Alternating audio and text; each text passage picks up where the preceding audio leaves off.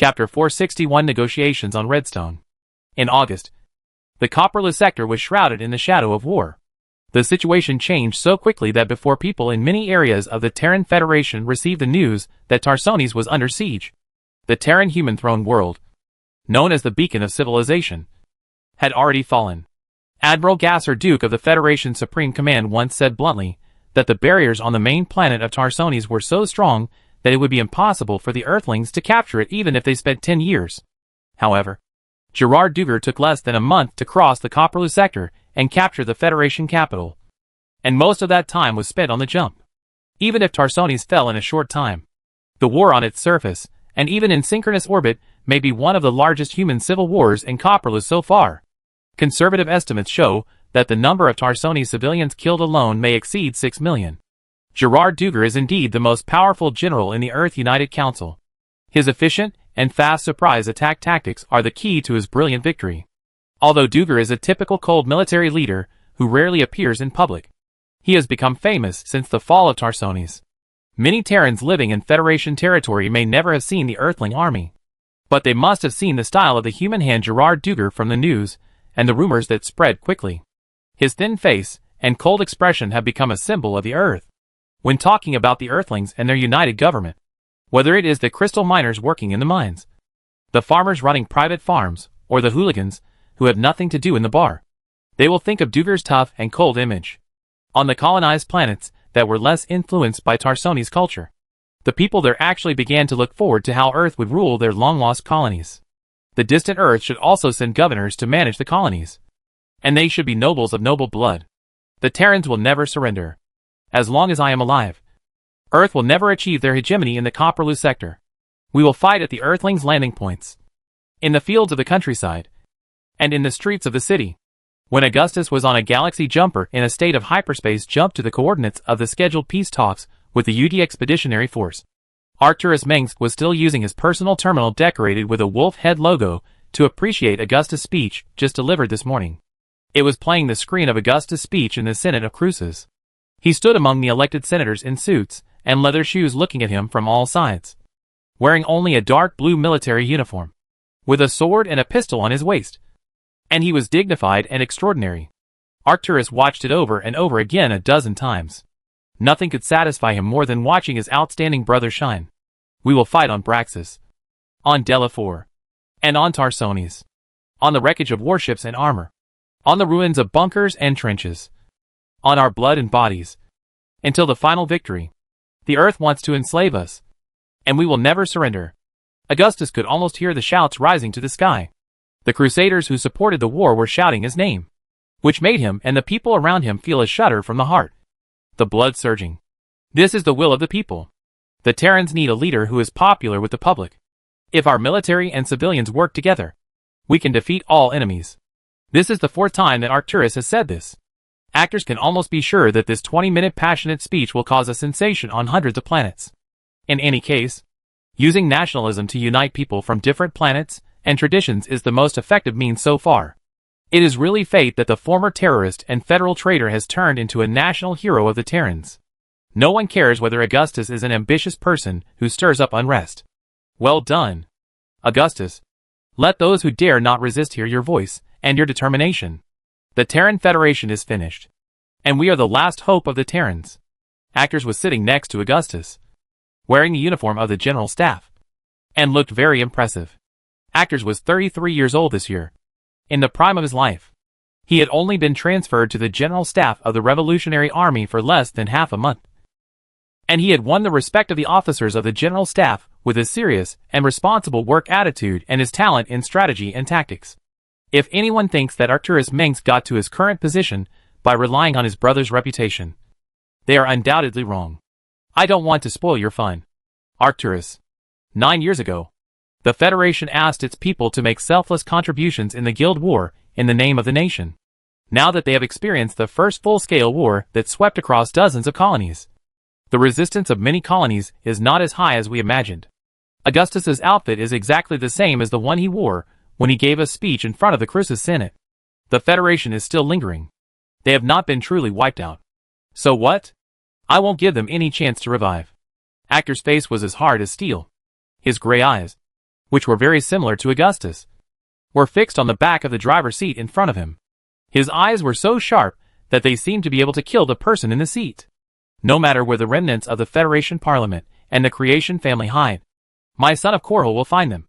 And then, not a single one will be left alive. He showed a fierce and decisive aura like a hero. Today, the Sons of Korhal have changed from a top-ranked terrorist organization to a part of the Revolutionary Army. But they have an independent command department, and their equipment is different from that of the regular Revolutionary Army. The Sons of Korhal, founded by Arcturus Mengsk, do not care about the difference in bloodline. Anyone who hates the Federation as much as the Korhal people will be absorbed into it. Compared with the soldiers of the Revolutionary Army, their beliefs are more firm and unshakable. And they firmly believe that someone must pay the price for the destruction of Korhal. After transforming from an organization that specialized in sabotage, propaganda, and espionage behind enemy lines to a military organization, the Sons of Korra began to recruit those who had fanatical faith in Augustus in the Revolutionary Army. These people worshipped Augustus immensely, praised everything he said and did, and worshipped him almost like a god. Such fanaticism even made them lose the ability to distinguish right from wrong. So much so that other comrades in the Revolutionary Army could not understand it. The supreme command of the Revolutionary Army had always been critical of the Sons of Korra, fearing that it would become a private army of Arcturus. The Sons of Korhal are absolutely loyal to Augustus and Mengsk behind him, but not to the revolution. Arcturus obviously does not trust the generals under Augustus in his heart, or he never trusts others. The size of the Sons of Korhal Legion has always been between 50,000 and 55,000. There are so many people who want to join this legion that the legion has to strictly select qualified recruits. It is undeniable that the Sons of Korhal are absolutely loyal to Augustus, and they are more like his own guards. Augustus was worried that Arcturus was really planning to raise a group of the Führer stormtroopers. But later he found that this worry was gradually becoming a reality. No one left alive. You want to execute their families, which could include the elderly, the weak, women and children. Augustus disagreed. Just install psychic emitters on the planets where they are hiding, Actor said shockingly. In this way, no matter how many fleets they have, it will be useless. After that, we only need to use psychic jammers to drive away the Zerg. Let the bugs do our dirty work for us. Augustus was not surprised by Arcturus' words. It can only be said that this is indeed a plan he can come up with. But even if I agree with you to do that, this matter will be exposed sooner or later, just like the Federation's experiments on Zerg using Chasala and Masala. He shook his head and said, the truth cannot be hidden. If you want to be a ruler supervised by the people, then such little secrets should be kept as few as possible. There are plenty of scapegoats.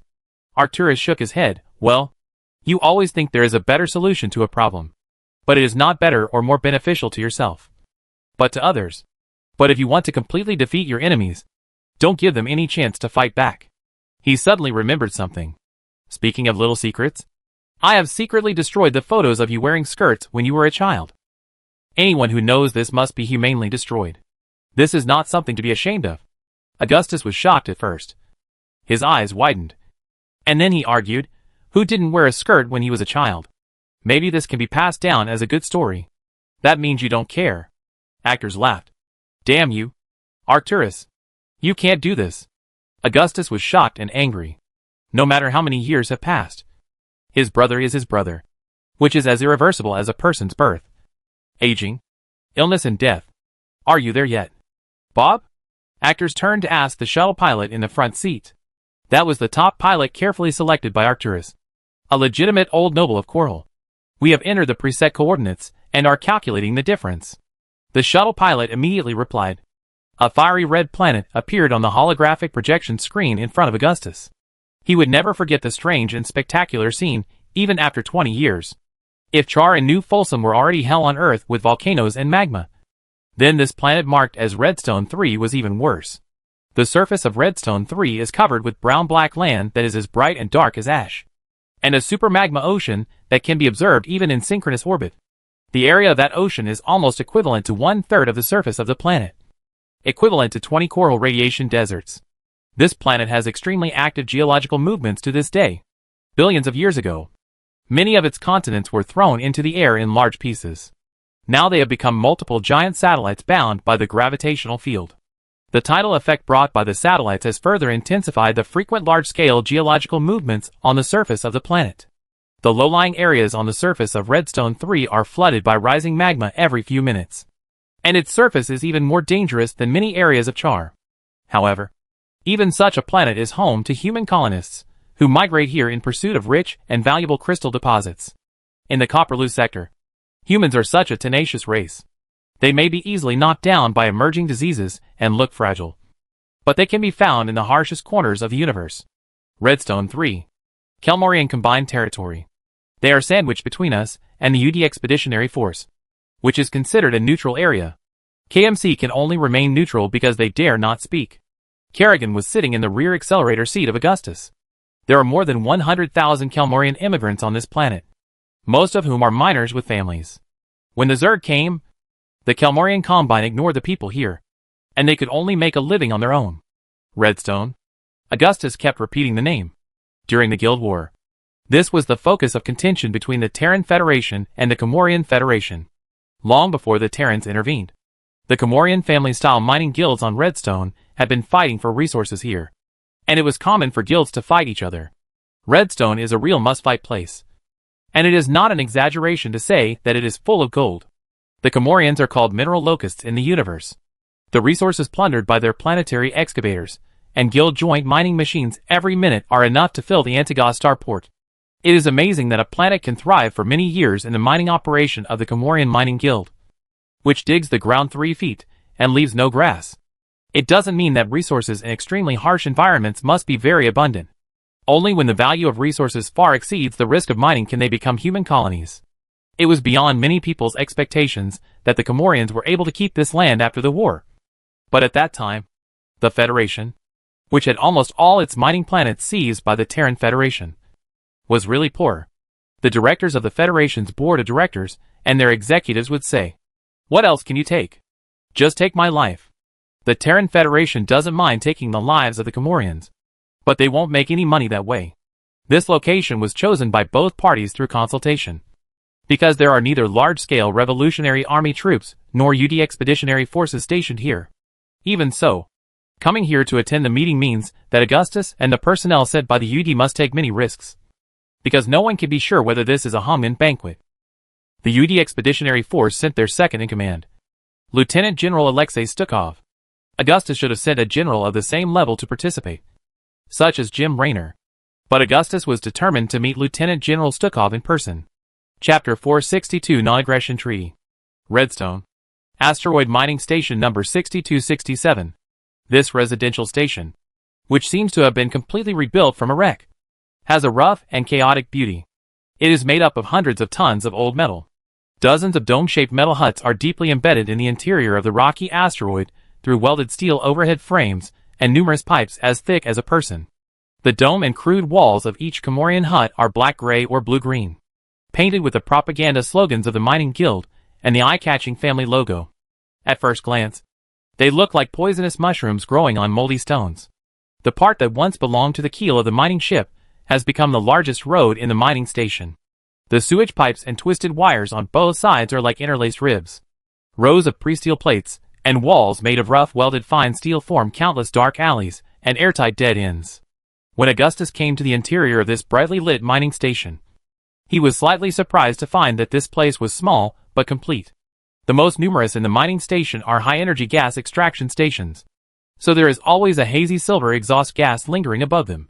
Under the influence of the planet's gravity, these gases are slowly escaping into the dark depths of space, due to the need to process the minerals collected from the Redstone star. The rest of the asteroid has become a refinery and a dock for cargo ships. In addition to mining facilities and residential houses, there is also a bakery selling cheap bread, a small supermarket with a booming business, a hardware store, a weapons store, a capsule hotel, and a private clinic with only one doctor. Of course, in the land of the Comorians, there must be bars full of gold diggers, mercenaries and pirates. That is the busiest building in the 6267 mining station, providing all the tobacco and alcohol that consumers can imagine, including all kinds of stimulants, enhancers, and other good things that can make people feel high. This is also a place frequented by smugglers and illegal traders. who make huge profits by reselling goods from both ends. Due to the working environment, the average life expectancy of miners on Redstone Star is not long. But they are all rich and eager to spend all their money in their limited life. Judging from the flashing logo on the classic nude advertisement of the bar, this place belongs to the Green Guild. Most people here come from this guild. And not only that, their descendants will also belong to the Green Guild. Planets with closed environments and martial spirits are more common in remote and dangerous areas, especially in the territory of the Comorians, because they not only have to fight against the harsh environment, but also have to be careful of the sneaky and greedy Tyranids, and even their compatriots with ulterior motives. Therefore, many Comorian mining teams are both miners and pirates, and will take up any weapon they can find to defend their property. The notorious Comorian pirates are more or less affiliated with the Union Guild throughout Copperloo, and they sometimes protect the Union mining guilds for the amount of remuneration, or secretly attack their competitors in the industry at the request of merchants. Augustus had just stepped into the main road of the mining station when a drunk with malicious intentions stared at him. He was a sturdy man wearing a gray vest and a turban, and his whole body exuded a musty and sweaty smell. He was obviously not only drunk, but Augustus could also see multiple pinholes on his wrists with just a glance. I'm not afraid of getting into trouble, but there are more important things to do now. Augustus stopped Corporal Faraday, who was about to draw his gun, and turned to Kerrigan behind him and said, "Let him suffer a little."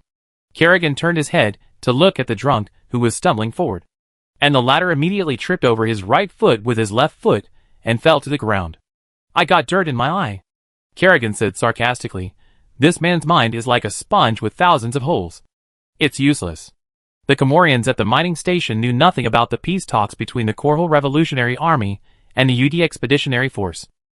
But the tense atmosphere here was indeed due to the bloody conflict in the Copperless sector in recent times. "Let's go. The Earth diplomats are still waiting for us." It's not the style of a Korhal gentleman to keep guests from afar waiting for a long time. Arcturus was also a burly man, and he looked even stronger standing next to Augustus. Arcturus had also experienced many storms, and he had seen much more dangerous and chaotic scenes than this one, so he would not be frightened by a drug-taking lunatic. "Corporal Faraday, I hope you can protect the Marshal as well as you can talk." He turned to Augustus's guard, Captain Faraday, and said, "The Earthlings' agents are omnipresent, and we must not let the Revolutionary Army's Marshal make any mistakes. There are many of our people here. There won't be any mistakes." Corporal Faraday's serious face suddenly turned red. As the captain of Augustus's guard, Faraday was extremely serious and responsible, and merciless. In the early days, even the Marshal's brother Arcturus Mengsk had to get the consent of Corporal Faraday to meet him. Faraday was indeed a capable person, and there was no one in the entire Revolutionary Army that he dared not confront. In the dispute with Arcturus, Faraday certainly had a lot of verbal battles. Arcturus Mengsk was also a wonderful man. He did not use his identity and status to intimidate Faraday, but calmly explained the facts to him, and at the same time brought out the military regulations of the Revolutionary Army and Augustus' own promise, at any time and any place. "As long as my generals and headquarters staff officers want to see me, they can get what they want. Military situation is extremely urgent, and speed is of the essence. I have seen many generals who react slowly and act rashly, and they are all losers in the war. My people want to see me. Don't stop them." Arcturus spoke eloquently while citing classics, and his clear logic left Faraday speechless. Finally, Arcturus swaggered past Faraday and played chess with Augustus. It is worth mentioning that Augustus and Arcturus are both proficient in chess, but they have been playing another kind of chess recently. In this way, Augustus, followed by 3 people behind him, walked through the main road of the mining station and headed towards the only bar here. Although Comorian technology has always been regarded as a model of shoddy workmanship, it would be a big mistake to regard them as barbarians in the Copperless sector. Although this asteroid is small, it has a complete artificial atmosphere and gravity field, which is enough to support normal human life activities. Several planets in the system are located too far or too close to the violent star. Either the surface is covered with magma, or it is barren and cold, or it has a dense toxic atmosphere, or almost no atmosphere. Although every corner of this place is uninhabitable for human habitation, the Comorian mining teams have found this place to live in the shadows of the Redstone Star away from the manic and deadly radiation of the star. Occasionally, huge shadows pass over Augustus's head, mostly cargo ships loaded with crystalline minerals. Some of them also carry cut pieces of icy comets to provide water for the many mining stations where water resources are scarce. Walking on the main road, Augustus only occasionally sees a few hurried miners. The miners here are always busy, and their lives are closely related to the red planet with rolling lava. The residents of the mining station are either workers in the gas factory or stevedores at the dock. In contrast, working on the surface of redstone means more income and higher risks. Although the workers of redstone are always risking their lives, the high-quality crystal deposits represent equally high profits. The workers on the road did not notice Augustus, but just regarded him as a rich young man looking for excitement. It's rare to see a redhead as beautiful and sexy as Kerrigan, but if you look closely, you'll find that she's just a femme fatale. As Augustus got closer and closer to Green Bar, a group of fully armed Comorians appeared not far away. They were all wearing blue-green camouflage uniforms or leather jackets and pants of the same color.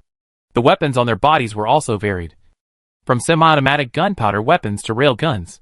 This reminds me of the Comorians during the Guild War. They were much more aggressive back then than they are now. My troops once surrounded a group of Kalani's guild guards, but they welded steel plates in front of their bulldozers and rushed out directly. Actors put his hand on his rifle. All those who underestimated them stayed on the battlefield, and only I survived. These Comorians are from the Green Guild, and it is their duty to interrogate unidentified visitors, Corporal Faraday said, but don't worry. Ogbo agents have arranged everything in advance. Don't let your guard down. There are a lot of Earthlings here. Augustus walked towards the group of Comorians. Augustus didn't worry about his own safety at all. Not to mention that the main streets here were equipped with sniper rifles of OGB agents, and the ghost agents following him had already performed their duties.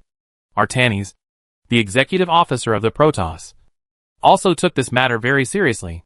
He believed that this peace talk might make the UD Expeditionary Force give up or hand over the hybrids in their hands, fearing that the UD might use the hybrids to assassinate Augustus. Artanis sent a 100-man shadow guard to follow Augustus. These Dark Templar masters are the most determined and powerful among the children of Archbishop Razagar. Any words or actions that are unfavorable to the Archbishop may lead to the sharp blades of the Shadow Guard. When Augustus walked towards the fully armed Comorian warriors, they all unconsciously made way. Some of them may recognize Augustus, but no one dared to take action for the 2 billion bounty. When walking among the Comorians, Augustus noticed a young woman wearing a headscarf. She had blonde hair and looked like the leader of these guild warriors. It was this woman who stopped her subordinates from making a move. I never thought I would see Augustus Minsk, the Marshal of the Korhal Revolutionary Army, in a place like this. Are you here for the revolution? She asked when Augustus was about to step over her, with some irony and obvious hostility, which immediately made Kerrigan's eyebrows stand up. Famous Augustus, what are you doing in the land of the Kalmorians? There are no Terrans waiting for you to save here. A thorn in the flesh. Most Comorians have hot tempers, and euphemism is not their style. You really don't know how high the sky is. Kerrigan's eyes can really kill people. She has already thought of how this woman will die. Don't be nervous, Lieutenant Kerrigan. Control your psychic power. I don't want to see anyone bleed here and dirty my clothes. There is no sign of anger on Arcturus' face. He has never been the kind of person who shows his joy. But those who have angered him will definitely regret it. Salvation? You shouldn't talk about that word. Augustus stepped closer and looked the woman in the face, who stared at him fearlessly. If you had seen the battlefields littered with corpses and body parts, and the poor people infected by the Zerg, you would understand why I fight. His words made the woman take a small step back. Even if you are a Chimerian, it doesn't matter. Even if you are an arrogant idiot, a hopeless fool, it doesn't matter. But even if you still have a human face on your disgusting body, as long as you call my name, I will save you even if you are like this. After saying this, Augustus strode away, and Arcturus and Faraday soon followed him, leaving only Kerrigan, who was threatening these people with gestures. She is the heir of the Green Guild. Deborah Green, Faraday said to Augustus. I heard that this woman has never been very likable. I can see that, Augustus replied. There were a few people standing at the door of the bar. They should be from the UD Expeditionary Force. They were all equipped with electromagnetic rifles and AGR magazines, and their expressions were stern. Noisy music could be heard inside, which surprised Augustus. According to the news from the UED, their representative, Lieutenant General Alexei Stukov, should have arrived half an hour ago. Augustus did not think that Stukov would continue to allow the entertainment activities in the bar to continue before the serious peace talks that were about to take place. Hey, this is Finley's private bar now. All expenses are paid by the great Marshal Augustus Minsk. Long live Augustus. Long live Minsk. Augustus and Arcturus looked at each other and immediately quickened their pace towards the bar. When Augustus walked into the bar, he saw Tychus, who was almost naked and wearing only a loincloth, dancing on the temporary stage in the center of the bar. Judging from the clothes on the stage, Tychus must have performed a hot striptease in front of the representatives of the Earthlings. Tychus was once ordered to clear the bar of dangerous elements for the peace talks, but now it seems that he is adapted to the local customs. What are you doing again, Tychus? Augustus scolded while walking towards Alexei Stukov, who was sitting in the corner drinking silently. Hey! That's Augustus, the hero of the people. Upon seeing Augustus, Tychus danced even harder. Augustus sighed and sat down in the seat opposite Stukov. For a moment, he didn't know what to say. I'm Alexei Stukov. Don't you recognize me? Stukov smiled, apparently unaffected by Tychus. Captain. He turned to the officer next to him, who was wearing a white navy uniform and had his face hidden under the brim of his hat, and almost no expression could be seen. Take out our non-aggression pact and show it to Marshal Augustus. Chapter 463. What is Copperlu's local customs and practices? When Augustus received the agreement from the UD officer called Captain, he inevitably looked at him. The young captain's face was as pale as his uniform, as if he had just come out of the hibernation capsule. It was a very handsome Asian face. His eyebrows seemed to be condensed with water vapor, and his eyes were only half open. Hello, Marshal Augustus. After handing the agreement to Augustus, the UD captain saluted him with a standard military salute. Hello, Captain, Augustus said. Long time no see. What? The officer showed a blank expression. I think, in the name of the dragon god, we have not met before. He came to the Copperlu sector after more than a year of deep hibernation, and the possibility of knowing Augustus is very small. Even if he secretly communicated with the Revolutionary Army, there was no reason for his identity to be exposed right away. Oh! Stukov just glanced at Augustus and the unsuspecting captain with his sharp eyes.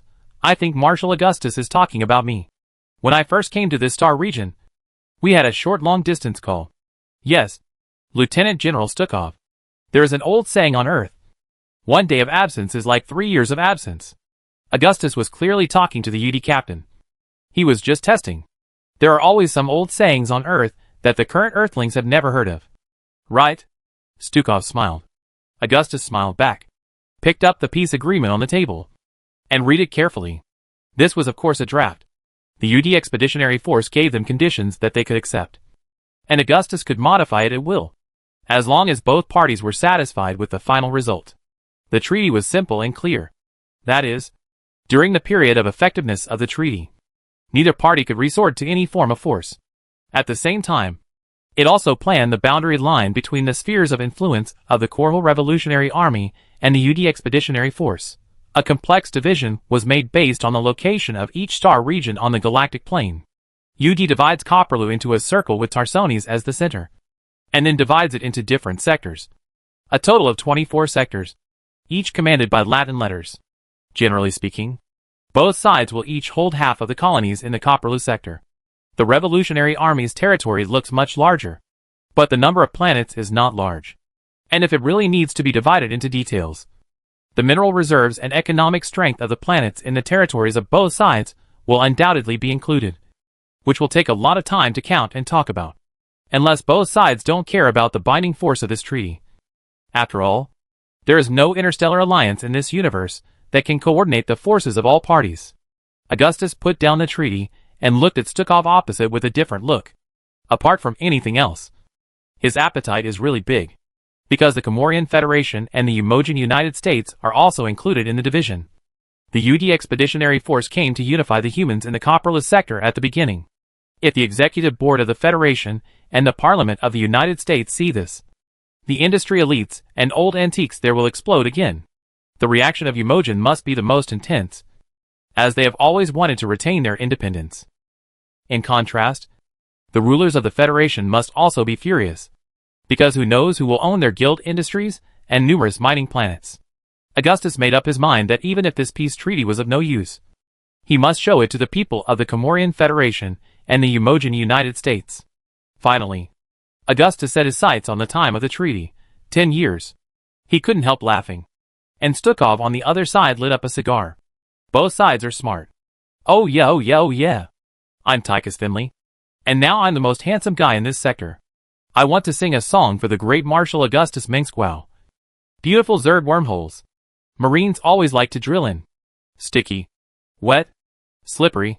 And with a strange smell, oh yeah.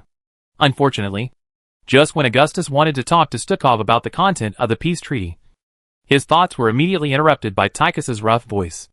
At this time, Arcturus and Kerrigan came late and walked to his side. Sergeant Tychus, this is not your private bar. Actor's face was also crooked. He shouted to remind Tychus, who was getting more and more drunk. But no one paid attention to him. This bastard drank a lot of strong liquor today. And the liquor was spiked with a lot of ingredients. Kerrigan's eyes flashed with golden light. And he was using telepathy to read Tychus' memory. Well, when he wakes up tomorrow, he probably won't remember anything that happened today. Her bright red lips were almost pressed into a line as she said, "Why are you keeping me in New Folsom? How much did Tychus drink?" Augustus almost jumped up and slapped Tychus. He himself doesn't remember much, just a small glass of wine before work. And then another bottle to meet Augustus. And those Terrans? Kerrigan imitated Tychus' tone. But it took on a completely different feel when she said it in her voice. Why doesn't he go to see God? Augustus suddenly became calm in his rage. And everyone in the army knew that this meant that some unlucky guy was about to get into trouble. Usually, and in most cases, it was Tychus. At this time, Green Bar was still crowded with men and women enjoying the restless music. And the air was filled with a strong smell of alcohol and hormones. This is a holy place to release inner restlessness and desires. And gentle people can also turn into beasts. Tychus Finley is, of course, the most unignorable focus. His powerful dancing posture makes the dancing girls around him pale in comparison. His strong muscles, like steel, seem to be singing. In the Revolutionary Army, Tychus Finley's mind is full of stealing and slacking. But the soldiers in the army know that Tychus is the king of night markets, bars and strip clubs. In this way, the Earthlings who came from afar have fully experienced the hospitality of the Terrans for at least half an hour, and are deeply impressed by their traditional customs. Not all Earthlings can enjoy this kind of treatment when they come to the Copperless sector, where they can sit among a group of dancing naked muscular men and talk about military and politics. Augustus couldn't understand how Stukov could endure such an eye-catching torture and wait here quietly for so long, and could only regard this as a respect for the customs of Terran. Not far from Augustus, there was a dark-skinned woman dancing beside her. She had long brown hair that rolled like waves, and she was only wearing a 3-point silver underwear, constantly shaking her round buttocks.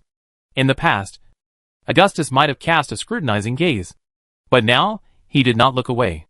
No matter how out of touch with the civilized world the people here are, they must know Augustus, knowing that he is the recently famous Marshal of the Revolutionary Army. The reason is simple. But this bar is full of posters and wanted posters of Augustus, Raynor and Tychus, among which you can occasionally see Hanukkah Hank's iconic messy hair. Of course, it's only hair. Just think of Augustus with your ass. This is Tychus's work. He wants to put pressure on the Earthlings and brag about himself and Augustus. No matter what Tychus thinks, he must have made a mistake about one very important thing.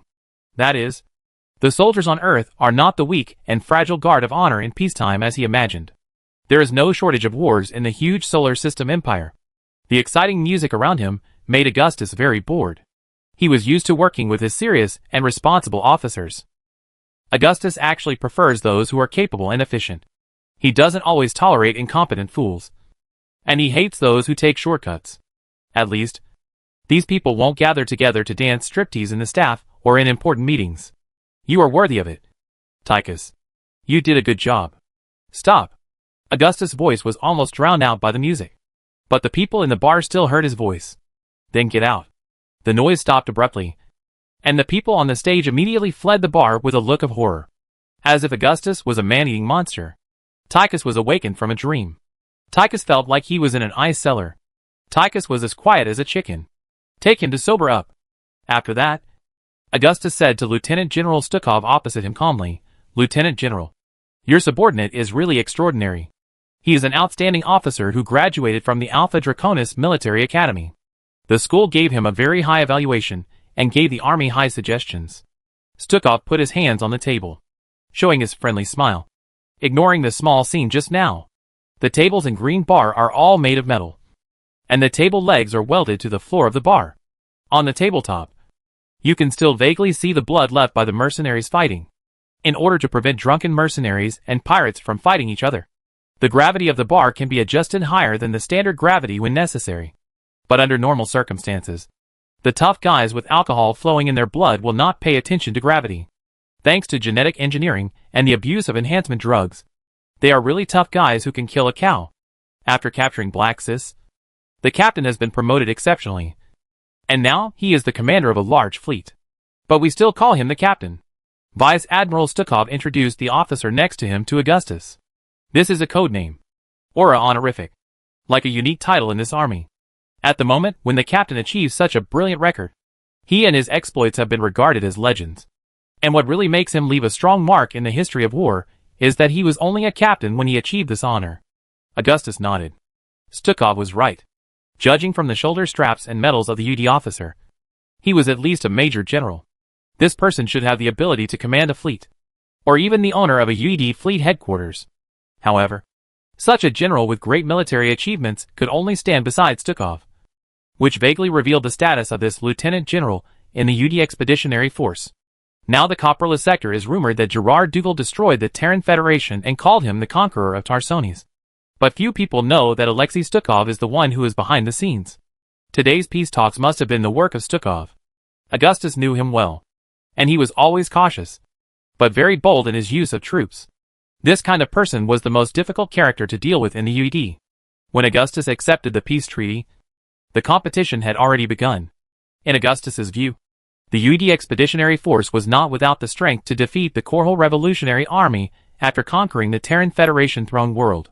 But from the perspective of Dugar and others, their opponents were definitely not just the Terran humans, but the Protoss and the Zerg. After all, Earth originally sent out the UD Expeditionary Force to deal with the threat of the Zerg and the Protoss.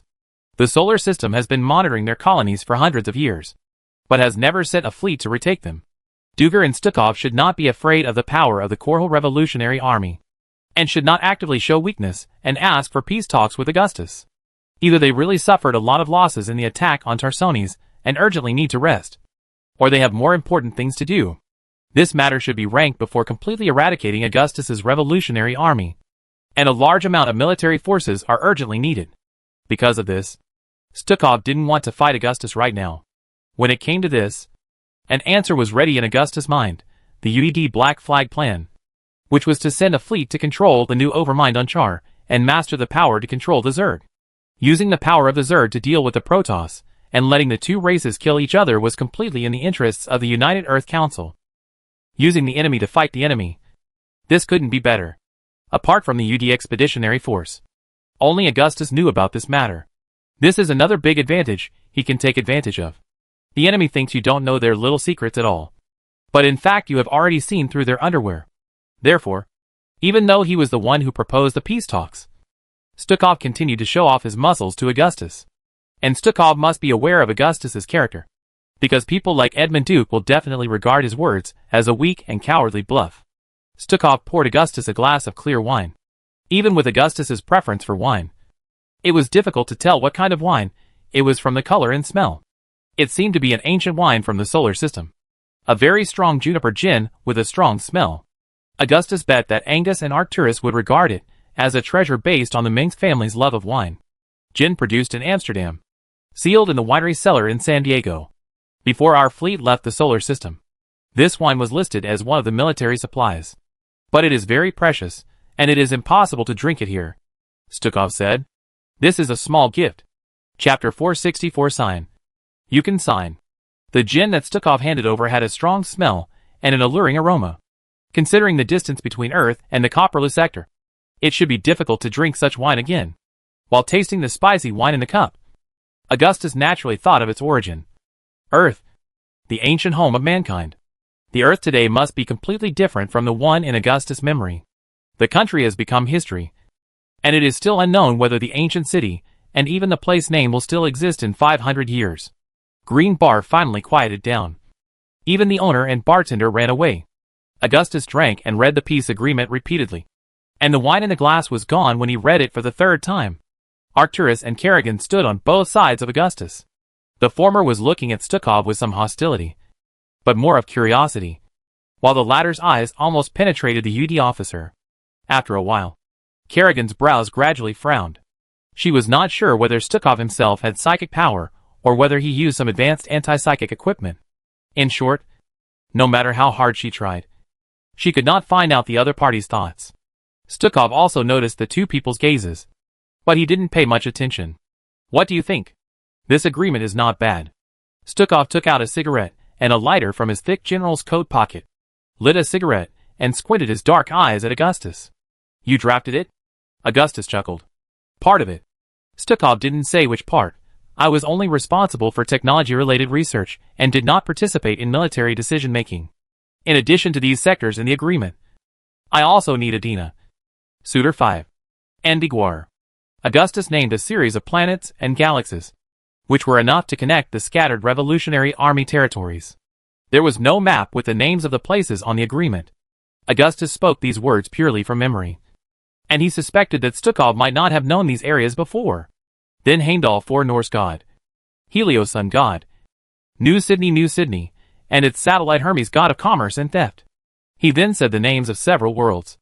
The first two are both main star worlds close to Tarsones, while New Sydney is a fringe world. These colonies are relatively young, but their strength and development potential cannot be underestimated. At the same time, on the star map, although these main stars are in the other direction of Tarsones, they are not far from the main star world currently controlled by the UD Expeditionary Force. From a strategic point of view, they are almost completely adjacent. If Augustus is smart enough, he should choose to leave enough buffer between the Revolutionary Army and the UD-controlled area. But in fact, Augustus's move was just to test the bottom line of UD. Your appetite is too big. For a while, Ristikov fell into silence. But Augustus on the opposite side just put the empty wine glass in front of him. Stukov glanced at Augustus, poured a glass for Augustus himself, and then continued, those marginal planets are not a problem. But Admiral Duger has sent garrisons to Helios and Heimdall. The importance of these two planets is second only to the powerful main star world like Bronte.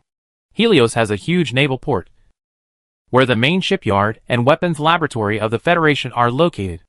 Heimdall is famous for its vast coastline, golden beaches, and stunning blue ocean. There are nearly inexhaustible natural resources buried under the seabed. In this case, I will not make any concessions to New Sydney and Hermes. Augustus drank the wine in the glass in just a short time, and put the empty glass in front of Stukov again. New Sydney is a major arms production world. Like one of its satellites, Hermes, it is a planet with prosperous commerce and advanced technology as its pillars. Tourism is its third most important pillar industry. Hermes is even more famous than the planet it orbits. It does not attract tourists with its beautiful scenery, but is famous in many colonies of the Terran Federation for its huge casino, a variety of commercial cities, superstar ports, and commendable inclusiveness. In Hermes, as long as you have money, no matter what your identity was in other parts of the galaxy, whether you were a serial killer or an upright sheriff, even if you are not a person, you can change your appearance here and live with a new identity.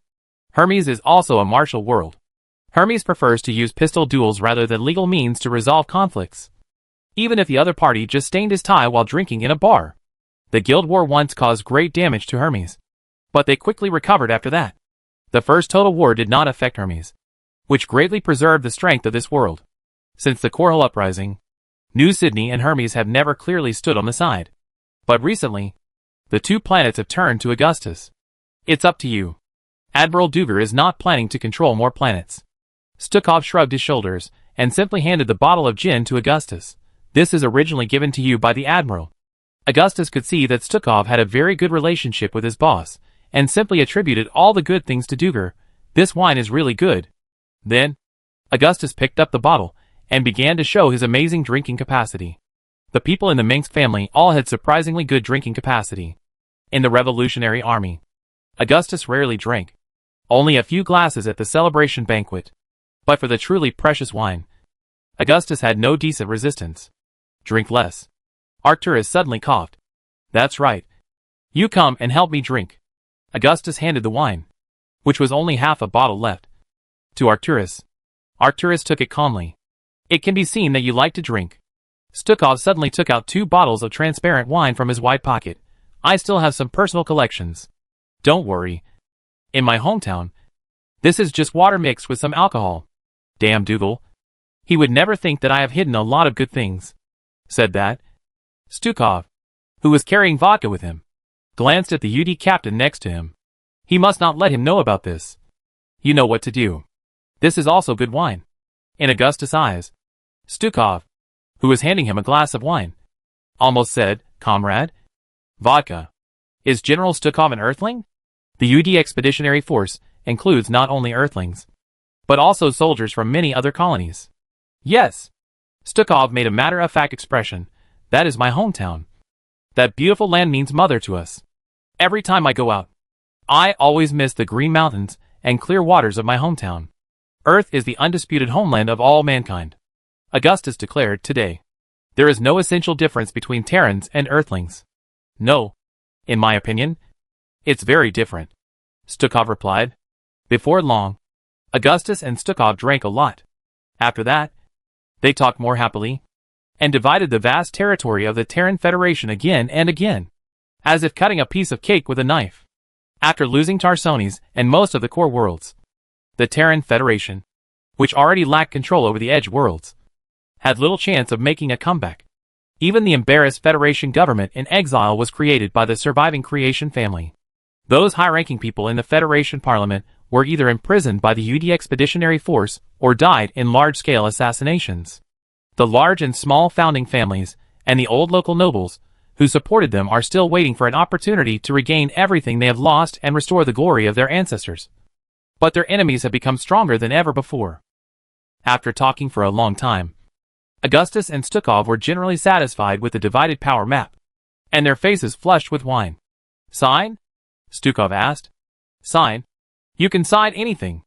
Augustus' answer was as straightforward as his attitude when drinking. Augustus could guess Stukov's purpose of being eager to avoid fighting with the Revolutionary Army. First, the UD Expeditionary Force caused countless casualties and immeasurable economic losses when attacking Tarsones. So it is difficult to maintain a stable rule. If you cannot win the support of the people, you must be strict with your orders and send enough troops to suppress them. If Dougal decides to fight the Revolutionary Army, the front line will inevitably be extended. The rear without sufficient troops to suppress it is not only unstable, but also vulnerable to attack. If Stukov had investigated Augustus, he should have known that he was good at guerrilla tactics, abandoning the home world of Korhal and launching guerrilla warfare with the Federation. Such a tough guy is more difficult to deal with than the powerful but internally corrupt Federation. Second, right now, the main force of the UD Expeditionary Force is likely to have left Tarsones and set out for Char to capture the Zerg Overmind. In fact, if they set out immediately after taking Tarsones, they must have arrived at Char by now. Stukov must hide this intention. If he has enough troops, he is even willing to fight on 2 fronts with Augustus to ensure that the Black Flag plan to control the Zerg Overmind can be implemented smoothly. Now it seems that he didn't. But Stukov has an advantage that he can use. That is, the UD's information technology is far superior to the Terrans, and their fleet can even bypass the radar array. Most importantly, he is sure that Augustus cannot know the top-secret Black Flag plan. Then as long as it delays for 1 to 2 months, or even less time, the UD can control the Overmind through a surprise attack. And then, they will be able to completely control the entire Copperloo sector. As for Augustus, in fact, he does not want to maintain peace with the UD at all. If he could confirm that the UD fleet was on Char, he would immediately start the war and attack the weakly defended Tarsones. The key to the UD's victory was the Overmind and the Side Jammer. And Duger and Stukov believed that Augustus could not know their plan. But even so, Augustus patiently came to sign the treaty with Stukov, precisely because he was not sure about the location of the UD's main force. After that, regardless of whether Stukov had the right to decide the treaty, he was ready to sign it. Soon, the new contract was reprinted with the printer brought by Stukov. The nanotechnology of the Earthlings is very advanced. If this technology is not very backward in the eyes of the Earth, then they think that the technological barriers of this technology are so high that it is difficult for Terran humans to imitate. Dougal gave me full authority to handle this matter. When signing, Stukov also took out the full power of attorney of Marshal Gerard Dougal, the UD Expeditionary Force. This scene was completely recorded by the stereo camera equipment nearby. I think this scene will be broadcast in the form of news in the entire Copperloo sector soon. Augustus also signed the contract. The peace talks ended very successfully. Both sides were very happy. Except for the Terran Federation. I have another question for you, Lieutenant General. After ordering Kerrigan to put away the contract, Augustus stopped Stukov, who was about to leave. I will tell you everything I know, Stukov said. I heard that a terrible monster appeared in Tarsones. They killed people everywhere in the city, and committed all kinds of evil. Augustus asked Stukov, I have seen their photos, and found that these monsters look like both Protoss and Zerg. But they are not either of them. It is a monster that escaped from the Terran Federation genetic laboratory. Stukov didn't need to prepare a plan, and said casually, my subordinates have done their best to protect the citizens of Tarsones from the attack of this monster. We have completely destroyed this kind of laboratory. Maybe you don't know the policy of the Earth United Council. Genetic experiments have always been hated by the Council. Shouldn't it only target human genes? Augustus just showed a little curiosity. At the same time, Augustus was still drinking. And there was no sign of being drunk. This generous drinking method and outstanding alcohol tolerance left a deep impression on Stukov. The Terran Federation has been using humans for evil and twisted genetic experiments. Such experiments are absolutely not something that ordinary people can bear. And there is no way there will be volunteers. What Stukov said should be true. But this matter actually has nothing to do with hybrids. But it is extremely misleading to those who don't know anything about hybrids. Stukov was obviously not interested in this topic, and was very tight-lipped. But after Augustus said the following words, he immediately perked up. I heard that the Terran Federation is also conducting experiments on psionic jammers. I guess you also seized their experimental results after taking over Tarsones. Augustus just asked, why? They succeeded? Of course. I know this is confidential. You don't have to answer me. Since the Revolutionary Army has used psychic jammers on a large scale, this is no longer a secret. Psychic jammers can protect human colonies from the threat of alien insects, which is more important than anything else. People also know that this device can protect themselves, which is not only the key to social stability on the Revolutionary Army planet, but also a guarantee to attract immigrants. In this regard, the research progress of the Federation has always lagged behind the Revolutionary Army. The scientists of the Federation have succeeded, but their equipment is nothing compared to yours, neither in terms of effect nor range. Stukov shook his head. The psychic disruptor is a great threat to the Zerg, and the same is true for the UD Expeditionary Force that is preparing to control the Overmind and drive the Zerg to fight. Now this kind of equipment has become a thorn in Stukov's side. Stukov couldn't have known that Augustus had ordered his scientists to conduct research on the psychic disruptor. Further research into the Cerebrate Alpha has led to a rapid advancement in the revolutionary Zerg lab's understanding of the Zerg hive mind and its psionic connection. And at Augustus' request, they have begun designing a new device. The psionic disintegrator is capable of corrupting the Zerg hive mind, setting off a chain reaction so devastating that it can cause a swarm to collapse within range, severely damaging and eventually killing them. Chapter 465 Char Expedition. August 25, 2493. Char. Char Number 1 Orbital Platform. This dilapidated orbital platform was built in the early days of Char's colonial era and consists of multiple small platforms that remain relatively static. Each small platform is a fully functional multifunctional living station, with prefabricated structures and metal frame buildings staggered in high and low levels, like bushes of different heights between trees. The dark orange and gray steel buildings mixed with the minimalist style of the early colonial era are cable viaducts across multiple platforms, circular train tracks and magnetic levitation vehicle acceleration tracks. The dense fusion reaction towers, cooling towers, starport central information processing towers, and signal towers form a daunting, dark steel forest. Any visitor to the Charles, the first orbital platform, will get lost in the intertwined roads, dark alleys, and the hot air and steam blown out by countless turbine ventilation ducts after plunging into this impenetrable steel forest with a cold metallic color. Here, the ground is three-dimensional rather than a flat surface. A huge steel building is always connected to another with alloy steel bridges, cables as thick as snakes, and intertwined elevators. The frame of an unparalleled building always covers another. The giant buildings in the residential area are huge walls, with thousands of identical indigo glass on them, like dark mirrors, reflecting the orange-red firelight of Char and the light of the wires on the iron tower. There is not even a single building on the Char number 1 track platform that can be associated with the words exquisite and gorgeous. The high-rise buildings made of steel are designed only for the workers working in Char, and look more like barriers made of simple limestone and reinforced concrete. The federal construction company that built the platform built a reliable track platform in full accordance with the requirements of the contract. The well-planned industrial and construction areas have complete ventilation facilities, sewage treatment facilities, and even entertainment facilities. But it is inevitable that the design of comfort is simplified again and again. Each building can accommodate hundreds of families and thousands of people. It has shops, bars, self-service laundry and drying rooms, private clinics, and everything else. It is completely a small city. For an orbital platform where space resources are extremely precious, every inch of land must be properly used. And it has always been so. It's time to ride a pony, boys. Jim Raynor shouted on the launch platform of the starport of the Char orbital platform, calling on the soldiers of the 4th Battalion of the 16th Motorized Infantry Brigade of the Revolutionary Army to board the rumbling rows of APOD-33 transport ships. Soldiers in blue power armor and silver-winged insignia lined up on the ramp of the transport ship. Each person's shoulder armor was painted with a coiled gray rattlesnake skull. T-280 space engineering vehicles were pushing racks of vulture vehicles into the lower cargo hold of the transport ship. These soldiers belonged to the Raynor Rangers, a unit named after Jim Raynor. This undoubtedly proved that the Revolutionary Marshal Augustus Minsk valued him. And it was also a display of Raynor's own reputation and ability. Perhaps only Renault could gain such appreciation and attention from Augustus, and he himself shut up those who envied him through his brilliant achievements. Renault was an extremely outstanding battlefield commander. He was not the kind of general who was used to using meticulous and comprehensive military deployment to win, but he was undoubtedly a genius in military strategy.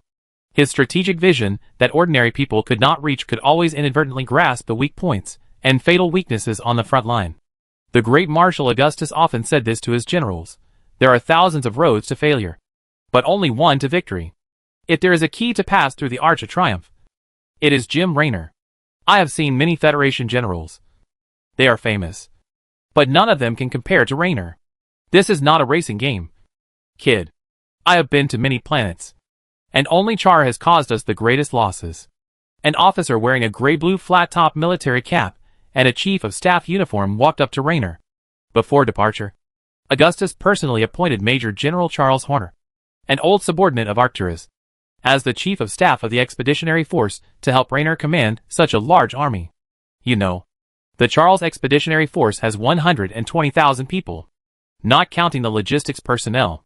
Even if Augustus is confident in Renault's ability and character, he must send someone he can trust to assist him. Long before joining the Revolutionary Army, Charles, who served in the 33rd Ground Assault Division of the Federation, was promoted to captain for his military exploits. After joining the Revolutionary Army, he was quickly promoted to colonel. After leading the Revolutionary Army's 22nd Armored Division, the 3rd Revolutionary Army Engineering Corps, 2 railroad heavy artillery brigades, and a bomb disposal company to capture the Pridewater planet, Charles was immediately promoted to Major General by Augustus and personally awarded the Imperial Shield Medal, the White Oak Medal, and the Carr Silver Tower Medal. Charles Horner was the kind of general who was promoted from the front line. He had never been to a military academy. He was the first officer to go to the Umoyan Military Academy to participate in a 2-semester systematic military study on the flagship of the Revolutionary Army. Char is a hell on earth, but we will never be afraid of it. Reno also wore a dark gray power armor. War is a red hell, and we dance on the devil's knife and fork. I didn't expect you to be a poet. Major General Charles actually had a pretty good relationship with Raynor, and the generals in the Revolutionary Army all liked to be friends with such honest and reliable people. Raynor got along very well with many generals of the Revolutionary Army, except Edmund Duke. This was usually said by Tychus Finley to Raynor, usually when they were on the battlefield or in the bar together.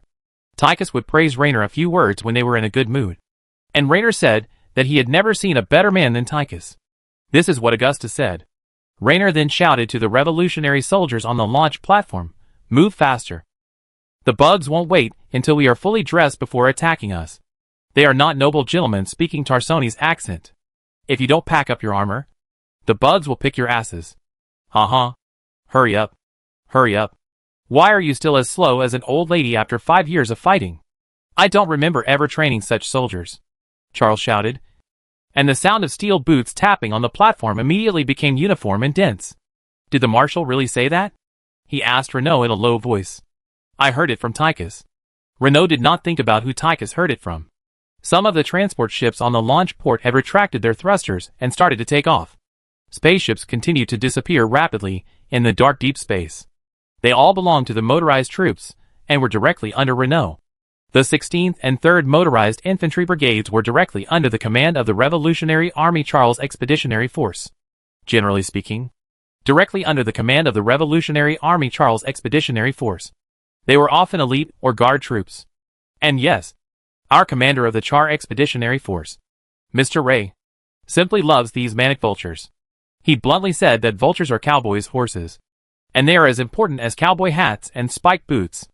In this regard, Rory Swan, the chief engineer of the Revolutionary Army, often holds a completely different view. He regretfully calls the vulture riders sitting on explosive barrels to pick up waste.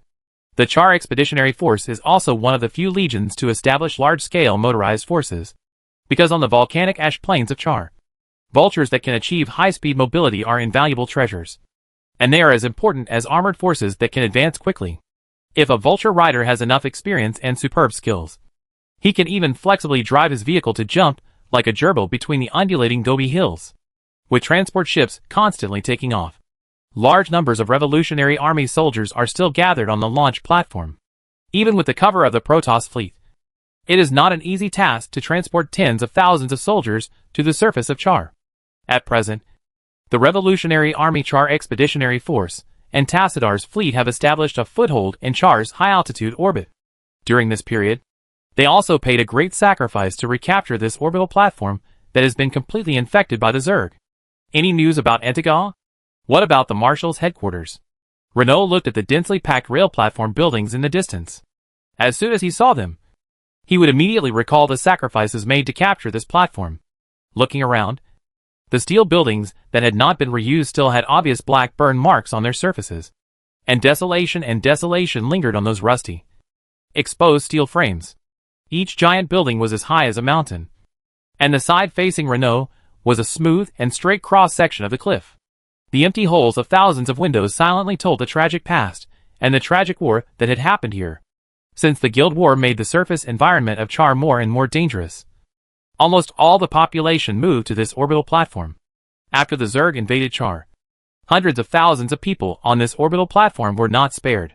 No one knows what the people on Char's first orbital platform have experienced, but their despair and misery at that time must have been rare in the world. When Renault and his men just arrived here, this orbital platform had completely become a freak made of ugly organic tissue, hard exoskeleton shell, creeping dark veins, and huge organs exposed to the vacuum mixed with steel, like a monster pregnant with evil life. The sewers under the Char I orbital platform were filled with piles of eggs, because it was warm and humid for the Zerg. The reactor compartments and ventilation ducts were full of eggs wrapped in milky white gelatinous shells and vesicles, like a wriggling group of white worms or fly eggs. It was full of infected humans. And the bridges and steel structures connecting the small orbital platforms were replaced by huge curled tentacles. With the assistance of the Protoss Templar, Raynor's troops burned the I orbital platform clean. And then, he personally led Raynor's Rangers, Raynor's Sidewinder's heavy tank troops, Field Porcupines, a few elites with upgraded power armor, Prometheus Company, another flamethrower unit different from the Red Devil Fire Bats, and Hellhound Company, a special unit to deal with Zerg, to completely clear the entire orbital platform after 2 days of fighting. Now, most of the Char I platform has become a ghost town, and it is said that there are twisted monsters there. After that, the Protoss Expeditionary Force phase technicians led by Tassadar laid a matrix network and set up a shield field on the orbital platform, and Raynor further controlled it. Although Antigua is short of everything now, it is generally because there are too many people pouring in now. The economy of Antigua Prime is probably only 1/10 of that of Korhol 4 in the past. But the population is 4 times, Charles replied. But Antigua is developing very fast. Huge reserves of high-energy gas springs have been discovered near Ansardar and the Meads Mountains. In addition, the Umoyans are still sending large amounts of relief supplies there. I believe Antigua will soon become the center of the revolutionary world. As for the Marshal's command, Marshal Augustus ordered you to keep a close eye on Charles's movements. If any Earthlings appear here, you must report to him immediately through the fastest encrypted communication channel. If there is any delay, military law will be imposed. Earthlings? How could there be Earthlings in Char? It's just as ridiculous as Tychus dancing ballet in a bachelor's gown. Reno continued, but since he said so, I will definitely do it. Military orders are as heavy as mountains. Notify the troops that the landing operation plan remains unchanged and will be launched at 10:10 a.m. Standard Time. This time, we must establish a mining area in the Trench of the Dead Bones and build enough gas plants. Then, Renault gave an order in the command channel. There is not much time to waste. Marshal Augustus Minsk has high hopes for us. I don't want that to become a thing of the past. The nearest revolutionary planet, Eros, is hundreds of light years away from Char, and the problems caused by the long supply line have been exposed. Although no pirates dare to attack the revolutionary supply fleet for the time being, as long as the first person among these desperate criminals takes the risk, trouble will inevitably continue. There are many vehicles and spaceships in the Char Expeditionary Force, and oil is in short supply. Even though the Vulture can even run on alcohol, it cannot withstand the large number. There are only a few planets with resources in the Char system.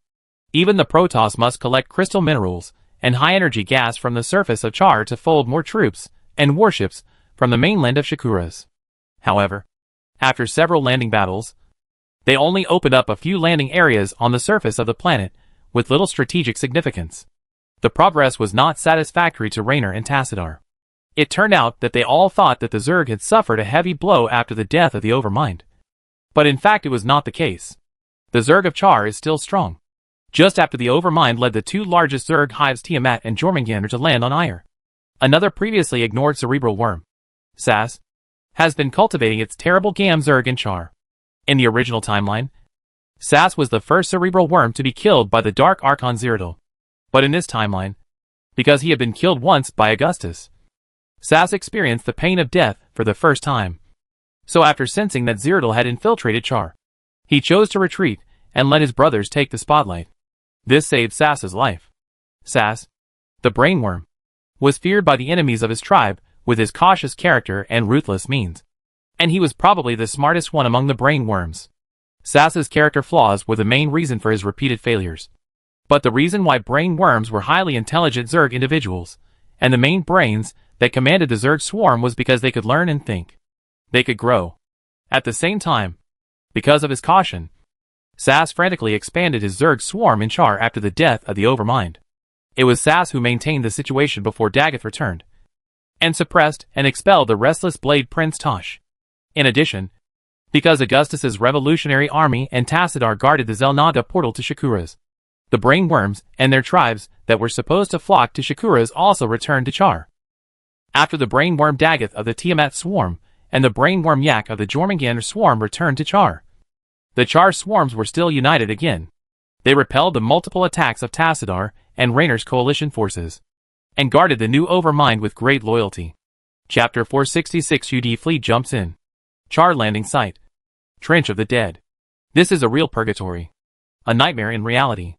On Char, the white sun that humans can see is larger than those on the planets in the migration belt. It is undoubtedly a blazing giant sun. The light it releases is enough to sting a person's eyes, burn his fragile skin, and dry it out. If this is already quite scary, please remember that it is only one of the binary star systems in the Char system. The radiation released by the old white dwarf is also fatal to humans. It can easily destroy the human gene chain and crush it. Also affected by the irregular variable star marked as M8 and the elliptical orbit. The strong radiation that Char is exposed to during its revolution period is not always uniform. When Char moves to the perihelion, the sun-facing side will be melted into a sea of magma, with the highest surface temperature reaching 2,700 degrees Celsius. The evaporated lava will fall from the hot atmosphere, causing an extremely terrifying rain of fire. Unfortunately, the Bone Trench, which was marked as the landing point, was under such a horrifying scene. The solidified black rocks were melting into rolling magma, and the vast mirror plane became a boiling ocean. For any life that accidentally fell into it, death was only a matter of a moment. When Jim Raynor pulled out the alloy steel power boots that were deeply stuck in the ash layer. He suspected that the uppers were hot enough to fry steak. This place is between the Bone Trench and Death Valley, near the twilight line. To the south is a large black rock plain in the eternal night, and to the other side is a lava ocean facing the sun. On one side is a dark cold night, and on the other side is a star-like surface. The scorching sun in the sky will not set for another 16 hours, and before that it will continue to scorch the land under Raynor's feet. The power armor on the revolutionary soldiers can effectively isolate the temperature and lock the moisture in the human body. In a few minutes, this terrifying sun can evaporate 4 liters of water from a human body without any protection. In such an environment, survival is difficult to sustain, let alone a life-and-death battle with the vicious Zerg. The Wraith fighters and Grizzly heavy bombers of the Revolutionary Army's Char Expeditionary Force have cleared a relatively safe landing area in the Bone Trench. And then the 1st Revolutionary Army Airborne Battalion set foot on the land full of Zerg corpses. Reno's brave engineering regiment and engineers quickly built a cluster of bunkers and fortification walls on the land with sparks and ash, and poured a temporary airport. Most of these loyal and brave Revolutionary Army soldiers are not stepping into Char for the first time. Some are even stepping into Char for the 3rd or 4th time. In the battle against the Zerg, it is these people who support the backbone of the human world.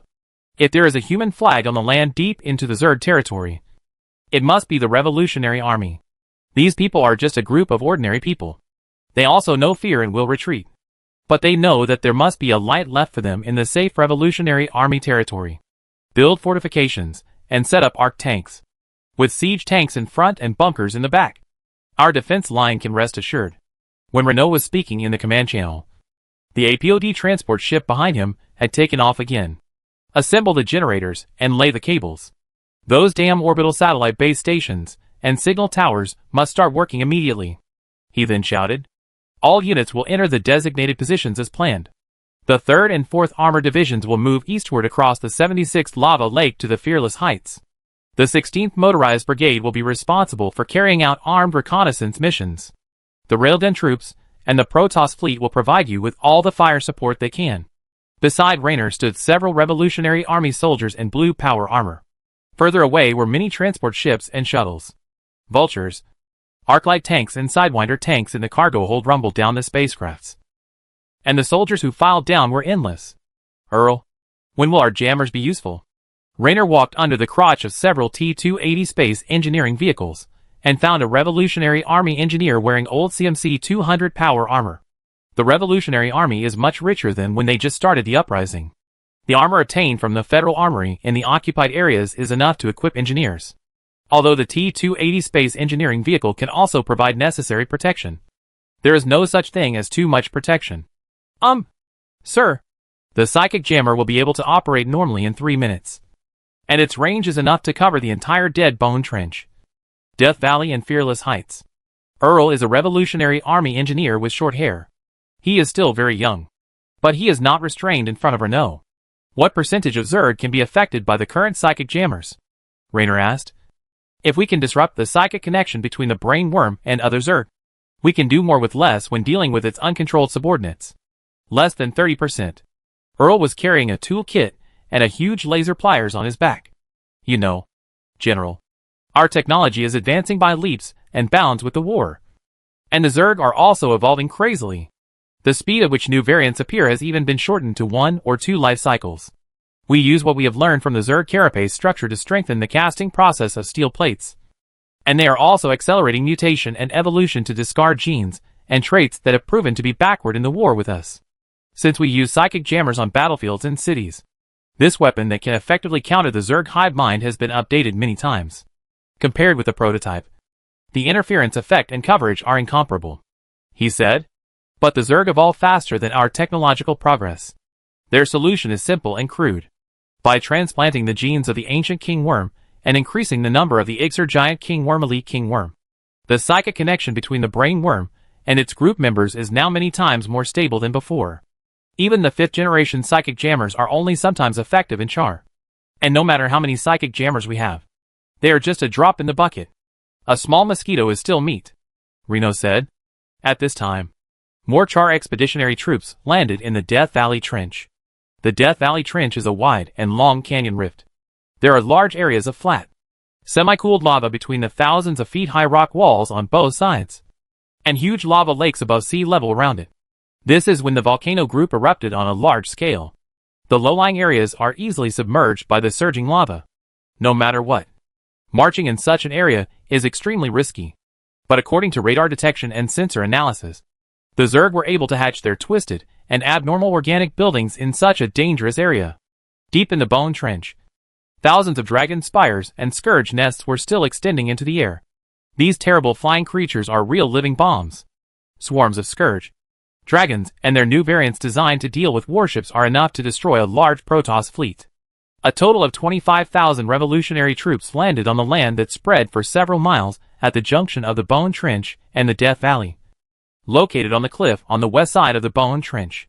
Among the expeditionary forces that successfully landed, some troops were lucky enough to have all the Zerg at the landing site cleared, while others were immediately surrounded by dense Zerg.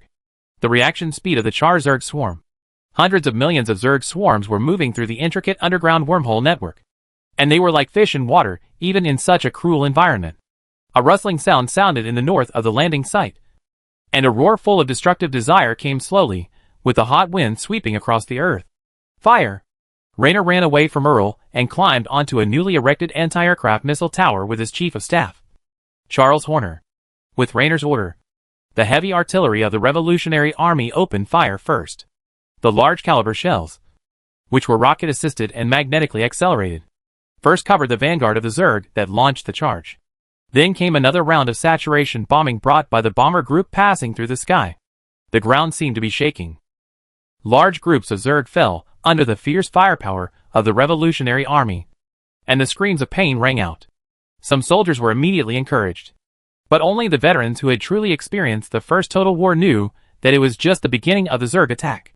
This firepower is still not enough compared to the Protoss. Look at the stronger shells and more agile movements of the Zerg, and the new variants that appeared in the large main nest. If Augustus doesn't give us some real big guys, how can we fight this war? Reno glanced at General Charles Horner next to him and asked, "When will the Protoss arrive?" Charles looked at the report on his helmet HUD panel and said, "The Protoss said they will be here soon. Although these aliens look strange, they are still very punctual. The Protoss have always been straightforward. No matter what, they have never let their allies down." Raynor was looking for possible Protoss fighters in the air. As soon as he finished speaking, a beam of extremely thick Protoss aircraft carrier main guns fell from the sky and swept from the center of the dead Bone Trench.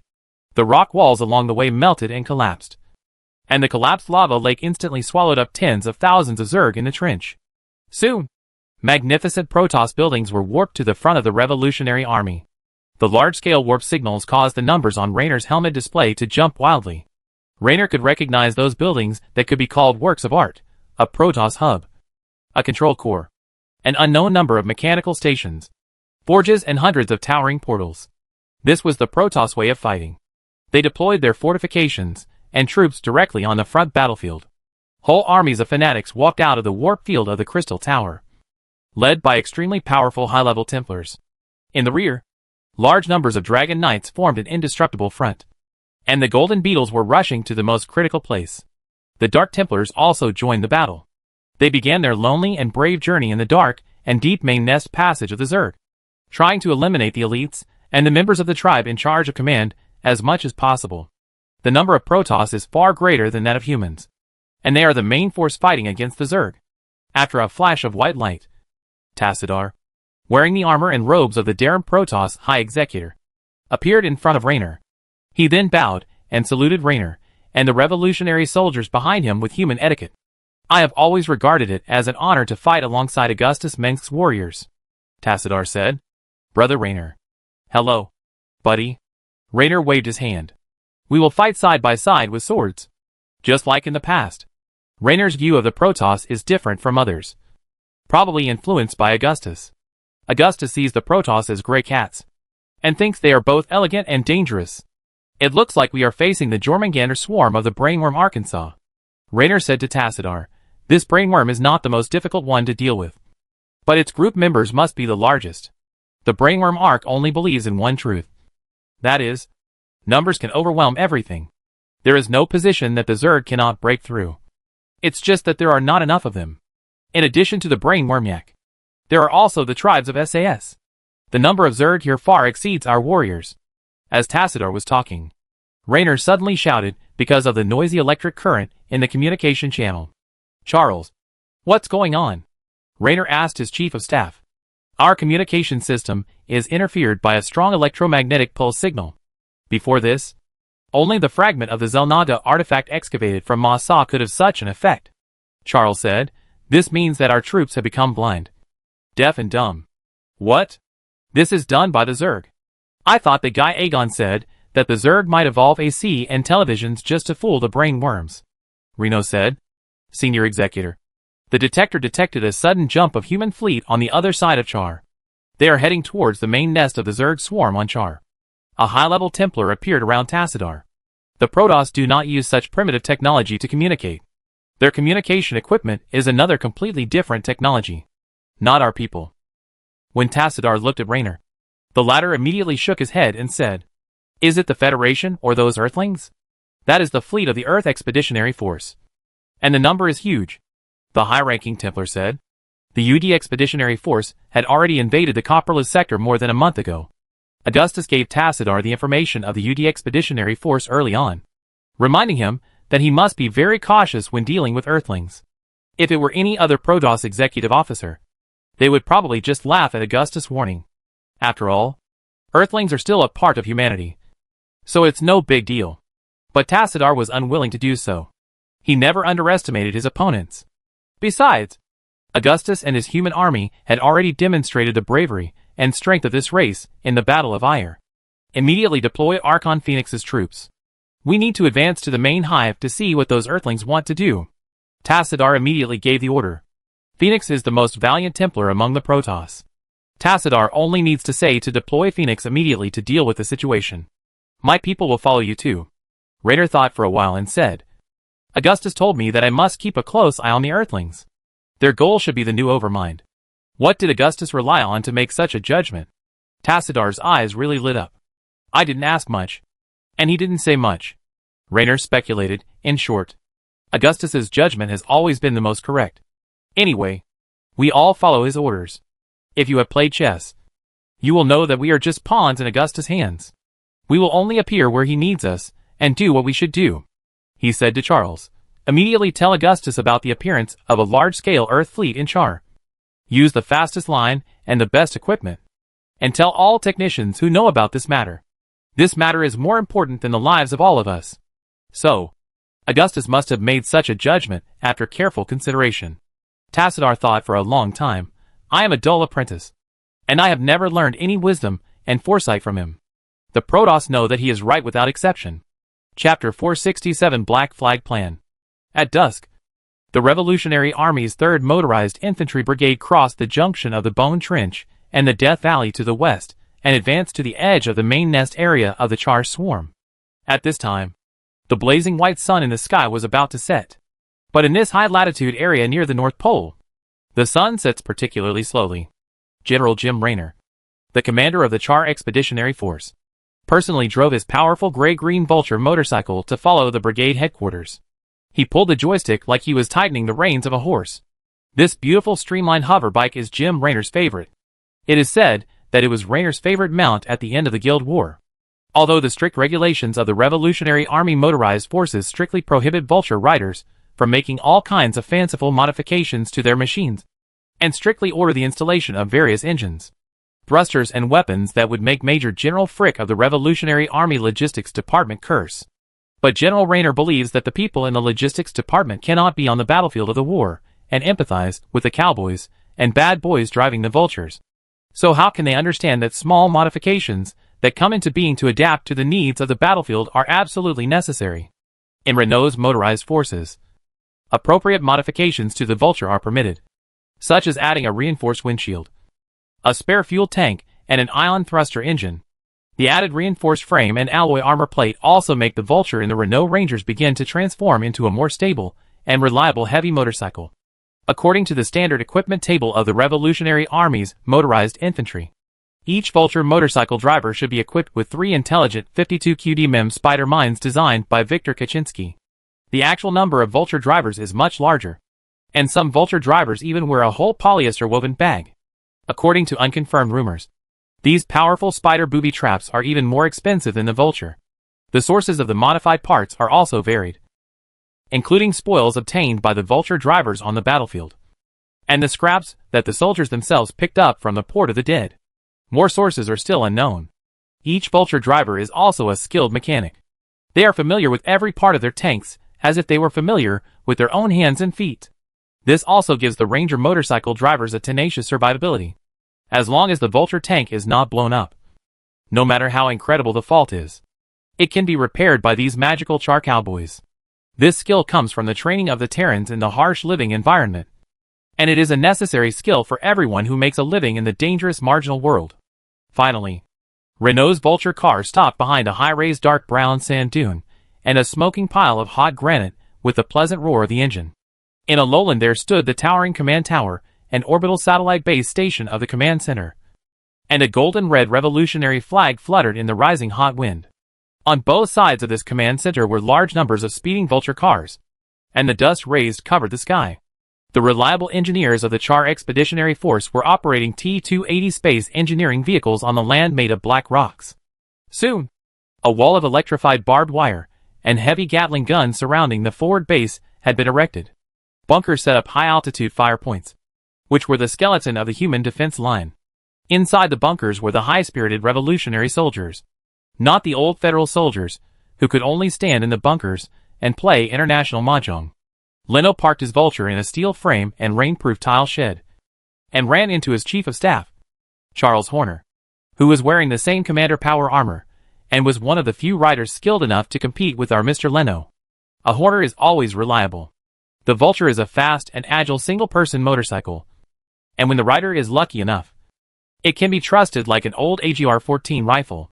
In places like Marcera and Antigua, it is unimaginable for a boy not to ride a Vulture, except that it can hardly provide any protection for the driver.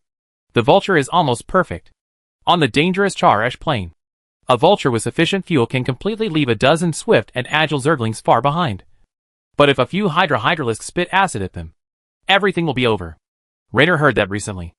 Marshal Augustus Mengsk actually ordered the Revolutionary Army's Weaponry Bureau and the 1st Engineering Corps to complete the design of a new generation of tanks that can replace the Vulture as soon as possible. It is hoped that the prototype experiment and mass production test can be completed as soon as possible and supplied to the frontline troops next year.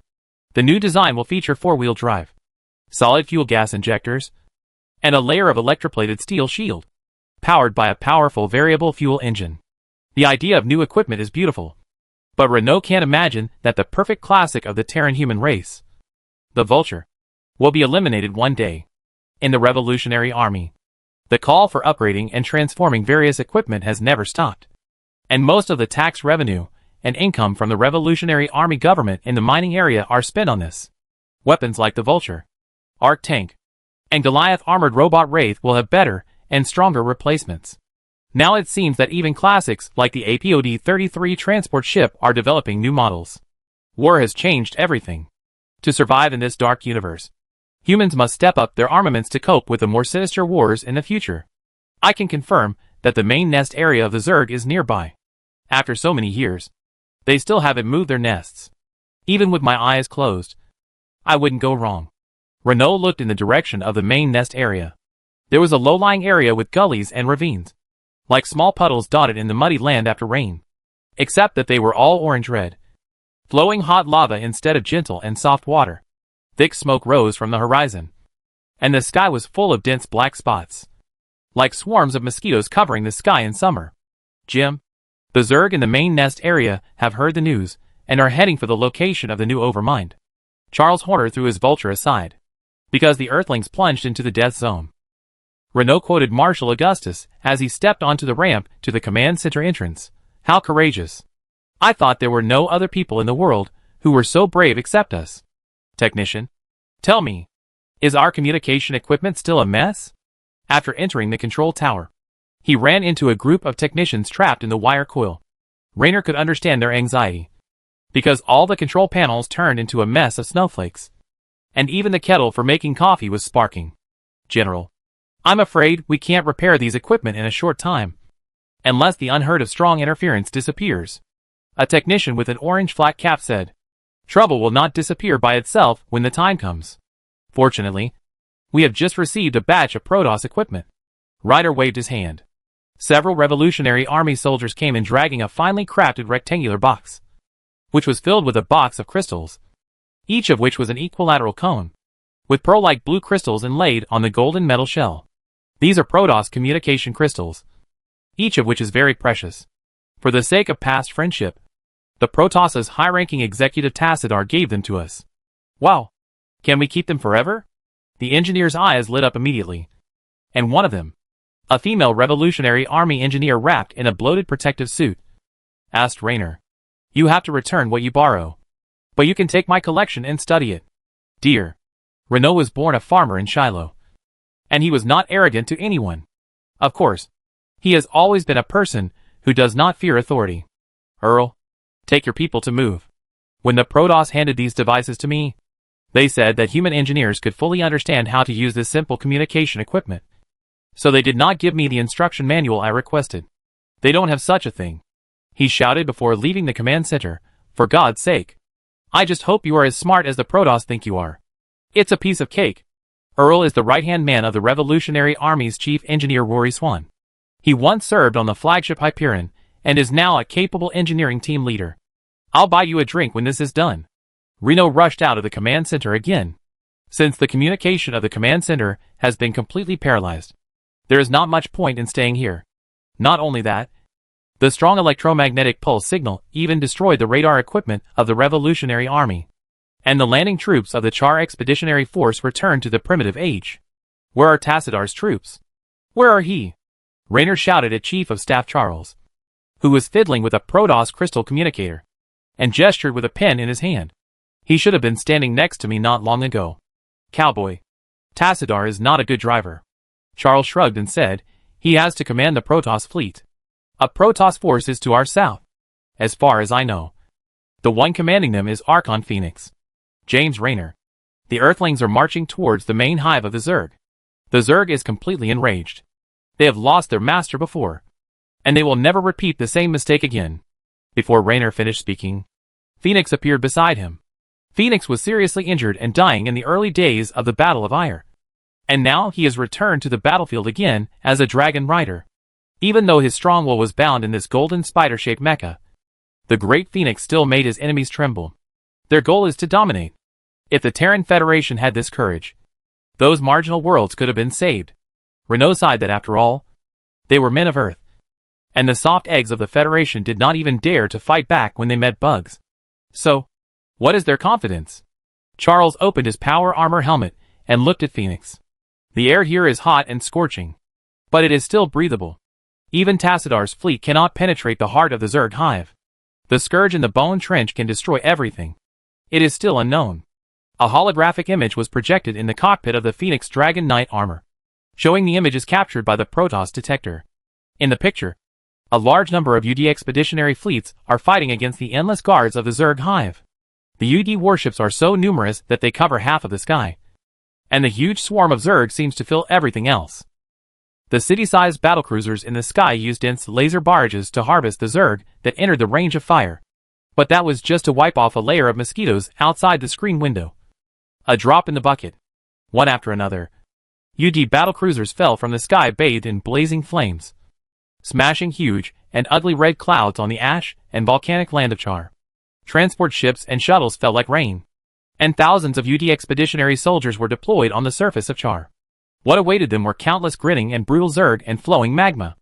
The humans on Earth are deploying a psychic device, which is speculated to be the same as the psychic disruptor you are using, Phoenix said, but their psychic disruptors are far inferior to yours, and they cannot interfere with the constantly strengthening main nest mind. Nor can they affect the mental connection between the brain worm and its members, causing them to be in chaos. In the plan of Lieutenant General Stukov of the UD Expeditionary Force, the psychic disruptor was originally the key to their march into Char to control the Overmind. According to the plan, the psychic jammer will destroy the Zerg's mind link and cause the Zerg to fall into chaos, so that the UD forces can take advantage of the opportunity to enter and inject a large amount of high-energy neurotoxins into the Overmind, controlling this terrifying monster. This is the Black Flag Plan project flag of the United Earth Council. However, although the Federation was the first to discover the Overmind and use this feature to restrain the Zerg, they ignored these powerful weapons at the beginning, wasting a lot of precious time. On the contrary, Augustus highly values this technology from the Federation, and the Revolutionary Army's psychic technology is far ahead of the Federation in terms of application and upgrade. Due to the Revolutionary Army's abuse of psychic jammers, the Federation's backward psychic jammers are completely ineffective. Just like outdated antibiotics that are helpless against superbacteria, the Earthlings have been monitoring the copperless sector. But psychic jammers have always been a secret of the Federation, and they have no way of understanding the generation gap between the Revolutionary Army's psychic jammers and the Federation's. Which version of their psychic jammer is it? Raynor asked Charles. My guess is that their psychic jammer is still in the testing phase and has just passed the prototype weapon experiment phase. UD Lieutenant General Stukov should have made a lot of modifications to it, but it still didn't work, Charles replied. It's not our fault. Raynor was speechless. According to the original timeline, the psychic jammer played a vital role when the UD Expeditionary Force entered Char. But now it is just a useless thing. In this timeline, not only did the Protoss retain more strength, but many powerful Cerebrates also escaped because they could not enter Shakuras. So they were also more powerful than the UD Expeditionary Force thought. The UD Expeditionary Force originally came when the Protoss and the Zerg were both defeated. But because of Augustus's interference, the difficulty of their original plan suddenly increased many times. It seems that if there is no other killer weapon, it is only a matter of time before these Earthlings are devoured by the Zerg, Raynor said as he looked at Phoenix's holographic projection. He could almost imagine the dark face of Gerard Duger, the commander of the UD Expeditionary Force, after learning about this. Now it seems that since the UD Expeditionary Force has sent such a large fleet to Char, what can they use to defend the occupied land? As long as this news reaches Augustus, he will immediately go to war with the UD. By the way, Phoenix, have you met the Blade Prince Tosh? Raynor suddenly asked Phoenix. Tosh promised to work with us to eliminate the Overmind and the Brainworm. But I haven't seen him since I came here. Tosh, where are you? You're not in Char. Since Tosh, the Prince of Blades, suddenly appeared in Shakuras and informed the Protoss of the birth of the new Overmind, Tosh and his behemoth disappeared without a trace. I have a hunch, Raynor said, looking at the UD fleet fighting hard with Char. With a frown. The next full-scale war involving the entire Copperloo sector is coming. And the Protoss, humans and Zerg will once again fight each other to the point of bloodshed. Chapter 468 Question: How to piss off a group of Protoss. Although now is not the time to show mercy, it seems that the Earthlings can't hold on for long. Should we help? Charles Horner, Chief of Staff of the Char Expeditionary Force Command, also stood in front of the holographic projection image in front of Phoenix. It was a picture sent back from the main nest area of the Char Zerg by multiple Protoss detectors in an invisible force field. The battlefield was so large that even hundreds of Protoss detectors could only see a small part of the picture. The UD Expeditionary Fleet was so large that their silver-gray steel warships and rain-like transport ships could be seen from Char's synchronous orbit to the surface. In addition to laser guns and plasma cannons, this huge fleet was also equipped with powerful Earth-Tech cluster rocket launchers. Even at the edge of the main nest area, the fury of the UD Vargrii frigates could be seen, and the overwhelming cluster rockets were like fire meteors falling from the sky. Before this, only the Protoss would attack the hive with a large number of ferocious Zerg guards from the front. The UD planned to attack the main nest of the Zerg swarm with an unexpected blitzkrieg, and all their warships and soldiers were deployed here for this purpose. Before this, the Earth United Council did not know much about the Zerg, but the great figure standing at the highest level of the solar system empire had an unprecedented consensus on this point. Since the war had begun, it would be fought directly on the home planet of the Protoss and the Zerg. However, even though the UD Expeditionary Force had already invested its main force, the number of Zerg was still hundreds of times, or even more than theirs. The highly evolved main nest defenders are tearing huge windows filled with plasma and flames on the indestructible steel ship of the UD warship, and using specialized acid glands to spit out deadly acid that is enough to corrode steel. Even if these humans are brave enough and tenacious enough, it is only a matter of time before they are destroyed by the terrifying and violent Char swarm. The oldest and most powerful brain worm of the Char swarm, Dagos, is known for his calm character and experienced use of troops. It is more like a butler of the Overlord. And other brain worms are just children, who can only play games compared to him. But today, Dagos was also in a state of rage. The organs in the charworm group were secreting a large amount of dopamine, norepinephrine, cortisol, and all the hormones that could maintain their fiery rage and desire to kill. To be fair, if the UD Expeditionary Force was not here to rule and enslave the Terrans, then I would never ignore a group of brave people. Raynor shook his head as he looked at the images taken by the Protoss detector.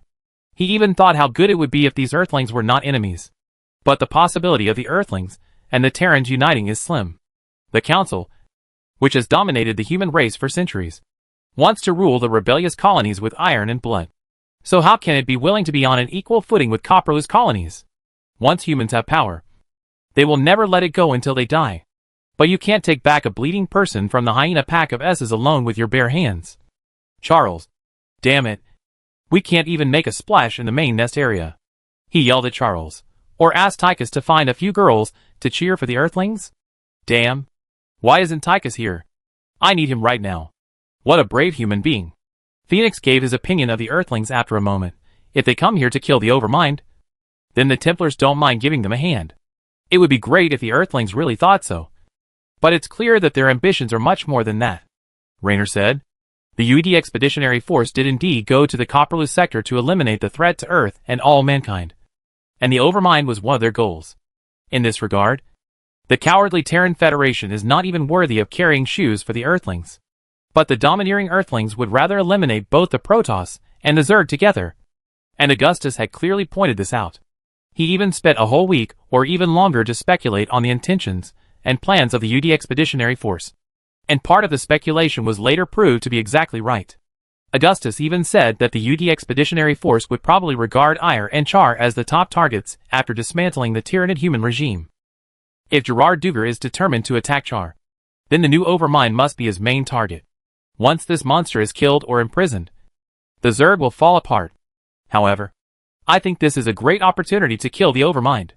The UD Expeditionary Force is clearing all obstacles on our way to the Overmind.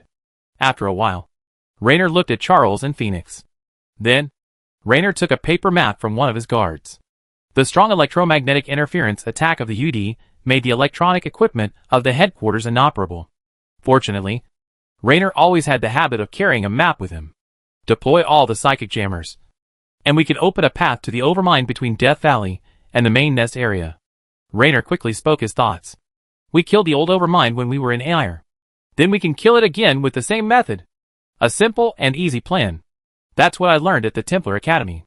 The more complicated the plan, the more likely it is to have loopholes. And a sharp psychic blade can cut through everything. Phoenix looked at Raynor. My father once said that strength can defeat skill. Reno smiled. The wisdom of the elders can benefit future generations. Phoenix also sent an emotional fluctuation similar to laughter to Raynor. Phoenix is one of the few Protoss who can accept Raynor's weird jokes. Even though the way of thinking and cultural gap between humans and Protoss always make it difficult for them to understand each other. Yes, this opportunity may only come once. It's a once-in-a-lifetime opportunity. The Overmind must be killed. Otherwise, once the Zerg recovers, our homeland will be harmed again. Major General Charles drew a line on the map with his steel-gloved finger. The loss of life and property brought by the Zerg to Copperless human world has far exceeded that of the civil wars in history. In the first total war, one planet after another was destroyed by the Zerg swarm and transformed into a barren world like a swamp. Charles's hometown is also among them. Accurate judgment. In order to win this victory, we must also deploy more Templars and Dark Templars in Char. Phoenix's slender pair of Dragon Knight walking legs crossed, as if he was standing with his hands on his waist. Tassadar has agreed to this plan and is ready to support us with all his strength. The original plan must be changed. And a battle as important as the Battle of Ire is coming. The Terran Protoss fleet led by Tassadar is huge, consisting of the reunited Ire and Shakura's Protoss warships. Although the fleet of the Protoss Empire is only 1/10 of what it was, their strength is still enough to dominate the galaxy. Your efficiency is really terrifying. Raynor didn't know when Phoenix reported this plan to Tassadar in the fleet. And the executive Tassadar's decisiveness was worthy of his reputation. The Protoss thoughts are connected through Kara, which also allows the decisions of the Protoss commander to be executed as quickly as possible. Notify the fleet on the Char orbital platform that we need more reinforcements. List all the divisions that can be mobilized immediately. The war is imminent, Renault said. Wait, what is that? Charles suddenly approached the holographic projection screen and pointed at it. Some kind of missile? Renault looked over. On the screen, the UD Expeditionary Transport ship was constantly sending black alloy cabins to the surface of Char. It was a landing cabin used to land on the surface, using rocket anti-piling technology. These landing cabins have different specifications. But even the smallest one is enough to accommodate a Goliath-armed robot. I've never seen a missile like this before, Charles said. I knew it right away, Raynor said. The landing capsules landed one after another in the main hive of Char, and the impact of the collision raised large clouds of red dust. Then the landing capsules began to disintegrate rapidly, and huge monsters walked out of the collapsed steel plates. They had the bodies of Zerg and the eyes of Protoss. The grotesque, twisted, and evil structure made Raynor shudder. He had only seen such things in one place, and that was on Luria 4. Hybrid, a monster that is a mixture of Protoss and Zerg genes, with both the hideousness of Zerg and the strange elegance of Protoss. That should only exist in fantasy, and only the craziest painters can depict their abominable appearance. That is, a burst of anger that shocked Renault burst out from Phoenix, raging like a storm. Gods, what is that? What did the Earthlings do to our people? Phoenix's anger was like substance, and all the humans around him were affected by it. Hybrids. The people who created them must be crazy. Renault had discussed this kind of monster with Augustus. Unsurprisingly, humans had almost no resistance when facing hybrids. Soldiers had to make multiple sacrifices to kill hybrids, just like conquering an impregnable bunker. No one knows where that shameless guy who hides his head and shows his tail found the genes of the Protoss and the Zerg. Just when Phoenix and Renault were angry and surprised, the hybrids that landed in the main nest area took over the entire battlefield almost at the same time they appeared. Among them, a 20-foot-tall hybrid appeared in the center of the holographic projection. His body was closer to the Zerg than the Protoss, and his whole body was covered with a carapace that was denser and harder than the skull of the Thunder Beast, and the tentacles behind him swayed in a grotesque posture. The place where he landed was located between a large group of giant hunter-killer Hydra hydralisks with blood-red skin and carapaces. There were thousands of Zerg signals around, but it was far away from the nearest landing base of the UD Expeditionary soldiers. If this was a landing capsule carrying human soldiers, the pilot of the spacecraft responsible for the delivery was undoubtedly taking human lives lightly, and such a mistake could mean the death of an entire company of soldiers in vain. Such things have happened in both the Revolutionary Army and the Federation Army, where transport ships mistakenly sent Marines into a dense swarm of insects, causing terrible tragedies. Based on this, the Marines' lack of trust in pilots and commanders is not completely without reason. But it was a hybrid. When Raynor looked at the screen, this hideous hybrid was standing between at least 30 huge hydralisks, and the ferocious and brutal Zerg in the past did not attack him. Raynor concluded that this was not due to fear. Zerg never feared. They just showed submission. At the same time, Raynor also noticed that this hybrid was different from the one that appeared in Tarsonis. From the perspective of appearance, he was obviously a more perfect creature. Almost none of the hybrids that appeared before were exactly the same. They seemed to be directly transformed by the Protoss, and the memories of the past were still retained in the depths of their consciousness. But the ones that appeared today were like clones, strikingly similar. As the hybrid with blue skin roared to the sky, some of the Zerg immediately prostrated themselves on the ground in submission. A memory from an extremely long time ago. A mutation from the main nest's mind made them obey. This hybrid controlled them like a brain worm. Soon, the Zerg controlled by the hybrid began to kill each other with those who still obeyed the brain worm. In the dark sea of worms, these landing pods carrying hybrids were as eye-catching as ink spots on white cloth. Unforgivable. Phoenix's anger was obvious. Humans stole the genes of the firstborn son of God. I can hear the wailing of my people trapped in the cage of mind. It's the Earthlings, not the Terrans. Raynor quickly drew a line with the UD Expeditionary Force. Based on his limited knowledge of Zerg and Protoss physiology, Raynor guessed that these hybrids seemed to be modified by the Ire Protoss. Or in other words, using their genes. It seems that the UD Expeditionary Force used the hybrids after the psychic jammer took effect. This is certainly a good move. Of course, the Earthlings could not have expected that there was a large fleet on the Zerg's home world. The number of Protoss fleets on Char is even greater than that of the fleets at the Protoss headquarters of Darram. The Terrans have very few experiences of direct combat with Protoss fleets. So the Earthlings have no idea how Protoss fleets fight, generally speaking. Most of the Protoss fleets are shrouded in the invisible force field of the mothership and the Arbiter. So it often results in an unparalleled large fleet looking like only a few small boats. This is very deceptive. If the pilot of a Wraith fighter rashly attacks a seemingly isolated Protoss Arbiter, he will soon find himself among thousands of gorgeous Protoss warships. What should we do now?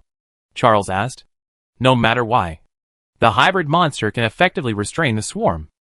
This means that the Earthlings can now contain more Zerg. And we can kill the Overmind at a lower cost. Raynor said. Phoenix, use your anger well. Warriors, ignite the blades and destroy our enemies.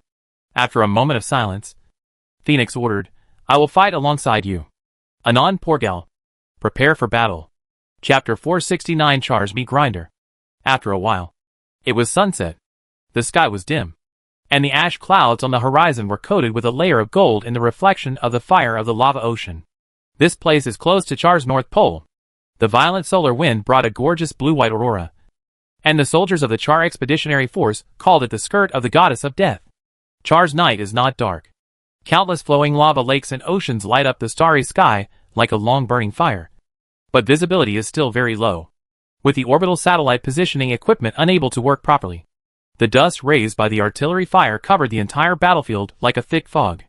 Due to the rapid change of the situation, the Revolutionary Army's Char Expeditionary Force has changed from a planned defensive battle to defend the landing point to a mobile battle to advance to the main nest area. After the arrival of the reinforcements dropped to the surface of Char, Commander Lieutenant General Jim Raynor ordered to abandon all heavy artillery. With more than 800 Arclight siege tanks and 600 Sidewinder suspension armored vehicles equipped with Annihilator railguns from the 1st and 7th Armored Divisions as the main force, the 4th Motorized Division, and the remaining 4 Marine Corps divisions with more than 100,000 people began to advance to the main nest area.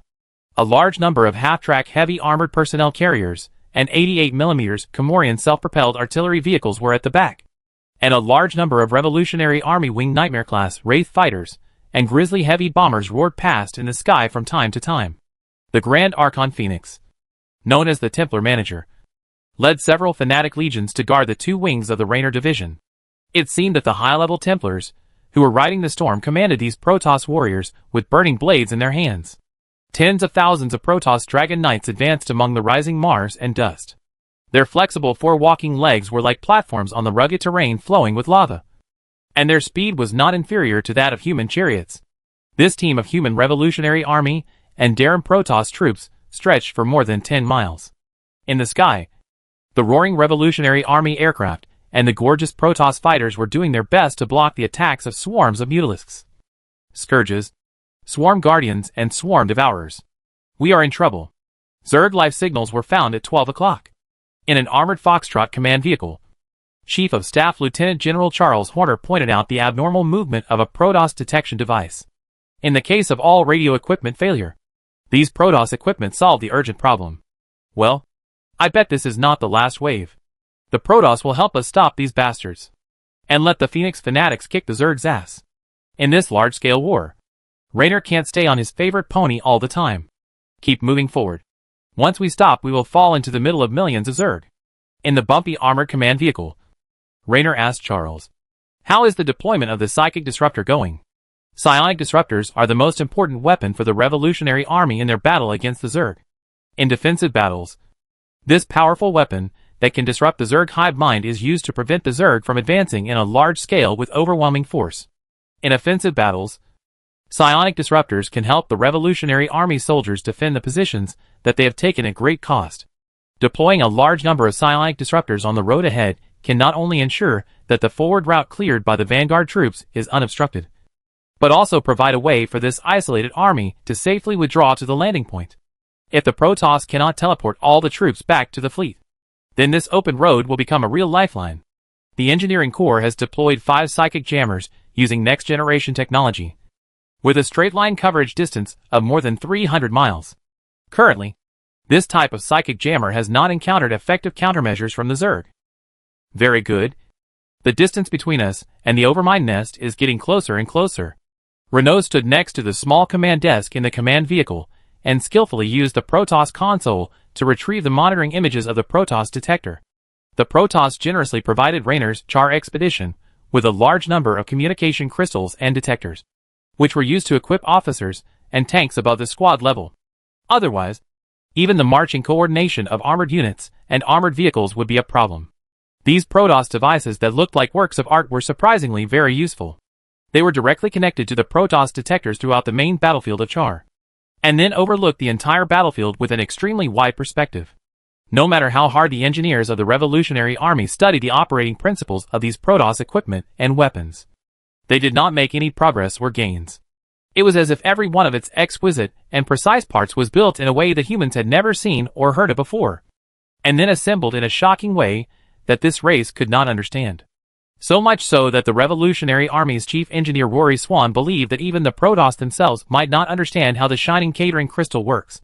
Tassadar's fleet is under siege by the Zerg fleet, and they can't provide more orbital firepower support for the ground forces.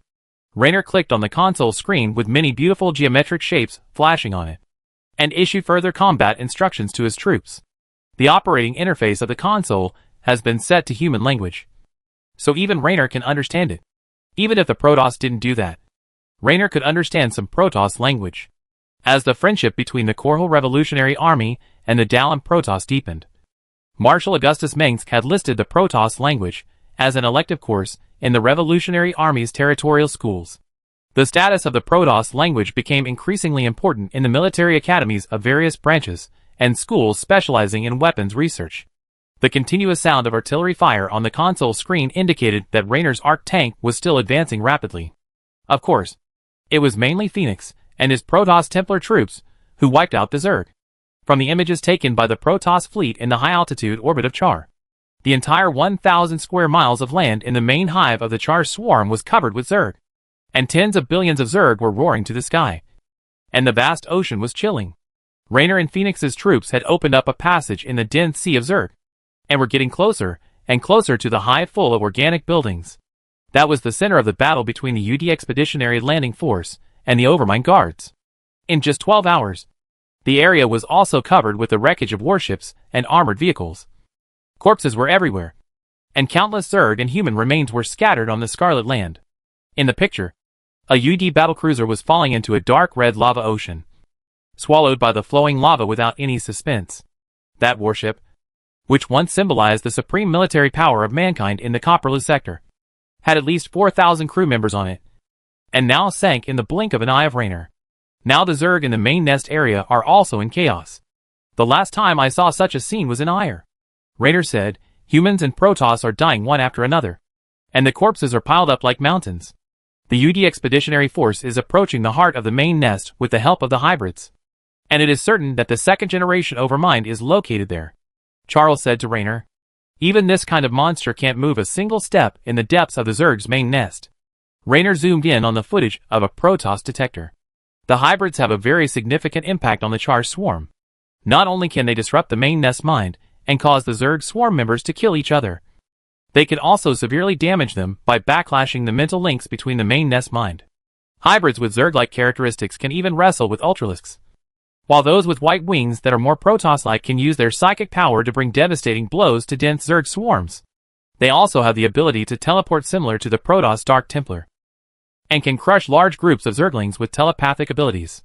However, the Char Zerg swarm is not vulnerable. As the battle line continues to advance deeper into the main nest area, the mental connection between the Cerebrates and their swarm members becomes more stable, and the Zerg swarm's defenders become more powerful. In the heart of the main nest area, there are dense hidden clusters among the organic buildings of hatcheries, splitting pools, and evolution chambers.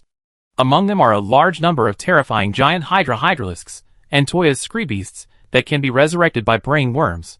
Even those devourer Zerglings with blood-red skin are far more powerful than their peers.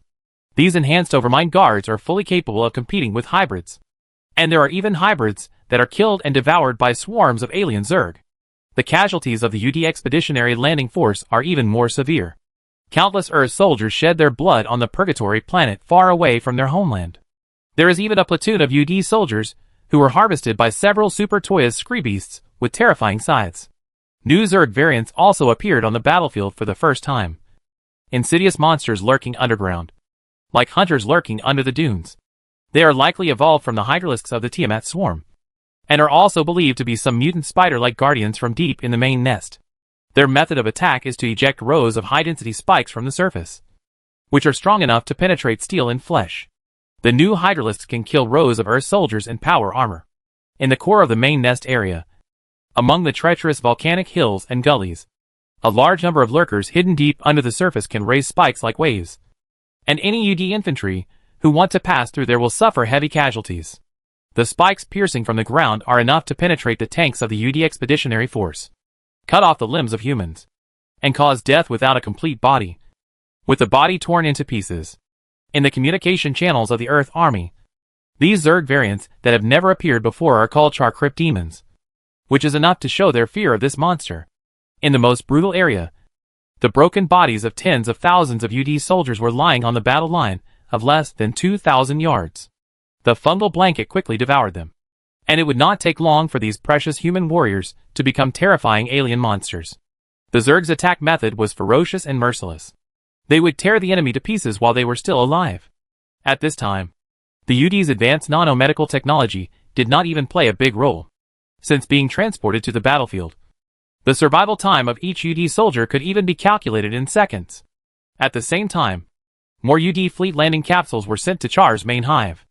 According to the statistics of the Protoss, at least 1 million fully armed UD soldiers were transported to the surface of Char, and more than half of them were lost in half a standard day of the Earth. But this is just the beginning. Before enlisting, the Earthlings who were buried on Char were told that they came to protect the Earth from the threat of the Protoss and the Zerg, not to maintain the rule of the Earth United Council. Therefore, the courage and fighting spirit of these soldiers are immeasurable. It is almost certain that the commander of this UD fleet is their commander Gerard Duger, who is on the flagship Alexander. Due to the unpredictable situation, the UD Expeditionary Force's attack when the Protoss and Zerg are both defeated is many times more difficult. This isolated army far away from their homeland and deep in enemy territory can hardly see the hope of victory, because it turns out that the Zerg and Protoss are much stronger than they observed. Therefore, this decisive attack was in an extremely awkward position. It had led to a counterattack by the Zerg against the Earth. The war would affect several cantilevers in the Milky Way. Therefore, Raynor could understand Duger's firm determination. Raynor, the Earthlings have seized a main nest near the main nest area. It belongs to the Brainworm Nagar, the leader of the Hunter tribe. Phoenix's head immersed in blue nutrient solution appeared on the screen in front of Raynor. Although Phoenix and his people hated the hybrids in the hands of the UED, both Tassadar and Phoenix thought that it was not the time to settle accounts with the Earthlings. No matter what, the most urgent task is to kill the Overlord. They are activating nuclear fusion weapons. Be careful. Char is a rotten place. No matter how much bombing, it won't get any worse. Raynor said to Phoenix, the Earthlings have gained a firm foothold, and I even think they can really stand in front of the Overlord. But I don't understand. Since only pure void energy can kill the Overlord, how can the Earthlings kill him? He said, as far as I know, the Earth's psychic technology is almost non-existent. General, our communication channel has returned to normal. At this time, the signalman in charge of controlling the radio station in the command vehicle suddenly shouted to Renault, this is really a surprise. If you leave the broken vulture alone, it will not get better by itself. Renault said, it turned out that the Earthlings cut off the communication. Dougal didn't want us to find out what they were doing at first. I bet. Charles, they want to talk to us now. There is a communication received on the communication channel. It's for you. The signalman said to Raynor. They are coming. Raynor said. Open it. I am Gerard Duger. The thin and resolute face of the UD Expeditionary Marshal Duger jumped out from the other projection screen that was lit up. Commander of the Revolutionary Army. The Zerg are the common enemy of all mankind, and the small contradictions between us are not serious at all. Duger was not a person who liked to talk nonsense, and it was even more so in this dangerous situation. Now, I hope to get the help of you and your Protoss allies, and form an alliance to attack the Zerg main nest together, and kill the gloomy and terrifying monster. Reno and Charles looked at each other, both surprised that Duger knew about their relationship with the Protoss. Of course, this is not completely impossible to guess. Tell me more specifically. Chapter 470 Your Revolutionary Army Grandpa is here. The main hive around the Overmind has been greatly weakened. If we form an alliance between Earth, the Revolutionary Army, and the Protoss and jointly open a road to the main hive, the chance of killing this monster will be greatly increased. Admiral Gerard Duger is a military model in the Earth United Council. His thin features are condensed into a serious and hard face. He wears a dark brass double-breasted general uniform, a belt with a pistol hanging on it, and a golden human skull logo on the belt buckle. Duger's words were as concise, powerful, and to the point as his orders. His expression and tone made it seem as if every word he said was unquestionable, and every UD soldier must do his best to fulfill the Admiral's request. Good suggestion. Raynor thought seriously about Duger's suggestion, and thought it was indeed the best option at the moment. In any case, Raynor's ultimate goal of bringing hundreds of thousands of revolutionary soldiers to Char was to kill the Overmind. As for whether Duger had any other plans, Raynor and his men were now surrounded by tens of billions of Zerg, and there was no time to play tricks with the other side. If they are not careful, these people will be buried in the sea of worms. Raynor is no longer the ignorant farm boy he used to be. Even the once unruly Mossera cowboy now shoulders the responsibility of bringing all his warriors home. But I need to talk to the Protoss. You know, they may not be very satisfied with the monsters you released. Raynor directly turned to Phoenix's channel to relay Duger's words, and pointed out his own views. I can't believe I have to fight alongside these freaks. Is there no other choice? Raynor expressed his impatience. But he knew that the overall situation should be taken into consideration. As long as we can kill the new Overmind, everything is worth it. This is for the survival of the Protoss, and the glory of Ire. He said to Raynor, Executor Tassadar has issued a new order. We must not waste any opportunity to eliminate the enemy of the Protoss. There is an old saying among the Tyranids, that old accounts can be settled slowly. Raynor said to Phoenix, I hope these Earthlings won't hold me back. A foolish friend is worse than a wise enemy. Commander Raynor, what did the Protoss say? Dougal was obviously overwhelmed by the bad situation on the battlefield. A large number of UD soldiers died every minute and every second. Char is the most dangerous place in the Copperless sector. Not only because of the purgatory-like environment here, but also because the Zerg is a killing weapon. General Gerard, we can fight side by side. Raynor paused. I have to warn you. It's best not to shoot me in the back. That's just a waste of bullets. Duger didn't show any expression, but he was relieved. I will send you a scan of the Zerg main hive area, which marks the location of all the main hives and UD landing force fire points. My men were once only one step away from the hive where the Overmind was located, but the last few miles were difficult. The red Tiamat swarms loyally guard their masters, and only your psychic jammers can deal with these red demons. You are Mength's general, so I don't need to teach you what to do. How arrogant. When Duger disconnected the communication link, Raynor shook his head and said, Maybe that's how Earthlings talk. Doesn't this old guy Duger even say a polite word when asking for help? Cultural desert. Charles complained. Generally speaking, Terran humans are more like bohemian cowboys and outlaws wandering in the desert in the eyes of Earth. As luck would have it, in addition to those sects that believe that Earthlings will bring progress and salvation, the Terrans also have a lot of prejudice against Earthlings. At this time, Dougal really did what he said. He really sent a satellite scan map of the main nest area of the Char swarm, marked the location of the Zerg defense forces, and pointed out the main attack direction of the UD landing force with arrows. The main nest area is located between a wide lava lake and an active volcano. The terrain is difficult. 1/3 of the area is covered with magma, and the rest of the area is full of hills and huge cracks made of cooled lava. Some areas are too large to even track tanks. Raynor was already familiar with the terrain of the main hive, so it was impossible for him to understand it only now. Similarly, Raynor was also quite aware of the difficulty of attacking the main hive. If the fleet could provide orbital bombing and airborne support, it would obviously be much easier. But now the Protoss fleet is fighting a huge number of Leviathan swarms, and it is powerless. From the surface to the stratosphere to outer space, a large number of Mutalisks and Scourges occupy almost every height. Any human transport ship or Protoss shuttle will be chased by the Mutalisks, and there are not enough fighters to cover them now. The Zerg's fighting style is very different from that of humans and Protoss.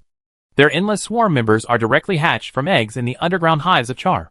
The size of the Zerg swarm can be increased by adjusting the number of eggs, and it has never been heard that the Zerg have the discipline of birth, aging, illness and death, although human alien research experts have found that the Zerg can also get sick. as long as there are enough resources. The Zerg swarm can be infinite. If we can launch an attack from the acid swamp to the main nest, we will definitely catch the Zerg off guard, Charles said. We don't have time to take a detour now. Reno shook his head. The most important thing is to concentrate the troops, and concentrate the limited troops on the enemy's weakest point. If fighting is really that easy, then I would have already killed all the enemies in real-time strategy games. Charles also knew the necessity of doing so. But how to deploy the troops was the biggest problem. No need to argue anymore. As early as when I was in AIR, I once fought my way through the Zerg swarm by myself.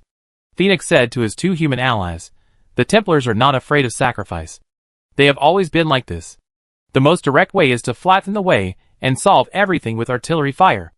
Not all the time. Not afraid of sacrifice can work. Reno said that the lives of the Templars are also lives. Old friend, our goal is to kill the Overmind rather than destroy the entire Char swarm. Think about all the methods that can be used now.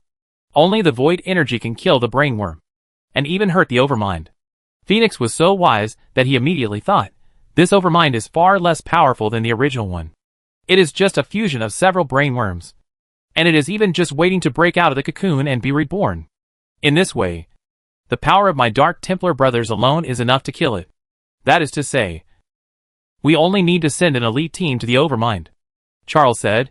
If it is the Dark Templar of the Protoss, they can rely on their own abilities to quietly approach the Overmind. That won't work.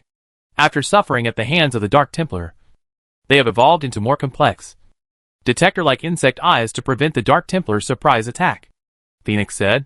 Someone must create such an opportunity for them. So, we just need to open a gap between the Zerg guarding the Overmind to let the Dark Templar pass through, Raynor said. That's it, Phoenix said. The Great Dark Master Asma will lead the Shadow Guard to the front line.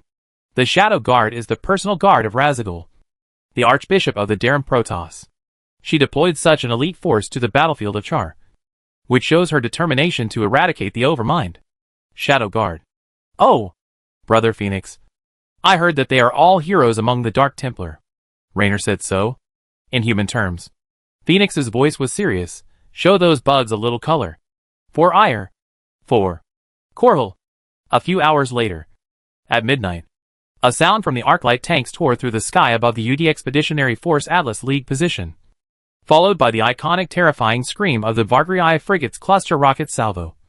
And a dense burst of bright rocket flashes illuminated the corpses and brown-red power armor fragments in the trenches when they fell into the hive opposite the position. The helmet of the UD soldier lying in a pool of blood heard the commander's order to launch another charge after the artillery fire stopped. But no one could get up again. This was once an airborne division of the Atlas Wing, whose soldiers had served in the army for many years and had participated in many wars to suppress colonial rebellions. Usually, such a force would be enough to pacify a colony that prohibits the development of industry and military. But it lost 3,000 people in the first hour after arriving on the surface of Char. In the high-temperature environment of Char, the corpses were decaying rapidly, and the wind was filled with the smell of blood and stench. Even so, when the order to attack was issued, there were still Atlas Wing Marines with scratches all over their bodies, standing up from behind the fortifications covered with corpses. It was dark all around. The wind was mixed with the terrifying screams of the Zerg, and sometimes a large number of flying creatures flew through the air. They were as terrible as dragons, and as numerous as mosquitoes in summer. Under a dilapidated UD flag standing obliquely in a thick layer of ash, several Atlas Marines knelt in front of their dying commander, and the UD Lieutenant Colonel, with a distinct Asian face, was already dying. Both of the Lieutenant Colonel's legs were cut off at the root, and the sharp spike that pierced through his chest was still there. Around them was a corpse of a Zerg lurker that was destroyed by grenades and railgun-heavy snipers. It was even bigger than a tank, shaped like a ferocious tarantula, with dark brown chitinous carapaces on its limbs, and sharp bone spurs at the tip that could tear open the armor of the front fender of an Arclight tank. On the ugly head with red eyes was a 6 to 7 foot long sharp horn. This creature's attack method was extremely insidious. They would bury themselves deep underground and wait for their prey to appear. The corpses of UD soldiers and the burning wreckage of armored vehicles were everywhere, but there were no hybrids. In comparison, there were more Zerg corpses, but the swarm didn't care at all. The 6th Airborne Division of the Atlas Wing lost 3,000 people in the first hour of landing on Char, and lost the rest in the next 20 minutes. As an elite force carrying out the main attack mission, the 6th Airborne Division faced the Tiamat swarm of the Cerebrate Dagoth, one of the most powerful hives, with a large number of hunter hydralisks and devourer springerlings. At first, although the losses were too great, the division's attack was still going smoothly. They miraculously opened a passage in the hive, and the division commander immediately ordered to continue advancing. But it turned out to be a trap. The brainworm Dagos was distracted by controlling the huge Tiamat swarm, and was able to pay attention to this battlefield. It ordered the alien Zerg here to retreat temporarily, leading the human army to continue to advance. Hundreds of insidious swarm lurkers were waiting on their way forward. When most of the main forces of the 6th Division stepped into it, rows of lurker spikes broke out of the ground, tearing apart all the vehicles and heavy firepower groups of the division like a tidal wave. Then a large number of hunter-killer hydralisks emerged from the tunnel worms and quickly completed the encirclement, engulfing thousands of people. I was born on Earth and rooted in Char. The UD Lieutenant Colonel said his last few words before his death, live on. Friends. In the rising Mars, the last few Atlas Marines looked up and looked back. For some reason, the expected reserve troops never arrived. Looking forward again. In the magma and lava lakes of the volcanic eruption, the towering organic buildings of Char's main nest were like dark shadows. The roars of the alien insects on all sides became more and more intense. It seemed that they could not be killed completely, and they had no fear at all. Several UD Marines were in despair. They came to protect the Earth, but now they did not see any meaning in their sacrifice. Suddenly, a tank shell landed not far from the UD soldiers and brought a huge explosion. They immediately rolled and crawled out of the trench. Fortunately, the finely crafted power armor shield was enough to resist the shrapnel of the shells flying at this distance. Hey, weak Earthling. Your revolutionary army is here. A red-painted Arc siege tank sped over from the side, followed by more tanks with gunfire. These tanks were painted in gold and red, with the logo of the Car Revolutionary Army on them. In the kite-shaped shield emblem, there was a golden 5-pointed star on a clenched arm. Are you crazy? One of the sergeants roared in anger. He had just received a message from the headquarters, indicating that the Revolutionary Army of Ming-Char was now their friendly army. If the shells had landed a few inches off, we would have been finished. The red siege tank slowed down slightly beside them, and a young blonde woman with dark camouflage painted on her cheeks emerged from under the turret hatch. She had 2 pigtails and a breathable red t-shirt on her bulging chest. What does it matter? She said. I'm just cheering you on. Who would kneel down to fight a bug? Get excited? The torrent of steel rolls forward. Chapter 471, Another Overlord. General Murphy Count's armored group is advancing towards the main nest at a speed of 20 miles per hour. Their 2 wings are the Protoss Archon Phoenix's Dragon Riders, and the UD's Atlas Wing. General Charles, the Chief of Staff, leaned over the tactical table generated by the holographic projection, and sweat broke out on his unkempt face. As long as we gain a foothold near the nest of Tiamat, the log inserter, we can immediately deploy Swan's 5th-generation Big Bill Psychic Jammer. Big Bill is an upgraded version of the Brainwave Bill Psychic Jammer. Rory Swan got inspiration from the Umojan and Protoss allies of the Revolutionary Army and greatly increased the energy output intensity of the device. Swan himself believes that the Terran Federation's version of the jammer will not catch up with us even in another 30 years. In other words, the reason why Duger wanted to ally with Raynor's Revolutionary Army was for the Psychic Jammer in their hands. Under the influence of the Psychic Jammer, the brainworms cannot command their colony members with ease. This way we have a chance to open a gap and make a breakthrough. What about the tank losses? Renault stood opposite Charles. At this time, the command vehicle that Renault and Charles were riding in was following a tank battalion through the left-wing position of the UD Kronos Brigade. There was a Psychic Jammer deployed nearby, so the number of Zerg was much less than in other areas. Renault's troops followed closely behind the armored forces. Strictly speaking, this position was too far forward for the commander of the entire expeditionary force. But Raynor was ready to go to the battlefield at any time. If he had not had to pay attention to the situation of each unit, he would be the one leading the armored group instead of Murphy Conti. Among the many generals in Augustus, Jim Raynor has always been the kind of lone hero who dares to lead his brothers deep into the enemy's camp on a vulture vehicle. When attacking the main nest area, we lost at least 200 AVV-5 Arclight siege tanks and more Sidewinder tanks. The loss of supply vehicles and ammunition vehicles was also great. The dangerous deep trenches filled with magma and the large cracks across the surface were the main factors restricting the advancement of tank vehicles. Charles wiped the sweat off his face. The armored group commanded by General Murphy Conti has more than 1,500 tanks and 65,000 soldiers, including a large number of Vulture vehicles used for reconnaissance, tracking and behind the enemy's sabotage missions. In a land with wide terrain and harsh environment like Char, armored forces are extremely important. The wars with the Zerg on Char have shown that sending large-scale army marines to fight has become too stupid, unless they just want to establish a solid position. Such a force alone will only be swallowed up by the Zerg if they go deep into the ash wasteland of Char.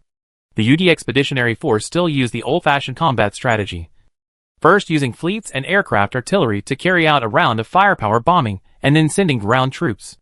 If the Federation's psychic jammer is as effective as scientists expected, this tactic will undoubtedly work. But the UD does not have any advantage in high-altitude orbit. The huge fleet of the Char's swarm, composed of dozens of Leviathans, a large number of behemoths and tens of billions of flying units, suppresses the Dallin Protoss, the Revolutionary Army, and the UD fleet at the same time. This is just the number in orbit. If the UD cannot kill or control the Overmind, they will be completely destroyed in Char. I can't believe the bugs would dig holes in a place like this, Charles continued. But General Conti is an expert in armored warfare and commands the most elite armored forces we have. With the help of the Protoss and the UED, it will not be a problem to break into the main nest area.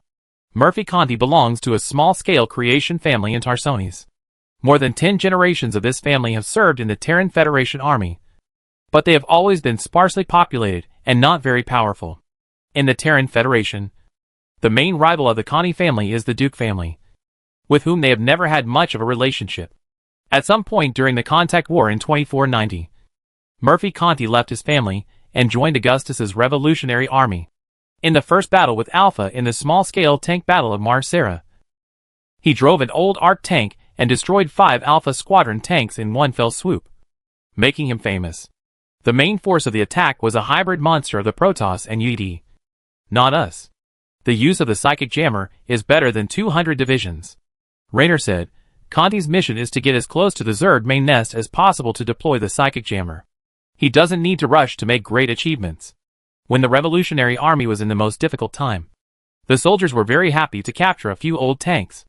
Even if some of the heavy factories on the Revolutionary Army planets can manufacture tanks, it really makes Raynor, who is used to hard times, feel a pain in his stomach. The Revolutionary Army now has more than 8,000 tanks of various models, a large part of which were captured from the Federation, and the rest came from Umoyan and Comorian. At this moment, on the tactical map in front of Raynor, the arrowhead of the Conti armored group is still advancing, and its frontline troops have already penetrated deep into the hinterland of the main nest area. So far, they have deployed 4 Big Bill Psychic Jammers in the main nest area, which has greatly affected the Char Swarm's original orderly offensive. An Atlas UD officer protested to us that a Red Arc siege tank was firing at their position, and they demanded it this time. The console received a report from a Revolutionary Army staff officer. Is it Sergeant Bama Kowalski? Renault not only knew who it was, but also could tell the other person's full name.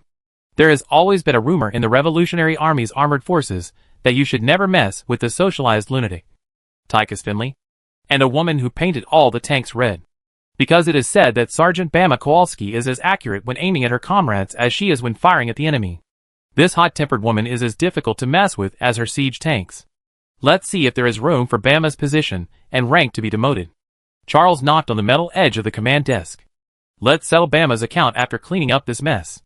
I bet she can cause me a lot of trouble before she is put in a punishment camp, Reno said to the staff officer. Even Sergeant Bama Kowalski can't remember when she joined the Revolutionary Army. In short, she has participated in most of the Revolutionary Army's wars in the Copperloo sector as an ARC tank driver. Bama Kowalski is a legendary ARC tank driver with a record of destroying many Federation tanks, most notably killing a terrifying Ultralisk single-handedly in the red wastes of Antigua. In the beginning, the old siege tanks were larger and heavier than today's models, and could carry 3 crew members. Back then, Bama was always arguing with her commander as a gunner, and now she drives her own siege tank alone. Despite this, Sergeant Bama is still a tank driver today, because she has caused as many troubles as she has killed enemies. Ignore those earthlings. Swords have no eyes. Let them open their eyes, and be careful. Reno paused and continued, look at how we Terrans fight the bugs. Well, there is one more thing.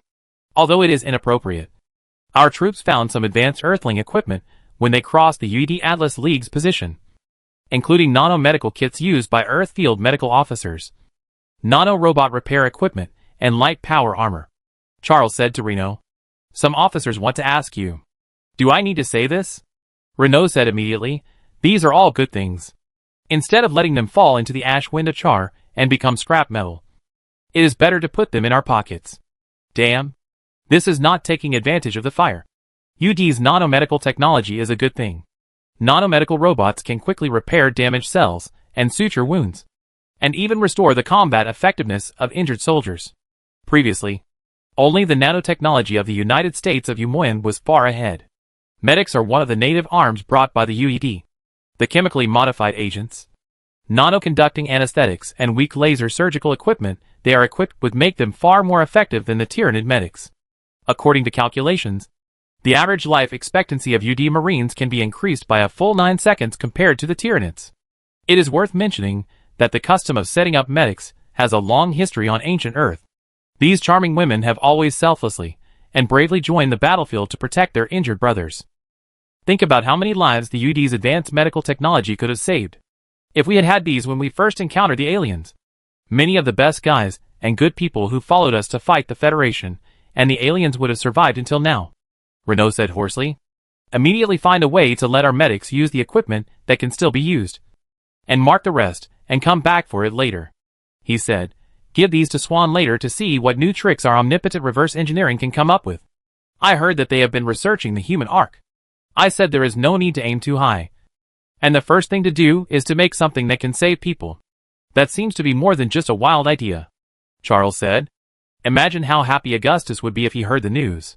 He has been blaming himself for so many good brothers, who died in vain in front of him for so many years. Reno sighed. Nanotechnology is a key. And with it, we may be able to open a door to technology. It's a pity that we were just helping farmers in the past, and didn't understand these things. Charles said regretfully. Healing technology is very useful. Reno said. Friend Reno, I am preparing to deploy more Templars to the front line. The image of Phoenix appeared on the holographic projection screen. Judging from the background behind him, he was obviously on the front line. The shadow guard of the Dark Master Asma is moving towards the main nest area. As long as our warriors open a gap, they can sneak into the hive and kill the beast. I have no problem here. Raynor replied, let them go. Our people will install the psychic jammers and guard your rear. In the images taken by the orbital satellite, several arbitrators were seen entering a Protoss base in the main nest area under the cover of a group of reconnaissance aircraft. And then a large number of Protoss fanatics and Dragon Riders appeared in the warp field under the arbitrators. Although the power of the Protoss is not as strong as before, their military strength is still strong. At the same time, more hybrids were sent to the main nest area. These monsters have amazing intelligence. They no longer attack everything they see like they did in the Battle of Tarsonis. Instead, they can follow the UD army and advance in an orderly manner. This may be the reason why Duggar continues to use this weapon, because it turns out that the hybrid's past shortcomings seem to have been greatly compensated. When the hybrid, Protoss and human armies launched attacks at the same time, the Char swarm finally showed signs of decline. At the same time, under the influence of the Big Bill Psychic Jammer, the large number of swarms is not always able to play their significant advantage in manpower. Just as Raynor expected, this complex coalition finally broke through the hive of the Belag clan. These alien insects covered with white shells were the most frenzied and terrifying warriors in the swarm. After tearing countless enemies apart, they finally fell. Gwen, the former master of Belag, was known for his cruelty. This characteristic was deeply rooted in the deepest part of this clan in the form of genetic inheritance. Although the Belag swarm has changed to brain worms, this hive with irreplaceable functions has not yet perished, and the new brain worms will take over the original clan and the original name. However, when the previous generation of Overmind dies, and the new Overmind has not yet awakened, if a brainworm dies, it is really dead, and their race will also die. At this time, it is already early morning. At this time of year, the nights in the area near the North Pole of Char are unusually short. and the day shrouded in high temperatures is about to come. In the thick fog raised by ashes in the early morning, the attack launched by the Protoss Templar Zealots, hybrids, Revolutionary Army armored forces, and UD giant Goliath robot clusters came when the sun rose. On the last few miles of land from the front line to the main nest, the roar of artillery fire, the scream of rocket clusters, and the fighter planes taking off made a terrifying noise, and bright flames fell in the thick fog. Those towering Zerg buildings covered with chitinous shells were blown down one after another, leaving only pale skeletons. Judging from the pictures taken from orbit in front of Renault, the attack was an extremely spectacular scene. There were about 500 hybrids in the front, most of which were individuals with dark blue skin, and the others were hybrids with white scaly skin floating in the air.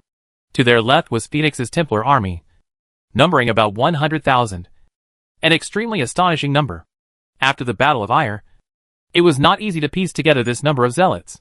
Behind the Templars were densely packed Dragon Knights, who had probably suffered losses in the many raids of the Zerg, and the ground they walked on was full of golden metal debris left behind by the broken Dragon Knight's armor and evaporating blue nutrient solution. Behind them were Raynor's troops and the UED. But some of the human troops launched the attack from the same front position as the Protoss. From their position, the huge insect pupa wrapped around the new Overmind was clearly visible and within reach, and even artillery fire could threaten it, except for the land occupied by the coalition forces. Every inch of land and every piece of sky was a vast ocean of insect swarms. In just 2 days, the number of lives lost in Char reached millions. Chapter 472 Despicable Collapse. The ground was shaking violently, and it never stopped for a moment, as if the planet of Char itself was trembling and sobbing. The red ocean was flowing violently, and the thick ash clouds piled up on the horizon were spinning and moving rapidly under the influence of the storm. At this time, the sun had risen, and the surface temperature in the area directly exposed to the sun could reach 200 to 300 degrees. Because Char's atmosphere was filled with thick ash clouds, the temperature inside was even more astonishingly high. Jim Raynor was standing on the top of a high ground, and the hot wind that seemed to be able to dry him was blowing the ash layer under his feet, revealing the black volcanic rocks underneath. There were 6 anti-aircraft missile towers, and a newly assembled ion cannon, one of the orbital defense weapons of Tarsonis in the ion cannon battle on the high ground. A golden and red flag was fluttering in the wind, and the fully armed revolutionary soldiers were staring at the sky and the land under their feet. This was the position of the 303rd Marine Battalion, and they were ordered to guard this high ground south of the Char Expeditionary Force Command Post. This high ground and several other bunkers together form the barrier of the Revolutionary Army's Char Expeditionary Force headquarters. Next to it is the command center, the command company's garrison, and the position hospital. There is even a field kitchen that can bake bread to provide a more comfortable environment for injured soldiers. As the Revolutionary Army has more and more colonized planets, the soldiers' salaries and treatment have also risen. The soldiers love Augustus not only because of the liberation and freedom he represents, but also because he loves his soldiers like his own sons. Commander, tactical analysis shows that the number of Zerg far exceeds ours.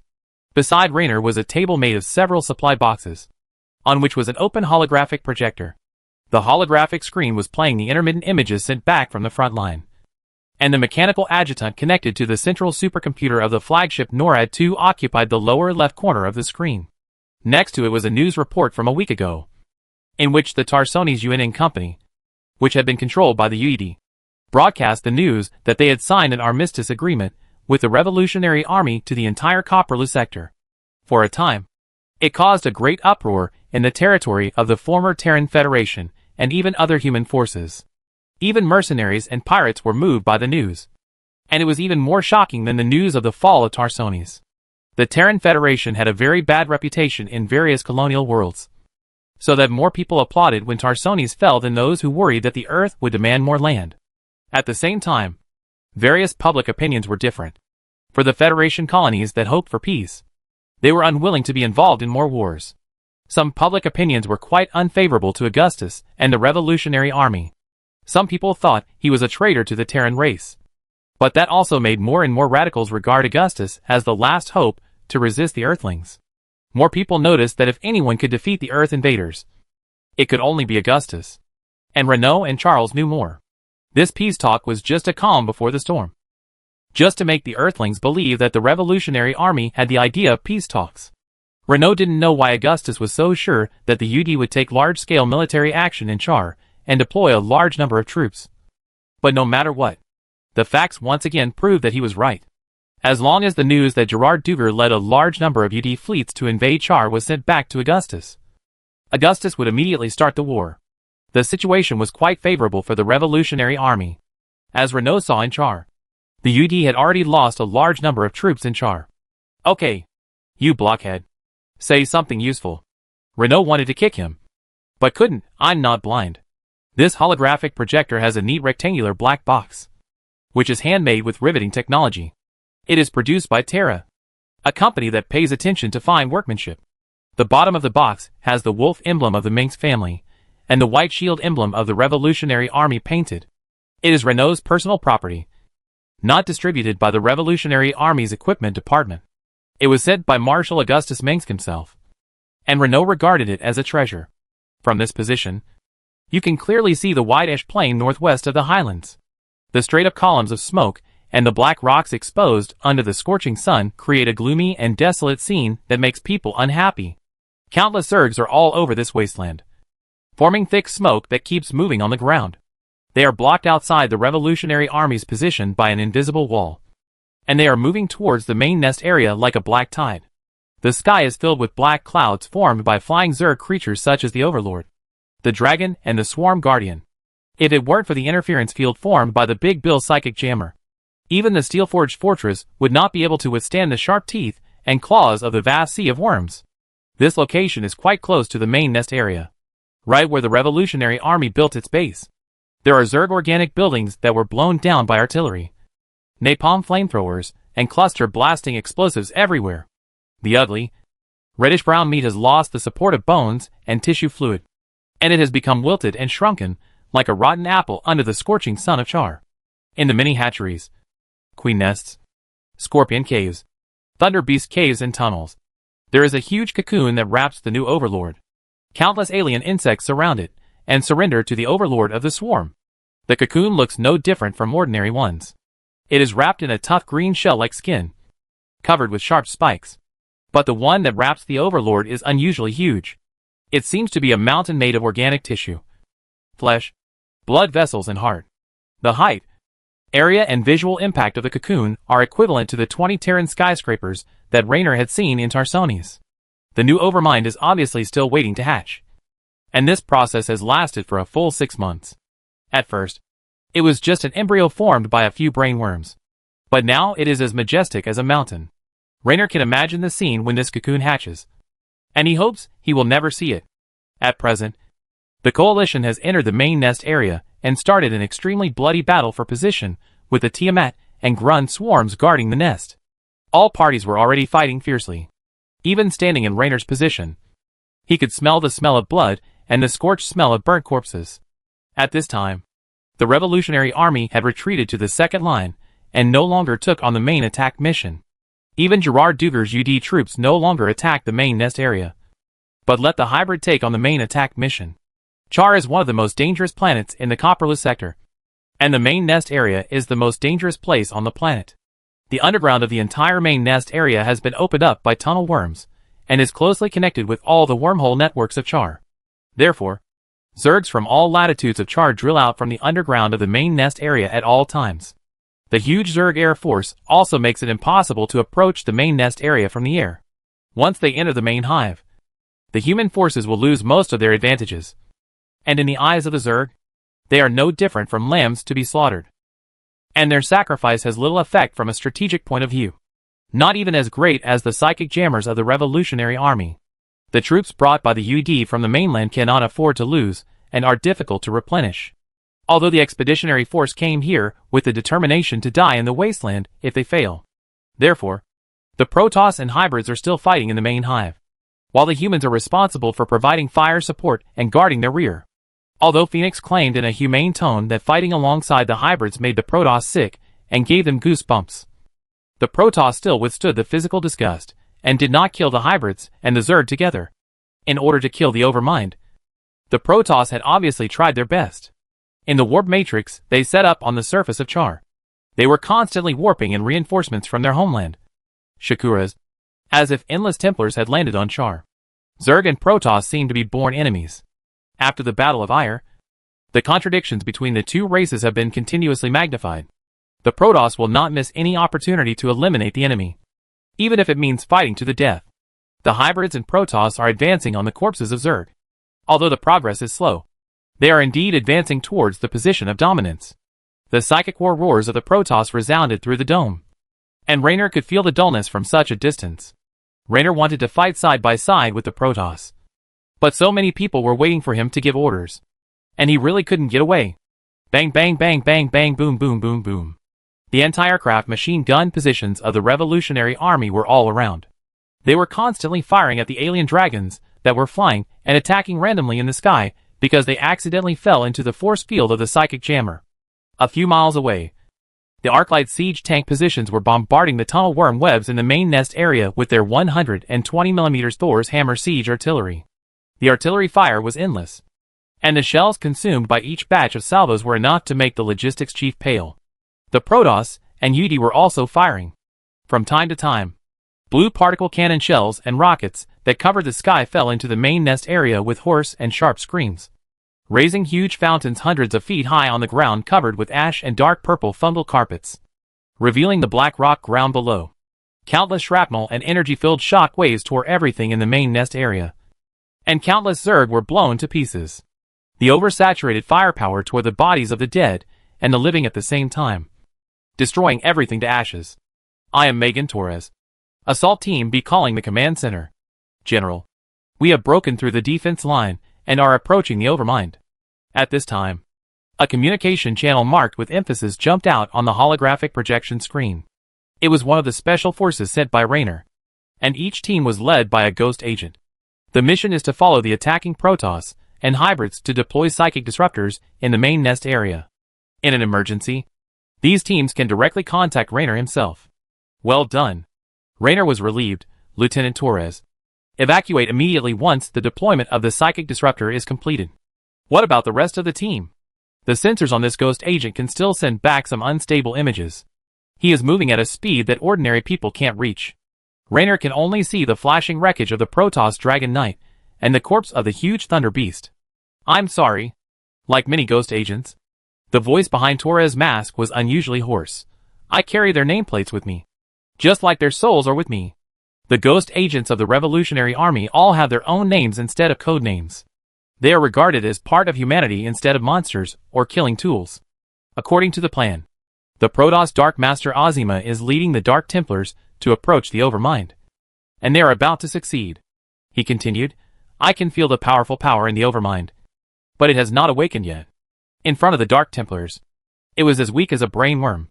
In the Revolutionary Army, those who understand this joke know that this ghost agent is joking about their pet brainworm Alpha. After all, it can't even beat a Cruce's wild turkey. This is the ghost agent's cold sense of humor. When Raynor was about to give another order, Ghost Agent Torres said immediately, UD also sent a team to approach the Overmind. Torres said, I must know what they are doing. These Earthlings can't see through my disguise. Stand back. Lieutenant, Renault said immediately. I'm approaching them. General, that's a special operations team. For medics. Torres' communication equipment seemed to have problems, and he couldn't hear Renault at all. This is wrong. My God. They want to use nerve agents to control the Overmind. How is this possible? How can humans control such a monster? He said. This is like holding a dog's leash to lead a hungry tiger. Stop them. Renault was swaying because he was too shocked. Once Dougal successfully controls the Overmind, the Char Swarm will obey his command, and the Revolutionary Army will have no chance to defeat the UED. What about the Protoss?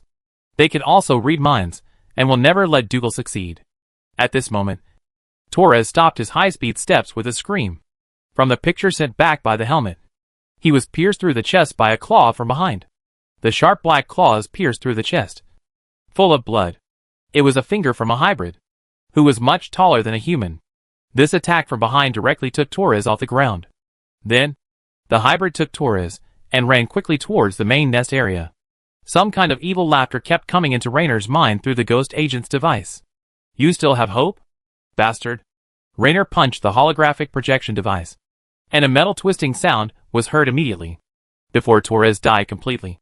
The sensor on his helmet was still working properly, so Raynor could see 4 UD medical soldiers injecting nerve agents using nano-injectors on power armor.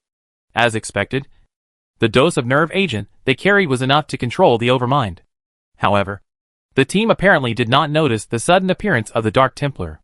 The UD knew very little about the Dark Templar. The Dark Master Asma emerged from the shadows and killed 3 of the 4 medics in a flash of swords, but failed to stop the last medic from injecting the poison into the Overmind. In the last scene, the Dark Templars fought against the swarming hybrids. Chapter 473. The Overlord will return like a king. General, the UD launched an attack on us, and it was the hybrids who led them. Just as the signal from the ghost agent Megan Torres was interrupted, multiple radio reports from the commanders of the various units of the Revolutionary Army came one after another. The army was obviously a little confused because of the sudden betrayal of the UED, but the commanders at all levels were calm. Renault had ordered them to be vigilant against the cold guns of the Earthlings at all times and stay alert. Their target is our psychic disruptor. Renault made a judgment while straightening the holographic projector that he kicked off. Hold the position. If you can't hold it, destroy the psychic disruptor. Don't let it fall into the hands of the Earthlings. Dougal didn't intend to kill the Overmind from the beginning. He borrowed the power of the psychic disruptor and the Protoss to control the Overmind and the entire charged swarm. Chief of Staff Charles Horner was furious. Damn it. He has been playing tricks on us. The dead ghost agent was a revolutionary fighter worthy of admiration. Torres joined the Revolutionary Army to save more people and atone for the sins he committed as a ghost agent of the Terran Federation. Dougal's calculations were very good, but he did not count those Dark Templars. Raynor regained his composure. The more desperate the situation, the less he could be defeated. The death of Torres and those team members would only make Raynor more determined. Although he was only 24 years old, Raynor had fought more battles than the Terran Federation generals in peacetime had fought in their lifetime. Does he think that all Protoss are like Phoenix? Tall, strong, always wearing gorgeous golden armor and marching in the sun. He snorted. The Dark Templars have always been lurking in the shadows. They are the real killer. Compared to the Zerg, the mainstream human world knows very little about the Protoss. Most of the human cognition of the Protoss is that they are dangerous and evil advanced civilization aliens. Usually, the Protoss will appear on the planet where the Zerg appear and burn everything there. Other than that, humans know nothing about the culture and customs of the Protoss. At most, they have dissected a few corpses and recorded the Protoss fighting in Marcera. But that's all. The Dark Templar is the most mysterious and low-key Protoss. They have never been known to the public, and have only appeared on Char so far. The Terran Federation also does not know that the power of the Dark Templar can completely kill the Cerebrate. They don't even know that this thing can be resurrected.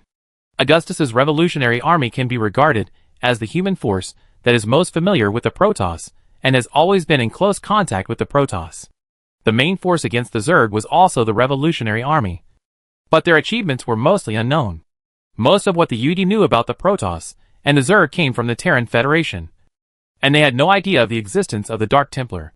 Therefore, just as Duger was about to throw off his allies and control the Overmind, the Dark Templar suddenly appeared and stopped them. That's it. The UD still gave the Overmind a shot in the ass. Charles looked worriedly in the direction of the main nest area. There, hundreds of tall Zerg organic buildings guarded the huge cocoon that wrapped the Overmind. The swarm of Zerg hovering in the sky folded their wings quickly like boobies or crows, falling and rising again. The wailing of the Zerg swarm exacerbated the discomfort brought by the choking air in Char. At this time, after a sharp roar from the rocket, a heavy artillery position of the Revolutionary Army to the north of the command center was quickly covered by violent explosions, followed by another round of volleys. And the interval between them was not even enough time for a breath. Then the hybrid appeared in front of the Revolutionary Army soldiers. And the only good news was that the Protoss was still their ally. The Revolutionary Army's positions were all within the range of the psychic jammer, so the UD Army did not need to worry about the surrounding Zerg.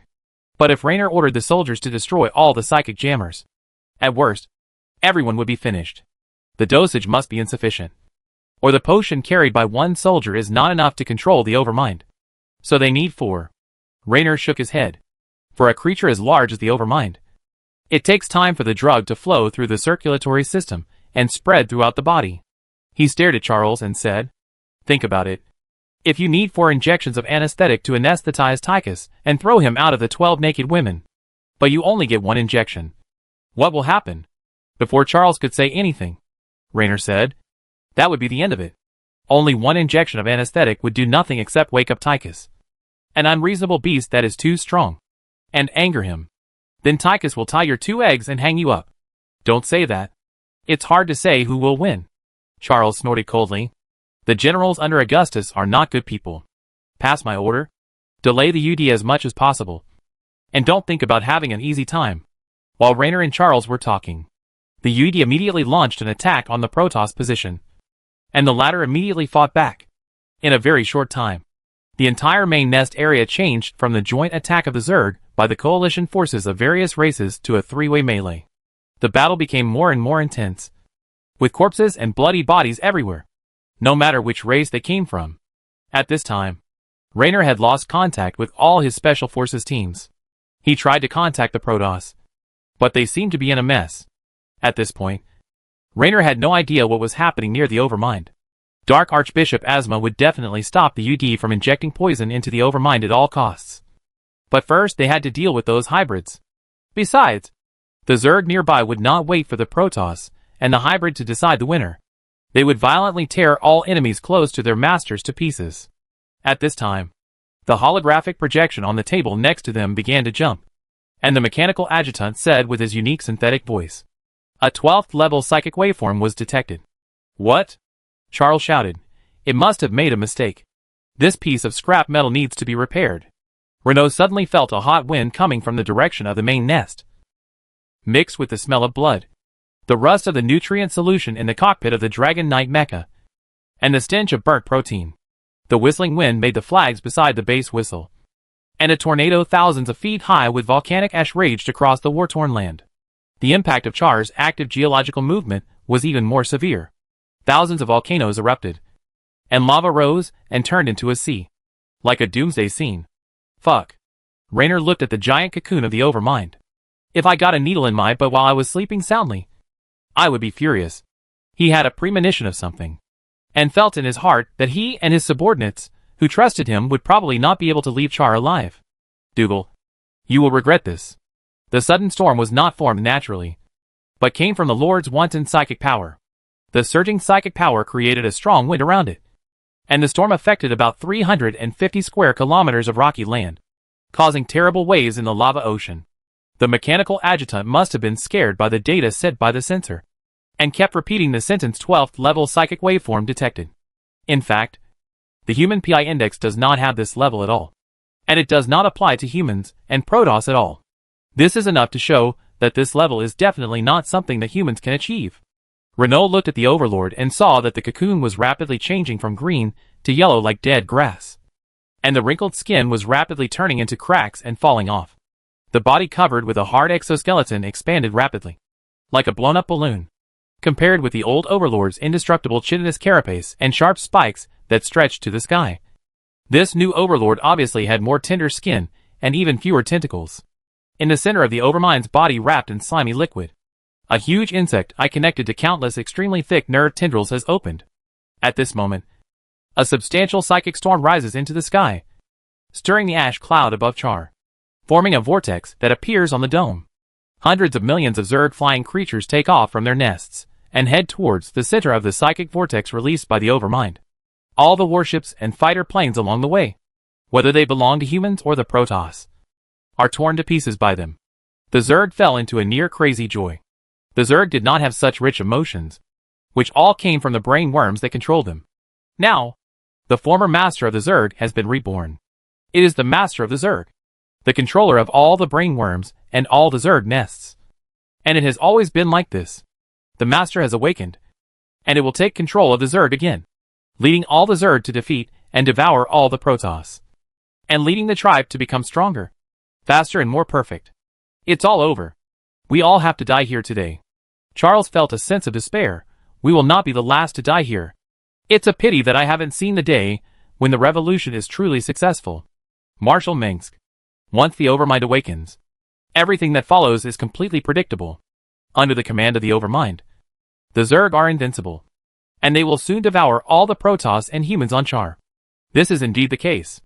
Under the amplification of the Overmind's powerful psychic energy, the main hive-mind connection between the Zerg has become extremely stable, which makes the reinforced Big Bill psychic jammer ineffective.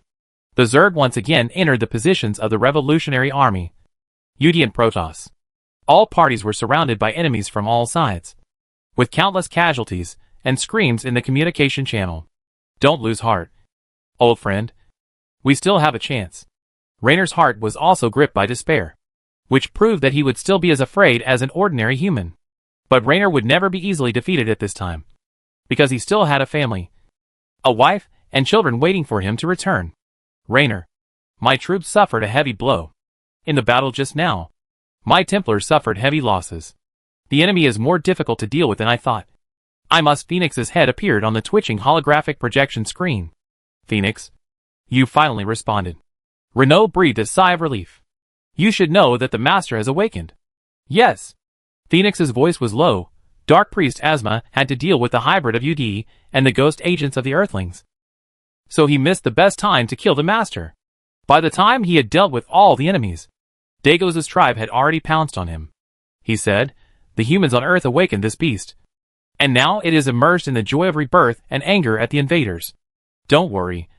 It doesn't know what to do yet. The new overlord is hesitating. It is curious about everything like a real newborn, but also afraid. Sure enough, just as I thought, it is a premature baby, Reno said.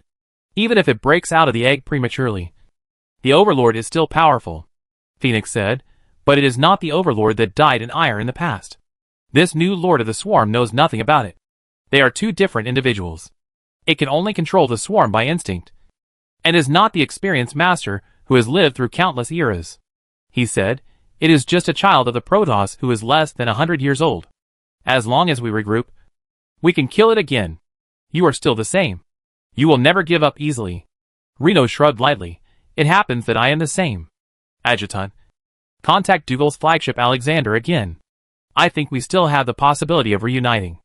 At this time, Gerard Dugard's fleet had lost most of its ships. At least 60 battlecruisers had fallen in the past 2 days, and the losses of frigates and other ships were countless. Only the flagship Alexander and a small part of the fleet were struggling to support. Why didn't Dugard answer my call? Just as Renault was about to say something, he suddenly noticed that the sky suddenly darkened, and the hurricane began to flow back. An incomparable huge black hole appeared above the Overlord. The weather suddenly changed, and thunder gathered in the clouds. Amidst the thunder and lightning, a rare drizzle actually began to fall. The extremely rare rain was quickly evaporated before it fell on the ground.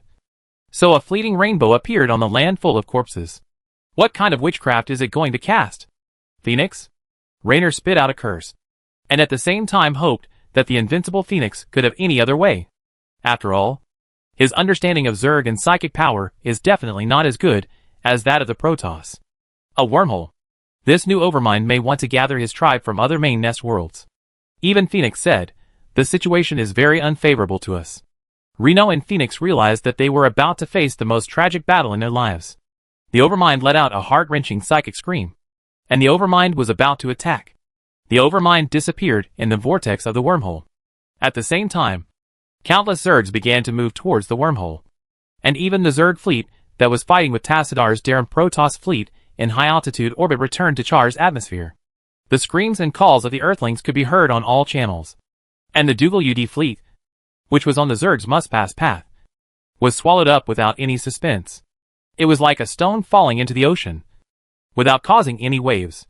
Chapter 474 Infection is the finale. Emergency call for help. Emergency call for help. Heavy damage. We are severely damaged. Bugs are crawling in. They are in the exhaust pipe, hatch, and supply compartment. Don't worry about them. Retreat. Retreat. Come on. For the Earth. For mankind. Ah. The communication station of the Revolutionary Army intercepted part of the UD fleet's communication flow on the full frequency band. These shouts and cries from the Earth soldiers inevitably heard Renault and other people. Following the super cyclone formed by the wormhole created by the Overmind, the swarm of insects engulfed everything in the sky except them. They were as numerous as the sands of the Ganges River, covering the sky and blocking the sun. The Milky Way could not be seen here. Many brown-gray rivers formed by countless alien insects hung in the gloomy sky of Char, like a ribbon connecting the horizon, from one end of the Arctic to the other, like a colony of ants on syrup. Tens of millions of alien dragons lay on those magnificent ships that were thousands of feet long, tearing the composite steel armor into pieces bit by bit. The cry for help from the Earthlings before they died was only the last cry of this magnificent fleet. In just a few minutes, the last few UD ships that were still trying to avoid the attack were shot down and turned into a falling fireball. A short rain of debris formed by the wreckage of the fleet fell from the high-altitude orbit. In an instant, only flying dragons and other hideous flying monsters were left above people's heads. The Earthlings are finished. And Gerard Duger is also finished. I hope this old guy can repent for what he has done before he dies. Raynor tried to contact the warships, but it was useless until all channels were silent. The arrogant UD fleet did not last long in front of the Zerg. They were able to go deep into Char only because the Zerg focused their attention on the Terran Protoss fleet in Tassadar. When Raynor looked up, Gerard Duger's flagship Alexander was nowhere to be seen. If they were lucky enough, these UD battlecruisers would have the opportunity to launch an emergency non-directional coordinate jump to escape from here. But no traces of space jump were found. To be fair, although Duger is a cunning opponent, he is undoubtedly a respectable human. Not all human generals have the courage and determination to drive their flagship to Char, the main nest world of the Zerg. The soul of the warrior is worthy of praise. Phoenix also said, they will meet again in the Hall of Valor of the Earthlings. Compared to Raynor, as a Protoss with extremely keen telepathic abilities, Phoenix can even receive the last thoughts of these Earthlings before they die. There is no doubt that most of the ordinary UD soldiers joined the expeditionary force only because the United Earth Council made a declaration to defend the Earth after discovering the existence of the Zerg and the Protoss. So they took on such a mission to go out so that their families could live in a safe world. Great. It was the Zerg that killed them instead of us. Raynor's heart was complicated. Originally, they were bound to become enemies. But if the main force of the UD Expeditionary Force was buried in Char, then the remaining Earthlings would be much easier to deal with. The Overlord has run away. Compared to the Earthlings, Renault's Chief of Staff Charles is more concerned about the Overlord. He was so shocked that he stared at the wormhole that suddenly appeared for a few seconds before confirming the fact. But why? Yes, this is wrong. The number of worms is absolutely superior. And they are fighting at home. It will take some time to completely destroy us. Renault agreed with Charles's opinion. In fact, he was no less surprised than the other party. Could it be that it was really frightened by the Dark Templars of the Dark Archon Asma? I bet you everything in my pocket, Charles, that it must not be the case. But what is left in it? Mud or ash? Or the bottle of number 8 whiskey that the Marshal gave you? Charles sneered. It is well known that General Jim Raynor is a pauper. He never used his power to gain any benefits in the Revolutionary Army system, and sent all his salary to his family, which is very different from Tychus Finley, because Renault's parents taught him to be an upright person who is useful to others. After entering the army, Augustus also had a profound influence on Renault. Even though Renault was very close to Tychus, he was not influenced by the latter. Renault had a Colt military revolver, which was an antique hundreds of years ago. Each bullet was specially made, which was rare and expensive. Therefore, Renault would rather use a modern electromagnetic pistol than this revolver. But he would still carry this revolver without firing a shot to show his old taste. It's said that it will be useful someday. But his head is not in the crosshairs yet. Didn't the Protoss say that this new Zerg Overlord was formed by the fusion of the Cerebrate? Char's Cerebrate was killed by the Dark Templar and dared not show its head. Charles continued, besides, when the Overlord woke up, there were really several Dark Templars with sharpened knives around him. I would wet my pants too. So you are not the Overlord. Reno pursed his lips. The Shadow Guard led by Dark Archon Asma has hundreds of powerful Dark Templar masters. They came to Char with only one purpose, which is to kill a Cerebrate or Overmind. That is the only requirement to join the guard of the Archbishop of Razagar. Phoenix said. It doesn't sound easy. I'm just kidding. Raynor could probably understand the pressure and fear that the newborn Overmind felt. But he was a little unsure. He always thought that a dignified Overmind would not be scared to death by a group of Protoss Dark Templar who attacked him directly. Where does the wormhole opened by Overmind 2 lead to? If it leads to the center of the Copperless sector, it would be terrible. He stared at the rotating black hole in the sky. The Zerg are really the most incredible race in the universe. They don't need any technological power to open a space-time channel connecting 2 points with their organic bodies and cross the void with their bodies. If there are no clear coordinates, Overmind cannot open a wormhole. Even if there is a very slight deviation, the final destination may be 1,000 miles away. Phoenix's voice came from the other end of the holographic projector. Then this location should be one that the Zerg has been to before, or the coordinates are clearly known. Has research proved that a reborn Overmind will inherit memories from its predecessor? Raynor asked. Our Karai scientists don't understand it either. Phoenix seemed to have consulted other Protoss in the Mind Network Kara. Research shows that the Zerg will program the instinct of fighting into their genes. And the reborn brain worms will also obtain the memories before being killed to ensure that every neuron in the brain, their location, and the order of transmitting nerve impulses are the same as before. Phoenix explained to Raynor. But this Overmind is not the one that died on Ire. This is a new and unique individual. We are not sure if it remembers Ire and other planets, which may be the place where the Zerg originally set out. For Char, the Zerg are also recent invaders. I think I understand. I really hope this wormhole can kick this monster to the most remote corner of the universe. Raynor thought he understood. Anyway, it's better to throw some souvenirs in now to find out where it went. Not to mention how to send the tracking and positioning equipment over such a long distance. The other end of the wormhole may be thousands or tens of thousands of light years away from Copperloo. And the existing technology is not enough. Charles said. Don't worry. I ordered some detectors to follow the swarm into the wormhole. At the same time, Dark Archon Asma and his Dark Templar have also stepped into it. Phoenix said. There is no place that the warriors of the Protoss dare not set foot on. Charles praised. Okay. I can't care about that. Renault noticed the sudden increase in red dots on the radar scan map and the life signal detection map. As early as when the Overmind awakened, the psychic wind it brought had greatly limited the effectiveness of the psychic jammer. The Zerg signals around the Revolutionary Army's position began to increase exponentially. They were constantly crossing the wormhole under the call of the Zerg Overmind without any hesitation. These Zerg were only focused on entering the wormhole and had no time to care about the enemy. Even so, the Revolutionary Army, UD landing force and Protoss troops in their path still bore the brunt of the attack. A large number of tunnel worms broke out of the ground, smashing the originally impregnable positions. The Hydralisk warriors of Tiamat, a unique species of the Tiamat swarm, came like a tide, ruthlessly harvesting the lives of humans and Protoss. The only good news is that only a part of them launched the attack. After the Overmind entered the wormhole, the influence of its powerful psychic energy on the Zerg hive's mental connection is fading.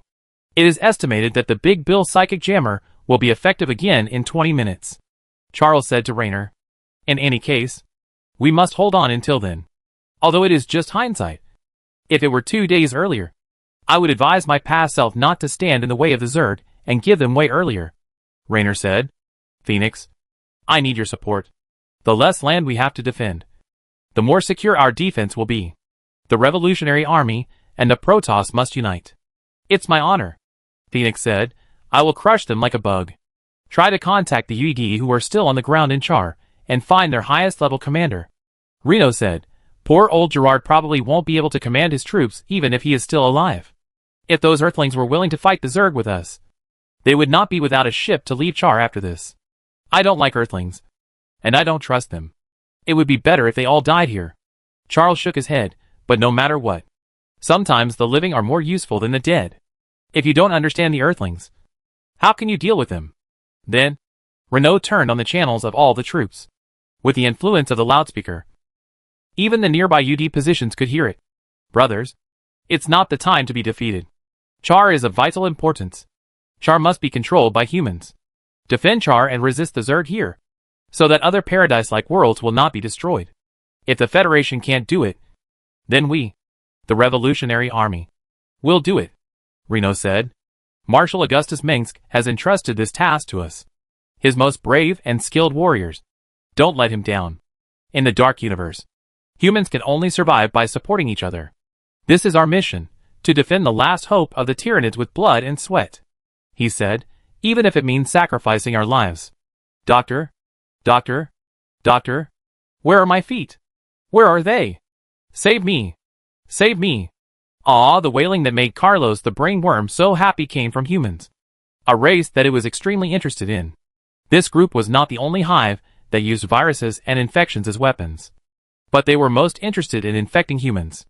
Members of Carlos's tribe were wandering in the corridors and cabins of the UD Expeditionary Fleet's flagship, the Alexander, searching for survivors on the dark gray carpeted decks. This supergiant ship that once demonstrated Earth's military power has fallen and is now crawling helplessly in the acid swamp filled with acidic liquids west of Char's main nest area. Her majestic tall bridge and even the steel-cast ship were torn apart in the process of hitting the surface, and most of the hull was burning. There are still some survivors in the Alexander, and they may still have hope of surviving. But yes, the great Carlos Swarm Master will let them continue to live. But it may be very different from the human definition of this word and this concept. At this moment, Carlos is deep in his hive controlling his swarm members to go deep into the interior of the Alexander, hunting for the swarm's nutrients and the experimental subjects of its infection plan. If these fragile humans think that death is the final outcome, then they are too far away from the truth. Death is not a final release. Carlos will pull them all up from the grave and reshape their bodies and wills with the virus. Even the dead must serve the swarm. The swarm learns from the enemy. The swarm will adapt. And the swarm will evolve. Until then, it will never stop. Turn left at hatch 112. There is a shuttle equipped with a warp engine. The shuttle has the coordinates of the Earth. You can leave this purgatory by driving it. A voice attracted the attention of a Zergling from Carlos's group. And Carlos also used a wisp of his mind to control the squeaking little monster. Sir? I'm about to die. We failed. Remember? The Council's biggest loss is the loss of Gerard Duger. Not us. If you feel guilty, take this back to Proxima Centauri. Where, without any mercy, Carlos's Zerglings tore the two Earthlings apart, and then turned into another collapsed cabin. Amidst the digging, a man covered in blood and wearing a general's uniform was dragged out by Carlos's Zerglings. Even though the thin face was already bloody, the staring eyes could still scare his former subordinates into silence. Gerard Duger, the hand of humanity. A human leader with great foresight and strategic vision. Your death is a loss to your tribe, but a benefit to the Zerg. Carlos said silently to the dead Duger with the power of his mind. The leader of mankind is unique and full of wisdom. He commands the tribe, and no one dares to disobey. Just like the brain worm. Your experience, your wisdom, and your strategy will all belong to the Zerg. You are dead, but I can revive your organization. I will infect you and make you part of the swarm. And you are just the beginning. Before all humans are infected, I will not fail in my mission, Carlos said faintly. Amid the wailing, crying and roaring of the Earthlings, the deep purple fungal carpet and silky hyphae are spreading on the surface and inside of the Alexander. And the wildly growing meridians and twisted hyperplastic bones connect the cracked armor of the battleship together. The position of the original sensor gave birth to the rotating horror insect eyes. And countless ugly tumors and umbilical hernias with pus emerged. A giant psychic organ grew out of the engine compartment, and the position of the propeller became a jet nozzle larger than that of the Var Grey frigate. Layers of exoskeletons reshaped the armor of the Alexander and her once magnificent island and bridge. Gerald Duger, you will become the leader of my infected army. A powerful creature far superior to the inferior genes of humans. Now, you will see this battleship, the Alexander, take off again. You will become the hand of the swarm. Chapter 475 Recapture Char. In the past few nightmare days on the surface of Char, the revolutionary army led by Jim Raynor killed thousands of Zerg. Far more than the cockroaches they had stepped on in their lives. At the last moment, they fought together with the Protoss Templar Administrator Archon Phoenix, and even fought back-to-back with the UD landing troops left on the surface of Char to resist the endless Zerg rushing into the wormhole. It was not until the psychic jammer worked again and the fleet of Tassadar, the senior executor of the Terran Protoss, came to support that the Protoss and humans trapped in the Sea of Zerg were saved. Then, what neither humans nor Protoss could have imagined was that after the Overmind left, the Zerg completely abandoned Char. The wormhole opened by the Overmind lasted less than 2 days of Char's rotation before it collapsed. But it still supported tens of billions of Zerg passing through. In a short period of time, the distribution of Zerg on Char was greatly reduced, and countless Zerg nests were abandoned. Protoss Executor Tassadar immediately ordered the fleet to occupy the empty high-altitude orbit of Char, and decisively launched a comprehensive orbital bombardment on the Zerg main nest. This triggered an unprecedented supervolcanic eruption and also significantly reduced the number of Zerg on the planet. After that, Raynor was able to successfully announce the recapture of Char in the name of the Human Revolutionary Army. However, they did pay a high price for this. Take the Revolutionary Army led by Raynor as an example. Some Marine divisions had more than 5,000 wounded in the field hospital. Battalions and brigades were destroyed by the Zerg. There was an elite heavy infantry battalion mainly composed of fire bats and heavy raiders. In the end, only more than 30 people led by Corporal Blaze Miles Lewis were left. As for the Protoss, although humans cannot count the number of Protoss casualties based on the corpses, they can feel their grief in an abstract and three-dimensional way. There were so many Protoss who died in Kala at the same time on Char that the Protoss protectors in the fleet, who were dedicated to recording the memories of the dead, went crazy because they had to empathize with the pain of every tribe member before death. The UD Expeditionary Force seemed to be the biggest loser in this war. They lost a huge fleet, and the number of dead and missing people added up to more than 1 million. After the fleet was completely destroyed, there were less than 100,000 people left on the surface of Char. Under the pressure of Tassadar, the UD had to surrender to the angry Protoss and hand over their few remaining hybrids. In the end, the Protoss handed over their captives to Raynor, saying that they did not carry any food that could be eaten by the Earthlings. Humans obviously cannot survive on sunlight alone. Char is ours. This planet was synonymous with death and nightmare during the Total War. It made every Terran who heard its name tremble with fear. Major General Charles, Chief of Staff of the Expeditionary Force, was wearing a crimson power armor and walking on the surface of Char covered with ash and toxic smoke. Beside him were the commander of the Expeditionary Force, Reno, and several staff officers, adjutants and guards. But at what cost? Jim? With the lives of countless warriors. Reno sighed. In his report to Marshal Augustus's headquarters, Reno attributed the tragedy of countless families to his own impatience and recklessness, believing that he had made an absolutely unforgivable mistake, and hoped that the Marshal's headquarters would relieve him of his post. Despite this, Marshal Augustus Mengsk sent a letter to the Char Expeditionary Command asking Raynor to continue to serve as the expedition's commander-in-chief. Raynor knew that the dead could not be resurrected, but seeing so many lives passing away in front of him, only people like Duke would feel indifferent. Some generals would be heartbroken for the death of soldiers, while others would just see it as a means and number to achieve victory. Jim Raynor and Mira Han belonged to the former. Raynor treats his soldiers as good brothers, while Mira has the pettiness of a gangster big sister to protect her children. Edmund Duke and Gregory Rexon of the Omega Squadron are obviously the latter. It is hard to say which person is more suitable to lead the army. Renault had secretly made up his mind to remember everyone's name. But the Revolutionary Army is not a militia organization in the marginal world. Yes, so many good brothers have sacrificed. Charles also sighed before going to the battle. I asked the soldiers to write letters to their families. Just like a long time ago. They were real letters instead of emails. The words on them were so strong that they could be felt. I made a mistake, and I've been regretting it. Charles was in pain, and his expression was the same. I heard that the letters are now squeezed in the port of Altera due to the war and cannot be delivered in time. Holy Mother!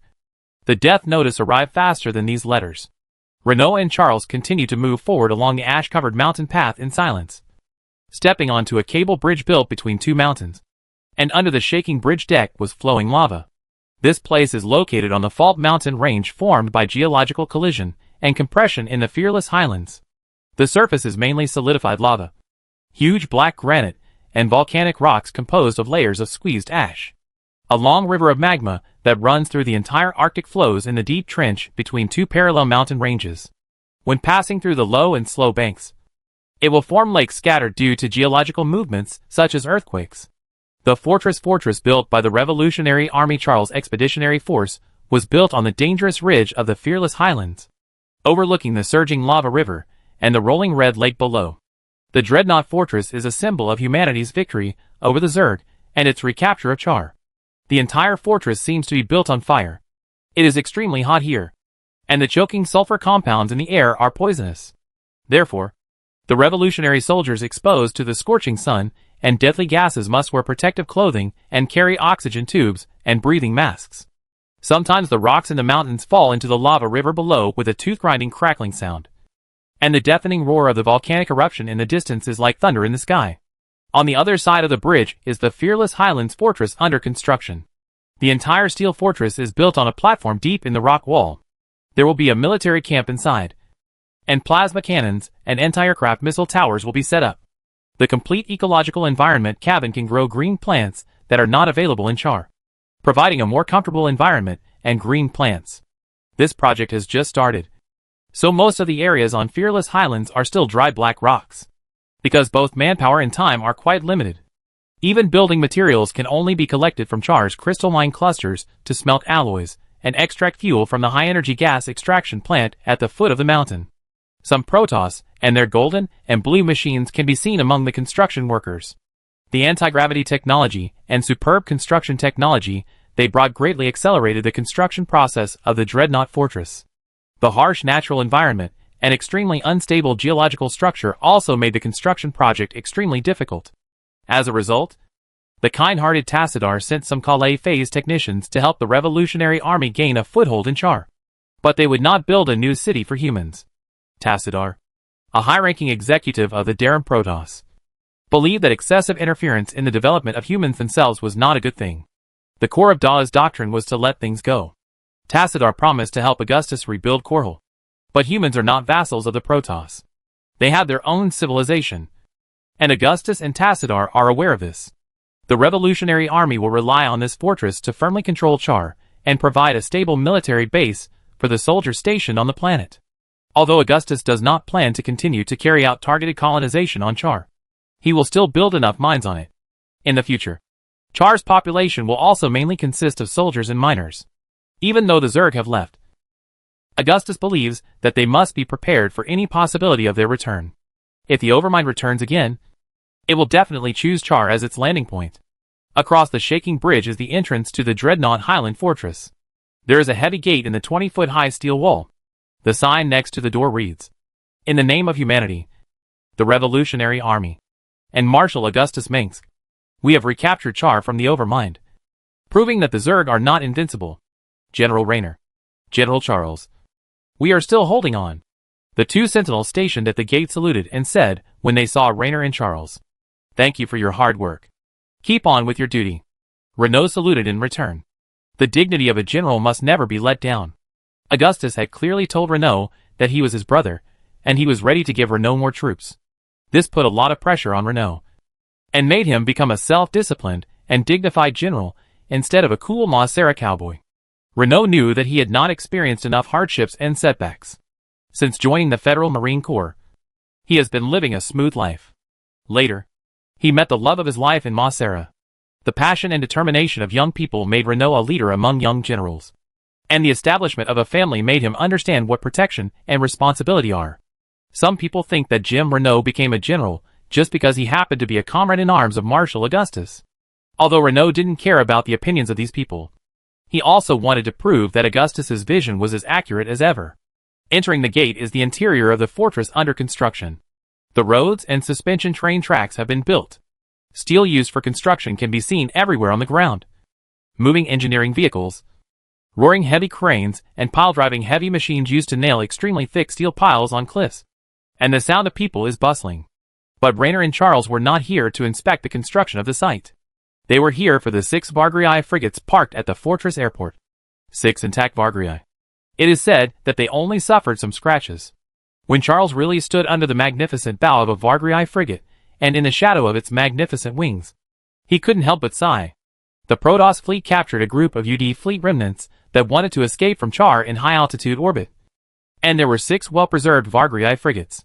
Now, Executor Tassadar is preparing to hand over all those ships to us. Valkyrie, the missile frigate brought by the UED. And I have to say that she is another masterpiece in the history of human warship development. Rito also nodded. The Valkyrie frigate is just one of the spoils obtained by the Revolutionary Army from the ashes of the UD Expeditionary Fleet, and her value is certainly unquestionable. The current Revolutionary Army fleet is lacking such a frigate with extremely heavy steel armor to make up for the firepower and flank protection. The frigate's weapon system is mainly for air-to-air combat. Each launch bay of its high-altitude long-operation HALO cluster rocket can fire 8 rockets at a time, and the firepower is devastating. The effect against groups of dragons is quite amazing. Through reverse engineering technology, We will soon be able to analyze the design principles of the vagrii and develop a new generation of frigates, Reno said. In addition, cluster rocket technology can also develop new weapons for mechas and artillery. This depends on our engineering corps and scientists. He said, in addition, we have also obtained the components of the electromagnetic pulse signal interference technology used by the UED. As long as this technology is cracked, Augustus will have no problem conquering Tarsones.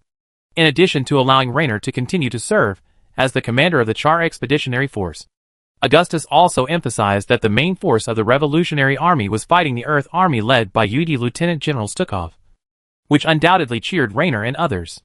We have already started a war with the UD Army in the Copperless sector, and the war has spread to many core worlds. Marshal Augustus issued a general mobilization order for all the Federation worlds that could still be contacted.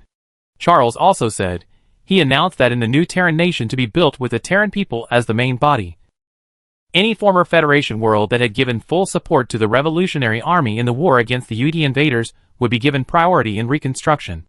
These worlds can also receive tax exemptions and priority implementation of economic revitalization policies, and will be protected by the Revolutionary Army fleet in the event of an alien invasion. That was the new policy Augustus was going to implement. Even though they looked close at first glance on the star map, the locations of those planets were far apart. Who knows if they can come to support us before the end of the war? Renault said. What Augustus wanted was just a clear statement from those people. In this mixed place of the Copperlose sector, there are as many people who secretly oppose us as those who support us. He said, our marshal needs to know who are friends and who are enemies, who need gentle words, and who need to be beaten with a stick. The main fleet of the UD Expeditionary Force has been destroyed in Char, and even their highest-ranking commander is missing. The rest are just remnants, and the defeat of the Earthlings is only a matter of time. Charles said, it won't be long before we can drive the Earthlings out of the Copperlose sector. Don't be too optimistic. Charles, Alexei Stukov may be more difficult to deal with than his boss. Reno reminded his old friend not to take it lightly.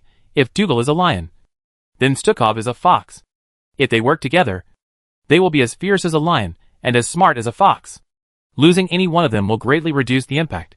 Fortunately, Augustus is more cunning. Chapter 476 Rosa Morales. After boarding one of the Vagrii missile frigates, Raynor was very satisfied. He immediately ordered the Revolutionary Army to train its own Vagrii pilots and related crew members as soon as possible to be incorporated into the combat sequence of the Char fleet. And Earthling stuff is high-end, but now it belongs to us. When walking down the gangway, Raynor announced, Captain Howell, quickly find someone to paint these ships in our colors. The UD emblem is really annoying. As you wish. The captain of the Revolutionary Army named Jessica Hall was a woman with light gray eyes and short brown hair. She wore a blue-black open-color navy uniform and looked heroic. In recent years, Augustus has recruited many people from all over Copperloo, most of whom are people like Hall, young, motivated and idealistic. At the same time, Raynor noticed that more shuttles and transport ships were landing on the tarmac of the Dreadnought Fortress, and many dejected UD soldiers walked out of them, followed by officers and soldiers of the Revolutionary Army escorting prisoners. The uniforms of the UD Expeditionary Army are mostly khaki and dark brown. The fabric is comfortable and breathable. They are easily recognizable with the eagle emblem and the golden 5-star on their shoulders. They are walking in a line from the transport ship with their hands raised high. Most of them are injured, either limping or needing the support of their comrades to walk. These UD soldiers are all survivors scattered on the battlefield of Char. They really survived a narrow escape. Some people fell into the abandoned tunnel Wormweb Tunnel and lay there for 3 days before they met the Revolutionary Army motorcycle team patrolling on the red wasteland of Char. Some people escaped the Zerg but ended up in the wilderness. When they were about to die of heat and hunger, they happened to meet the Protoss army. The Revolutionary Army was quite nice to these Earthlings. At least they didn't abuse them. It seems that these Earthlings are still not convinced. Charles raised his head slightly and breathed out of his nostrils when looking at the Earthlings. Many UD soldiers were very uncooperative. Even when they were pointed at with guns, they still held their heads high and refused to take off their hats with silver wings. They think they lost to the Protoss instead of us. Raynor's view of Earthlings is better than Charles's. Earthlings are here to be conquerors, not captives. Don't worry about them. We will have a headache if we have to feed hundreds of thousands of people. He patted Charles on the shoulder, We are a benevolent teacher. We can't let these people starve to death. But someone has to go to the war criminals court. Let's go! Renault left the tarmac and walked towards the core area of the Dreadnought Fortress. There is a newly built hospital inside the Dreadnought Fortress, which is probably the warmest corner in Charles's hellish death world. The main body of the hospital is a modular steel frame, and the ground is covered with stamped synthetic wood boards. The berthing port was full of shuttles, and many engineers were driving unloading trucks and space engineering vehicles to transport supplies. The outermost was a row of gray-black tents, which were used to place supplies, medical equipment, bandages, surgical instruments that had not yet been unpacked, or piled with various canned fruits and synthetic protein rations. On each tent stood a fluttering golden-red Revolutionary Army flag, which was as reassuring as the Red Cross worn by medical soldiers. The tents were full of busy medical workers and wounded people, and the smell of disinfectant and medicine was quite strong. The outermost tents were used to accommodate soldiers with less severe injuries. Some of them were sleeping soundly, snoring loudly due to difficulty breathing. Those who were still awake were whispering, or quietly reading e-books, or listening to music stored in their personal terminals with headphones. There were people groaning and crying out in pain all the time. The situation in the innermost operating room and intensive care unit was much worse. On average, several stretchers carrying seriously injured soldiers were sent in every 2 minutes. A gunnery sergeant had lost the feeling of his legs due to infection with scorpion toxins. He was crying and struggling to wake them up, and the doctor and his comrades had to do their best to hold him down. The scorpion's toxin is extremely deadly, and only a few milligrams can paralyze a person. If treatment is not timely, the toxin will quickly spread throughout the body and cause the body to fester. A communications soldier in charge of radio equipment was blindfolded, and both his hands were cut off at the root. He couldn't stop crying, but it was not because of the pain, but because he was asking about the whereabouts of his company.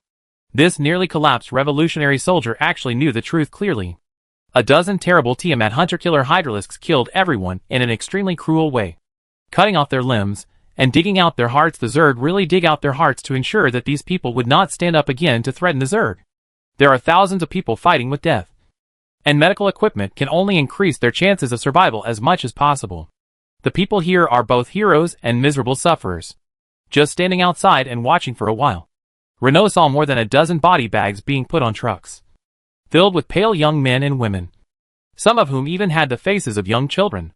And Renault simply couldn't imagine how sad the parents of these children would be when they saw such a scene. He felt a pain in his chest, and a sore nose whenever he thought of his mother's sad look. One truck after another loaded with bodies drove towards the crematorium at a cold mechanical frequency without stopping. In Char, if the bodies were not cremated quickly, the spread of infectious diseases and plagues would be a minor issue. The Zerg virus spores scattered in the air would soon turn them into abominable monsters. Raynor knew that he could not help the surgeons except to make things worse. He could only walk into the lightly wounded to see them. When Raynor and Char walked into one of the tents, several bandaged revolutionary soldiers were still reading letters from their parents and relatives, all sent from the distant Antigua starport with the supply fleet. The supply fleet promised by Marshal Augustus will continue to arrive, bringing in much-needed additional troops and various supplies, and taking back the revolutionary soldiers who can no longer fight or want to escape from Char. There is also a young female doctor in the tent. She wears an ill-fitting white coat and ties her light brown hair behind her head. Where does it hurt? I heard someone needs a doctor. Her voice is gentle, sweet and soft. No need for anesthetics. The soldiers softened when they heard this voice. However, this gentle voice was immediately interrupted by the excited cheers of the wounded.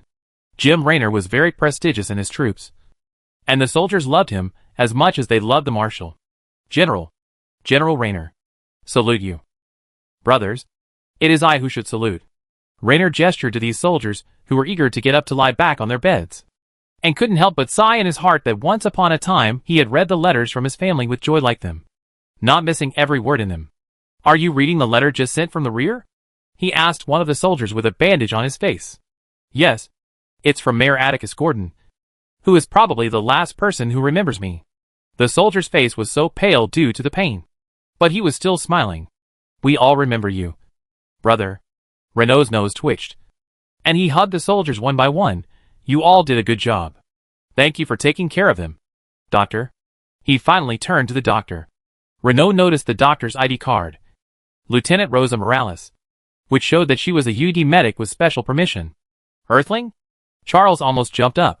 How can we let such a person take care of our soldiers? She will poison the needles and vials. General, my duty is to protect others, whether it is a Terran or an Earthling. The UD medic named Morales replied, it has always been like this. You are responsible for killing people, and we are responsible for saving people. Mind your own business. Don't be a bad guy. Charles, the hospital doesn't have enough staff. UD's medical equipment can save many people, and they are the only ones who know how to use it best.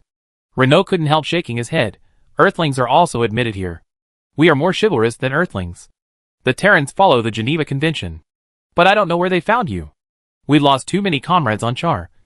And after successfully breaking through, we met one of your light motorcycle companies. Morales waved her hand and replied, I and my men finally had to surrender to them. I'm deeply sorry. But this place is full of people who have just lost their comrades. And I can't help you much. Renault said to Morales regretfully. They found a good doctor. Maybe an angel. The angel of gospel and the angel of death are also angels. Morales said. Indeed. Renault noticed that this Earth woman did have an almost angelic face. Most of the medical soldiers of the UD Expeditionary Army are women like this. Beautiful and sweet-voiced. In any case, Renault believes that those who treat and save people should look like this. Compared with demons, they must look more like angels. In a military camp full of young men, ladies in skirts are always welcome. In the era of material scarcity, just seeing them is enough to boost morale. Renault didn't even dare to comment on Morales' appearance, because it was difficult for him not to let his imagination run wild. Whether good or bad, those who can save people are good angels. Renault revised a sentence Augustus once said. We need talents like you here. The sense of identification and belonging to the Revolutionary Army made Renault involuntarily start to recruit talents for Augustus. Marshal Augustus Minsk needs talents like you to train standard medical soldiers like UD for him. If everything goes well, you will see him soon. Renault was just hinting that the UD unit commanded by Stukov would soon fail. I believe the Marshal will be very satisfied. It doesn't sound good. To Morales, this sounded more like backwoods slang. Morales knew something about Augustus Minsk, but the versions that were circulated were either terrible or too perfect to be real. The Marshal has enough women around him. Charles pointed this out carefully. Charles, what are you thinking? You old turtle. Raynor was stunned for a moment. And then he shouted angrily. General, Protoss Executor Tassadar has an urgent communication that needs your immediate response. At this time, one of Raynor's lieutenants came in with a message panel in his hand. Come in, Charles said immediately. In Taroaden. General James Raynor. We must leave Char and return to Shakuras now. In a holographic image, Protoss Executor Tassadar appeared, and behind his gorgeous crown was a golden and blue executor's robe that moved without wind. I understand. Raynor nodded and said. But why so suddenly? Shakuras was invaded by the Zerg. The actual situation is more complicated. Some Dark Templar believe that the traitor Eurasia is among them. Tassadar's words surprised Raynor. It sounds bad. Raynor said, has Zyrtl not caught the traitor yet? No. Tassadar's face showed no expression. But his usually calm voice became more urgent. Friends, I'm sorry we have to leave. May the light of Aden shine upon you. Goodbye. Friends. Raynor also said. The Protoss fleet has left Char's high-altitude orbit, and they have disappeared from our radar scan map. Raynor's adjutant said after more than 10 minutes. An unspeakable uneasiness surged into everyone's heart. If Shakuras was attacked, it would mean that the Protoss would find it difficult to spare the energy to help humans. Not only that, as the mortal enemy of the Zerg, if the Protoss's power was once again greatly damaged, it would definitely not be a good thing. At this time, the sky gradually darkened, and the blood-red sun in the sky was setting. That was the irregular variable star in the Char binary system, which means that its size and brightness are not stable. Sometimes bright and sometimes dim. Commander, several outposts reported that they found tens of thousands of humans infected with the alien virus in multiple directions outside the Dreadnought Fortress. The adjutant reported. Damn it. Why don't these bugs let them go? The upset Raynor looked at the holographic screen on the control panel. In the bloody afterglow of the setting sun, staggering infected people appeared in the distance of the horizon in 2s and 3s. They were all members of the UD Expeditionary Force, or the Revolutionary Army. And there might be some early colonists of Char among them. "Oh my God!" the UD medical soldier Morales exclaimed, and couldn't help but feel sad about it. Most of them were Morales' former comrades and fellow countrymen. They came here to protect the Earth. But they didn't expect that they would become such hideous monsters. "I've heard that infection is terrible before. But this is too scary.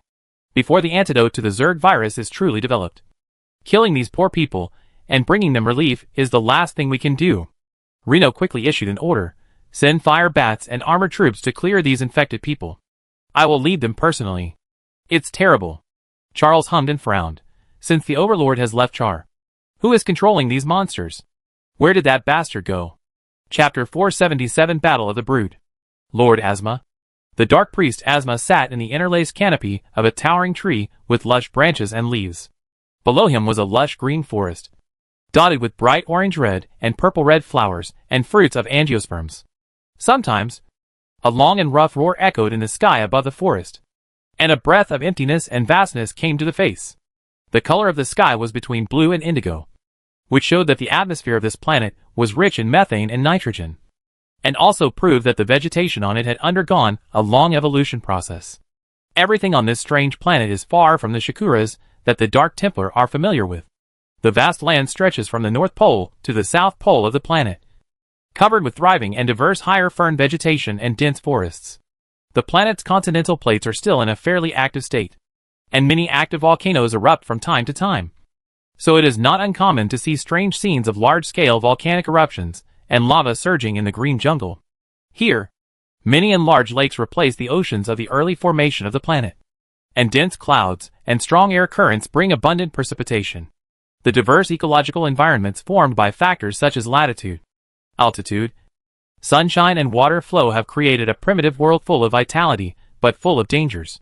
The wormhole opened by the Overmind has been closed, and all communication connections have been interrupted.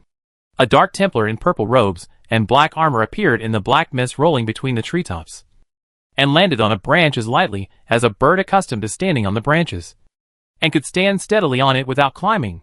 This is a Nerazim Dark Templar from the Zerat tribe, and his armor is full of huge teeth and bright crests from the Zerat.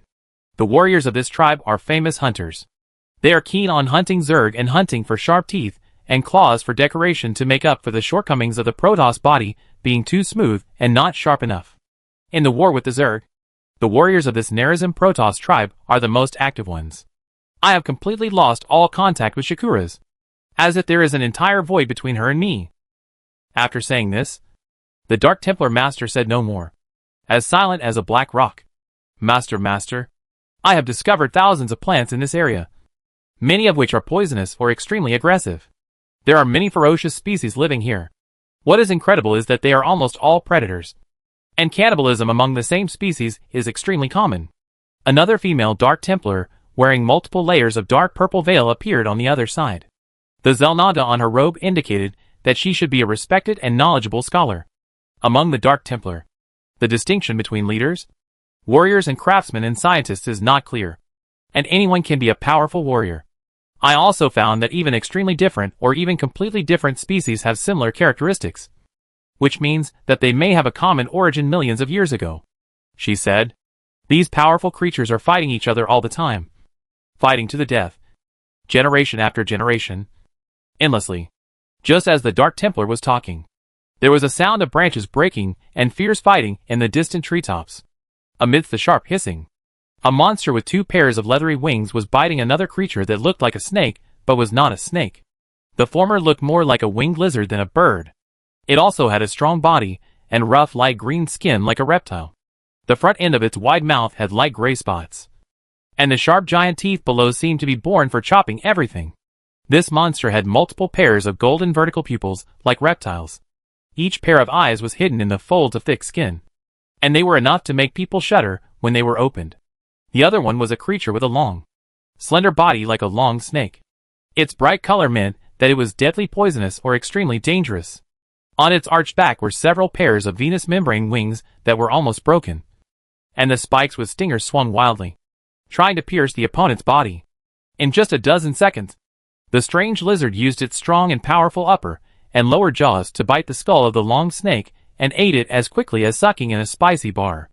Then, what surprised Asma and other Dark Templars was that after swallowing the prey, the lizard immediately underwent a transformation. Its skeleton under the thick skin collided at a speed visible to the naked eye. Not only did its body shape change, but it also grew more wings, eyes, and even poisonous needles. These transformations made this reborn monster roar in a show of strength, as if it was already invincible. Incredible. The female Dark Templar left quietly, and a moment later, she brought back this creature that shocked the Protoss Dark Templars. It was trapped in a stasis field generator wrapped in void energy, struggling violently, trying its best to attack the surrounding Dark Templar. Even so, this still could not change the inherent disadvantages brought by its turkey-like body and relatively short limbs. Evolution? It actually completed something that other races can do in hundreds or thousands of years in such a short time, the Dark Templar scholar said. Unheard of. Some species in other places may not change much even after tens of millions of years because of the unchanging environment and lack of competitiveness. She said, this is a species with unlimited potential. If there is no upper limit to their evolution, then that's another kind of alien insect. Asma stared at the screaming monster. It is even possible that it can evolve into a super creature like Leviathan with its own power. Or another more terrifying thing. Is there a higher level of civilization here? Asked the priest Asma. There are huge groups gathered together in groups. The tribal leaders and the most powerful members have a very high level of intelligence. They can even speak a special language. The Dark Templar replied. Although they do not have psychic power, their perception of psychic power is extremely keen. I suspect these creatures have discovered me. It must be so. This is the original birthplace of the Zerg. Xeris. These creatures are likely distant relatives of the Zerg, although they have parted ways in evolution thousands of years ago, or even longer. Dark Archon Asma stood up, but his movements were not as sharp as before the expedition, just like the Protoss of Shakuras and Ironel. When the Overmind opened the wormhole, Archon Asma was probably the closest Protoss to it. At that time, Asma had already stabbed his psychic blade into the Overmind's newly opened giant eye, causing the newly born creature to emit a mental roar that humans could not hear, but was absolutely terrifying. And he was also severely injured by the Overmind's terrible psychic power. But that was not enough to kill the awakened Overmind, whose power was beyond the reach of any Dark Templar. But I am afraid that for a long time to come, the Overmind will be afraid of the Dark Templar. Now, as long as he can feel the breath of the Dark Templar, the Overmind dare not open his eyes. After that, Asma resolutely led his Dark Templar through the wormhole to this strange planet. Even though he was seriously injured, he and the Dark Templar around him have been closely monitoring the Zerg's every move on this alien planet. They had no ships, and could neither leave the planet nor warn their people. When I pierced the ugly giant eye of the Overlord, I had a brief contact with its mind. Asma said, I learned that this is the place where the Zerg were first born in the Overlord's young mind and memory. The Zerg were once born in Xeris, and then left it, and never returned for a long time. In the consciousness of the new Overlord Chaos, a terrifying and irresistible voice ordered it to leave and flee Char. So this monster with an incomplete mind panicked, and did not know where to go. My lord, where did that voice come from? The female Dark Templar asked Azima, driven by her insatiable thirst for knowledge. From the void? Azima let a shudder take over him, which made him feel deeply ashamed. After the Overmind woke up, the awakened void energy in its body briefly broke through the boundary between the void and reality. I don't know what it got from it. Dark Archon Azima holds a high position among the Dark Templar. His years of experience and knowledge have endowed him with powerful combat skills and wisdom. He had seen the bright but short-lived young stars born between nebulae, the extremely hot blue stars, and the gradually cooling red dwarfs, and the terrifying neutron stars and super black holes in the center of star clusters. But there was only one thing that made the priest tremble with awe of the void. Awe of the void. Xel'Naga. Who else but them? The Dark Templar was also a scholar studying Xel'Naga theology.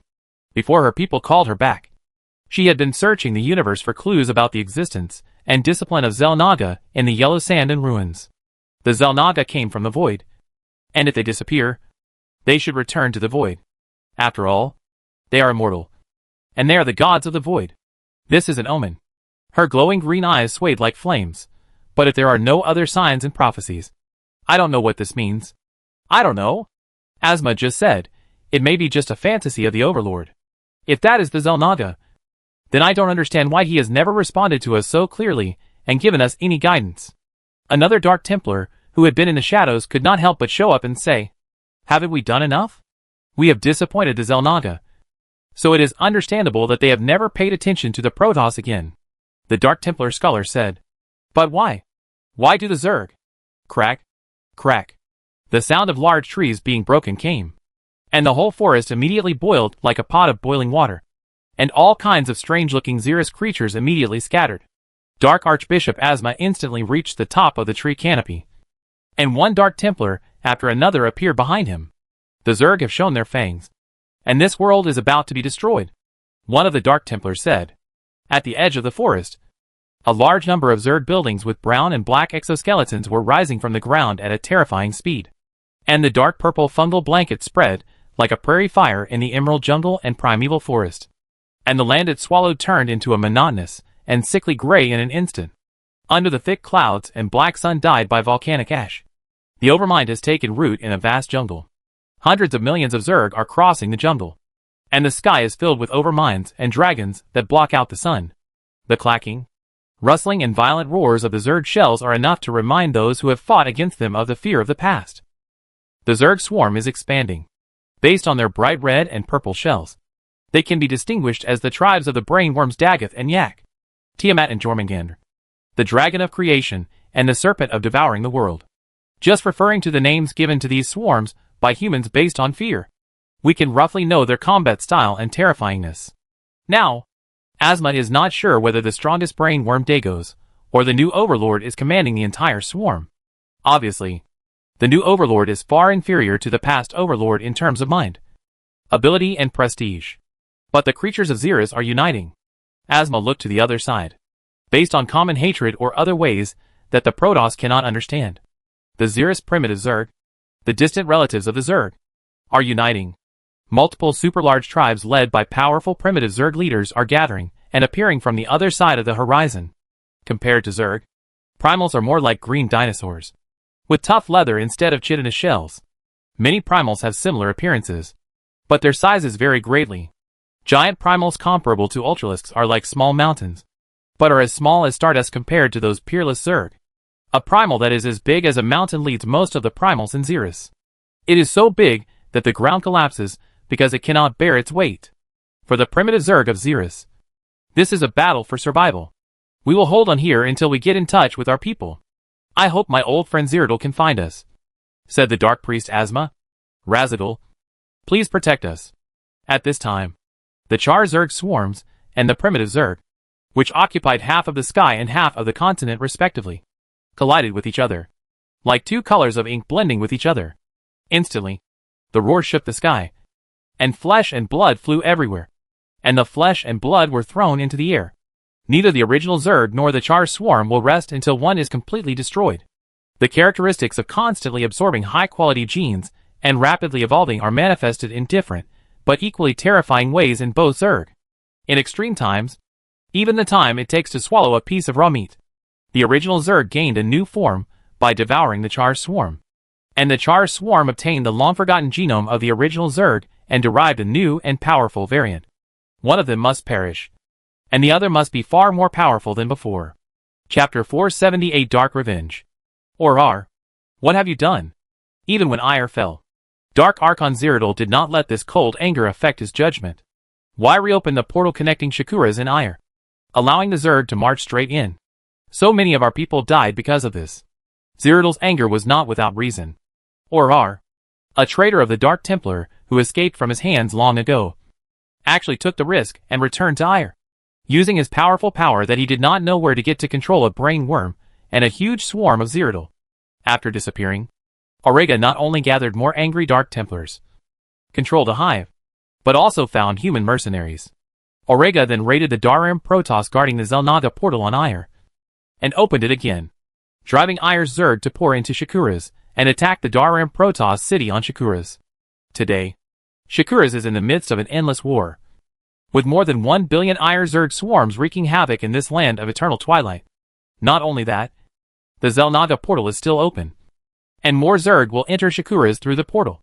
It must be said that the timing chosen by Auriga is just right. At this time, the main force of the Dallin Protoss fleet is in Char, and Shakura's defense is accordingly empty, which is the perfect time to eliminate the Ire Protoss on it. This is all for revenge against the Templar. Brother. When saying the ancient Kalani word brother, Auriga's voice was only harsh and gloomy. The feelings between the Protoss represented by this word brother no longer exist. On the sandy and soft wasteland of Shakura's, two equally powerful Dark Templars stood facing each other. Next to them was a winding river with clear, flowing water. On both sides of the river were smooth glassy rocks with clusters of deep purple crystals piled up on them. The faint twilight of Shakura's and the light of the crystals reflected a dreamy glitter in the sand and dust swirling in the wind. The Dark Templars had been fighting for a long time, and their silky and delicate woven robes were worn out, covered with burnt scratches and deep purple bloodstains left by the warped blades. The dark copper-colored shoulder armor and the fur underneath Cyrodiil's right shoulder were completely cut open, with the bone visible. The Dark Templar Auriga opposite Cyrodiil was no better, also covered in blood, under the drowsy gaze of Shakura's. This hunt had lasted for many months, covering many places on the planet. The furious Cyrodiil found Auriga again and vowed that he would never show mercy this time. Finally, Auriga stopped here. What you are doing is colder and darker than the void. Cyrodiil raised his right hand, revealing the gorgeous and elegant wristband, which was wrapped in a dark shadow, and a bright green psychic blade burst out. Who told you to do this? Before this, Auriga was being chased by Cyrodiil most of the time. It was hard to imagine when he gathered such a large force to attack Shakura's. Cyrodiil believed that someone must be secretly supporting Auriga and providing him with troops and information. The Auriga I know would never do such a dark and evil thing. All my people are rational and wise, and they can see through everything. The Auriga opposite was wearing a deep blue robe, and like all the Protoss of Shakura's, the ends of the severed nerve bundles were tied together with metal hoops. Apart from that, Auriga's appearance was very different from the devout knowledge-loving Aleshsar Protoss apprentice in Cyrodiil's mind. His glowing golden eyes had turned into a bright red, and the void energy surging in his body was filled with anger and hatred. The Aleshsar tribe is a branch of the Protoss of Shakura's, which is full of scholars and can be regarded as the guardians of the Great Library. The tribe is responsible for guarding the temple where the Protoss of Shakura's keeps knowledge, preserving history, and preventing the sealed dark forbidden knowledge from being abused by those with ulterior motives. In order to achieve his revenge, Auriga has been confirmed to have secretly read the forbidden knowledge in the Temple of Knowledge, thus becoming more powerful and paranoid. Cyrodiil, I only do what I think is the right thing to do. Auriga took 2 steps back, and a blood-red illusion of distorted space appeared behind him. I was the guardian of knowledge and wisdom centuries ago. I firmly believed that it was my duty, and everything I was doing was beneficial to my people. I used to think so, until you killed your defenseless compatriots in Ire. Cyrodiil said. What happened in the past? The persecution of the Ire Protoss will never be easily forgotten. Auriga's fall was deep, and the influence of darkness on him was clearly visible. For a race as perceptive as the Protoss, his hatred, his pain and hatred were as clear as the light in the night. Some hatred must be settled. The Protoss of Ire drove our ancestors from their homeland, and now they come to Shakura's to seek refuge? When our ancestors wandered desperately in the cold and dark deep space, no one accepted them. As he spoke, even the wind around him was dyed black and red by the overflowing void energy. The firstborn of God, the Templars, are nothing but a group of hypocritical and despicable thugs. It was the decision of Matriarch Razigal to let the Ire compatriots come to Shakura's to establish a temporary shelter. She was a witness to the tragic exile, but now she has chosen to forgive. Cyrodiil no longer had any hope of persuading Auriga to turn back, but he still tried to find some noble shadows of the Protoss in him, even if the Matriarch treated him well. Don't Ire Protoss know what embarrassment is? Auriga was suddenly angered by this sentence, but the object of his anger was not Cyrodiil. As a result, they came like this. They built a golden city on our sacred land, mined precious minerals, and built fleets. The culture brought by the Ire Protoss is impacting our precious traditions. Now the younger generation of Dark Templars also admire that flashy art and are pretentious. He said, can the soft and artificial sword swinging of the Templars be called swordsmanship? Cultural impact is relative. Dark Templars and Templars are learning from each other. There are countless Templars who learn the culture of shadowrunning.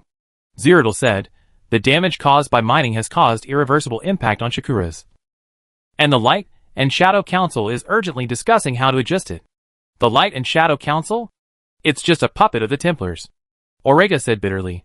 They elected someone from my tribe as the Archbishop just as a stopgap measure to eventually annex my tribe. Now that Razigal has become the Archbishop, she can no longer favor the Nerazim. What a good plan.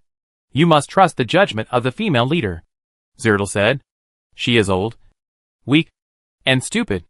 In the past, Aurega still respected the female leader Razigal. But now, this respect has completely turned into contempt. The number of Ire Protoss far exceeds ours. This is just inviting wolves into the house. And Razigal readily agreed. He betrayed the Nerazim Protoss. The entire Shakuras and Nerazim are united under Razigal's majesty. How could she betray? Zeratul could not tolerate Aurega's slander of the female leader. Even the greatest Protoss can make mistakes. Orar took another step back, stepped into the shadows, and soon disappeared. Voices came from all directions, like ghostly whispers. In the swirling black fog, Orar, holding a warp blade, appeared behind Zeratul and swung a fierce blow. Zeratul was also a master of superb skills. He simply turned around and used his sharp blade to gently push away Aurigar's warp blade. Zeratul, why are you so stubborn? Aurega then launched a more fierce attack, wielding the warp blade with a momentum that seemed to be able to split the mountains and rivers. What benefits did the Templar give you? Just because they agree with the path of the Dark Templar, you are eager to curry favor with them. You know very well that if the two races merge, the Nerazim Protoss will no longer be the Nerazim. You are the one who is stubborn. Hatred breeds hatred, and it will last for generations. Even though he was injured, Zeratul did not lose in the battle with Aurega. No point in talking. Aurega pulled back the distance between him and Zeratul in a flash. At this time, many Dark Templars with the same attire as Aurega appeared around Zeratul. About 30 people. The Hydralisk skull ornaments and the symbols on their robes meant that they were followers of Aurega. The Fist of Aurega. You lost your mind in the pursuit and fell into my trap. There is no way back. Aurega chuckled. Why else do you think I came to see you alone? Surrender? Zeratul. Really? This seemed to be what Zeratul expected. He just stared at Aurega's eyes that hated everything. Humility is the virtue of the Dark Templar. And you have forgotten the teachings of Aten when you abandoned it. Never overestimate yourself and underestimate your enemies. If time goes back, I hope this has never happened. More Dark Templar appeared behind Aurega's fist in surprise. As many as hundreds of people. And all of them were elite Shadow Guards and Matriarch Guards.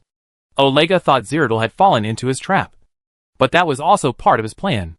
Only these rare Dark Templar masters could follow the marks left by Zeratul and approach Aurega and his Fist of Aurega quietly without being noticed. Aurega, you have no way to retreat. So you must surrender. Vorazin, daughter of Matriarch Razigal, is the leader of these Dark Templars. You will be judged for your crimes. Vorazin? Since you are here, who will protect the leader? Zeratul only left a message to his tribe. But he did not expect that it was Vorazin who led the team. Although the Dark Priests of the Nerazim Protoss are now leading the Dark Templars of Shakuras to resist the invasion of the Zerg. Only Vorazin among the younger generation can lead such an elite force that originally belonged to the female leader. My mother ordered me to come to assist you, Vorazin said. You are no longer the child who obeys your mother's orders. You just do whatever the chief says? Zeratul could not help but teach Vorazin a lesson as an elder. Marshal Augustus of the Human Revolutionary Army had warned the Protoss of Shakuras in the past. He suspected that the power of darkness was threatening the safety of the female chieftain Razigal. However, the Protoss did not think that anyone could assassinate the supreme leader Razigal in the Temple of the Assassin Masters. Augustus, even though he might be the only human respected by the Protoss, he was just a human after all. Only Zeratul and Tassadar believed in Augustus's advice. Even Razigal thought that such strict protection was unnecessary. She had been the leader and protector of her people long ago. Even her age was too old for a long-lived race like the Protoss. Vorazin was speechless. Zeratul, don't think you won.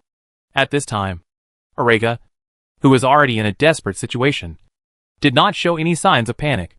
On the contrary, he laughed loudly. In the twilight of Zeratul and Vorazin's shock, violent void energy and curling dark tendrils suddenly appeared and wrapped around Aurega and the 3 Dark Templars around him. In an instant, the Dark Templars, including Zeratul, inexplicably developed a strange desire to immediately merge with the soul of another Dark Templar and merge into one. This desire came from the innate pursuit of knowledge by the Protoss and was irresistible. A dark, twisted void appeared where Aurega was originally, and substantial shadows and dark tendrils spread across the surface and sky, swallowing up the only twilight and everything else. The overflowing void energy brought about a dramatic change in the weather, with large dark clouds and lightning forming in the sky. Suddenly, there were thunder and lightning in the sky, and heavy rain was pouring down. An incomparable dark void appeared, as if it was the embodiment of darkness. Only the scarlet thunder could outline the sharp circular outline of the sculpture, and the terrible psychic pulse destroyed everything around it like the radiation of a neutron star. How is this possible? The Dark Archon is a forbidden power. The knowledge of merging into a Dark Archon has long been sealed and forgotten. Aurega, the guardians of a lesser's wisdom are ashamed of you. Cyrodiil led Vorazan and other Dark Templars to retreat quickly. What really shocked Cyrodiil was that there were only 2 Dark Templars in this group who merged into a Dark Archon, and Aurega was 4 in 1. Endless torture. The 2 scarlet flames ignited in the center of the terrifying darkness announced the birth of a legendary Dark Archon. The charred burn marks spread under his feet. The ground was collapsing, and the melted liquid sand was boiling in the high temperature. You will become us. The darkness that will eventually devour everything. Rage. Devour. Annihilate. Burn. At the moment when Dark Archon Aurega was born, an unstoppable shadow spread like the darkness that comes when the sun retreats. The closest Dark Templar of Aurega's fist roared to the sky in pain, and scarlet light burst out of their burning eyes. I am the darkness. Tematoros. The Matriarch's bedroom. Prince Tosh of Blades was squeezing Matriarch Razagul's slender neck tightly, imagining it snapping. Tosh was in an invisible state, so to the outside world it looked like Razagul was desperately grasping his neck.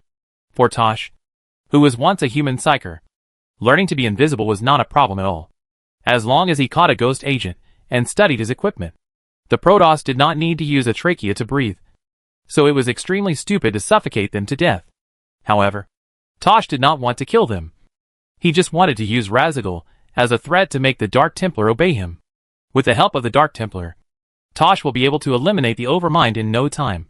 As for whether the Ire and Shakuras of the Daram Protoss will have disagreements on the issue of rescuing the Matriarch, he can't care.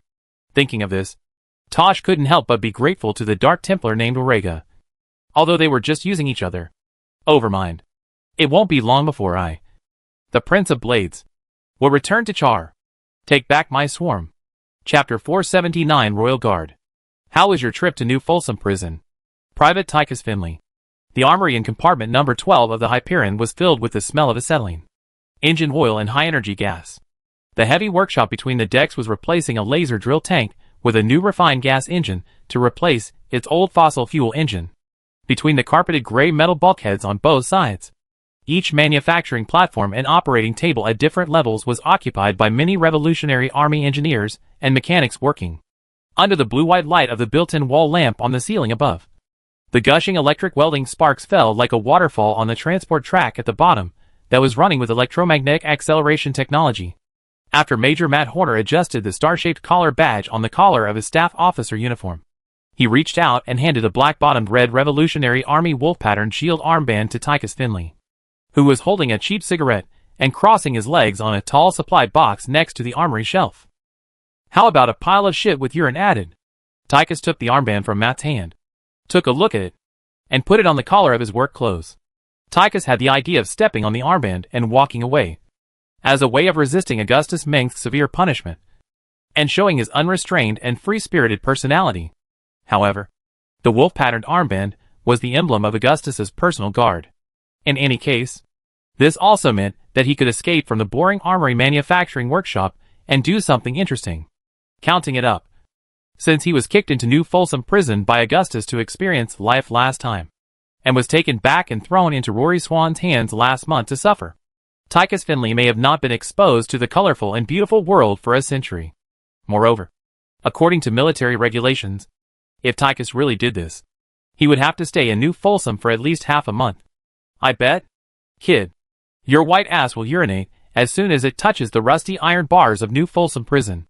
Tychus didn't look at him seriously. In his eyes, Matt Horner, a rising star, was not a senior general in the core circle of the Revolutionary Army. Really? I would like to experience it. Matt Horner pulled up his wide-brimmed felt hat with a gold rim, showing an impeccable smile. And there was no sign of him joking at all. New Folsom was once a place where many revolutionary patriots stayed. The people there were all great fighters, who were the most loyal and unwavering to the revolution. Many heroes I know have been imprisoned there, and some of them are still leading the revolutionary troops now. I have never seen a fool like you rushing to suffer. Revolution. Revolution. What's the point if you are going to be ruined? Take was so angry that he almost suspected that this yellow-haired boy with shining eyes and full of hope was slandering him. He's warning me. Of course. This kid hasn't seen much of the world yet. And he doesn't have the mind or brain to mock others. A pretty boy. A nerd. With an old-fashioned mind full of revolution and rules and regulations.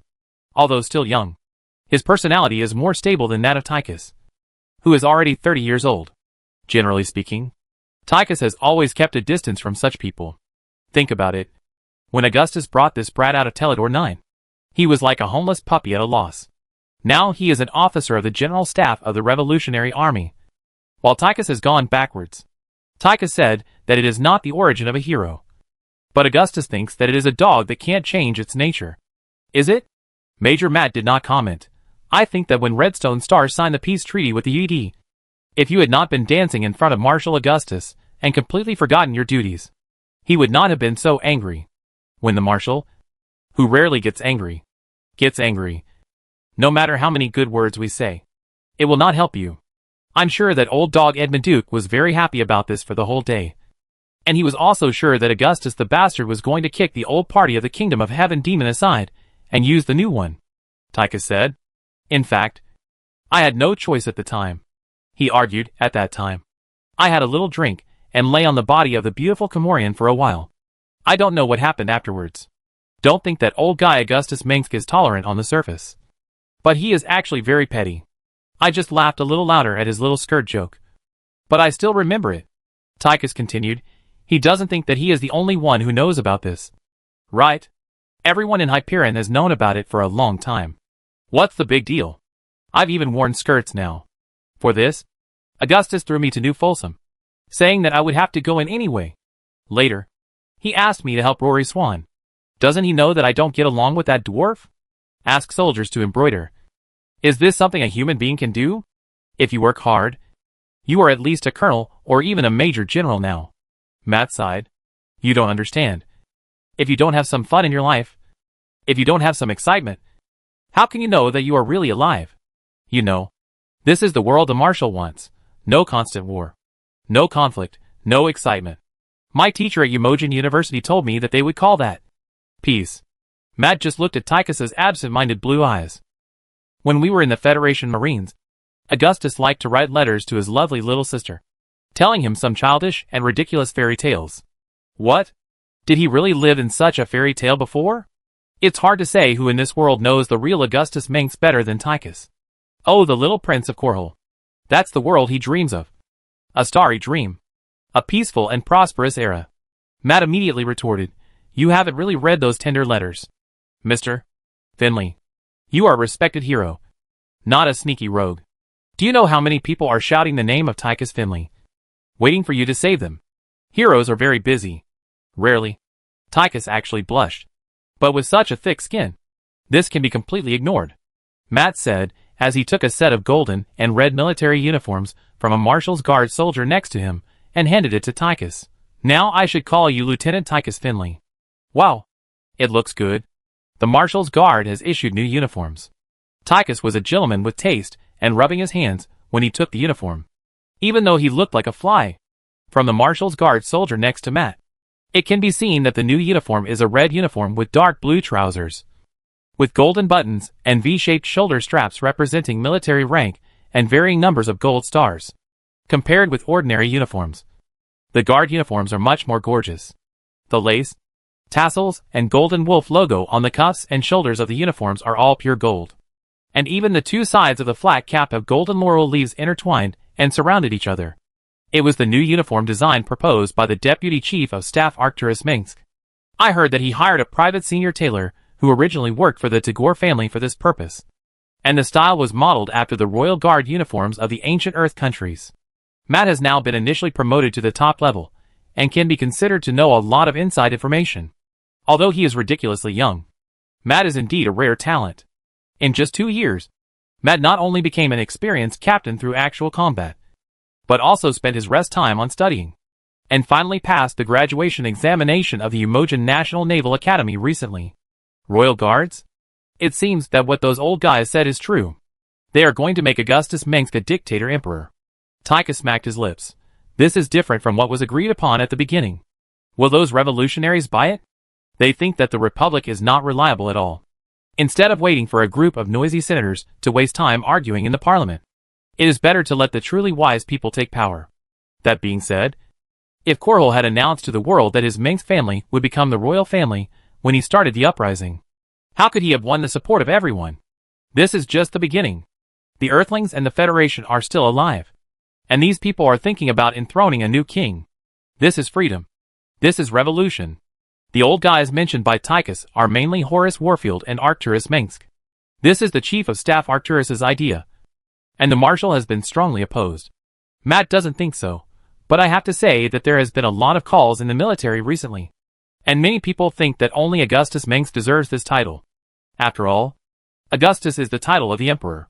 Since the history of the Copperless Sector, there has never been an empire or emperor here, nor has there been a history of oppression by autocratic systems. On the contrary, they extremely hate the so-called democracy and parliamentary system represented by the Terran Federation, and are extremely disappointed with the past federal system. He said, for the people here, it is nothing more than a long-forgotten history of the Earth. Most people in the marginal worlds don't even know what the emperor is, but at least they know that it is an extremely respected word. They probably think it's cool. That's right. It's just a title. In my opinion, there is no difference between the Empire and the Republic, as long as the people below live better than before. What is there to be dissatisfied about? Tychus is a very shrewd man. Didn't the Protoss also say that they are a Protoss Empire? If we don't build an empire, wouldn't our momentum be much weaker? He changed the subject. What do you think? At that time, those who agree will stand on one side, and those who oppose will stand on the other side. I neither agree nor oppose. As long as the people can live better under the new political system, it doesn't matter. On the other hand, if Marshal Augustus becomes a completely different person in the future and betrays all the visions pursued by his current promises, then I will definitely stand up against him. Then you can rest assured. At least Augustus can't be worse than the Federation. As Tychus said this, he had already taken off his coat and put on the golden-red Royal Guard uniform. Okay, tell me what new tasks he has for me. Marshal Augustus has decided to re-employ you as a squadron leader of his guard, Matt said. As you know, we just went to war with the UD again not long ago. The fleet is now attacking the core world of Bronte Prime controlled by the UED. He said, the UD fleet in the Bronte system has been completely defeated and a landing battle is about to begin. Before the Marshal arrives at the Governor's Palace on Bronte Prime to give a speech, you must be ready to command a guard. I have to say that old Tychus is an expert in this area. The private security companies in this sector are not even worthy of carrying my shoes. Although he had many complaints, Tychus really didn't dare to offend Augustus now. He still can't lead me, but I always feel that this matter won't be so simple. The gray-haired boy always keeps his word, whether it's bad or good. How about it?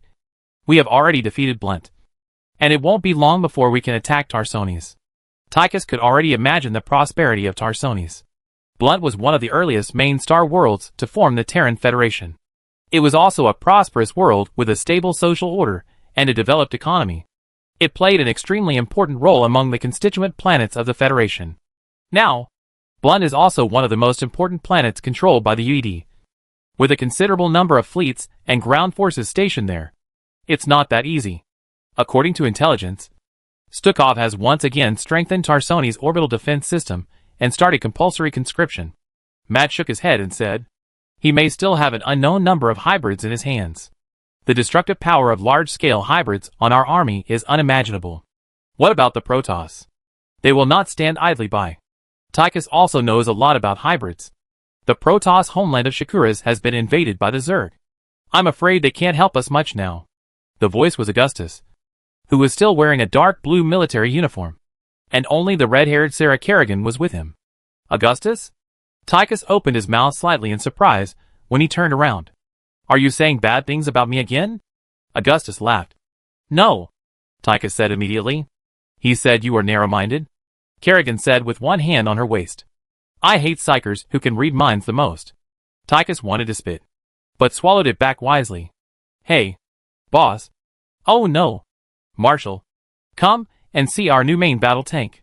At this time, Chief Engineer Rory Swan, who came up the stairs from the lower deck of the armory, inadvertently rescued Tychus. This does not mean that Swan and Tychus have a good relationship.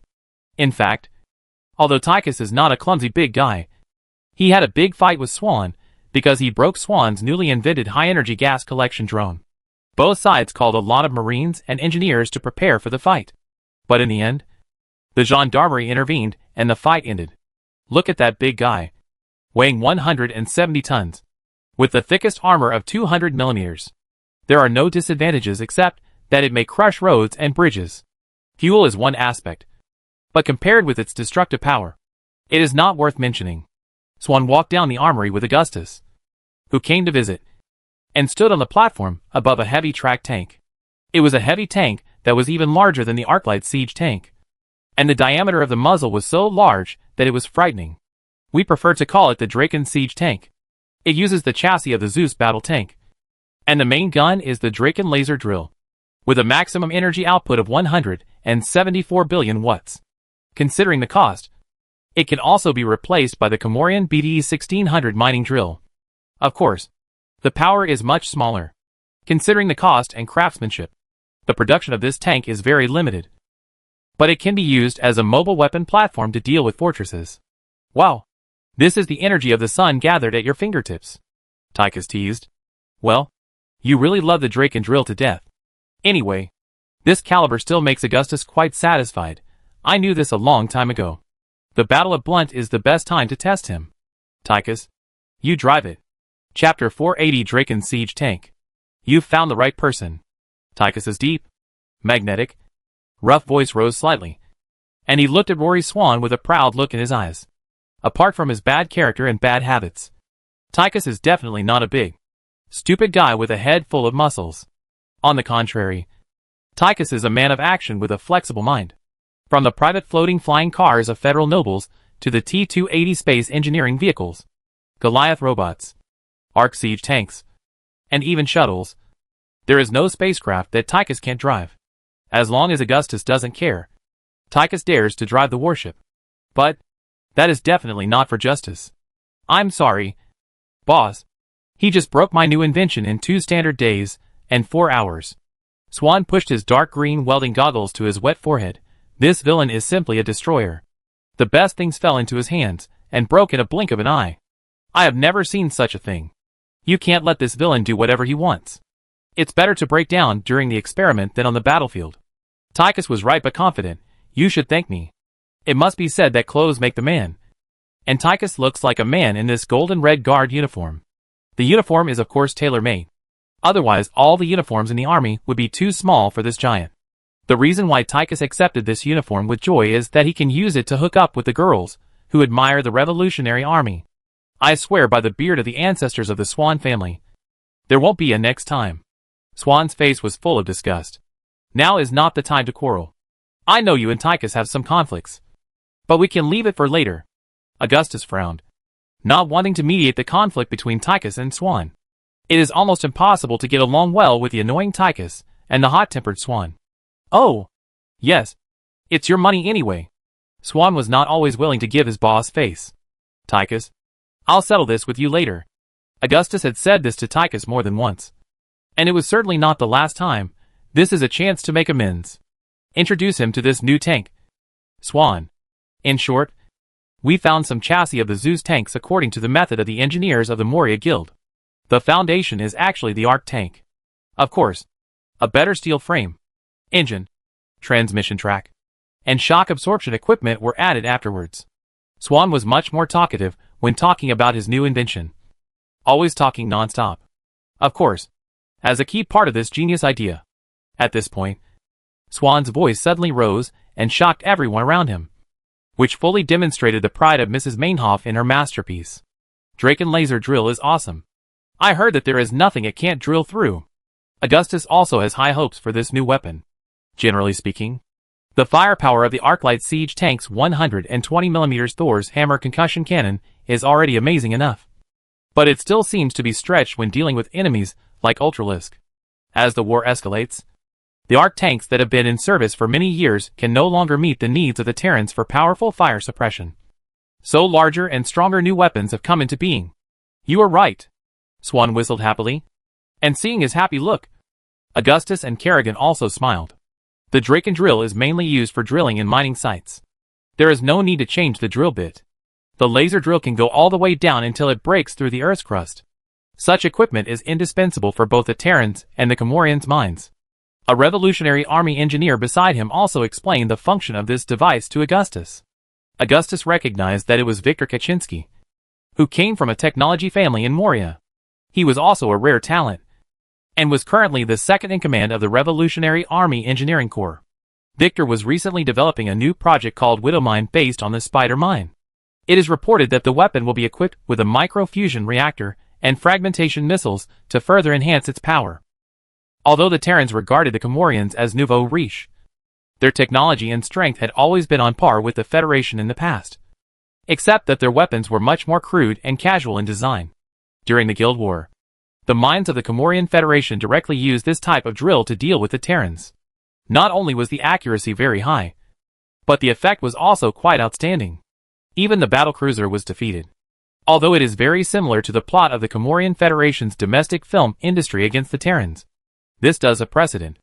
The desperate Comorian miners aimed the laser drill at the sky and hit a Federation Leviathan-class battlecruiser anchored above the mining area, causing the battleship, which was later proved to have only suffered a minor scratch, to flee in panic.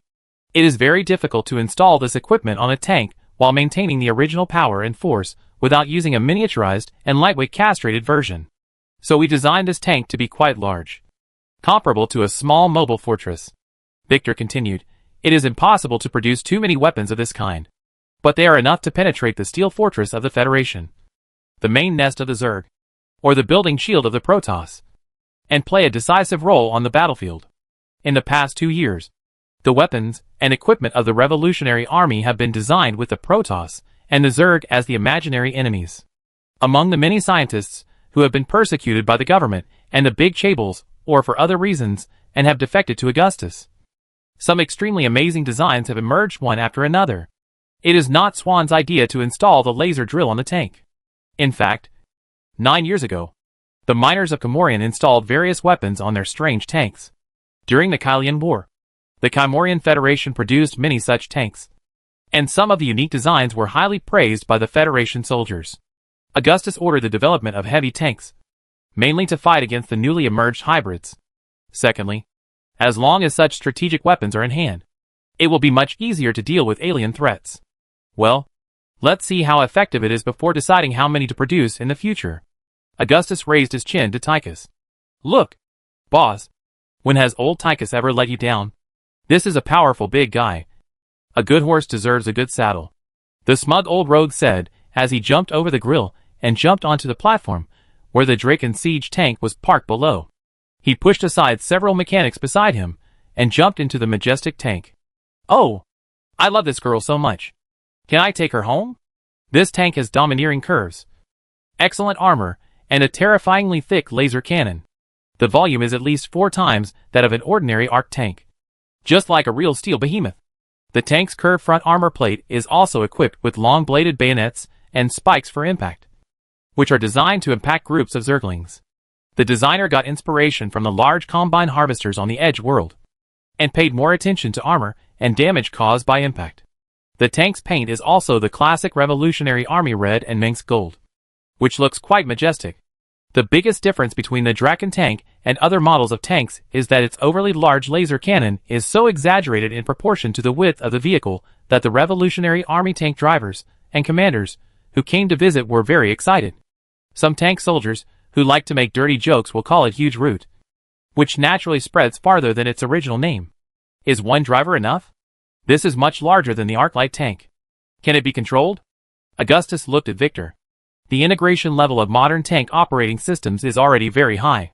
Advanced AI systems help tank drivers handle trivial matters. Viktor just smiled, as long as the driver has been a skilled Arclight tank driver. The rest of the things are just to press a few control buttons to fire.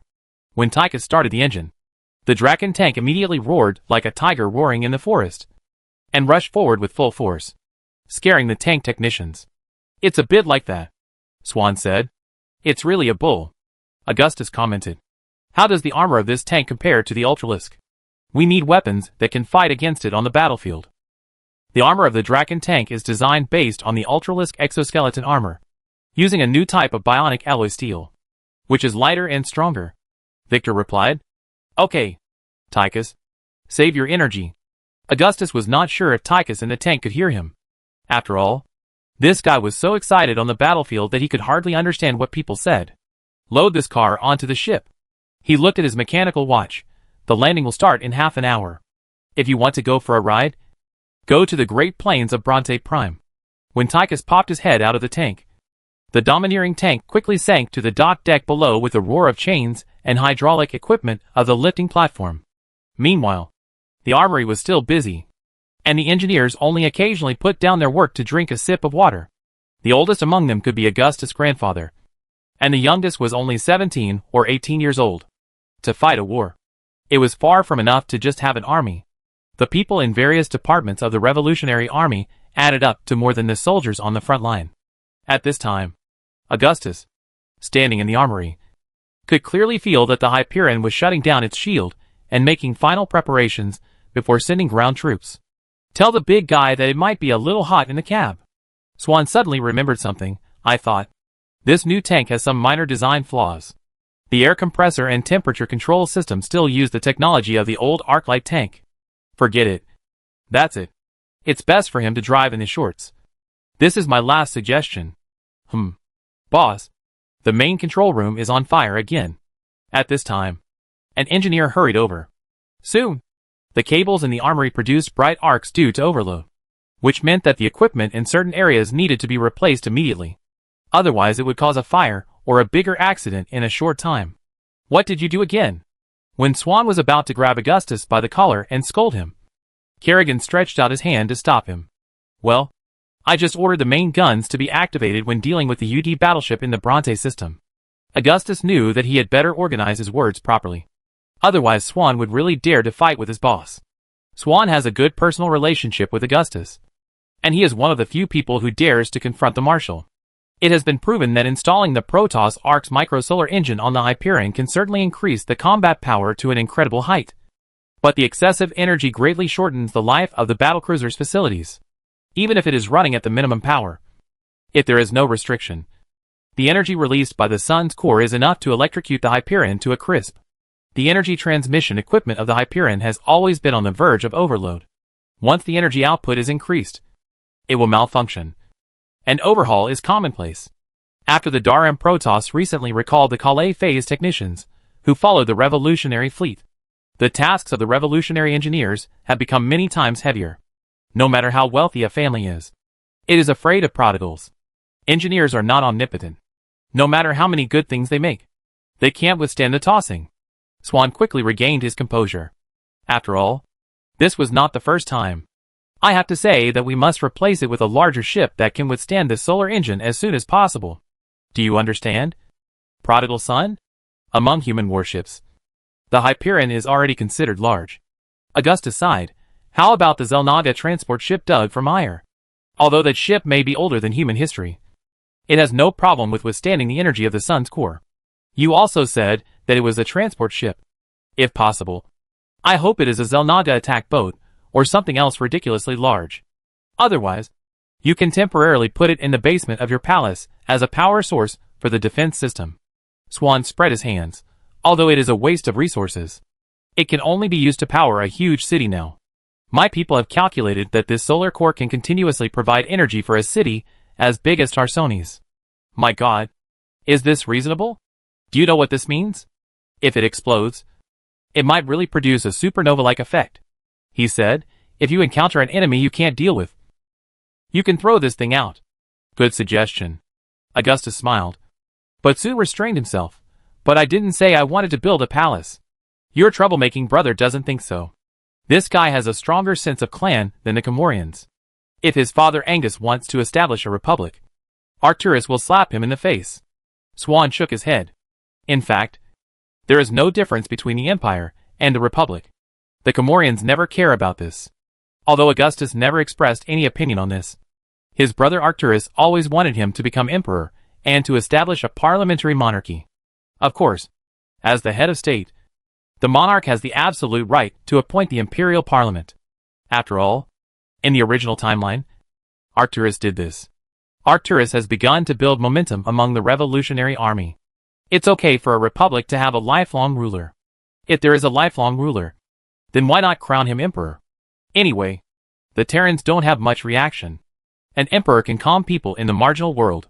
Okay, I have to go fix the main control console. Forgive my irritability just now. Some people here have even worked for 20 hours in a row. There is really no one to bother you anymore. Swan picked up his wrench again. After the war, I will give you all a long vacation. Augustus said. Forget it.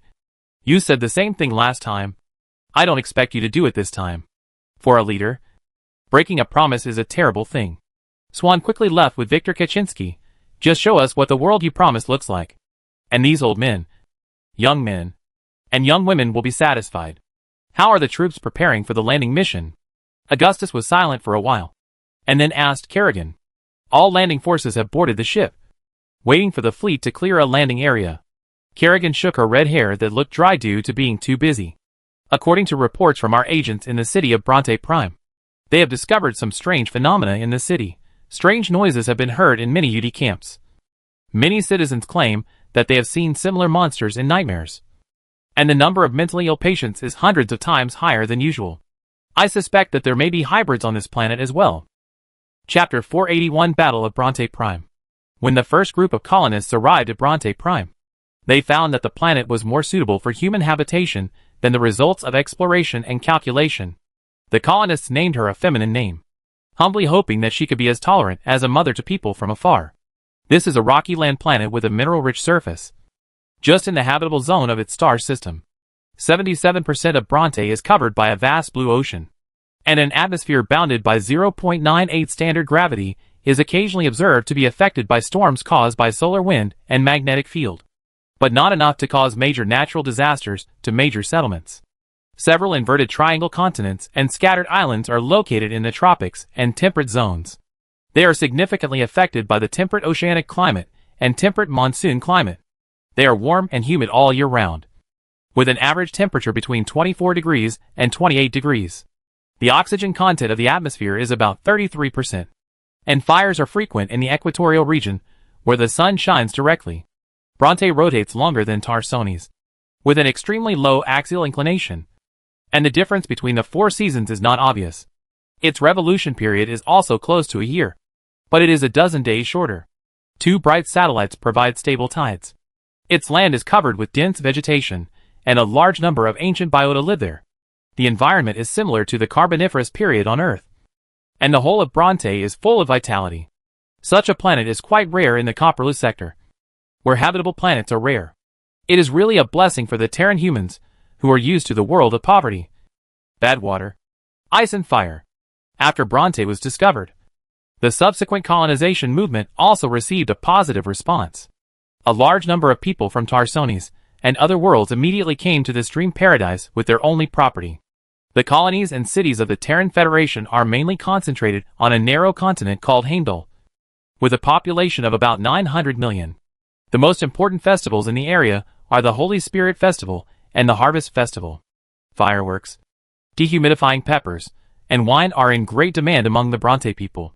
When the Car Revolutionary Army recaptured Bronte in the name of Terran humans, the development of this world had stagnated and even showed signs of decline due to years of war. Since the Guild War, economic recession has been a common phenomenon in the world of the Terran Federation.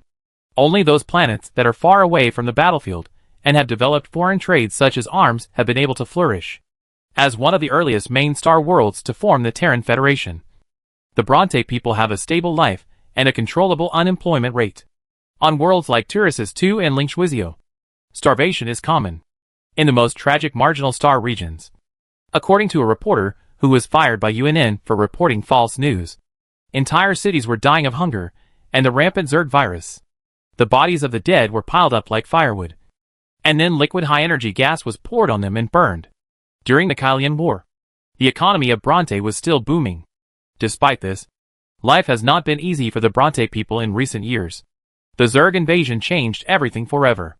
Bronte was originally a world very similar to Korhal 4, with a highly independent colonial government, a wealthy life, a high level of education, a high cultural development index, and a strong demand for independent politics. Actors Minsk wore a golden-red uniform of the Marshal's Guard, with a brown-black fur cloak draped over his back, while scooping up a handful of water from the stream outside the town of Olan. He said to Augustus Minsk standing beside him, "I have never been to this planet, but I heard that Bronte has always been a world with comfortable and stable life. Many mercenaries, private security, robbers and pirates who lived a life of blood and swords in their early years, after accumulating enough wealth, would like to either lose everything in the private casinos of the Bacchus satellite, or go to a highly developed and safe planet like Bronte. But now it seems that Bronte has nothing to do with happiness and stability." Augustus's eyes fell on a Revolutionary Army relief distribution station on the other side of the stream.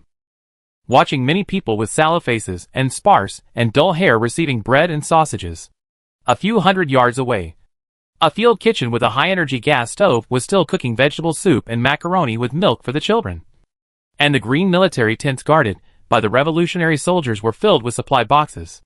Under the leadership of Augustus, the revolutionary soldiers, who had a dream of revolution, did their best to help others with a broad mind of Terran nationalism and compassion for the world. Such soldiers, inspired by spiritual power, are the backbone of the Revolutionary Army. And such people are too rare in the Federal Army. Augustus always puts the people's heart on his lips, and believes that the people are the cornerstone of all regimes. The Revolutionary Army is indeed almost the only army that will lend a helping hand to civilians. In this regard, the Terran Federation does not even do better than some gangs and bandit organizations in the marginal world. Not far away was the remains of a town, surrounded by some tattered tents and repaired high walls.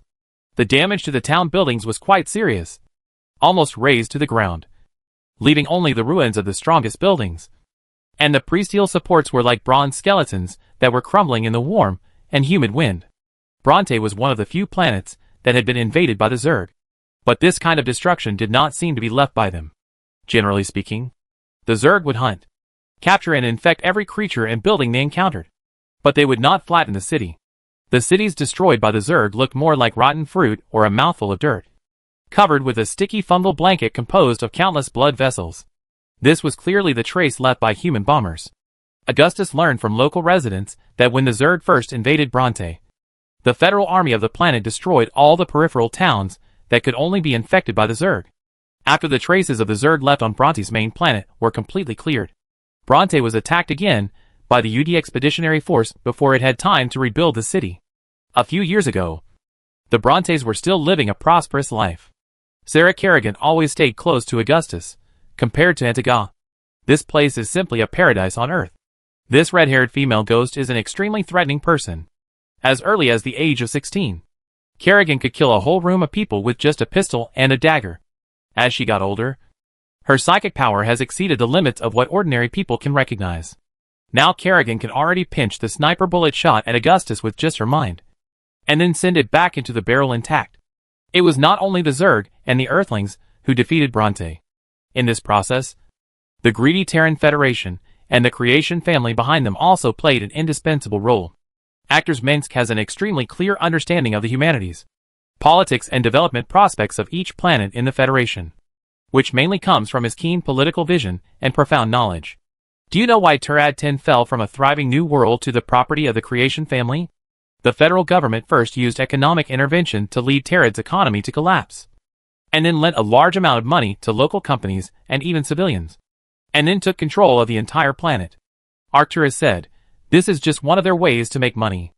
All smart colonial parliaments should understand that if they do not implement trade protection policies and increase tariffs, then this planet will sooner or later become a dumping market for Tarsones' goods, and emerging young local companies will soon be defeated. Unfortunately, unless the federal governor there is really a waste who only knows how to make money, or the planet itself is as worthless as Mars Sera. Otherwise they will only become a factor hindering the development of the colony. While Bronte Prime was under attack by the Zerg, the federal government and the Creation family of Tarsones were taking advantage of the opportunity to annex local businesses and make money. Augustus found that there was no need for him to search carefully, as there was dirt on the Terran Federation everywhere.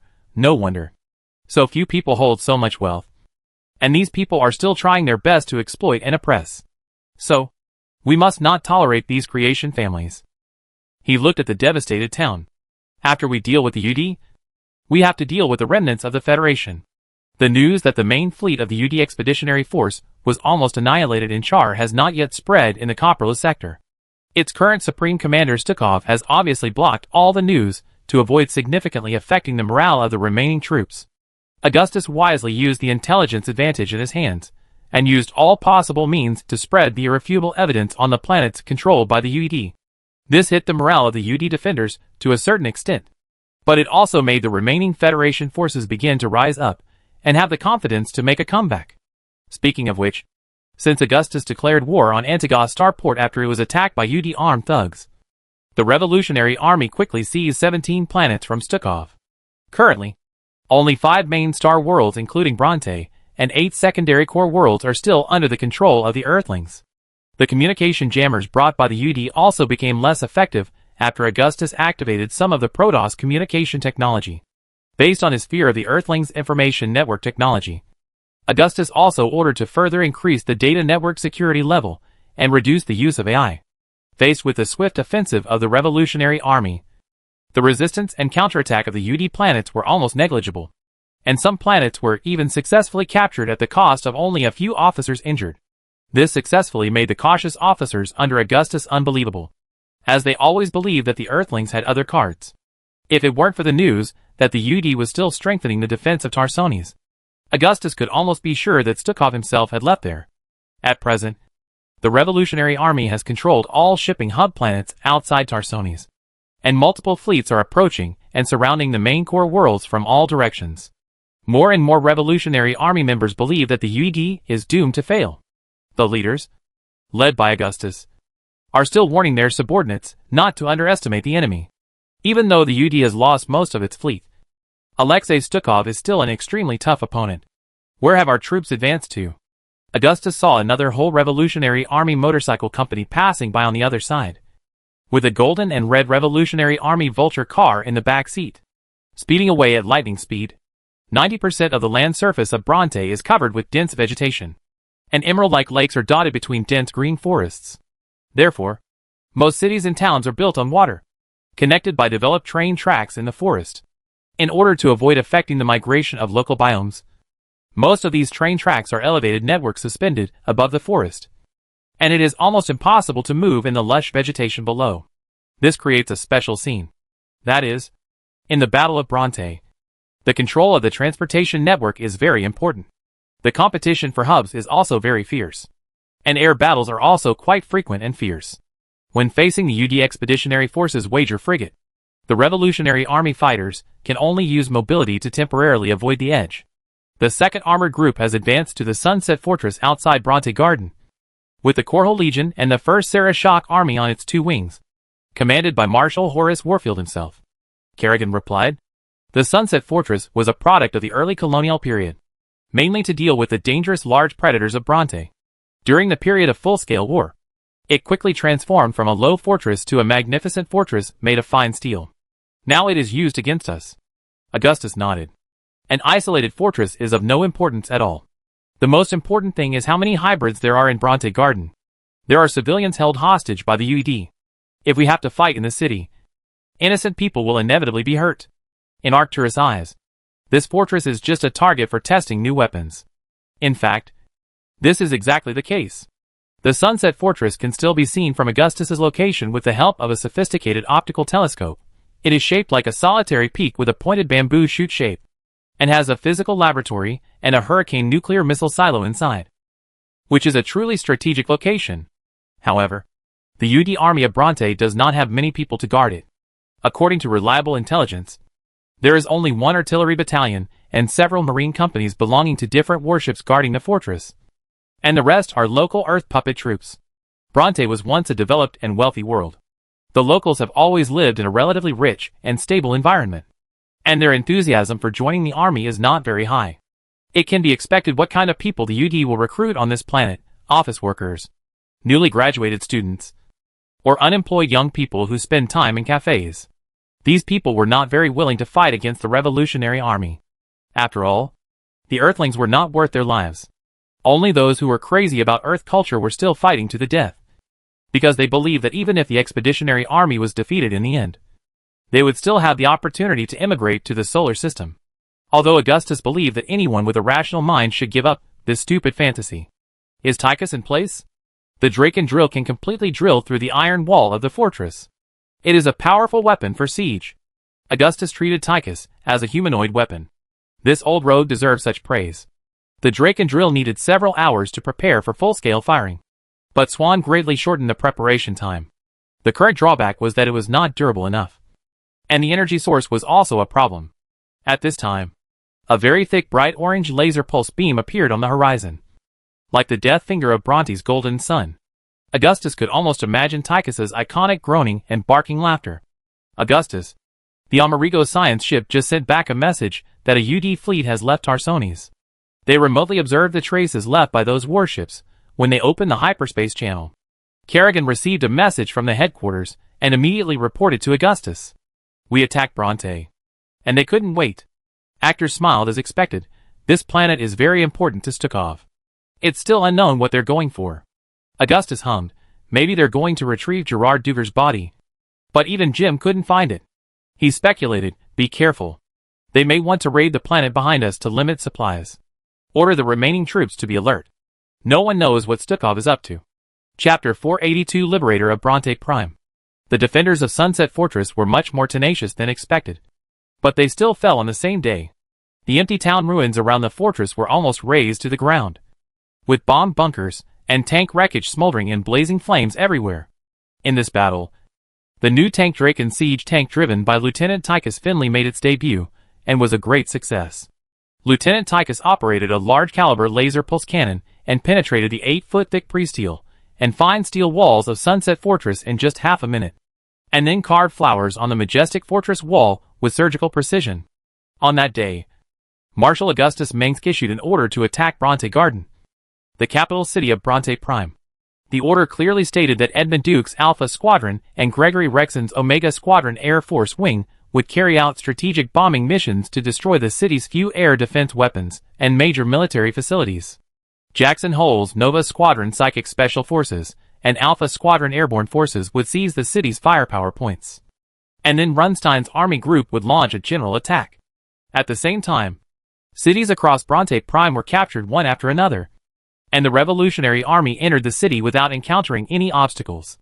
In many areas, the Revolutionary Army soldiers were warmly welcomed by the Bronte people. The enthusiastic Bronte citizens lined the streets to welcome the Revolutionary Army soldiers wearing power armor, holding electromagnetic rifles and carrying rockets on their shoulders, in order to see the heroic figures of the soldiers. The fathers in the crowd raised their children high above their heads, and the women presented flowers and kisses. All crops that were crushed must be compensated at twice the market price, and the political commissars and officers in the army must apologize in person. Roads damaged by tanks must be repaired with new funds. This is the order of Marshal Augustus's headquarters. Every revolutionary soldier should remember that we are standing on our own land, and not a single blade of grass or tree is allowed to be trampled on at will. Augustus was standing on a road in the Bronte countryside, with a command vehicle parked next to him. A brigade of Revolutionary Marines was marching quickly on the road in colonial armored personnel carriers. On one side of the road is a lush sweet corn field, and on the other side is a sparsely populated village. The weather is sunny and windy, and the large violet and orange windmills are spectacular, casting rotating shadows on the ground. The cool air is filled with a pungent smell of crushed vegetation. This place is more than 120 miles away from the Bronte Garden City area, and the terrain is mainly large farmland for cultivating cash crops.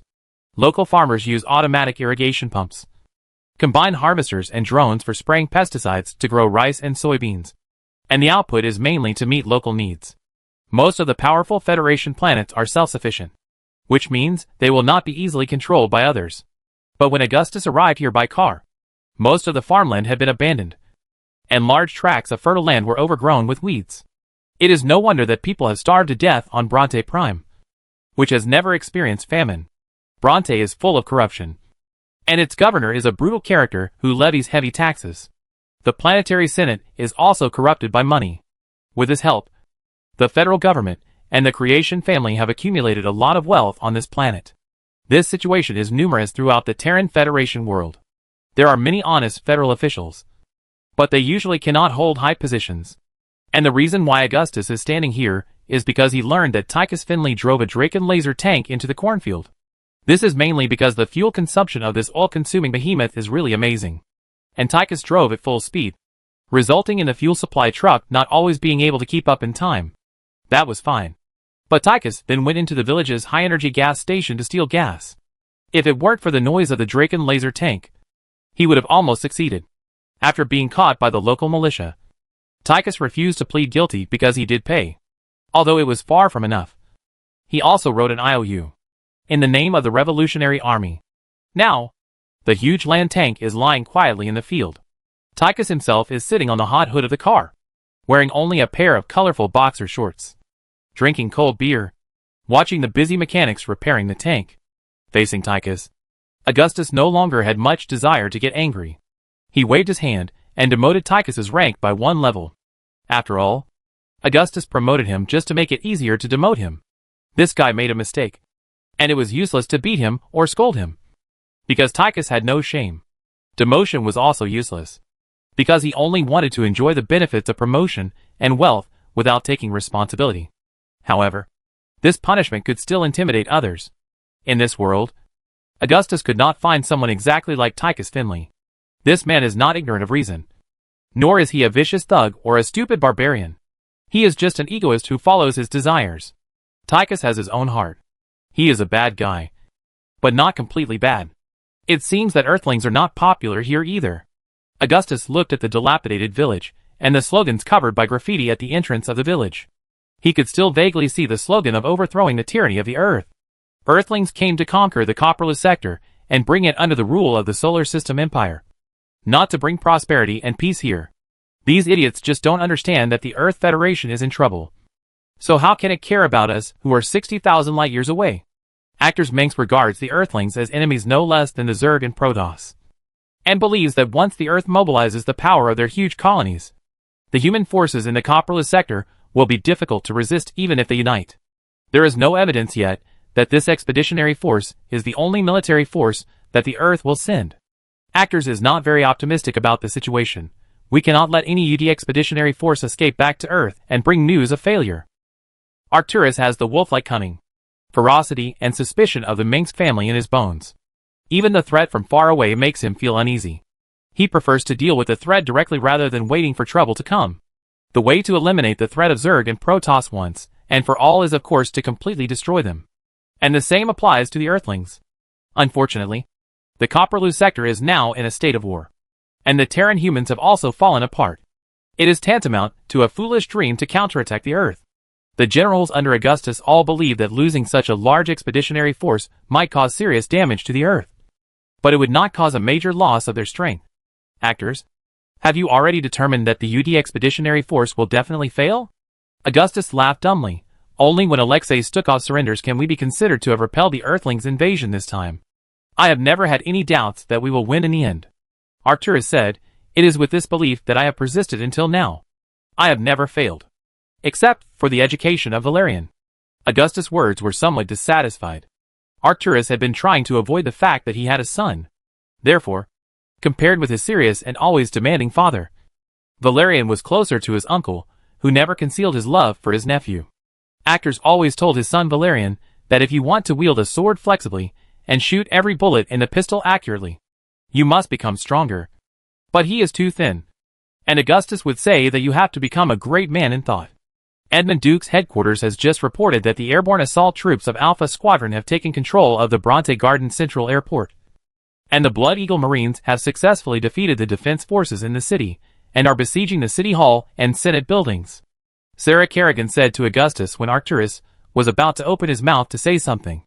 It seems that Duke has done a great deed again. Well, A few medals and military commendations are enough to make this guy happy. This was within Augustus's expectations. But he did not expect it to go so smoothly. This was Duke's style of reporting to seek credit and reward. Although he would not be so shameless as to take all the credit for the friendly forces, he should not expect any mention of other troops in the report. As if General Duke had defeated the entire UD Expeditionary Force single-handedly. Didn't you encounter any decent resistance?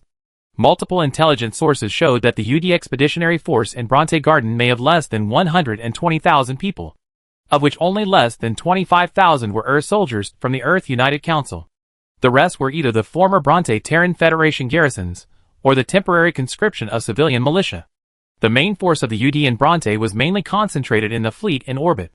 After the Guard fleet was completely defeated by the Revolutionary Army fleet, the fall of this planet was only a matter of time. The incorporated Tyranid troops were already lax in training, and had almost no combat effectiveness. It was even more impossible for them to be the opponent of the Revolutionary Army, which had fought against the Zerg and Protoss many times and even won. If Augustus had not been concerned about the casualties of civilians in the city, the Revolutionary Army would have taken Bronte Garden on the first day with its absolute air superiority and ground force advantage in Bronte.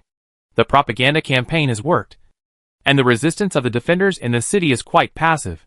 Kerrigan shook her long red hair that swayed like flames. What about the hybrids? Arcturus asked. If I have a secret weapon that can make the final decision, I will definitely not hide it. As for the hybrids, several troops have claimed that they have found them in the city. Kerrigan replied, there are no further reports at present. With Augustus dropping leaflets and videotapes several days in advance, the news that the main force of the UD Expeditionary Force was annihilated in Char has spread uncontrollably in the city, and also affected the UD defenders in the city.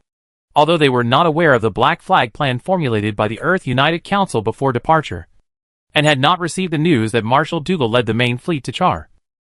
If there was no such change, then why did the Revolutionary Army besiege Bronte Prime for many days without support? If the UD Expeditionary Force still had enough troops, they could complete the counter-encirclement of the Revolutionary Army fleet outside the Bronte Galaxy. But the actual situation was not the case. The hybrid is one of the most terrifying creatures to date. This monster will bring unimaginable casualties to our soldiers. Never take it lightly. Augustus looked serious. Only the anti-psychic forces and the psychic special forces of the Nova Squadron can deal with this monster. All other forces must avoid direct combat with it. When a monster like the hybrid appears next to humans, they will feel inexplicable fear and anxiety, or even mental breakdown. In contrast, only the powerful high-level Templars of the Protoss can have a similar impact on humans. Fortunately, the Protoss will also provide us with help, Augustus said. Protoss Executor Artanis has left the Ark and personally led the strongest warriors of the Protoss to land on Bronte to help us deal with the hybrids. Augustus had already learned from Artanis that Shakuras had been attacked, and the humiliating news that the current Daram Archbishop Razigal was missing was even worse. At this time, the Daram Protoss of Shakuras were leaderless, and the Nerazim Protoss and Iyer Protoss, who had already disagreed and had many conflicts, fought on their own, and for a while, they were unable to eliminate the Zerg that invaded Shakuras. To Augustus's surprise, even in this situation, Artanis, the Protoss executive who commanded the Ark ship Spear of Aden to come to support the human revolutionary army, did not break his promise. This was partly because the Protoss valued promises as honor in life, and the hybrids were indeed a thorn in their throats. It was also a direct order from the new Archbishop of Daram. Tassadar, the senior executive of the Daram expedition, returned to Shakuras in time, was ordered to turn the tide, temporarily took over the post of Archbishop and stabilized the crisis situation, once again standing at the forefront of saving the Protoss. Tassadar also announced that he would do whatever it takes to retrieve Archbishop Razigal, and for this, he received support from both Shakuras and Iyer Protoss. Tassadar, the new Archbishop of Dalam, ordered the Spear of Aden to return to Shakuras immediately to defend their homeland, but also ordered Executor Artanis to lead a legion of zealots to stay and continue to help Augustus. Because Tassadar believed that the Overmind's escape from Char and the invasion of Shakuras were all related to the dark truth behind the hybrid. He also believed that the humans led by Augustus would become allies of the Dalam Protoss. In this situation, Artanis, the Protoss executive who believed that his mission was important, did not dare to slack off and personally led the Templars and Dark Templars to fight against the hybrids. Marshal, General Duke called and asked to speak to you directly. At this time, a command officer walked out of the command vehicle next to him, with a radio communication device in his hand. I am Duke. The people of Alpha Squadron found several psychic transmitters in the city center of Bronte Garden. I can assure you, Marshal, the Earthlings want the bugs to deal with us. Duke's lazy and harsh voice came from the other end. Psychic emitter Augustus really didn't expect the UD to do this. If the psychic emitter can attract a large number of Zerg, then Stukov can really fish in troubled waters. No matter how you look at it now, the Revolutionary Army has a great advantage. The intervention of foreign forces is enough to make this human civil war a mess. And only by disrupting the deadlock can Stukov have a chance to turn the tables. But there is not even a bug within a few hundred light years. Kerrigan opened her red lips and laughed. There are a lot of flies and mosquitoes. Chapter 483, The Conspiracy of the Traitor Nerid. Bronte Garden is undoubtedly the political and economic center of Bronte Prime, with a dense population and developed industry. In less than 20 years, the city has completed the transformation from a small settlement of colonists to a super metropolis, and has been continuously developing and expanding since then. The raw materials of the entire planet, and more than 10 other mining planets, and newly established colonies are gathered here. Metallurgy, forging, and machinery manufacturing. The products are exported to the outside of the Terran Federation world. It is the most important industrial base besides Tarsonius. Under the bright blue-gray high-rise buildings with steel and glass luster, there are large areas of gray metal buildings and bright lights that are connected to the soil. Tens of millions of flying cars, suspended airships and spaceships are bustling, and large transport ships carrying goods and raw materials are rising and falling. This city is like an isolated island made of steel blue and steel gray on the broad green plains of Bronte. If you want to dominate the Copperless Star Zone, Bronte Prime is crucial. At this moment, in the wet fog in the morning in the center of Bronte Garden, the surging crowd is like a towering building complex that can't be seen at a glance. There was a great noise everywhere, and the ecstatic crowd waved homemade red revolutionary flags, sprayed with the golden star symbol of revolution. 10 minutes ago, the Revolutionary Marshal Augustus Minsk had delivered a speech in the Senate chamber of Bronte Garden. He faced the seats of the Senate filled with revolutionary soldiers and dozens of holographic projection cameras, and announced to the world, Bronte Prime has been liberated by him. And from now on, the Terrans no longer need to be enslaved by the evil Earth, and it is natural to preserve their own culture and language. This speech was then shown on huge holographic screens and billboards in the city centers of major cities on Bronte Prime, and spread across the world controlled by the Revolutionary Army at a very fast speed. As early as when Marshal Augustus signed the peace treaty with the Earthlings, wise analysts pointed out that this false peace would not last long. The Coral Revolutionary Army, the old Terran Federation, and the UD invaders could not maintain a stable balance, and they were destined to compete for a final winner. However, none of them expected that this treaty would only take effect for less than 2 standard weeks. Today, the people of Bronte see Augustus's revolutionaries as liberators of freedom. Before the Revolutionary Army won an exciting and comprehensive victory in Bronte, the Bronte people were still hoping for the return of the Terran Federation. But now they have already thrown the Federation aside. As a hero praised by the people of Bronte, Augustus has already left the Senate and set off to a UD scientific station built on the edge of the city, leaving the official spokesman of the Revolutionary Army to deal with the excited people. This was mainly because Arcturus and others believed that showing up on a newly returned planet would give the UD or Federation assassins an opportunity to take advantage. Although Augustus believed that he did not have to worry about assassination under the protection of Kerrigan and the Dark Templar, he did not think that now was the time to celebrate victory with the people. Under strict protection, Augustus took a Bravo Wraith Squadron fighter equipped with a stealth module to an abandoned UD scientific station. This is a pyramid-shaped building with a convex curved facade, which originally belonged to Bronte's Terran Federation Research Institute. It has a solid frame, vertical walls, and an egg-shaped elliptical dome.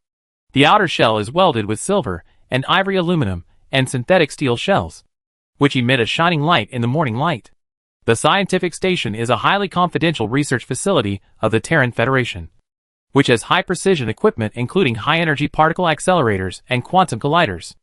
According to the statistics of the Revolutionary Army alone, there are a large number of scientists forced to work for the Federation in each Terran Federation scientific station. At the same time, the scientific station is also a large building with a wide area and complete living facilities. The length of its inner corridor alone is more than 6 miles. In the scientific station, countless scientists live in isolation, working hard day and night to develop more powerful weapons and defense systems, so as to make up for the scientific and technological gap with alien races such as the Protoss, and eliminate the threat of internal rebellion and alien Zerg terror. Every time the Revolutionary Army captures such a federal research facility, it will release the scientists in it and let them return to their long-lost hometowns to meet their families, who thought they had died. However, these scientific research facilities will never be wasted. Many scientists rescued by the Revolutionary Army continue to conduct their original research here, and their treatment is completely different from the past. This UD scientific station is heavily guarded, and the Revolutionary Army soldiers with live ammunition guard it. If it were not for the prevention of UD invading the security network, there would be a large number of spider-type self-destructing robots and mechanical dogs controlled by AI. Artanis, the executive officer of the Terran Protoss, has also been waiting for you for a long time. A scientist from the Revolutionary Army named Adam was waiting for Augustus at the entrance of the scientific station, followed by some excited or reserved young researchers, who were rarely seen by both Protoss and Revolutionary Army marshals. Thank you for your hard work, Doctor. Augustus had some impression of this scientist. He was originally an aerodynamicist on the planet Linkshuizio, dedicated to developing aircraft that could safely travel in the storms that gathered on the two vast oceans of his homeland. When the Revolutionary Army arrived on this planet, Adam chose to leave his hometown and work for Augustus. Now, he is engaged in research related to the development of a new interstellar main fighter of the Revolutionary Army. Under the guidance of Dr. Adam, Augustus was able to enter the interior of this magnificent alloy steel and glass building. The interior of the scientific station is completely a practical steel structure, without any magnificent or elegant design. Even the carpet on the ground is a featureless blue-gray color, with only numbers and logos on it. Inside, one corridor connects to another, winding around a large number of rooms, as regular as if it were made up of sections of containers. The numerous elevators, ventilation ducts and pale white lights were the things Augustus had seen the most. Only the white dove-shaped logo of the Revolutionary Army's Scientific Research Institute, which symbolized freedom, could dispel the inexplicable discomfort in his heart. Finally, Augustus met the long-awaited Protoss executor Artanis in a laboratory in the center of the scientific station, as well as two huge cryogenic tubes that were holding hybrid monsters and several psychic transmitters that had been turned off. Although Stukov, who had calculated everything, had never expected that the Zerg of Char had already followed the Overmind and left. It was hard to guarantee that there would be no accidents if these powerful psychic devices were left alone. Marshal Augustus Minsk. This may be the first time we have truly captured a living hybrid. Protoss executor Artanis wore a simple platinum armor, and a special robe made of soft woven fabric that emitted a light between blue, gold and green. Although it has appeared many times, there are very few hybrids that can be captured alive. After death, they will all turn into ashes without exception. Just like the Dark Templar will return to the embrace of the void after death. The same was true of the hybrids that appeared on Char. Before the Protoss tried to capture them, these monsters disappeared in the cold twilight. These two hybrids were some unfinished experiments in this UD scientific station, and they were obviously special species different from the known individuals. One of them had hundreds of tentacles with spikes on the back, and the other had 3 pairs of huge claws like crab claws. In the transparent glass cryogenic tube, the evil and hideous monster was floating in it, with its multi-segmented appendages hanging like insects. Any human who saw such a strange scene would have their hair stand on end and shudder, including Augustus. On both sides of the giant cryogenic tube stood several Protoss Templars holding solar-powered battle axes. They were warriors from the golden age of the Protoss Empire brought by Artanis to deal with the hybrids, and they also used advanced ancient weapons. This is a real beast. Just looking at it makes my heart beat. Actors also made no secret of his disgust for the hybrids. Of course, that was more for the Protoss to see. Arcturus did not think that the hybrids were such abominable monsters.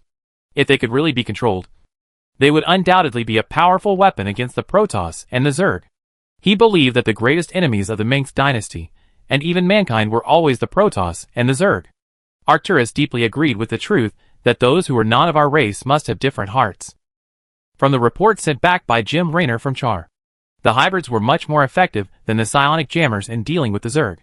At the same time, Arcturus also believed that Augustus could use hybrids to fight the Protoss. But he couldn't do without them. I really don't know what kind of evil person created this monster. Compared with hybrids, the Zerg are just well-behaved little animals. Kerrigan stood behind Augustus with her hands behind her back, just like an ordinary VIP security guard. Only you would think that the Zerg are harmless animals. Augustus looked at Artanis. Thank you for your support. Respected Executor Artanis. This is what the Protoss should do. Artanis' voice appeared directly in Augustus' mind. The Protoss is a poetic race that communicates through thoughts. They never speak. The voices in the human mind come from the neural conflicts caused by their brains due to psychic energy and the imagination based on this. Marshal, this scientific station preserves many technologies brought by the UD Expeditionary Force, including nanomedical technology and cluster rocket technology. Dr. Adams said to Augustus, it also preserves the navigation log of the UD fleet. Usually, important scientific research facilities of the Terran Federation, such as scientific ships and scientific stations, store a large amount of research data. After the UD seized the scientific station, they also replaced its database with their own. Is there any information on how to make a hybrid? Arcturus asked casually. It must be destroyed immediately. Such evil must not be allowed to remain in the world. Artanis said immediately. Of course it must be destroyed. This is too evil. Arcturus said that he just wanted to ask for Augustus. No. It seems that this is a top secret that few people know. However, this scientific station records some images of the UD discovering the Blaxis hybrid laboratory. Dr. Adams said, combined with the interrogation and mind reading of some UD scientists at the scientific station, it can be learned that after the UD Expeditionary Force captured the Terran Federation border planet Blaxis, it discovered a laboratory engaged in genetic hybrid research in its cold polar desert. The Expeditionary Marshal Admiral Dougal thought it was too dangerous and wanted to burn it down. But Lieutenant General Stukov, who served as a technical officer, believed that this creature could greatly help them fight against the Protoss and the Zerg. After that, Vice Admiral Stukov hired Dr. Nerid, a native of Blaxis who is very knowledgeable about Protoss and Zerg physiology, to continue the experiment. Who is the owner of this hybrid laboratory? Augustus thought to himself that Nerid was a thief. But you are more cunning than him. He was a former Federation scientist who shot himself before the laboratory was occupied by the UD army. Dr. Adams said. They dare to use something of unknown origin that looks weird anyway. Augustus frowned. When the UD Expeditionary Force first arrived in the Copperless sector, they must have discovered that the situation here was far less optimistic than what the Earth United Council said before departure. It was reasonable for Duger and Stukov to place their hopes on this kind of effective non-Earth native weapon. However, Augustus clearly remembered that the hybrid was made by Terran, that is, Nerid, combined with the mysterious man found on Luria 4 before. Nerid seemed to be deliberately creating an open villain, while pretending to be a bystander. Unfortunately, there is only one person in this universe who regards every move of Nerid as a clown's trick, and that is Augustus. Because in Augustus' eyes, when Nerid used the two aliases of Duran and Nerid, he was already exposed. At the beginning, they used the experimental products in the Blaxis hybrid laboratory, so they were extremely violent and uncontrollable during the Battle of Tarsonis. Dr. Adam continued. But later, Dr. Nerid improved the genetic defects of the hybrids, making them more controllable. He said, in order to help Dr. Nerid complete his research, the UD provided him with a lot of funds, biotechnology, and advanced laboratories. That's why Char's hybrids are more controllable. Actors nodded. Dr. Nerid is a talent, and he was able to complete the improvement in such a short time, considering that he was most likely forced to join the UD by the Earthlings. It is not unforgivable. This is very strange. In the eyes of our Calais scientists, this extremely advanced biotechnology is difficult for even the Protoss to understand. How can humans do it? Artanis expressed his doubts and explained, I don't have any prejudice against human wisdom. Well, I have seen this Dr. Nerid. He deserves such an evaluation from the Protoss. Augustus thought that if he had the chance, he would catch Nerid and get some knowledge of the Xel'Naga from him. This guy, the only remaining incarnation of the Xel'Naga in the real world, may be more valuable than he reveals. Knowledge is priceless. Chapter 484 Monsters from Korhal are marching towards the core world. The Nidhogg system Black Dragon in Norse mythology. The last few pieces of the puzzle on Stukov's line of defense. On the magnificent bridge of the Hyperion. Arcturus Minsk. the deputy chief of staff of the Revolutionary Army, who is most trusted by Marshal Augustus, pointed out sharply. Stukov does not expect this system to withstand our offensive. There is no barrier in Tarsones that can stop the fleet from advancing, unless the Earthlings bring space-based equipment that can interfere with the subtime and space jump. On the star chart table of the Hyperion Bridge, the galaxy map of the Nidhogg galaxy has already appeared. Against the blue-purple nebula background, multiple planets with different compositions orbit the central red star to form a stable galaxy. This galaxy has a stable and long-lived red dwarf star that emits red light, and its brightness is only 1/15,000 of that of the Sun. Nidhogg is the only habitable planet in this galaxy, and it is anchored by the powerful tidal force of the star in this galaxy. This has created a rare spectacle that is rarely seen in other Federation worlds. One side is always facing the sun, and the other side is always in darkness. Immigrants can only build their homes in the habitable zone between the sunny side and the dark side. However, even in the habitable zone, the environment is not comfortable. Nidhogg is full of swamps and miasma. Mosquitoes breed on the surface, and it is shrouded in fog. It has never been the first choice for immigrants. The reason why Nidhogg is a very important world is that the third planet in this galaxy, Nidhogg 3, has rich crystal mines and high-energy gas resources. The resource reserves are so large that the major mining companies of the Terran human race have fought for ownership. And there is also the shadow of the Tarsones creation family behind it. But Stukov believes we will stay here. Augustus was holding a cup of quick-grinded coffee in his hand, and he kept himself highly focused by constantly taking in caffeine. In late September of 2493, as the Revolutionary Army landed on Bronte Prime, the remnants of the UD led by Lieutenant General Alexei Stukov lost more planets one after another.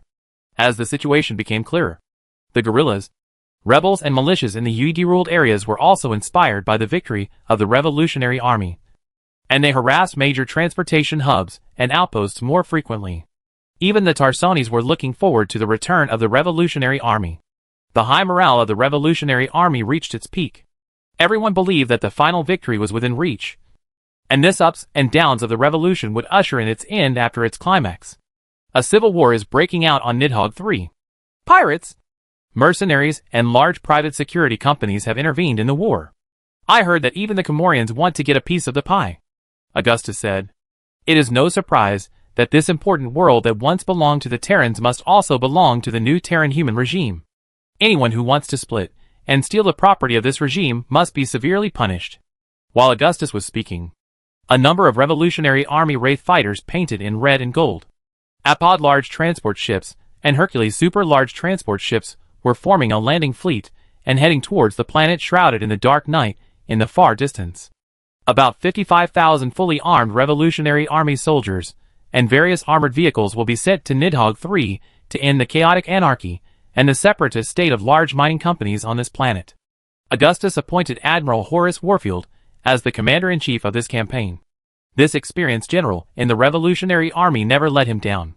The Nidhogg system has been left unmanaged with the tacit consent of the federal government so that the creation families can further divide up the wealth of this world.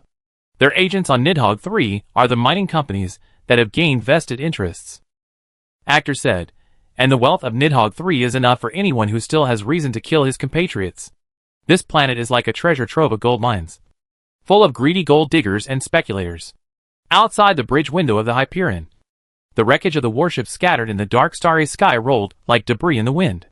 The large pieces of wreckage emitting metallic luster in the starlight were not much bigger than a fist, and the large ones were shaped like an isolated island. This area of the Nidhogg galaxy had fought many wars. Fierce battles had broken out between the Terran Federation fleet, the Comorian Union, and the UD Expeditionary Force around this third galaxy. Today, this place has become a huge cemetery for burying interstellar battleships and large ships. At the latest moment, under the gravity of the gaseous planet, millions of fragments of all sizes collided and gathered here. Local residents who drove salvage ships and tugboats made a living here, and gave birth to ancillary industries such as scrap recycling and smelting. At the same time, this place is also a paradise for pirates and mercenaries who are eager to find spare parts to repair ships. Smugglers and second-hand dealers regard this place as a treasure trove of extremely high value. A few hours ago, Augustus's fleet defeated another UD fleet here, once again increasing the size of this starship graveyard. Augustus did not adopt the strategy of advancing in different directions and encircling the enemy, because this strategy was not applicable in the multidimensional space battlefield. In fact, if Stukov wanted to abandon Tarsones and lead the remaining fleet away directly, Augustus would have no more ways to stop him. The warp engine of the battleship can be prepared in a few hours. And in previous battles, the fleet's jump technicians would not wait until a disaster was imminent before starting work. In this case, concentrating superior forces is the best choice. But it's still not as good as the rich mine worlds you have discovered. Augustus' words were not a compliment. The rich mine that Arcturus first discovered alone supported the initial revolutionary army. That's why Augustus said Arcturus was the hero behind the revolutionary army. As Augustus's elder brother, Arcturus himself was not overshadowed by this layer of glory. He was a natural politician, military strategist and artist, and his distinctive personality charm gathered a large number of uncomplaining followers. Without a strong military force to support it, these riches will be taken away sooner or later. Actor still wore the golden red uniform he designed himself, and the golden wolf logo on the high collar emphasized his identity as a member of the Minx family. So, you must establish a centralized government that is stronger than the Terran Federation and eliminate all opposition. The wealth obtained from the colonies should be used to build the army and develop the economy to consolidate the rule, rather than putting it into the pockets of the nobles and capitalists. He said, you must lead this army with firm determination and faith, not by imposing it on others. The king uses the army to establish the regime and governs the country with authority and benevolence. Actors, I always thought you were just making an analogy with the kings of ancient Earth. But who knew you were serious? Augustus and Arcturus look very similar, with the same gray eyes, the same firm brows, and the same strong shoulders. However, Augustus looks more like his mother, younger and more handsome, while Arcturus's face can be completely pasted on the portraits of the ancestors of the Minx family. Angus and I both claimed during the uprising that we would establish a Corhal Dominion, a Terran Republic. As I said, we are not establishing an empire, but a Terran Dominion. Of course, the word Dominion can now also be extended to mean authority, absolute rule and dynasty. Actor said to Augustus, for a Dominion that covers multiple galaxies and rules over tens of billions of people, its ruler cannot be just a governor, and even a king is not enough. That should be an emperor. He said, the original intention of the Terran National United Liberation Front Party is to overthrow the rule of the Terran Federation and establish a new regime that belongs to all Terrans instead of the creation family. And who says that the Republic cannot have an emperor? The Dominion is also a republic, but its ruler happens to be an emperor. Almost convinced me. Augustus said to Arcturus while drinking coffee, you are very good at debate. Even the teachers in the school will sigh with regret at what you say. Arcturus, you have planned this long ago. You used to call your army the Dominion. Yes, only your army deserves this name. So, why don't you become the emperor? Actors just smiled. In comparison, I would rather see you standing at the top of the Copperloo sector. The Terrans only know Augustus, but not Arcturus. You just want to throw it to me, and no one else will recognize it. What did your father say? Augustus' tone loosened a little. He knew that it would be okay even if he became emperor like the original Arcturus. Angus was crushed by reality, and he didn't recover until you won one victory after another. Actors had many conflicts with their father, but that doesn't mean he doesn't understand the man who single-handedly provoked the independence of Corhal. You are different from him. You are more of a true revolutionary than Angus. People like Jim Raynor and Tychus Finley. Angus would call them crude farmers, prodigals and despicable villains. And he would never stand with these people and call them my generals. As he spoke, he imitated Augustus' tone, which was very lifelike. Angus, and we are nobles after all. Do you think he really fights against the Federation to be on an equal footing with the peasants in his eyes? Of course. He will give citizens more rights and establish an honest and efficient government as he promised. But that does not mean that civilians have the opportunity to stand on his head and shit and piss. Kindness and fraternity are different. As he was speaking, a cargo barge suddenly appeared on the radar scan of the Hyperion. This tattered spaceship seemed to be made of garbage, and the thrusters at the tail flickered like blue fireflies in the dark night. A squadron of escorting Wraith fighters quickly approached the stumbling spaceship from under the side of the Hyperion. It was obviously a scavenger spaceship that had accidentally entered, and it panicked when it found that it was heading towards a fleet. This was a huge fleet, with more than 70 battlecruisers alone and thousands of auxiliary ships. casting countless shadows on the wreckage of the starship below. The military power of the Revolutionary Army and the amount of territory it controls have exceeded a quarter of the original territory of the Terran Federation. And about 180 worlds have successively declared their allegiance to the Revolutionary Army. Wherever the great Augustus Mengsk swings his sword, people will surrender wherever the fleet arrives. In the face of this irresistible military force, the Terran Federation's intergalactic enterprise, which once had power over multiple star systems, had to make its position clear and sever its ties with Tarsones and the Creation family, so as not to become the target of future liquidation by the Revolutionary Marshal, who was at the peak of his power. Now half of the transport planes and medium-sized frigates in the Revolutionary Army come from a large shipping company in the Copperloo sector called Angel Shipping.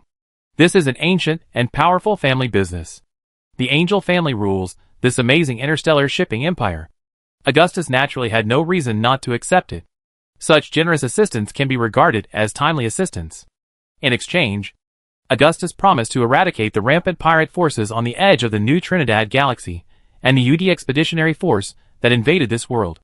At the same time, he will also provide shelter for Jacqueline Angel, the heir of the Angel Group. Tell the pilots not to scare those people.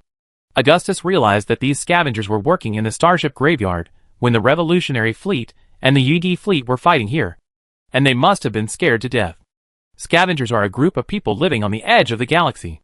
They are like drifters wandering on the ocean and rarely appear in the sight of the civilized world. These people have no identity, and their safety and rights are not guaranteed. No matter what, we will never use force against civilians. Augustus is determined to re-establish a new order in this galaxy, not only because of its important strategic value, but also because he sincerely hopes that the people here can live a better life. At the same time, the troops led by Warfield have landed on Nidhogg 3, and they have encountered almost no resistance. After quickly forming the Nidhogg Galaxy government and leaving garrisons, the Revolutionary Fleet will not stay here any longer. If Augustus had not hoped that Stukov would surrender under pressure and give him more time to consider, then he should be in Tarsones instead of Nidhogg. After all, such a world can be recovered at any time. Considering the remaining strength of the UD Expeditionary Force and the hybrids they control, it will cost a heavy price to recover Tarsones. Even if we only look at the Copperloo sector, the enemy of the Revolutionary Army is not just the UD Expeditionary Force. The remnants of the Terran Federation are still waiting for the opportunity to regain power. If the Revolutionary Army and the UD Expeditionary Force are both defeated in Tarsones, or if they lose the power to compete for Copperloo in Tarsones, then Augustus must reevaluate the risks of taking Tarsones by force. However, there is not much time left for Stukov. Soon, the Revolutionary Army will set sail again, crossing the core world of the Terran Federation and reaching Tarsones. Although it is not the first time that Augustus has led his army to Tarsones, he is still looking forward to that moment. Chapter 485. Augustus Mengsk approaches the throne planet. Monsters from Korhal have landed in Tartarus. The unspeakable cannibal king is approaching Bronte Prime. The vile kleptocrats have entered the Nidhogg system. The notorious murderer Mengsk shamelessly tore up the Treaty of Redstone, and his executioners and butchers are rampant on the land of the United Earth Council. This makes people wonder if Vice Admiral Alexei Stukov has chosen the wrong ally. You asked me what I was talking about. I was reading the script. I usually don't mix my personal opinions into my reports, but I have to say that Augustus Mengsk is at least a Terran. Who is this person? Augustus stood in front of the Hyperion Bridge with his hands behind his back, and a holographic screen flashed in front of him, showing great interest. Donival Million, a new reporter of UNN. He must have offended someone to be assigned to the local station. Kerrigan immediately replied, Our revolutionary comrade Mike Liberty at the UNN headquarters once mentioned this person. This Donnie Vermillion is also collecting intelligence for us now. How ruthless. Augustus smiled and said, You scolded me so hard that I broke into a cold sweat. You are really amazing, Donnie. Speaking of which, Mike must have had a hard time recently. The Terra family and the Hoth family can't help him much. And our underground party members in Tarsones are also in danger. In fact, Mike and Donnie have established a foothold in the UNN Universe News website, which is now controlled by the UED. With their intelligence and speculation, Kerrigan said to Augustus, It's just that they can't provide us with much useful information now. After occupying Tarsones, Alexei Stukov replaced the political figures in the Terran Federation in a short time. and massively streamlined the original bloated and corrupt government system, and established a military government headed by the Expeditionary Force Command based on the template of the Earth United Council. Arcturus came up the stairs on the other side of the bridge, followed by the Marshal's Guard Staff Sergeant Tychus Finley. It must be said that this was a strange combination in Augustus's eyes. Arcturus knew how to make a villain like Tychus obey him.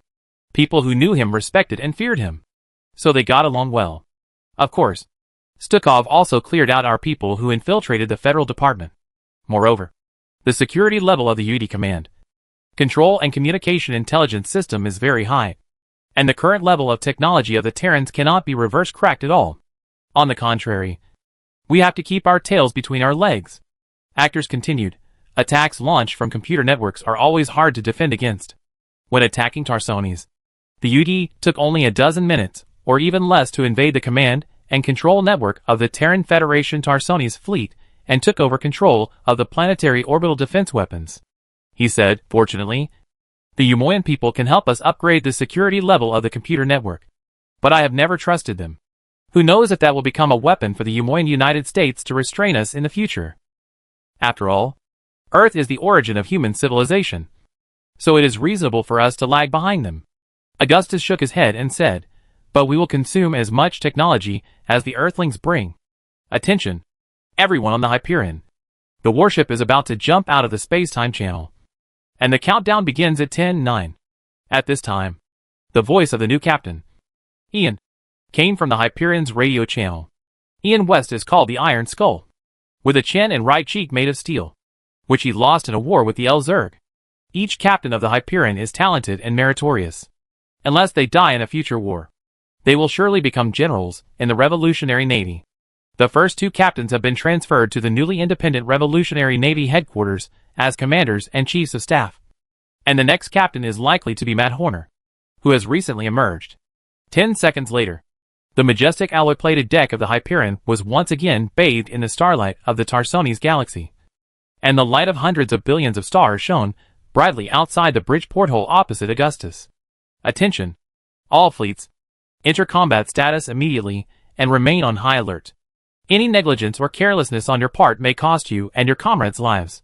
Augustus' words were directly connected to the communication channel of the entire fleet. I know that some people in the army have begun to relax and think that victory is within reach, and the trip to Tarsones is just a comfortable and pleasant interstellar journey. He said sternly, the most critical situation has already appeared among us. The arrogant army will be defeated, and the Earthlings are still a terrible opponent. At this time, outside the wide parallel portholes of the Hyperion, the revolutionary warships that had just jumped out of the subtime and space channel were lined up, as magnificent as a mountain range. Thousands of support ships, frigates, and destroyers, all of which were mentioned in the battlefield manual and short stories, were cruising with blue and red plasma trails. It was no wonder that some people in the Revolutionary Army became arrogant. For years ago, their only main battleship was the modified Hyperion donated by the Umoyan people. Now the scale of this fleet is enough to sweep across the Copperless sector. Before entering Tarsones, there was even a small fleet mainly composed of Protoss reconnaissance planes and shuttles following the revolutionary fleet. And Protoss Executor Artanis was on one of the reconnaissance planes.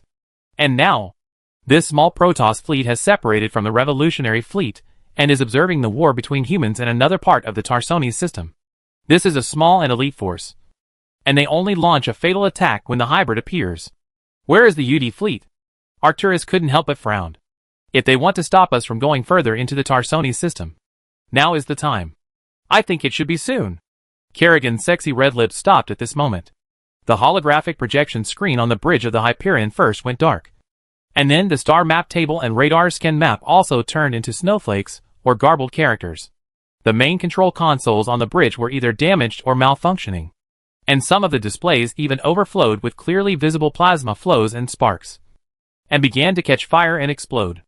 The electromagnetic field formed by the strong electromagnetic pulse wave radiation generated electric current on the metal surface, which spread all over the deck of the Hyperion, entered the delicate equipment through the ducts and tiny cracks, burned the electronic components, created a lot of chaotic codes, and even directly interrupted data transmission. In a vacuum environment, electromagnetic pulse waves can propagate infinitely. The electromagnetic pulse wave that hit the Hyperion was so strong that tens of millions of electronic components that made up a large number of computers and electronic equipment were broken down, not to mention activating the weapons system and defense system. Even the communication within the ship is a problem. In this case, both the hatch and the gun group of the battleship must be manually controlled by the soldiers. This is not the worst. If the power of the electromagnetic pulse beam is further enhanced, it can directly become a weapon, causing the uncontrolled ignition of missiles and space torpedoes to cause sympathetic explosions. The generated current and voltage will also disrupt the sensor, making it impossible for the battleship to distinguish between friend and foe. In an instant, sparks flew everywhere on the Hyperion, and other Revolutionary Army battleships were facing the same crisis. If the power density of this electromagnetic pulse is large enough, it can even cause burns on the human body and cook them like food in a microwave. And it is obvious that at least the Earth United Council Expeditionary Force does not have such a powerful electromagnetic pulse weapon. If it were someone else, he might have escaped from Tarsones. But this person is Stukov. Augustus did not show too much surprise. He will not be a stray dog, but will fight us to the death here. Alexei Stukov is a rare talent, but unfortunately, he is unwilling to surrender. Actors also had a heart of Admiral Stukov. This Lieutenant General Stukov is a rare talent, but he refused to be loyal to any force outside the Earth. Before arriving at Tarsones, Augustus had called Stukov many times and asked him to surrender to save billions of lives in Tarsones. But the other party refused every time. It seems that people like Stukov, who grew up and received education in the territory of the Earth Federation, can't surrender to people from such marginal colonies. But since the UD Expeditionary Force is doomed to fail, Stukov will return to Earth with a life of shame. Although a senior general like him does not care too much about his reputation, it is difficult for him to accept such an outcome. UD should have deployed a considerable number of electromagnetic force field generators on the edge of Tarsones. No, they should have calculated the coordinates of our jump and set up an ambush in advance. Augustus said calmly, indeed. Unless we are driving a Protoss warship, we have no way to effectively counter this weapon now. Compared to the panicked crew, Augustus and Arcturus were calm and composed. They had both experienced much bigger scenes than this. The next moment, more than 20 silver gray or dark brown UD battlecruisers appeared in front of the Revolutionary Army fleet, and more magnificent warships were jumping out. Once they appeared, the UD warships could pour firepower on the almost completely paralyzed Revolutionary Army fleet, and laser beams that could easily cross tens of thousands of miles would shine in the deep space. As the flagship of the Revolutionary Army, the Hyperion suffered the most damage, with alarms and screams from the crew members. In this situation, even Kerrigan could not help but get nervous, fearing that Augustus would encounter an accident. It's time for our secret weapon to take action. Augustus activated the 3-diamond crystal on the side of the star table, and the rising image was not disturbed at all. Although Augustus had the troops of Protoss Executor Artanes as allies, they were not secret weapons. Influenced by Dawes' teachings and the bloody lessons deeply engraved in the Protoss memory, the Protoss will never easily intervene in the internal disputes of lower races unless they are connected to the Zerg or the dark background in the universe. Behind the holographic image was a white, fat giant worm, whose bloated and sluggish body was obviously a whole circle larger than when Augustus first saw it. This is the normal growth phenomenon of young brain worms. And it is definitely not because they have consumed too much protein and sugar. Woohoo! Egon, dear friend, rub it again. In the clean and dust-free laboratory on the lower deck of the Hyperion, in a space made of multifaceted huge glass, a brain worm is lying comfortably on the warm and moist purple fungal carpet. Egon Stedman, a researcher wearing rubber boots and a white coat, is brushing its fat back with a huge long-handled bristle brush, like rubbing a huge ball of white jelly. Considering the important position of this brain worm in the alien laboratory, it is within the scope allowed by Augustus to enjoy the treatment of a special pig farmer. Although the brain worm is a creature that is completely different from humans in terms of thoughts, concepts and body, overexploitation will never last long. Although Augustus does not need to talk to a worm about human rights and work conditions. Today, you are just serving a young brain worm. But tomorrow, you will be honored because you were once a servant of the great master. As long as you persist for another hour, Egon, I will give you a piece of the noble tail tip as research material. But you can't eat it. The brainworm purred contentedly, as comfortable as a cat being scratched on the chin by a human. Ah ha ha ha. Its voice was as shrill as a child's. And it was hard to tell whether it was a boy or a girl. Ah. None of my servants can compare to you. Egon. Best friend. Obviously. This brainworm's understanding of the word best friend is completely different from that of humans. Moreover, for many words, its interpretation can be described as wild and unimaginable. Alpha. Just as we agreed. Augustus did not have time to talk to the brainworm. Gather your tribe members, and destroy the fleet in front of you immediately. Oh! Of course. Of course. As long as you will do as you are told. Augustus. You are a smart human. The brainworm Alpha wanted to turn over, but failed after just trying its best to raise its head. As the top link in the mind of the alien main nest, the brainworm's duty is only to command its own tribe to guard the nest, hunt for new genes, or completely destroy the enemy. They need to be carefully cared for like the queen of a bee colony, and are fragile and inconvenient to move. The swarm will devour everything and then evolve. Actors has been conducting experiments using the cerebrate alpha and the hives and eggs obtained by the Revolutionary Army from Ire and Char. Such experiments have been carried out in secret with the tacit approval of Augustus, and are under strict scale restrictions and close monitoring. Cerebrate alpha can control a large number of Zerg, far beyond any hive mind at this stage. The Zerg came in handy when dealing with Stukhov's electromagnetic pulse weapon, because the Zerg have no electronic equipment at all. In order to deal with the electromagnetic pulse weapons of the ED, a large number of transport ships in the Revolutionary Army fleet carried the Zerg hatched in the laboratory instead of the Revolutionary Army soldiers. But this move is extremely dangerous. In order to prevent the brainworm Alpha from losing control or turning against it, Augustus specially hired several Dark Templars as nannies. Unless necessary, Augustus will never use the Alpha Zerg swarm as a conventional weapon. Once this arrogant brainworm controls too many Zerg, it is hard to guarantee that it will not rebel. This is almost inevitable. I'm worried that the Protoss will have a different view on this, Kerrigan said to Augustus worriedly. Kerrigan can also control the Zerg like the Cerebrate, but in much smaller numbers. This is a secret known only to very few people. Protoss Executor Artanis has seen the Cerebrate. He just said that he would take necessary measures before the situation gets out of control. Arcturus disagreed. In his opinion, weapons don't care about their origins. Whatever is powerful and easy to control should be used. The necessary measure is to burn everything with fire. Augustus also held a very cautious attitude towards this. I hope this is the last time I use this weapon. Open the hatch, he said. Release the Zerg. No need to be merciful to our enemies. Chapter 486. Marshal Augustus arrives at his loyal Tarsones. They force us to do this. Amid the flashing sparks and hissing sounds of electricity on the bridge console of the Hyperion, Arcturus Mengs said, these bugs will feast on the enemy, and the Earthlings must pay the price for their aggression. Tear the flesh from their bodies. Bite hard. At this time, Augustus, the amiable brother, hammered his hand on the star chart table, his dark gray eyes shining.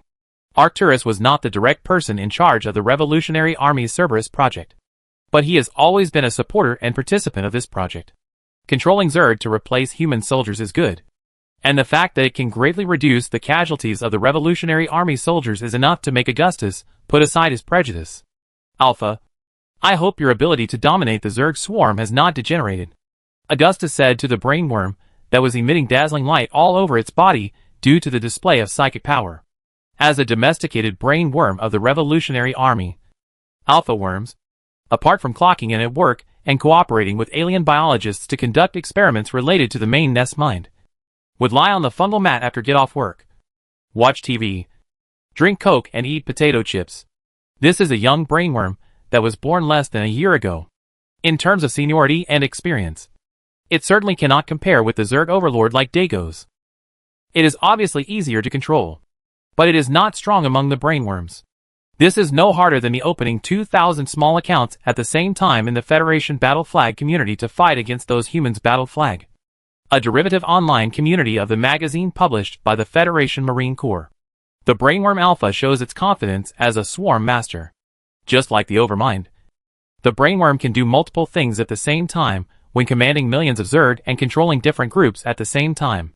The reason why the Queen of Zerg, who is also a high-level Zerg, does not have a whole clan like the Cerebrates is because their duties have been specialized to guard the nest and breed the population.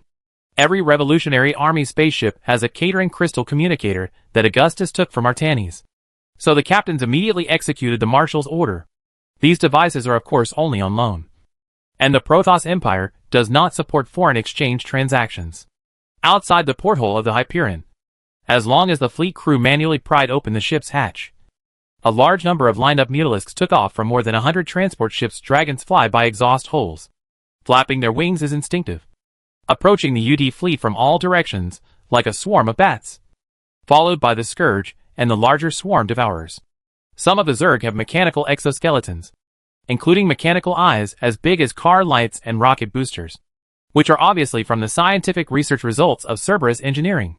However, most of these are flashy designs with little effect. In just a few minutes, tens of thousands of Zerg took off from the cargo hold of the revolutionary fleet. Even if this is as tiny as stardust compared to the real Zerg, it is still enough to cover the sky and block the sun. The Zerg is thirsty for blood. Strictly speaking, the Brainworm Alpha is a cold-blooded monster. It will not have the slightest mercy or hesitation before slaughter. Under the control of the Brainworm, thousands of Zerg warriors advanced under the fire of the UD fleet, tearing apart every ship and every enemy they encountered. The swarm is boiling. We are engulfing the world.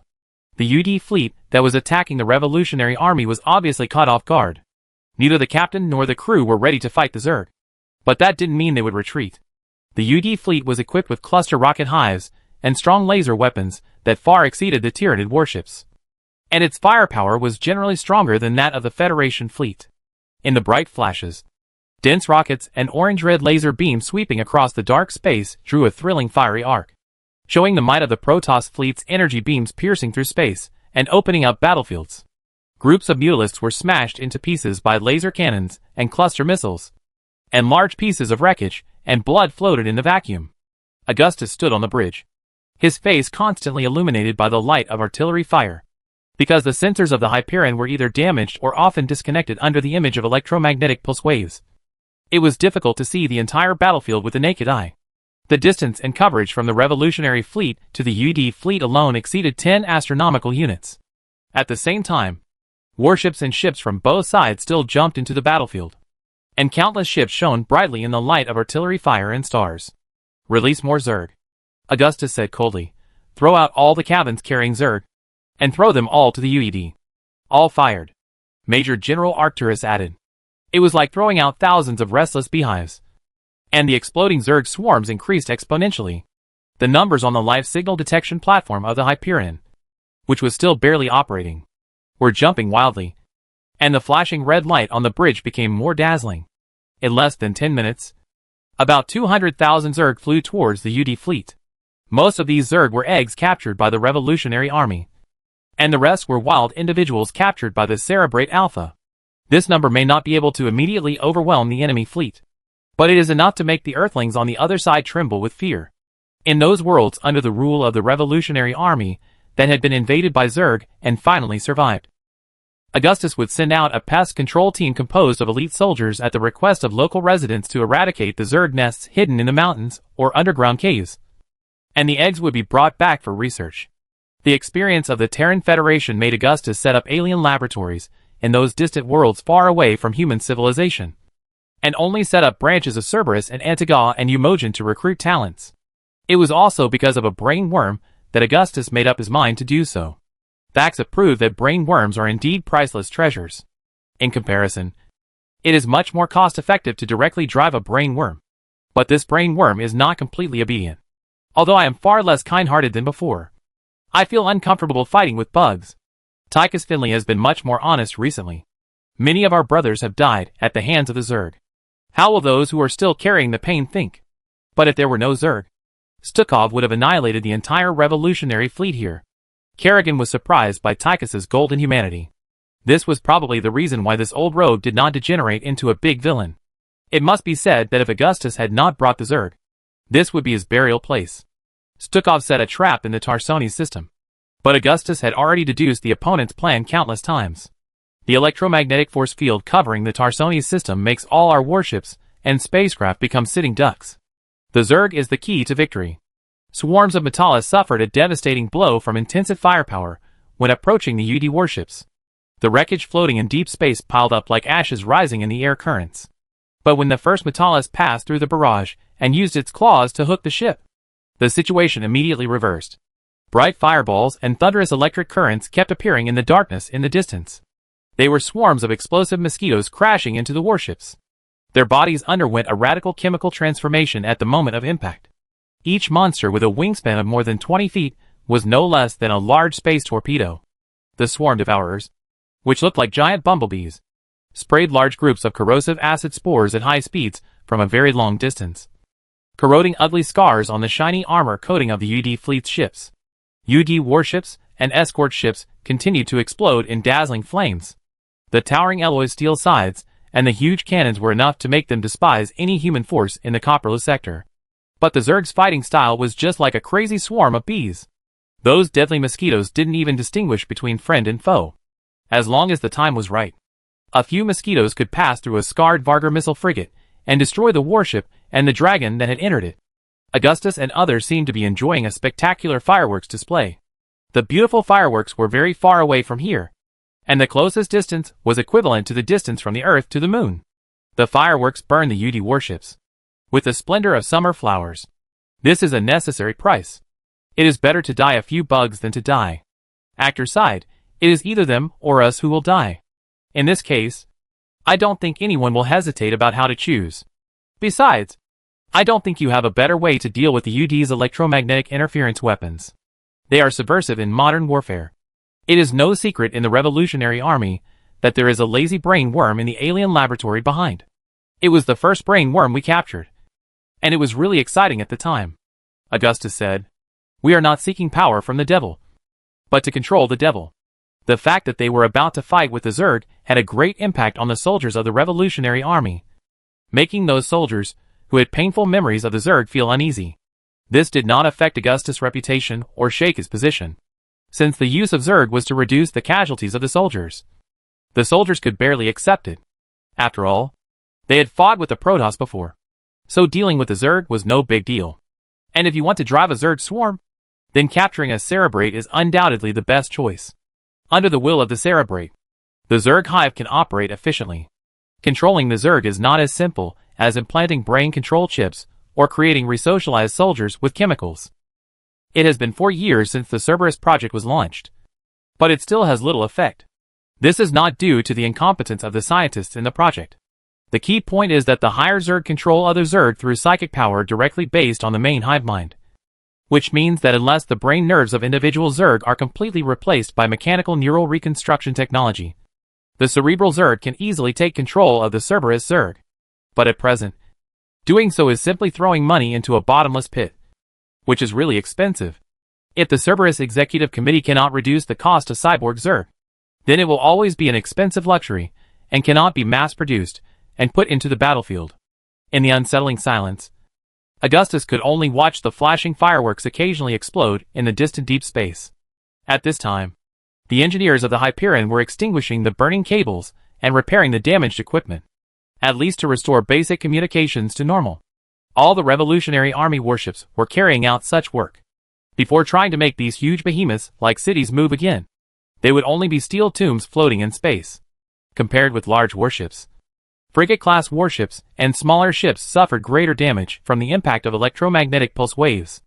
Thanks to the modular design of Terran Federation Heavy Industries, the equipment components and lines of various ships can now be mass-produced and replaced, which allows most damaged systems to be repaired without worrying about finding parts. Augustus only hopes that the casualties caused by line fires and explosions will be as small as possible. But as long as the UD's electromagnetic field production equipment in Tarsones is still working, the Revolutionary Fleet will find it difficult to extricate itself. The enemy is about to retreat. They retreat. At this time, the Brainworm Alpha said, I need more Zerg to chase these humans. Even the Overmind can't fight without soldiers. Give them to me. At this time, the Brainworm was like a real Zerg Overmind, cruel and cold. For the Brainworm Alpha, who has studied human games, controlling the Zerg swarm is just a delicate micro-manipulation, just like a master of real-time strategy games. Enough. Augustus would not really let this Brainworm control the Zerg that could destroy everyone. Ignore the retreating enemies. I need you to bring me some prisoners. The higher the rank, the better. It is best to be a technician and commander. You know the rank of the UED. I don't think a Brainworm that can understand human university courses would be ignorant of this. Augustus needs some senior UD officers to know the deployment location of the electromagnetic field generators. Only after destroying these devices can he continue to advance to Tarsones. You are forcing the brainworm to lay eggs. It won't work. The necklace head of the brainworm Alpha tilted, as if it was confused. Humans will not surrender to the Zerg unless they are so scared that they are going crazy. That's the value of humans. Kerrigan snorted. You know what to do. Augustus said to the brainworm, my scientists told me that you have a high intelligence. That of a human child. Roar. If you are begging a great swarm master. The brainworm interrupted Augustus, of course. I will satisfy you. Then, you have to order all the Zerg to return to their original spacecraft. Each one has been marked. So you have no chance to cheat. Augustus said. Well, humans are always suspicious and greedy by nature. The brainworm said. Then, in a newly repaired camera shot, the UED fleet was fleeing in all directions and returning to Tarsones Prime. Some of the battered warships were left behind, with flames everywhere, and the empty space was crawling with alien insects. For the enemy, this must be a nightmare. Augustus almost smelled the blood of the wounded and the charred smell of the charred bodies. But that only made his heart colder and made him more determined to defeat Stukov and the UD Expeditionary Force. Stukov, we don't have many good chess pieces to play, Augustus said. Let me see what your next move is. Chapter 487 Stukov. Give me a straight answer. Do you surrender or not? The fierce battle at the edge of the Tarsones galaxy lasted for a short time. Only about an hour. The UD fleet was severely damaged, with only 27 battlecruisers destroyed or damaged, and countless ships damaged. Millions of wreckage floated in the cold and silent dark deep space at the edge of the galaxy. Like rootless duckweed. This place is too far away from the star of Tarsones. Cold and dark. If no one comes here to salvage the wreckage and collect the bodies that died in horrible ways, they will continue to sleep here for countless centuries. In this huge wreckage, the bloody bodies of the Zerg are piled up one on top of the other, and the frozen blood is as dazzling as red crystals, illuminated by the red bridge warning lights of the Revolutionary Army fleet.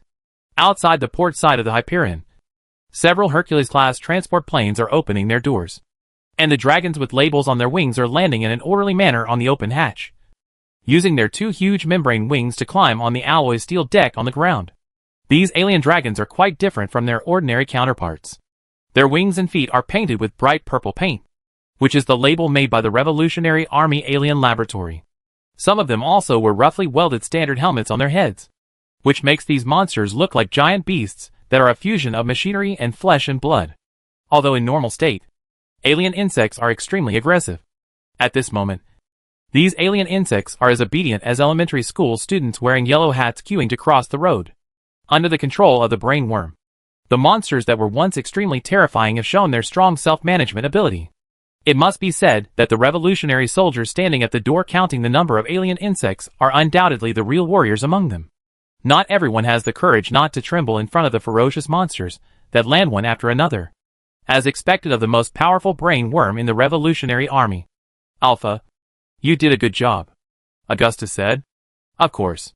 The light on the brainworm flickered twice, revealing a certain smug emotion. I brought you some human captives. This is even harder than destroying a planet. Outside Hyperion's bridge window, several Cerberus Metalis were flying by, holding onto a rectangular UD transport ship. It was full of terrified UD officers, technicians, and ship doctors. Those who could end their lives as soon as possible committed suicide before being captured by the Zerg. Hand them over to the ghost agents and interrogation experts of the Nova Squadron. Augustus ordered, make them speak the truth as quickly as possible. We can't stay in Tarsones for too long. We must find the deployment location of the electromagnetic force field generator. Considering the relevant information we obtained from the UED fleet in Char, it should not be too far from the battlefield. The Revolutionary Army has now obtained information about the UED electromagnetic force field generator, but there is no effective countermeasure yet. The only way at present is to destroy the electromagnetic force field generator and the electromagnetic bomb launcher. The UD brought electromagnetic pulse weapons that are far above the technological level of Terran humans. This weapon can generate high-power electromagnetic pulse waves in the form of electromagnetic bombs, creating an electromagnetic force field that is enough to paralyze a fleet. This is equivalent to the special locking bombs and EMP electromagnetic pulses equipped by the Terran Federation ghost agents. It is not an insurmountable technology, but the effect is amazingly good. This is also the result of the improvement of UD Expeditionary Force Vice Admiral Alexei Stukov and his technical officers based on the technology of the Terrans and Earth. It was not originally allowed to be used by the Earth United Council. After this failure, Stukov can no longer assemble a powerful fleet. It can be predicted that he will not take the initiative to attack again in the short term. Actor stroked the short dark brown beard on his chin. Unless he can bring people back to life. Although he was confident, he did not think that they could easily capture Tarsones. Tarsones has now become one of the most impregnable fortress planets in the Copperless sector. Stukov has also set up at least 100,000 anti-aircraft missile towers and orbital plasma cannons on the surface of the planet. Counting the defense equipment left by the Terran Federation government, the battle to break into Tarsones will become extremely difficult. Even occupying Tarsones' high-altitude orbit to carry out orbital strikes is a risky move, which means that our warships will be within the firepower range of the orbital defense network. During the Kylian War, the human fleet's orbital strike means were quite limited, and nuclear bombs were always the most effective weapons of mass destruction. Now, the upgraded Yamato guns of the battlecruisers can also destroy cities directly from high-altitude orbits, and the compressed plasma beam is enough to cause devastating damage. Stukov will definitely deploy a large number of electromagnetic field generators on Tarsones. Under poor communication conditions, landing will become a terrible disaster. Kerrigan said, I will never agree to launch a suicidal landing again. Augustus waved his hand. Tarsones has now become a steel hedgehog with spikes everywhere. The sacrifices that will be paid to land under the firepower of countless anti-aircraft missiles and laser pulse cannons are an astronomical figure that Augustus cannot accept. Look at that planet Tarsones. It once gave birth to the first Terran humans and civilization. His voice was obviously tired. For 300 years, Tarsones has accumulated unimaginable fame, power and wealth, destroying this planet at the cost of countless warriors' blood. That was never what I wanted. Revenge? That's not what I want either. A flickering light suddenly appeared from the newly repaired star table. It was a beautiful blue-green planet, the source of life. This is the most prosperous world in the history of Terran humans. In terms of population size and development index, only the first star of the Kelmorian Federation and the Umojan United States can barely compare in the Copperless sector. There are so many metropolises that the planet's landscape is transformed, and the lights of the cities are clearly visible from the satellites. Tarsones has the richest population in the Copperless sector, but it is also the world with the greatest disparity between the rich and the poor. Once upon a time, Coral 4 was also beautiful. Now, most of Coral has become a desert, and the thin atmosphere of hydrogen and helium has made it a pale dark blue, which is the color of sickness and death. Augustus will not get any revenge pleasure from destroying Tarsones in the same way. In any case, destroying Tarsones will not give him much benefit. The population and developed industry of Tarsones are an unimaginable wealth, and Augustus can use them to rebuild Coral 4. Indeed, destroying Tarsones can once and for all eliminate the Creation family, the corrupt government, and the stubborn elite class. But the price is the evaporation of billions of people and their wealth. Stukov refused to surrender to us. This stubborn earthling also has a certain Spartan spirit, but he is seeking a glimmer of hope in a desperate situation. Arcturus may want revenge, but he will not destroy Tarsones if he can take it. Legendary generals always take risky tactics, and their tactics often put themselves and their soldiers in danger. Stukov cannot be allowed to drag on, he said. Even if he is the kind of man who would die, there must be a purpose for holding on to Tarsones instead of fleeing to Earth. Even if the revolutionaries completely blockade Tarsones, the planet can survive for many years in a self-sufficient state. Of course, the economic recession and the sharp decline in the quality of life will make it difficult for Stukov to control the riding Tarsones. But the revolutionary army will just drag it out here for another month. When the UD remnants react and start attacking the planets belonging to the revolutionary army, Augustus will have to withdraw troops to defend. That may be the opportunity that Stukov is waiting for. You are talking nonsense. If we can just blow up Stukov's turtle shell now, why would we waste time here? Tychus snorted. Of course. If my battle plan is finally passed, Tarsones is now ours. Actors glanced at Tychus. Use the landing capsule to spread the worker bees and eggs to the surface of Tarsones. These monsters will quickly turn into hatcheries and become murderous monsters, he said, with the control of the brain worm. These alien Zerg will never cause any harm to civilians. The alien Zerg is by no means a weapon that can be easily controlled. The idea that it will never accidentally hurt civilians is just a wishful thinking. In this battle alone, the Cerebrate Alpha has revealed many uncontrollable characteristics. When it has controlled so many Zerg, it will want more next time. Kerrigan said, General Arcturus, it is not fun to be killed by the monsters you created. You are not qualified to say that to me. Actors and Kerrigan have never gotten along well. Ahem. This is Rory Swan, Augustus Mengsk's hard-working chief engineer. Swan's head appeared on the flashing holographic screen. Holding a huge wrench and laser pliers, the communication system has been restored to normal. And the tactical command console is back online. Now you can redeploy your cool fighters and capable boys. Well done, Swan. Augustus said, you and the soldiers of the engineering regiments have never let me down. Ah yes. And the mule has never let the millstone down. My old friends and I have done a good job. They can withstand the test of wind, rain and hardship just like the Federation's number 10 rations. Swan shook his head. Now I have to get busy again. In 5 months, the Hyperion has undergone 2 major repairs and countless minor repairs. It's a miracle that she didn't fall apart because of you. I am Lieutenant Cyril Gentry, intelligence officer of the Nova Squadron. A young officer wearing a wide-brimmed military hat of the Revolutionary Army appeared in the center of the screen. Marshal Augustus. The interrogation based on telepathy has yielded initial results. We have located the location of the UD Expeditionary Forces space-based weapons base station on the asteroid belt of the 8th planet, outside the Tarsones system. In addition, there are a large number of electromagnetic pulse weapon stations on the mini-satellites of Tarsones Planet 6. These coordinates are being uploaded to the database of the flagship Hyperion. Thank you for your hard work, Lieutenant Cyril. The officers who can make Augustus remember will definitely be rewarded after the war. Mark these coordinates, and let Duke's Alpha Squadron jump to the blind spot of the enemy weapon station to launch an attack, Augustus said. At this time, most of the Revolutionary Army warships have repaired the damaged systems. Before the next wave of electromagnetic pulse attacks arrived, the Revolutionary Army fleet had largely recovered its combat effectiveness.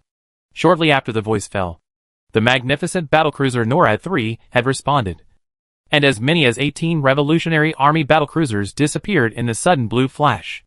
Attacks on UD outposts, weapon stations, and research stations followed, and the angry General Duke had infinite anger to vent on these Earthlings. General Edmund Duke had every reason to hate the Earthlings, not only because many members of the Duke creation family had suffered accidents, but also because this was an opportunity for him to make a name for himself. Once, Duke was considered the highest-ranking officer who surrendered to the rebels, and was regarded as a shame that the federal government would never mention. But now, he will return to Tarsones as a hero and savior. Although Duke has little nostalgia for his hometown and family, let alone love. Received a communication request from Tarsones. Signed by Alexei Stukov. The report from a bridge communications soldier made Augustus, Arcturus and others look at it sideways. Please bring it in. Stukov's gloomy face immediately appeared in front of Augustus, and the obviously frustrated expression made Tychus laugh. Marshal Augustus, I thought you were a noble man who kept his promises. I have to admit that I was wrong, Stukov said. In the face of national hatred and family feuds, nobility is not worth mentioning. Augustus also took in Stukov's ugly expression. The other party was not a person who would show his inner thoughts on his face. If he really thought that Stukov had reached the end of his rope, he would undoubtedly fall into the other party's trap. General Stukov, you may not care about the lives of 4 billion people in Tarsones, but your soldiers deserve to be treated like heroes, not buried in this extremely far-away foreign land. I am tired of dealing with your cheap tricks to delay time, he said coldly. Stukov, I just want you to give me a straight answer. Damn you. Are you going to surrender or not? Surrender or not? Tychus was very flattering, but he obviously didn't realize it. Stukov was silent. He was probably thinking seriously about Augustus' words. I can't believe you.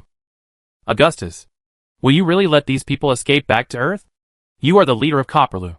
You will not let them go back to the mountains. I promise that they will be treated fairly and justly. They will become citizens of the Terran Empire, Augustus said. No. Stukov shook his head heavily and cut off the communication connection. The next moment, another old man with a white beard appeared on the screen. His trembling dry lips showed his anxiety at the moment. Dr. Emil Nerid, the master of xenobiology. Marshal Augustus Mengsk. I have endured the atrocities of Lieutenant General Stukov for too long. I want to expose his conspiracy to you and ask for your forgiveness. I joined the Earth Expeditionary Force only because I had no choice. Chapter 488 Nereid's plan to offer to Tarsones. Who are you? Augustus blinked, put his hands behind his back, and wondered what tricks Nereid. You bastard. We're playing. His thick eyebrows knitted together, as if he couldn't remember who the man in front of him was. Oh, I'm Dr. Emil Nereid. When the UD invaders were still in Black Sis, I had the honor of watching you communicate with Gerard Duger. Dr. Nereid was wearing a spotless white work suit, with a badge on his right chest that emitted bright green swirls. He was an elegant old man. His temples and beard were already gray, but his skin was well maintained, with no signs of aging. Augustus could see that Dr. Nereid seemed to be very flustered and uneasy, and he turned to the assistant and the control console next to him from time to time, as if a group of UD fighters would suddenly rush out from there.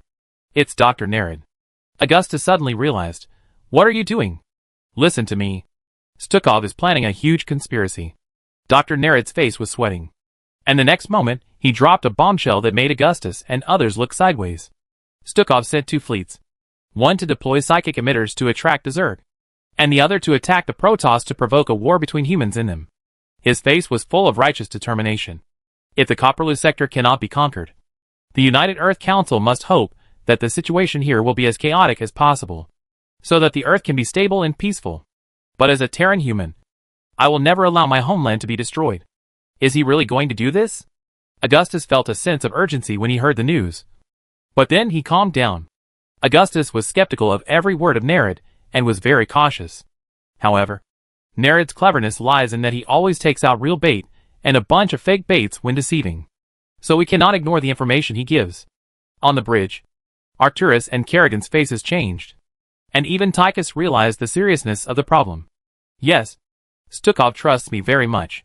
Seeing that Augustus believed his words, Nereid breathed a sigh of relief, wiped the sweat from his forehead and continued, because I helped Stukov improve the research on Federation psychic weapons and hybrids, and I also know where they are going to take these weapons. What he said is true.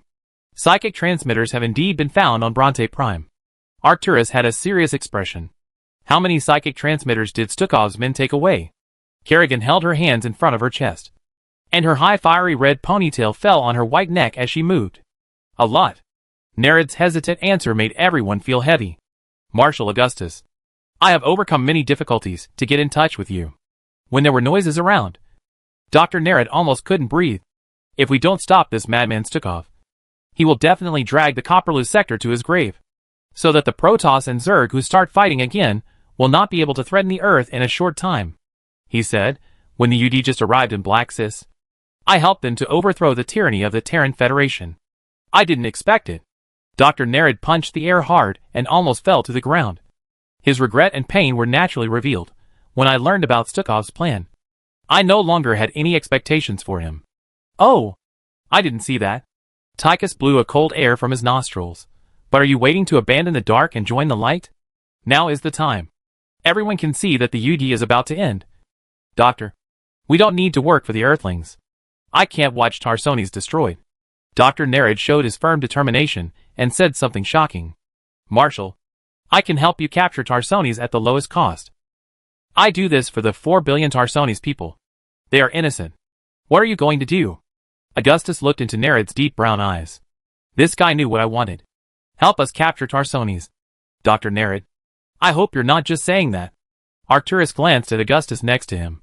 When the UD attacked Tarsones, it relied on electromagnetic pulse weapons and invaded and destroyed the Federation's security network. This is a classic battle that is difficult to replicate. Although you said that you are deeply trusted by Alexei Stukov, you are just a scientific researcher. Yes, I am just a weak old man, managing only a few scientific stations and laboratories. But people like me who have already half a foot in the ground also have a passion to defend the country. Nereid still had plenty of time to express his ambition to serve his country. Stukov's rule in Tarsones is not stable. Although he has purged a large number of nobles and entrepreneurs, he is still not loved by the people of Tarsones. He continued, as far as I know, there are probably less than 200,000 UD soldiers on Tarsones, and the rest are federal troops recruited by Stukov. Not only that, their fleet is now almost gone. At this moment, Nerid has completely transformed from a traitor who defected to the Earthlings into a patriot.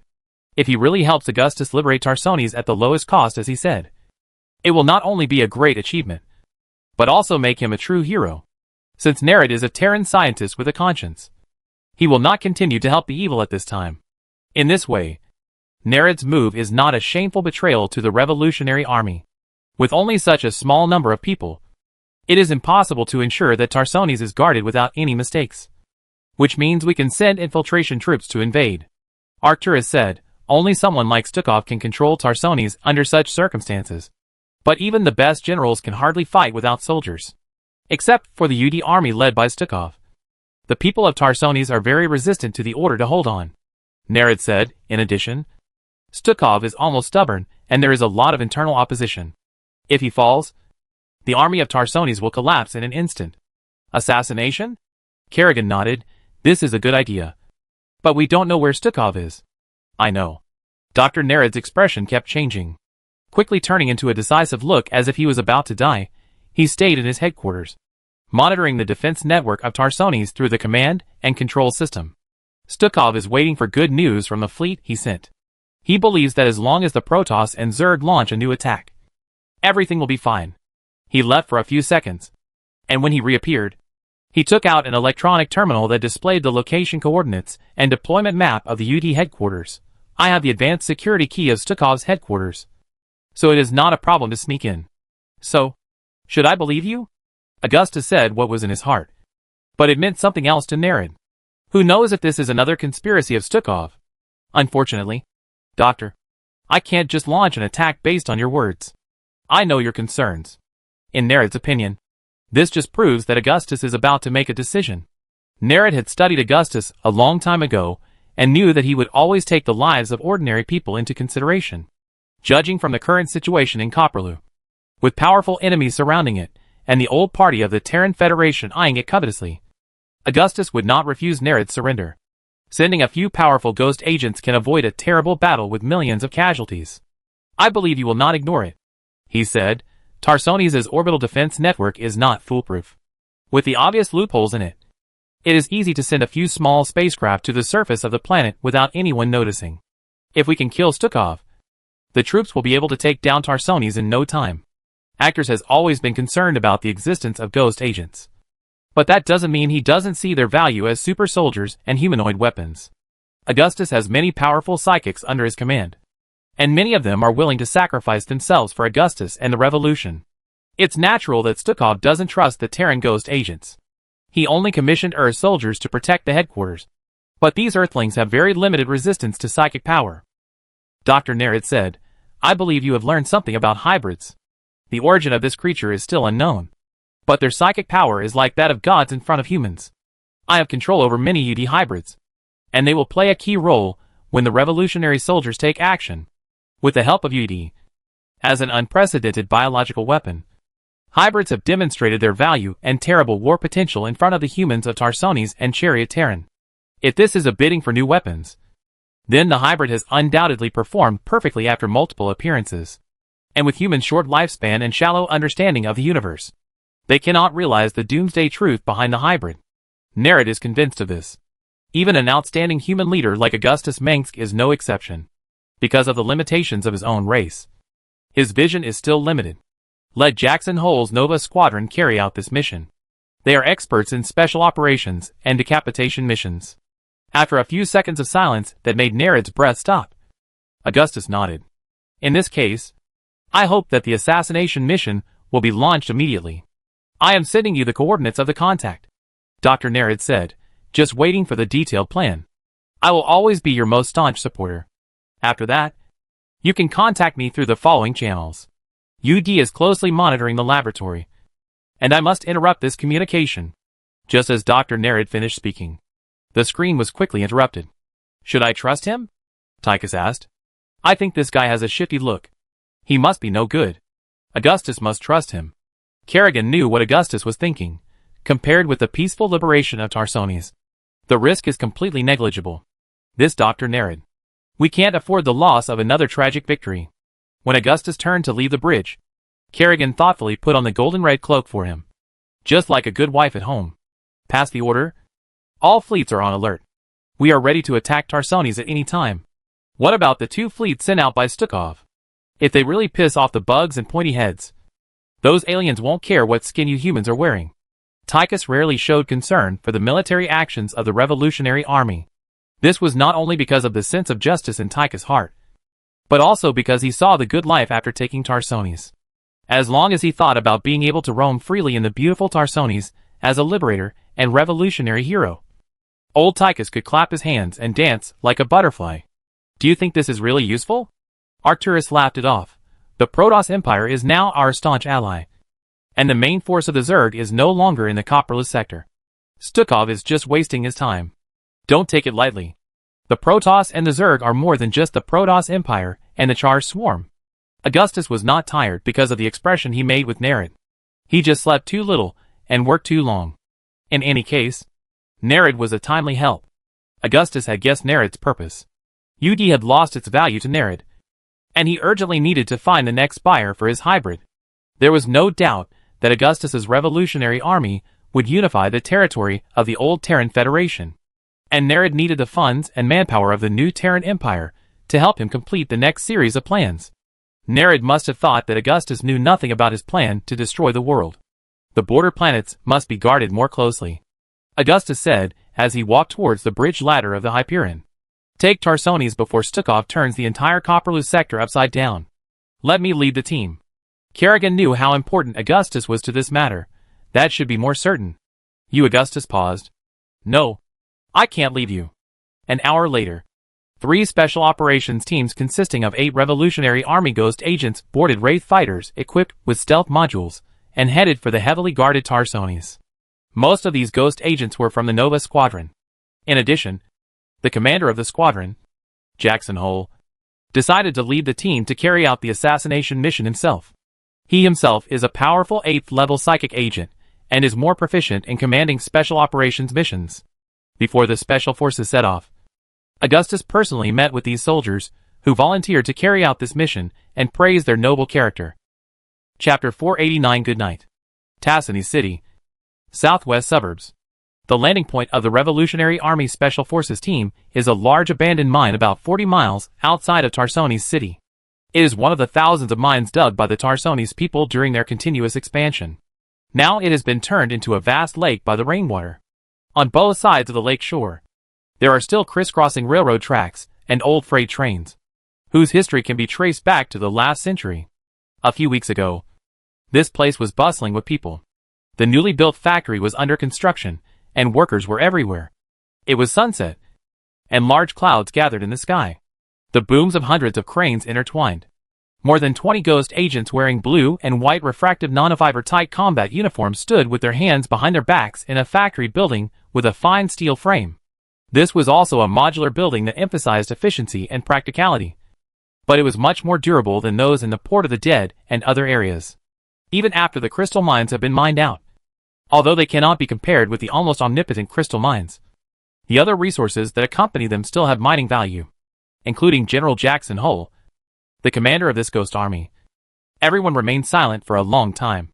They were all members of the Terran Federation Ghost Project, and now they are willing to fight for the rebels. Augustus Minsk made the Psychers, who were troubled by the painful memories of the past, always believe that they are completing a just cause. What drives them to continue fighting is faith rather than the mandatory instructions of the psionic inhibitor. For this reason, these warriors with supernatural powers will become more tenacious. Everyone standing here knows their mission. This revolution started with Korhol 4, and in the eyes of many revolutionary soldiers, taking Tarsones and completely overthrowing the corrupt Terran Federation means the final victory of the revolution. Now, they have to take back Tarsones, the origin planet of Terran humans and the undisputed throne world, from the hands of the UED. These Ghost agents are equipped with different equipment. In addition to the C-10 canister shotgun, they are also equipped with daggers, electromagnetic grenades, and the Protoss Cateran Anima crystal pendants that can enhance psychic power. Several agents also carry long knives, which they learn from their Dark Templar instructors, so that they can kill all enemies if their actions are exposed. Each Ghost agent has different specialties. Some are snipers who are 1 in a million. Some are masters of assassination, and some can summon hot blue flames like a witch. General Haller, the commander of the Nova Squadron, is also a deadly ghost agent. With the enhancement of the Terran Anima Crystal, his psychic level can reach an astonishing level 9. Haller can change his face to another at will, and can also add and delete other people's memories to further make it look real. Action. At a certain moment, Haller closed his mask and ordered all ghost agents enter the invisible state and disappeared without a trace, like a ball of sand blown by the wind. For the new empire. In the coming night, shadows escaped from the darkness and crossed a dead land to board a train heading to Tarsoni's city, which was supposed to be full of crystal ore, high-energy gas and conscripted soldiers. The transportation network of the Federation is complicated, and the UD people obviously don't know much about it. Dr. Nerad did not send anyone to support the special forces of the Revolutionary Army. As he said, he was just an ordinary scientist, and did not cultivate any forces or followers. The route to enter the city of Tarsonis was also provided by the underground members of the Revolutionary Party, who remained on this planet. These unknown heroes, who were engaged in secret espionage, had already put their lives aside. For this day, thousands of revolutionaries and agents have sacrificed their lives. Some of them had already joined this great cause that was bound to be hidden and forgotten in the era of Augustus' father Angus. In the past, the lights of Tarsonis at night were enough to illuminate the sky, and a shining city was also reflected in the sky. The zinc facades and large glass curtain walls of countless skyscrapers that soared into the sky reflected white and blue light in the daytime, and were drowned by the gorgeous commercial lights at night. With the continuous expansion of nearly 200 years, the city's boundaries have long been infinitely expanded in all directions, and giant buildings and crazy skyscrapers extend in all directions under the fog that shrouds the city. Countless people live and work in the high altitudes above the clouds. It is not an exaggeration to say that Tarsonis is a city in the sky. This is the capital of the Terran Federation, with tall buildings and merchants. It is said that by sucking the blood of hundreds of mining planets and colonies, the wealth accumulated by Tarsonis is enough to melt into the ocean in gold and silver. Now, with the war approaching, strict military control and curfew policies have turned the glorious Tarsonis into a giant beast crawling in the night. When the lights that shot up into the sky faded, the spar stars could actually be seen. The number of stars in the copperless sector is far less dense than that in the center of the Milky Way, and starry nights are rare. In less than an hour, the train had passed the border checkpoint of the city of Tarsonis. And Stukov obviously did not have the spare capacity to deploy loyal Earth soldiers and high-precision detection equipment at each checkpoint. The checkpoint was guarded by only a few former federal soldiers and Tarsonis policemen, and their restless complaints and perfunctory attitude towards work revealed the current situation of the entire city to a certain extent. On the dim streets, pedestrians running around are quite rare.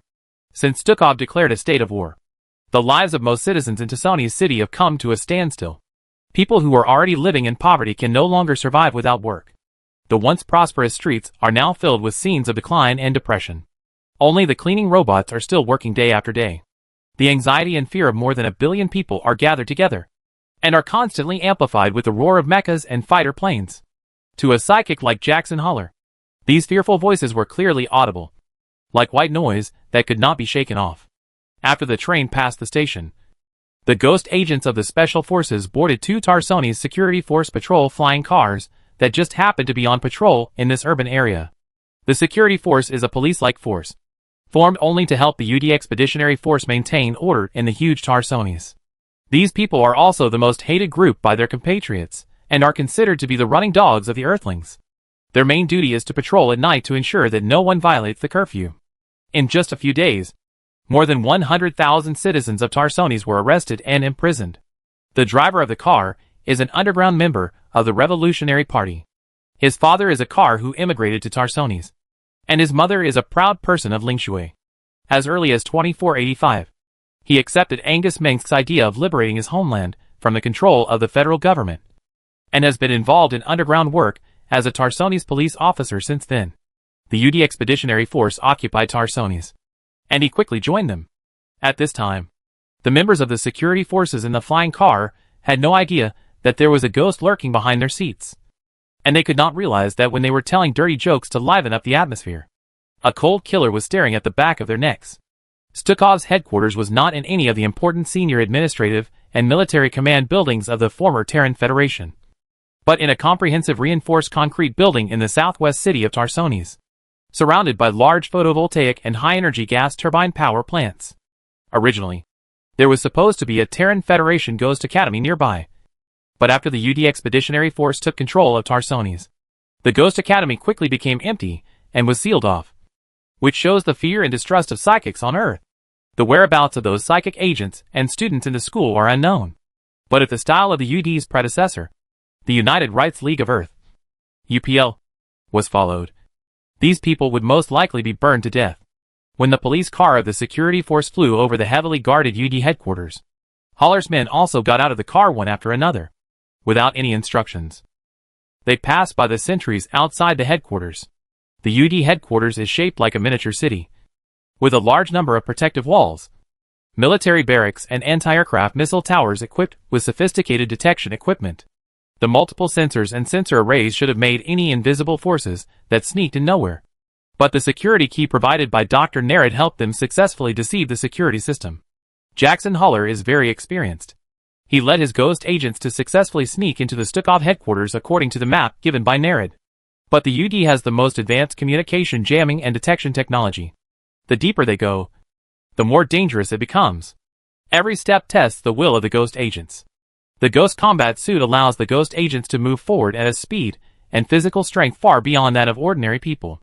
With the help of stimulants and other injection drugs, they always maintain a high degree of concentration and calmness. In front of many UD soldiers, defense drones and huge Goliath-armed robots, they pass through the warning area, training area, military camp area and security control center one after another, and went straight to Stukov's command center without any obstacles. This is the most dangerous mission Haller has ever carried out since he was trained as a ghost agent. If exposed, all the people carrying out this mission will be buried here. But this is also Haller's chance to establish immortal merit. And only he can do it. Stukov's command center is a building more than 30 stories high. There is nothing surprising in the city of Tarsones, which is full of skyscrapers. But the security level here is the highest. Dr. Emil Nerad, dressed in a blue-black suit, just walked out of the command center building, as if he was going to a party instead of returning to the laboratory to work. Dr. Nerad looked a little nervous, but he didn't attract the attention of the surrounding UD soldiers. As he walked through the alley between the two armories and the control tower outside the command center building, Haller grabbed his silky tie from the shadows. Ah!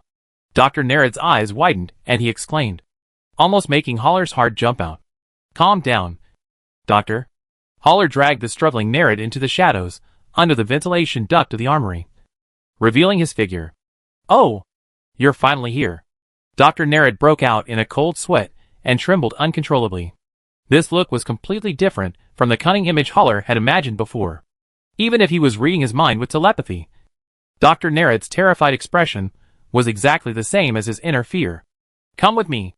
Nerad took out a silk scarf from his suit pocket with a trembling but graceful manner and wiped the sweat off his body. I have confirmed that Stukov is inside. The command center is full of senior officers. They are no match for you. Brave Revolutionary Army agents. Nerad walked back to the gate of the command center building. The guarding UD soldiers were puzzled, but did not stop him. As an outstanding scientist who perfected the hybrid technology, he was deeply trusted by Stukov. Haller waved and followed Nerad in, with the ghost agents behind him. Through the elevator, they arrived at Stukov's headquarters safely. Nerad, someone reported to me that you just left the command center and came back again. In the brightly lit command center, there were only Stukov and several senior staff officers sitting in front of the tactical table. We just met. You told me that you have completed the research and development of a new hybrid species. Is there anything else you want to say? Stukov did not see Haller and the many ghost agents behind Nerad. His serious face was wrinkled because of excessive fatigue. Haller did not take action immediately.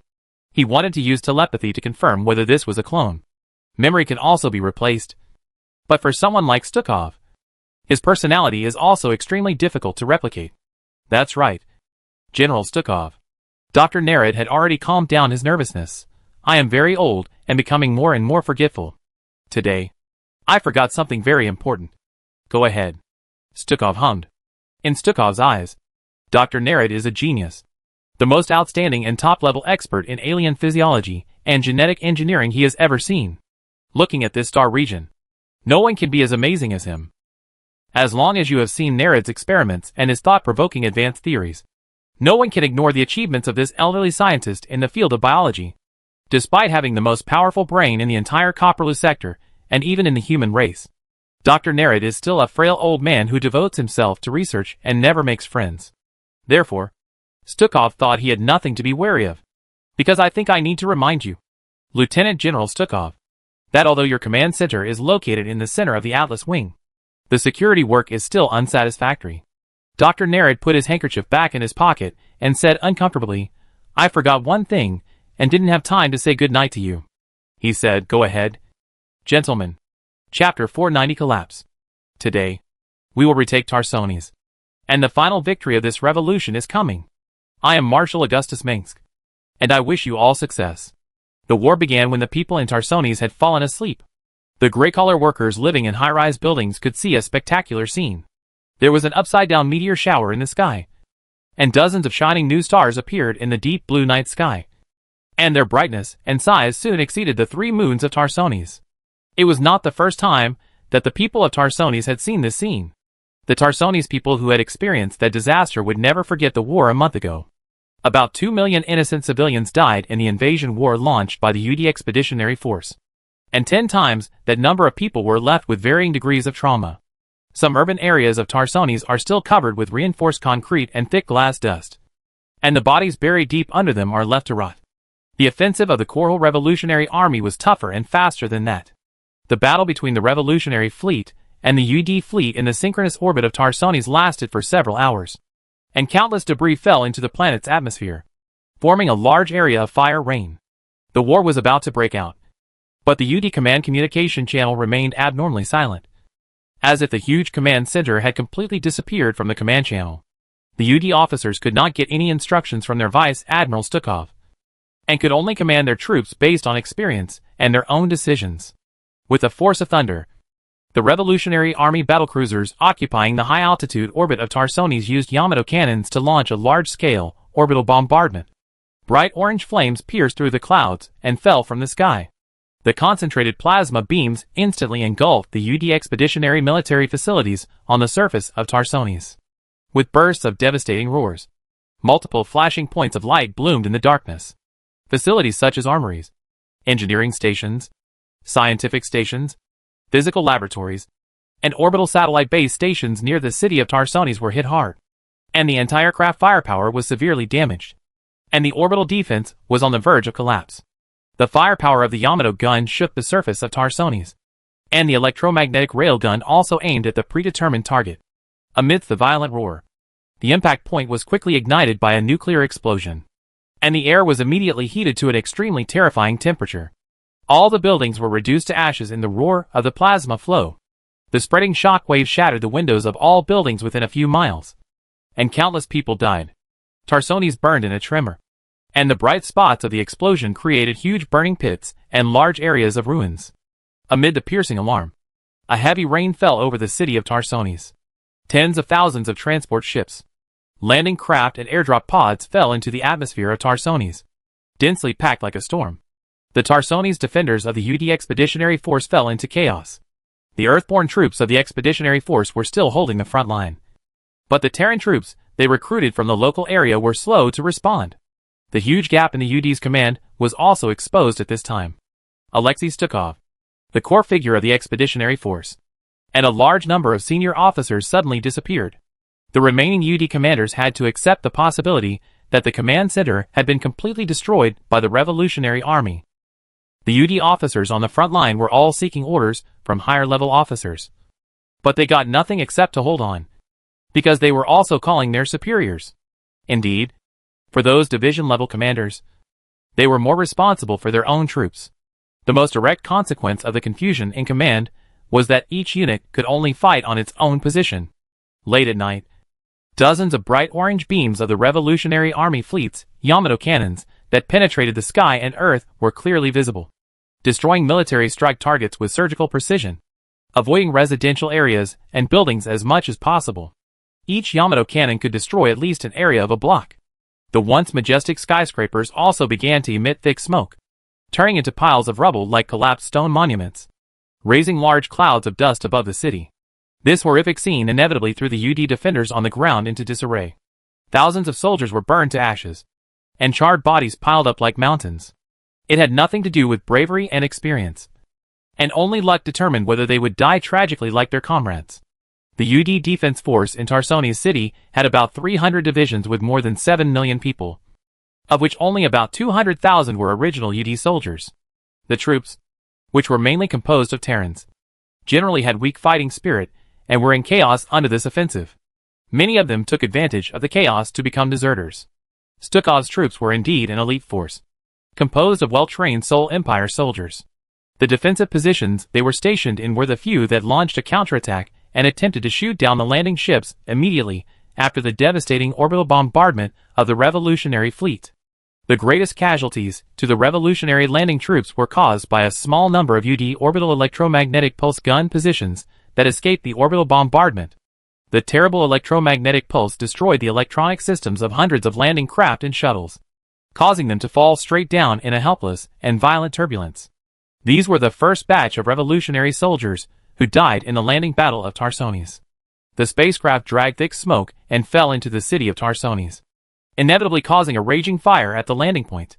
The city under curfew was lit up by flames, and the roar of anti-aircraft machine guns, the whistling of missiles, and the clacking sound of large mechas striding forward had never subsided since the first landing craft landed in the city.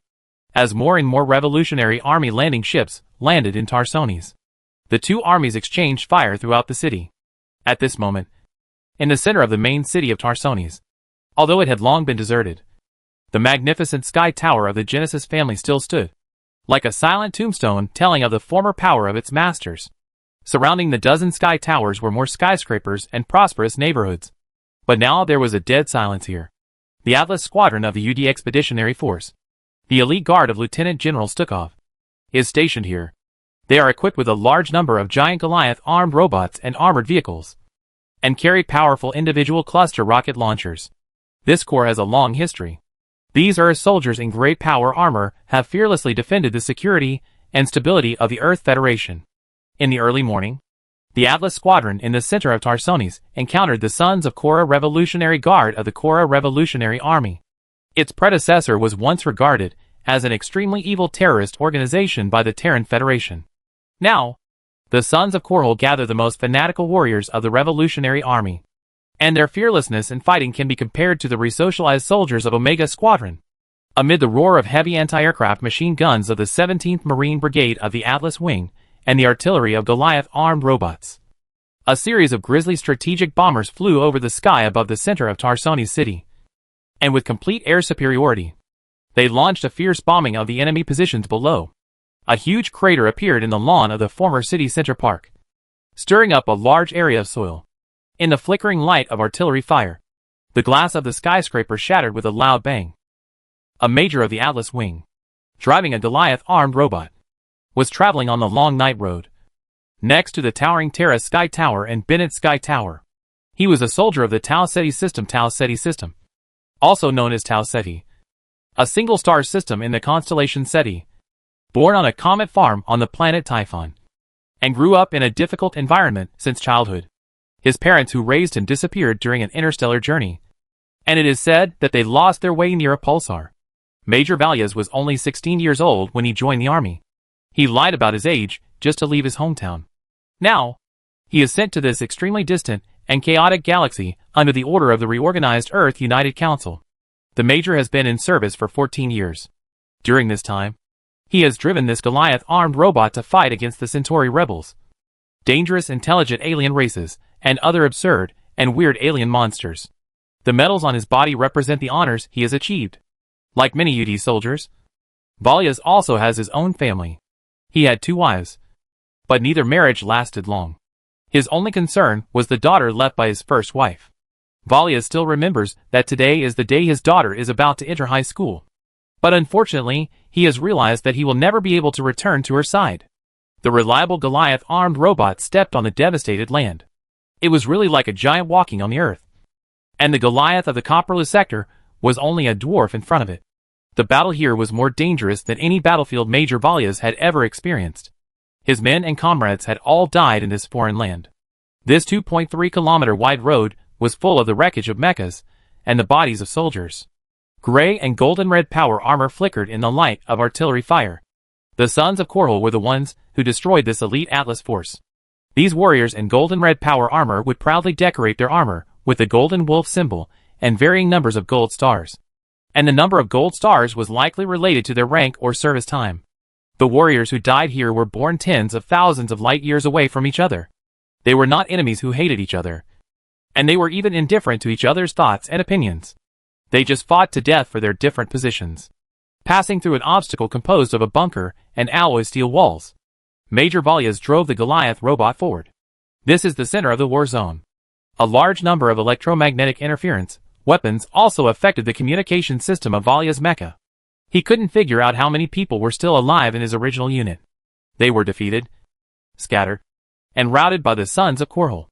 The UD soldiers had seen fanatical rebels who were blinded by superstition or religion.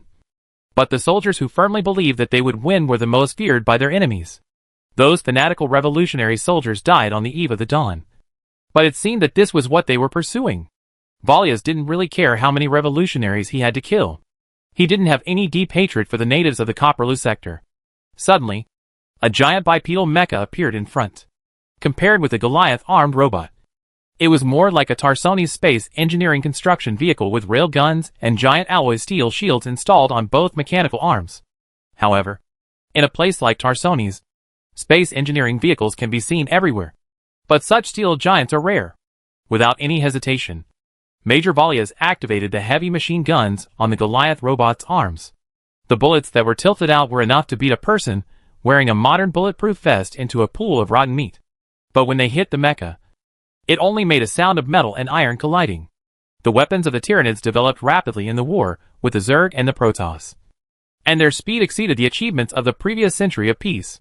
The bipedal mecha is undoubtedly more suitable for street fighting in cities like Tarsoni's, and can easily pass through anti-tank trenches and harvest the lives of any enemy soldiers like the God of Death. Amid the hum of the servo system and the roar of the engine, the mecha on the opposite side accelerated and rushed towards the Goliath of Valias. It was a real giant, more than 20 feet tall when standing upright, and its momentum when running was unstoppable. As Goliath's computer continued to calculate, a long list of data appeared in front of Valias. Reinforced steel armor, electromagnetic railgun, ram shield. This is a real war machine. The generator that charges the electromagnetic railgun makes its raised tower-shaped back look more like a mechanical monster full of violent aesthetics. This is a lunatic. Valia's Goliath was already scarred, and the alarm flashed endlessly. Even if it wasn't so, Goliath was not the opponent of this monster in a close-range conflict. Even so, the other driver still chose the close-range collision method. Goliath's 35mm cannon was completely helpless against this heavy mecha, and its missile bay was already empty. Goliath's servo system was not enough to support it to fight like a flexible human, and turning around and running away was just a cowardly way to die.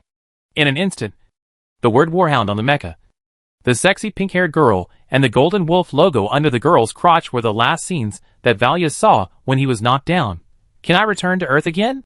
While the protagonist always comes out last, Tychus Finn smashed the cockpit of the Goliath robot opposite with the mechanical claws of the war wolf, not caring about the life and death of the driver. Unless old Tychus loses his hand, no one can stand well after being hit by a war wolf. Immediately occupy the former federal parliament building, and act quickly. General Arcturus appeared from behind the war wolf. He waved his hand, and the sons of Korhal warriors wearing golden and red power armor with wolf head emblems on their helmets walked out on both sides. Fire at will. Leave no one alive. The battle in this area has not yet ended. There are still a large number of UD Atlas soldiers approaching here and preparing to retake the lost Port Alexander. It doesn't look like there is no senior commander to mobilize and command. Didn't they say that Stukov has been arrested? So, who is commanding the Kronos and Atlas now? Tychus shouted to Arcturus in the communication channel. Not Stukov, but someone else. Actor said. This person is likely the UD general who took Braxis, the Dalarian shipyards, and Tarsoni's. It was he who regrouped the remaining Tarsoni's defenses and inflicted far more casualties on us than we expected. He ordered, but the sons of Korhal will defeat him. Chapter 491 Conquering Tarsoni's. The battle continued until the next day, and there was no sign of ending. The city of Tarsones inevitably became a battlefield. This birthplace of Terran's history and culture, the political and economic center of the Federation, and the capital of fashion and elegance suffered serious damage. The prosperous commercial district was burned beyond recognition by the war, and some urban areas were even completely reduced to ruins. Although the UD Expeditionary Force in Tarsones City resisted extremely tenaciously, it still could not change the fact that other cities fell quickly. Elsewhere on the planet, millions of Terran defenders surrendered to the Revolutionary Army. So many that in the latter half of the war the Revolutionary Army soldiers had to scramble to collect a large number of prisoners who had abandoned their weapons and armor, since there were not enough prisons in the occupied areas to accommodate the prisoners. Marshal Augustus's headquarters ordered the surrendering enemy soldiers to be given tools and modular prefabricated materials to build their own prisons. When Augustus arrived at New Gettysburg, the central city of Tarsones, by transport ship, 3/4 of its area had been controlled by the 11th to 13th Airborne Divisions of the Sons of Korhal under the command of Arcturus. But the remaining former federal government seat was still in the midst of fierce fighting. A series of electromagnetically accelerated shells fired by the Sons of Kanka artillery whizzed through the sky above New Gettysburg, creating bright flashes of explosions on the enemy Atlas Wings positions. The Alpha Squadron's Air Force bomber formation had just pulled out of the battlefield at the Holiktown Air Base, and the unique and terrible roar of the Grizzly Bomber Group's engines boosted the spirits of the revolutionary soldiers who had been fighting for a day and a night. "Who is the commander on the opposite side?" Augustus asked as soon as he entered the headquarters set up by Arcturus in New Gettysburg. The captain who stood next to Stukov during the last Redstone Star negotiation is now in charge of the UD Atlas Wing. Arcturus was bending over and looking at the holographic battle map. He immediately looked up at Augustus' voice. "Even though they have been besieged for such a long time, our orbital firepower and air force have almost razed the city center of Tarsones to the ground. And they are still fighting. I have some impression of that guy." Tychus was also in Arcturus' headquarters, smoking and fishing. No wonder Tychus had some impression of that UD officer. The man looked at a naked man, and his face remained unchanged. He knew that this man was extraordinary. "Doesn't he know that we have destroyed Stukov's headquarters? Except for New Gettysburg, Tarsones has actually been lost." Kerrigan followed Augustus all the time, due to the sudden disappearance of the Supreme Commander, and because most of the UD defenders in Tarsones were forcibly conscripted local soldiers. They were completely defeated in one blow when facing the Revolutionary Army. That was an army that was forged in the cruel war of blood and fire with the Protoss and the Zerg. How could a group of soldiers who had not even completed complete recruit training be able to resist it? As soon as the Revolutionary Army's landing force began to advance, or even if only a few paratroopers appeared, these soldiers who had no will to fight and were frightened by the earth-shaking bombing surrendered one after another. They didn't have the courage to fight the Revolutionary Army, but they still had the courage to shoot their UD dispatch officers in the back. These earthlings would rather die with honor than become our prisoners. How stubborn. Arcturus put the stylus in his hand on the table. Arcturus's gray eyes were full of bloodshot. He and the officers of the Sons of Korhal's command headquarters had not slept all night. Although he has been retired for many years, Arcturus is still not rusty in commanding operations. During the Kylian War, Arcturus was quickly promoted based on his merits and talents rather than his family background. He is a bold and careful general, extremely calm. When he was young, he liked to take risks, but now he is more calm. Fortunately, the setbacks in the local battlefield attack were not enough to affect the war situation. How could the soldiers recruited by Stukov from Tarsones be willing to die for the invaders? Arcturus openly admitted his failure at New Gettysburg, and Augustus would never blame him for it. After all, the Sons of Korhal were a recently formed unit, mainly composed of veterans leading new recruits, and had never participated in a large-scale battle. This unit emphasized loyalty above all else, and soldiers were ready to die in order to make up for the lack of combat experience. "Bring in Stukov." Augustus walked to Arcturus' side and said to the marshal's guards behind him, "Hey, General Stukov. What a rare visitor," Tychus said. Soon, Stukov, his hands bound by metal shackles, was brought in. "I can walk by myself." Stukov's face was gloomy, and his face was bruised and swollen. It seemed that he did not get any benefit from Jackson Hole. The ghost agent of the Revolutionary Army beat Stukov with his fists without any mercy when he subdued him. There was a little personal grudge in it, because the cruel means of persecuting psychics on Earth were even worse than those of the Federation. Haller's ghost agents took less than 2 seconds to kill Stukov's men. Their speed was far beyond the limit of human ability. When a dozen Revolutionary Army ghost agents appeared in front of him, Stukov's first reaction was to end his life quickly. But how could he be a match for those psychics? Lieutenant General, I think you already know that you will definitely lose. Augustus said to Stukov, it doesn't matter if you are eager to die. But those UD soldiers who follow you cannot die in vain. In the past 50 hours, so many young lives have been lost. Right in front of you and me. He said, these people have families. And someone is waiting for them to go home. Order your men to surrender, so that they can all live. Will you allow them to go home? One of Stukov's eyes was almost swollen and red, and he couldn't open it. He didn't know which ghost agent did it. Of course not. Augustus would not lie to Stukov, but I promise that the surrendered soldiers will definitely be treated fairly. Augustus would never let any UD expeditionary soldier return to Earth and bring back useful information. You also said that they still have families. Stukov just showed a subtle expression, but you won't let them go home. Even if they surrender, UD soldiers will live a life of strict surveillance for the rest of their lives. That's why they don't surrender. You are just a prisoner. A loser. Stukov, you are not qualified to bargain with us. Arcturus looked like he was sneering. Full of villainy, no matter what. You have no right to choose. The ghost will use telepathy to control your expression and speak with your voice. Just do it. Augustus had little patience. He had ordered to stop attacking the central city of Tarsones, and instead dispatched a large number of wolf warriors and Goliath robots to prepare to use artillery shells to defeat the Atlas League that was still resisting. Lock him up. The Protoss have joined the battle, and they are dealing with the UD hybrids on Tarsones. Kerrigan said to Augustus at this time. Stukov did create a lot of hybrids in the laboratory on Tarsones, and most of them were controlled by UD scientists. The tragic casualties caused by these hybrids to the Revolutionary Army landing on Tarsones far exceeded those of UD soldiers. There are actually only a small number of hybrids under the command of Dr. Nerid, and according to him, he has no effective means to control these monsters. And the UD drives the hybrids through anesthetics and neural modification. Despite this, Dr. Nerid sent his hybrids to deal with the UD without any communication with Augustus, which caused some commotion on the battlefield in Tarsones. In the end, the Revolutionary Army officers could only order that there was no need to distinguish between friend and foe, and to immediately destroy the hybrids when they were encountered. When faced with Augustus's questioning, Dr. Nerid innocently said that he had done something bad with good intentions. Hybrid Augustus was silent for a moment. All hybrids must be destroyed, and the laboratories that created them must be destroyed. This evil monster must be eradicated. Augustus's move was intended not only to further show his attitude and position on the hybrids to the Protoss, but also to sever the relationship between the Revolutionary Army and the hybrids. In any case, Augustus could not regard the hybrids as a controllable weapon, because he knew that no one except Nerid and Amon could really control them.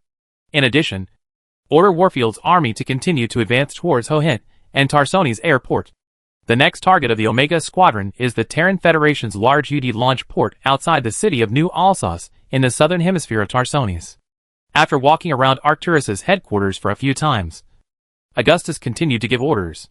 Nova Squadron, Alpha Squadron, Delta Squadron and the Lundstein Army Group should send more troops to take over the towns near the occupied cities, and the Prior Assault Army will continue to move south, pressing Dodo to Palumbo and seizing the Geesden starport. At present, the Revolutionary Army has gained a huge advantage on the battlefield of Tarsones. In many remote cities on the main star of Tarsones, the war was far away from the people there, and the Revolutionary Army dismembered the garrisons there without much effort. Now the main task of the Revolutionary Army is to appease the frightened Tarsones people and rebuild a railway to transport supplies to Tarsones city, where the battle is most intense. The Revolutionary Army fleet blocked the entire Tarsones system, and any UD ship that wanted to escape would be shot down immediately once it appeared. In addition, this was also to guard against the possible appearance of the Federation fleet. But the enemy that Augustus expected did not appear. The supreme command of the Terran Federation was destroyed by the UD Expeditionary Force, and the commander of their remaining fleet did not seem to have any intention of entering the battlefield while the Revolutionary Army and the UD were fighting. The intelligence of the Federation Army is still lagging behind. They may not have figured out what happened in Char until now. Let Matt Horner clean up the UNN broadcasting building and repair the broadcasting tower. I will hold a victory speech in 2 hours. Augustus said. I have waited too long for this moment. Announce that the Terran Empire is the only legitimate human government in the Copperless sector from now on. This government, which has been reborn on the remains of the Terran Federation and the Creation family, will unite all humans and work hard for the safety and well-being of their people. Arcturus smiled. This is the day when the Terran humans regain their freedom. It will be remembered by billions of Terrans as the birth of the new empire. He said, establish an empire and be crowned emperor. You have conquered the throne world Tarsones and hundreds of other worlds. In order for your race to stand at the top of the starry sea, you must become the emperor of the Terrans. Emperor. This is no longer ancient times, Augustus said. At this moment, the sons of Korhal under Arcturus once again attacked the UD defenders in the center of Tarsones city. First came the textbook artillery preparation, then the coordinated advancement of mechas and tanks, and then the infantry responsible for the finishing touches. The Atlas League was one of the most tenacious and brave human armies the Revolutionary Army had ever seen, and both sides were ready to fight to the death at the last moment. There are no priests and incense oils here, let alone palaces and crowns. But it doesn't matter.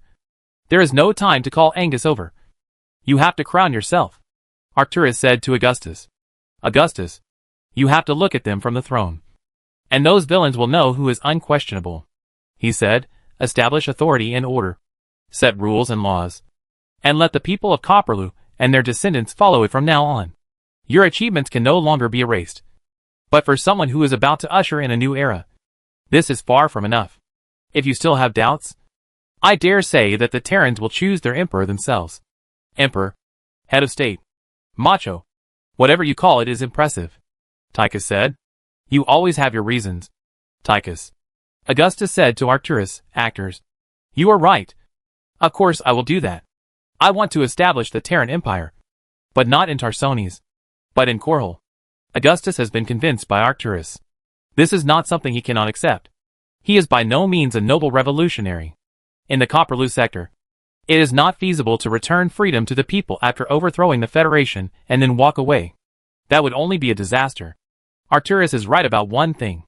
That is, there must be a government stronger than the Terran Federation to end internal disputes and resist the threat of foreign enemies. Sarah, tell Matt to make sure that my voice can be heard everywhere in the Terran Federation. Augustus shook his head and said to Arcturus and the people around him, actors, the UD has been defeated.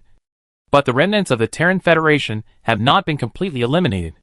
That group of nobles is the next enemy we must deal with. But in fact they are not to be feared at all. Do these blue-blooded people still have the courage of their ancestors? Arcturus said, I know what you mean. We must cut the grass and root it out. Chapter 492 Victory Day.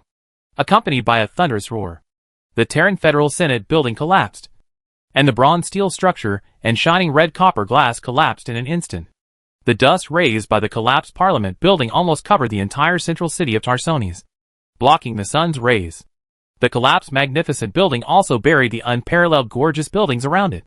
Tutankhamun Theater, Tarsones' new Gettysburg Railway Station, Hod Hotel chain. These world-famous landmark buildings were once one of the many glorious symbols of Tarsones. They used luxurious and rare craftsmanship and new-era construction technology. They are the greatest architects, designers, and founders of modern art in the history of Tarsones. The precious legacy left to future generations. The Hall of Reason, Nagva Hall, under the Parliament building, was not spared either. Its golden marble exterior was once known as the Wall of Gold, and each piece was transported from distant Moria. Now it has also become a ruin.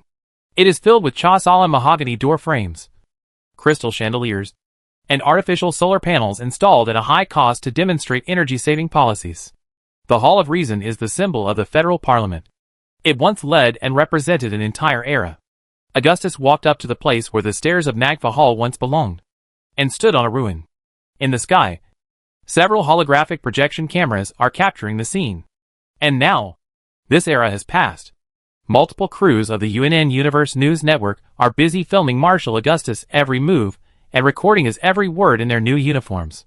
A Revolutionary Army colonel named Matt Horner rushed into the UNN headquarters building with revolutionary soldiers, whose armor was covered with bullet holes and blood in the hail of bullets, and temporarily assembled a filming team from the stunned UNN employees. In general, these UNN employees were surprised and ecstatic as if they had won a lottery. They soon realized that they were about to become witnesses of history. Under the camera, Augustus and his generals stood on the ruins of Nagfar Hall. From left to right were General Arcturus Minx, General Horace Warfield and General Edmund Duke. Lieutenant Kerrigan and Marshal Guard Captain Faraday were commanding the surrounding guards. Terran Federation citizens who have followed UNN military and political news should know General Warfield, who was once a federal officer and later devoted himself to the revolutionary cause, and was the earliest supporter of Augustus. In the federal government's wanted list, Warfield is the second most wanted person after the Minx family members. As for Arcturus Minx, he is a revolutionary general who has only recently appeared in the public eye, but he has already been known as the leader of a terrorist organization. Arcturus is more often seen by sarcastic Federation critics as a person who does dirty work for Augustus, and he is generally rumored to be a darker terrorist. However, Arcturus does not care what others think of him. For a person like him, who is extremely controlling, he would rather everyone who knows him fear him and be terrified of him, so that he can punish those who betrayed the Minx family on behalf of Augustus. Arcturus is a brother-supporting demon, and he also knows that once Augustus ascends to the throne, he will definitely stand at the top of the entire Copperloo sector. General Edmund Duke was an old acquaintance. He was captured by Augustus when the rebellion was gaining momentum, and then he simply defected to the enemy. Although Duke lost all his family members, he did not return to Tarsones as a loser today. General Duke flew here from another city in a fighter plane just to catch Augustus's victory declaration, and he brought all his medals for this purpose. On this day, Duke knew that he would be honored, although it was only because the man next to him was too glorious. Augustus wore the dark gray cloak he wore during the Mars Sera period, with the emblem of the Minx family next to the double-row brass buttons. The red flag behind him will be reflected in the eyes of the Terran humans and humans on other worlds in the years to come, in the eyes of the next generation of children who grew up under this flag. The red and blue flag of the Federation has become history. The bright red flag is like a burning flame, with two white V-shaped stripes. A strong golden arm is wrapped around a whip, and there is a 5-pointed star engraved on it. There are many interpretations of the pattern of this flag. Some people think that it symbolizes unity and rule, but has nothing to do with freedom. But Augustus, who designed this pattern, just borrowed the creativity of his brother Arcturus, without much thought. In Tarsones, I am standing on the collapsed Terran Federation. Now, the shadow of the Federation will no longer oppress everyone in its territory. Augustus stood beside several collapsed white stone pillars. In the past, this position should have been placed with the historic mahogany speech table of the Federal Parliament. We have overthrown the rule of the Terran Federation, defeated the invaders from the UED, and made those despicable and shameless nobles and greedy earthlings kneel down and beg for mercy. This is the power of the Terran human unity, and the shackles and chains imposed on the Terran people have become yesterday's phantom. We have won, he said. Now, the people on the old land of the Terran Federation can choose their own way to live freely. The Federation can no longer plunder wealth as it did in the past and abandon the people it promised to protect. Freedom, the innate and legally inalienable right of human beings, belongs to all Terrans. The majestic dome of the Nagfar Hall has been shattered. The gorgeous arched aluminum leaf ceiling exudes a silvery luster in the sun, and only a few white marble columns that are still amazing even now stand alone. Even the red and blue star-spangled banner was buried under it, replaced by the flags of the Revolutionary Army and Korhol. Opposite where Augustus stood was the King's Avenue in the center of Tarsones City. On both sides of the avenue stood glittering skyscrapers. The edges of metal and glass outlined sharp right angles on the horizon, and the beautiful silver leaf patterns and large glass curtain walls shone brightly. These magnificent and gorgeous buildings are the product of the last century, when the increasingly wealthy Tarsones accumulated too much vain wealth and arrogance, and indulged themselves in the pursuit of splendor and elegance. It took the sacrifice of countless warriors and the succession of revolutionaries to overthrow the tyranny of the Terran Federation government. They are the ones who hold the torch for mankind in the long cold night, and they are the heroes of this new era. And Augustus swore that all this before his eyes would become history forever. Here, they fell in the last moments before the dawn. Augustus said, and we will always remember them. Just like those warriors who died in Aire, Char, Sera Galaxy, Antigua and many other worlds. Whether it is the soldiers of the Revolutionary Army or the Terran Federation, as long as they died in resisting the alien invasion, their deeds will be immortal. He said, for this reason, We will use a day to commemorate this victory, and commemorate the warriors who have died since the start of the total war. On this day, October 15th, 2493 AD, we defeated the UD Expeditionary Force and recaptured Tarsones, the home planet of the Terran humans. Augustus said, "This day is Victory Day, and it will become a permanent legal holiday in the Constitution. People of all Terran lands, you can call your friends and celebrate to your heart's content, because this is Victory Day." After saying this, Augustus walked towards the ruins of the Nagfa Hall in the reassuring light, which meant that this victory speech had come to an end. Augustus, this is the right time. You could have announced the establishment of the Terran Empire when you recaptured Tarsones, but you are just taking advantage of the situation. Actors followed Augustus. I know, but there is no need to rush, and there is not much preparation for it. Augustus said to Arcturus, "There is no rush." Arcturus, when the people of the Terran Federation found that they must have a strong government to lead themselves and defend their rights, they would think of calling us, Augustus said. And, as you know, I am not going to make Tarsones the capital of the new Terran Empire. Yes, your prestige among the Terrans has been rising, and everyone believes that you will establish a new government after defeating the UD and retaking Tarsones, and even believe that it will be today. Actor said, "If this new regime needs a ruler, it can only be you. As long as people begin to urgently need a strong ruler, you can follow the will of the people and ascend to the throne without obstacles. But if it takes too long, I'm worried that the marginal worlds will seek independence." Actors' worries are not unreasonable. Nearly half of the worlds in the old Terran Federation have not yet declared their allegiance to Augustus. The remnants of the Federation still have considerable power, and no one knows when they will make a comeback. Externally, although the threat of Zerg and Protoss has temporarily subsided, who knows when these terrifying alien creatures will come back again? It won't take too long. Augustus tried to reassure his brother, "It's mine, and no one else can take it away." If anyone really thinks that Augustus is a pure and innocent living saint and a revolutionary who is dedicated to the people, and that he will voluntarily resign and return all the power in his hands to the people once the Terran Federation is overthrown, it is absolutely impossible. After all, Augustus also said that the people need their masters. Augustus is not Angus. He is not as ambitious and obsessed with power as Arcturus. But that does not mean that he will not be affected by those temptations. The people worship only the image that Augustus shows them, and there is of course a gap between them. Augustus was forced to join the revolution, thinking that he would find a paradise planet to live in seclusion after everything was over. But now his thoughts have changed. Conquering the world is a great cause. Once you take that step, there is no chance to turn back. "Hello, Mr. Mike Liberty." Augustus' attitude when he walked past several UNN employees immediately flattered them. Also, Mr. Max Pierce and Mr. Donnie Vermillion. "Thank you for your silent dedication. He knows me." With his meticulously combed hair, Vermillion was delighted and exclaimed, "Woohoo, he knows me. He knows me. I am your fan. Marshal Augustus." Nice to meet you, Marshal Augustus.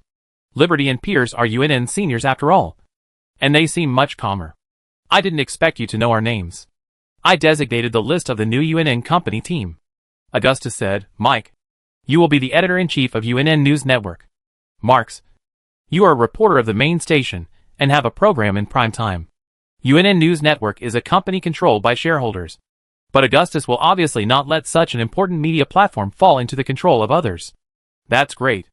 Vermillion didn't hear his name, and he couldn't help but feel sour. Of course, Vermillion, you also have a program. Augustus smiled, patted the other's shoulder and left. "Do a good job. You know the limits of your words."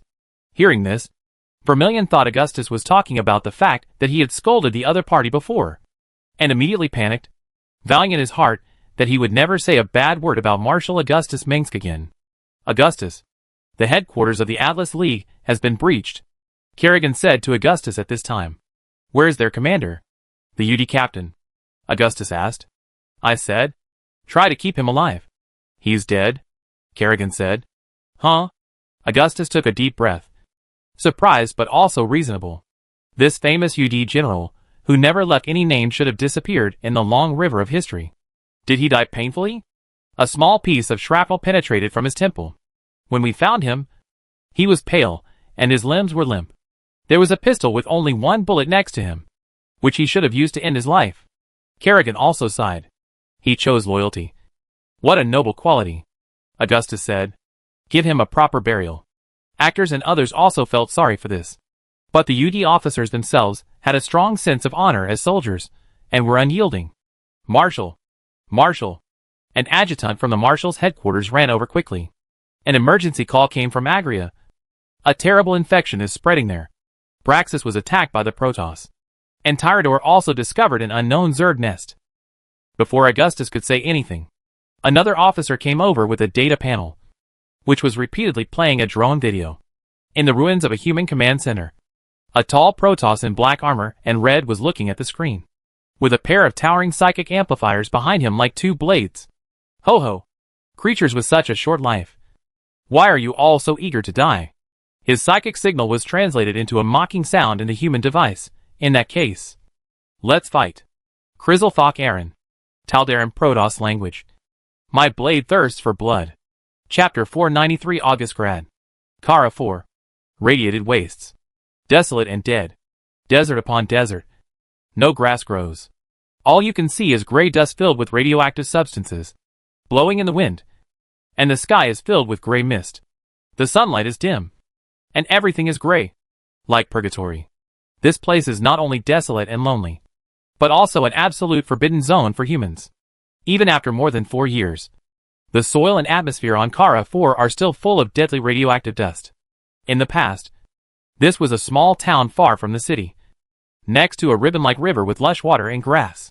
On a cool summer night, with a small lamp, the stilling fireflies will dance around you, emitting a long skirt and ribbon with a faint fluorescent green glow. Wearing a radiation protection suit, Arcturus Mengsk stood beside a deep ditch where rainwater accumulated. Pointing to the land he measured with his feet, our grandfather said, "What is life? It is the small firefly left by a firefly when the sun is about to set and the night is coming." Fortunately, he won't see what Call 4 looks like now. The deep ditch where rainwater accumulates used to be the center of a small town, where there was a primary school. When the nuclear explosion occurred, all the people had been forcibly evacuated by the Revolutionary Army at that time. But the beautiful town that was enough to be reflected on the postcard was only a pile of ashes. Actors, a strong man with a gray beard, did not hide his sadness and loss. He loved his family and hometown. So when the Terran Federation used an apocalypse-level nuclear bomb to burn Call 4, he fell into rage for the first time in his life. No wonder Arcturus went crazy. In the past, Korhol 4 was a beautiful planet, with silver cities and rivers, and dense forests extending into the distance along the undulating mountains. The forests of Korhol are colorful, mostly red, orange and purple, when large tracts of clouds and forests are connected. He will never forget the dreamlike scene. Therefore, Arcturus and the Korhol people want revenge. The Terran Federation wants to burn down their homes and kill everyone. This is a blood feud. Even he would cry. In Augustus' memory, his grandfather had become a vague shadow, and he could only find that lost memory from the past images. Kar, our mother, we are back. A huge shadow came from afar, wrapping Augustus in it. It was a number of flying command centers, starports and heavy factories. A fleet of transport planes was passed from the other side of the sky, and the sound of air vibrations came. Radiation-proof armored transport vehicles, space construction vehicles, planetary cranes and other equipment also landed in the depression a few miles away. And thousands of workers and soldiers in yellow and blue protective clothing were coming out of the Zeus-class landing ships, another type of Zeus lander. Catapult landing. In the desert, which is considered a forbidden area for humans, thousands of construction camps stand in the radiation wind of Korhol that people avoid. The first to be built were reinforced living stations, supply stations and sentry automatic machine guns to prevent mutant beasts, followed by nuclear radiation detection and removal equipment. On the thick Li-containing reinforced concrete foundation, countless bronze alloy steel frames are rising from the ground. The modular building panels delivered to the surface of Korhol are piled up high, just waiting to be welded and erected. As the signal lights flicker, the train tracks across rivers, mountains and radiation deserts are expanding every night. Global power stations, space plantations, food processing plants, crystal mine smelting and manufacturing industrial bases span the blue ocean covered with radioactive dust. On the ruins of Korhol, a great megacity is about to rise in the world. How many people want to sign up to build car? Augustus took a deep breath and took out a control panel from his thick radiation protection suit. On it was a blueprint for the construction of a city. There are 20 million people. This is the data from the Imperial Statistics Department and the Immigration Department. 1/3 of them are car people who stay in Umoyan. And then, there are people from other planets, with the largest number of people coming from Antigua. Although Augustus has not yet announced that he will establish a new government to replace the former Terran Federation. The backbone of the revolutionary army such as Arcturus has begun to call this new copperly human regime the Terran Empire and their homeland. Of course, the two words Terran Empire have no direct relationship with the Empire. Its more accurate meaning should be the territory of the human race, the autonomous region of Terran, and the place dominated and ruled by the Terran people. But this did not prevent the fanatics among the sons of Korhal from calling their homeland the Empire, and Augustus the Emperor. With the deliberate promotion of generals such as Arcturus, this idea soon became the mainstream among the revolutionary army.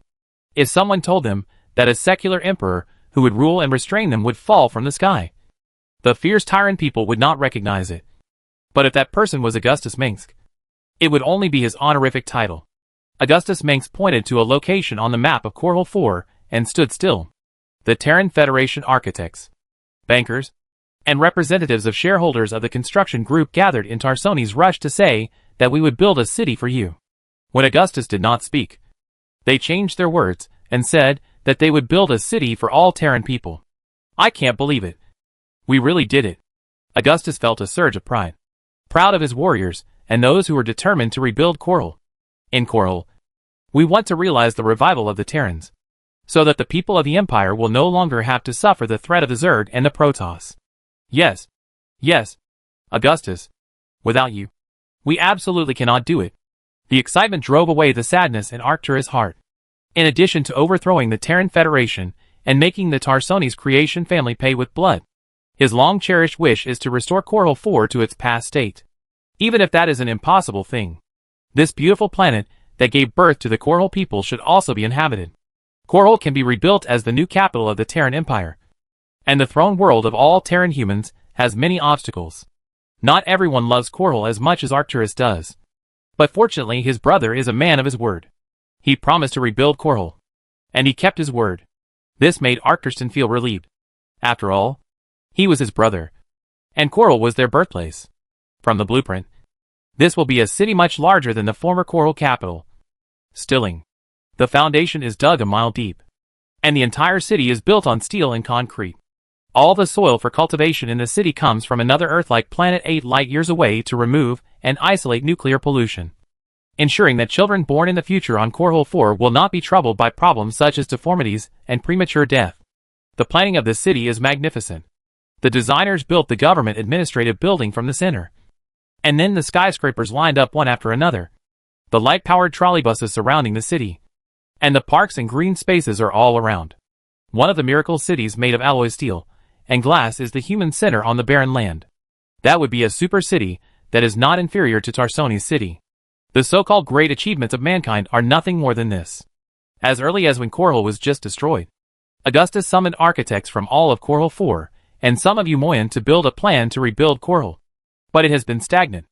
After taking back Tarsones from Stukov, Augustus planned to form a new government while restarting the plan to rebuild Korhal. According to the plan of a master architect, Augustus was going to build a brand new city on the land 1,200 miles north of the ruins of the former capital city of Korhal 4, which was his birthplace.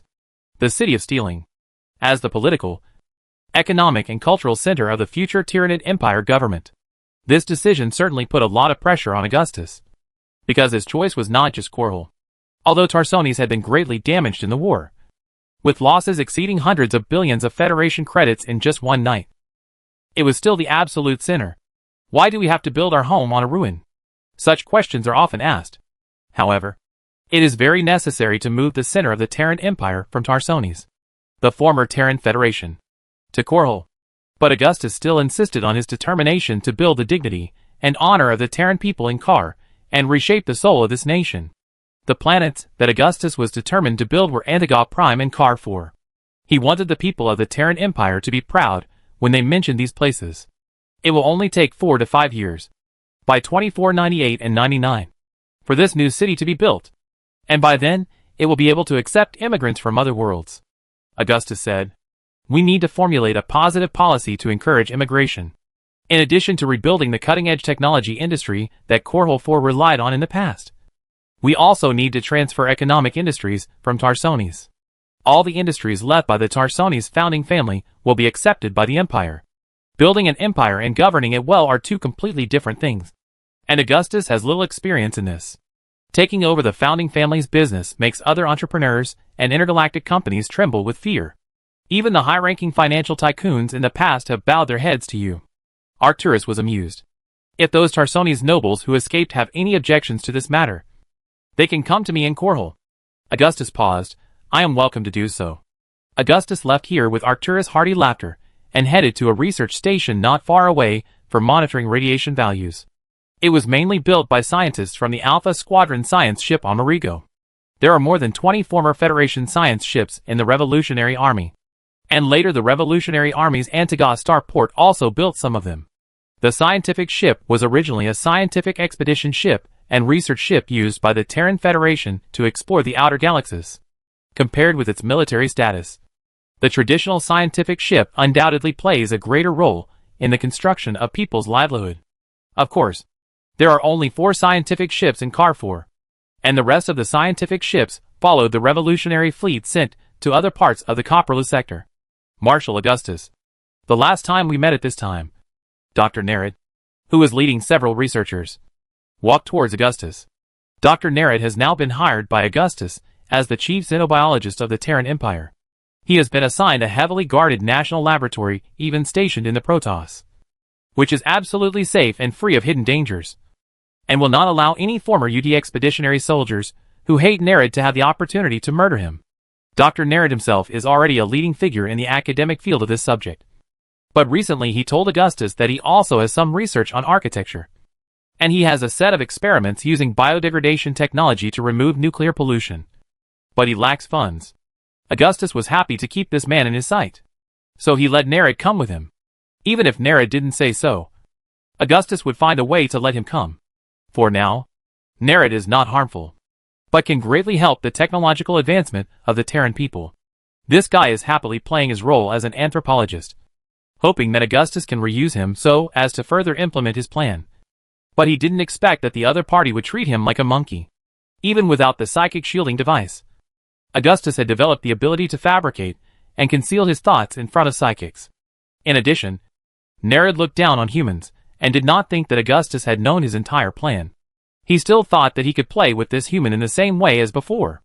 Last time, Augustus' words choked Nerid. To deal with people like Nerid, you must not fall into his traps and snares when talking to him. Haha. You are so humorous. Dr. Nerid smiled awkwardly, acting like an embarrassed old man. I heard that you are a little dissatisfied with my decision to destroy all Yidi laboratories. Is this true? Augustus asked him. No. What I mean is that if these hybrids can be used to deal with enemies invading the Copperless sector, it is better to die on the battlefield than to be destroyed in vain. Nerid knew Augustus's tough attitude towards hybrids, but from the few words he revealed, he did not completely disagree with the value of hybrids. In other words, Nerid was being held in suspense by Augustus, thinking that there was still a great chance of a turnaround. Yes, but the hybrid is uncontrollable, you said. The worry on Augustus's face was genuine. Now in the Copperloo sector, the first problem Augustus faced was to take over those former Federation planets and eliminate the possible remnants of the old Federation on them. This meant that Augustus could not stay in Korhal for too long.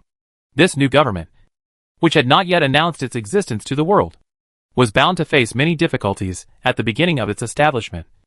Not to mention the sudden large-scale invasion of foreign enemies not long ago. Based on the information sent back from the fringe worlds alone, the hostile Protoss forces that have reappeared are likely to be larger than those during the Contact War, or even the Total War. Augustus can confirm that they are Taldarim, and they are likely not a branch, but the Orthodox Taldarim Protoss from slain Taldarim Protoss language, meaning massacre.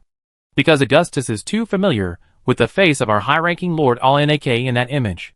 Of course, this future Taldarim High Lord may still be just an Ascender, the first or fourth place in the Taldarim Ascender chain, or even a later place, and he may be caught in an internal power struggle and kicked out to be used as a gun. And the fleet sent by Stukov somehow provoked them. As for the Zerg, although their number is not as large as before, the Zerg has obviously changed its strategy to deal with humans. The new terrible virus is becoming more and more contagious and difficult to prevent. And the death it brings is far greater than in the past. Internal and external troubles. The people of the former Terran Federation lands are in desperate need of their saviors and leaders who can turn the tide.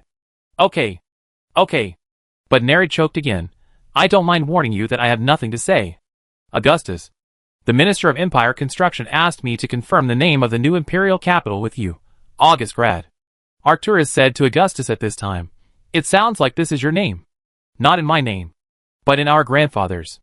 Augustus shook his head and said, it is the future military and political, scientific and technological research, trade and production center of the Terran Empire, and the undisputed birthplace of mankind. Car.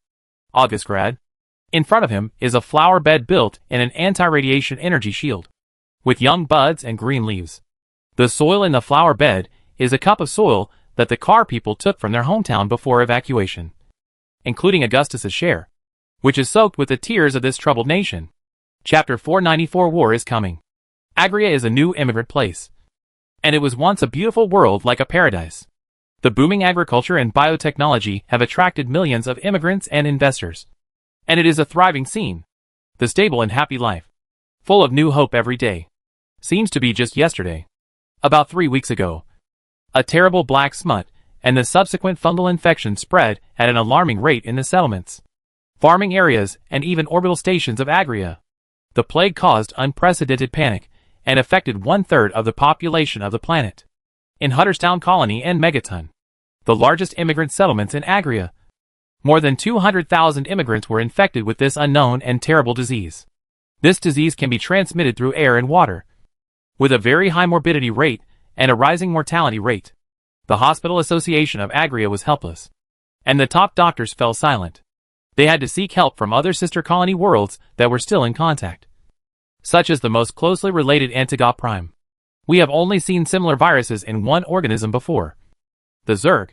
Bernard Hansen, chairman of the Agria settlement, was standing on a farm in Green Acres, with large golden wheat fields in the distance. 2 large 2-winged drones were whizzing over the wheat fields, spraying a mist of pesticides.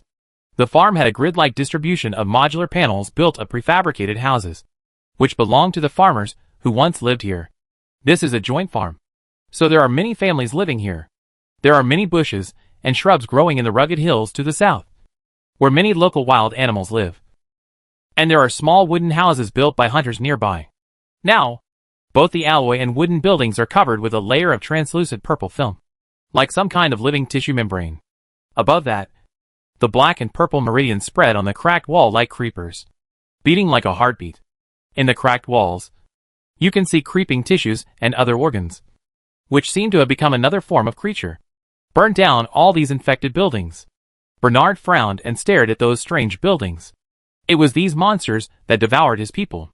Bernard Hansen was one of the earliest immigrants in Agria and also their leader. Now, Marshal Augustus Mengsk recognized Bernard's ability in management and economic development and personally appointed him as the chairman of the Agria settlement, giving him authority similar to that of the governor of the Terran Federation colony. This means that this position endorsed by the Marshal of the Revolutionary Army will be unshakable in the future, and Bernard's prestige and ability are worthy of this appointment. Originally, Bernard was quite resistant to the Revolutionary Army. He left the metropolis of Tarsones, which was full of money, power and corruption, and came to Agria to build a beautiful world that people yearned for. Fortunately, once Augustus confirmed that Bernard had such ability, he allowed Agria to develop freely without imposing heavy restrictions like the Federation. This is also the reason why Bernard was convinced by Augustus. This young man, who was still a big boy at the time, had the broad mind and foresight of a true human leader. There have never been alien insects in Agria. Damn! Where did these monsters come from? Pavel Ivanov, the sheriff of Green Highlands, waved his hand, and his militiamen carried solid gasoline flamethrowers and walked towards these weird and twisted buildings. Why did they come here? Sheriff Pavel wore a dark green vest and thick trousers, and a wide-brimmed hat with a white feather on it. As the sheriff of Agria, He carried a C7 electromagnetic pistol and a Torrent shotgun, and led hundreds of people. Unlike the sheriffs of other Terran Federation colonies, Pavel did not work for the federal government, but received his salary from the Agria Colony Management Committee. In other words, the people who hired him were actually the Korhal Revolutionary Army behind the Management Committee, which was little known outside Agria. Agria is not a planet in the Terran Federation's colonization plan. It received help from the Korhal Revolutionary Army, which was still a rebel of the Federation a few years ago, and received a lot of manpower and material support. It has been thriving since then. There are about 12 million people on this planet now, and more than 40% of the population comes from fleeing Korhal refugees. Because of this, the Agria people have always been staunch supporters of the Revolutionary Army, even when the situation is the most unfavorable. In other words, Agria was actually an immigration site for the Revolutionary Army from the beginning. In the most difficult times of the Revolutionary Army in the past, it was the large supply of agricultural products produced in Agria that saved the refugees from starvation.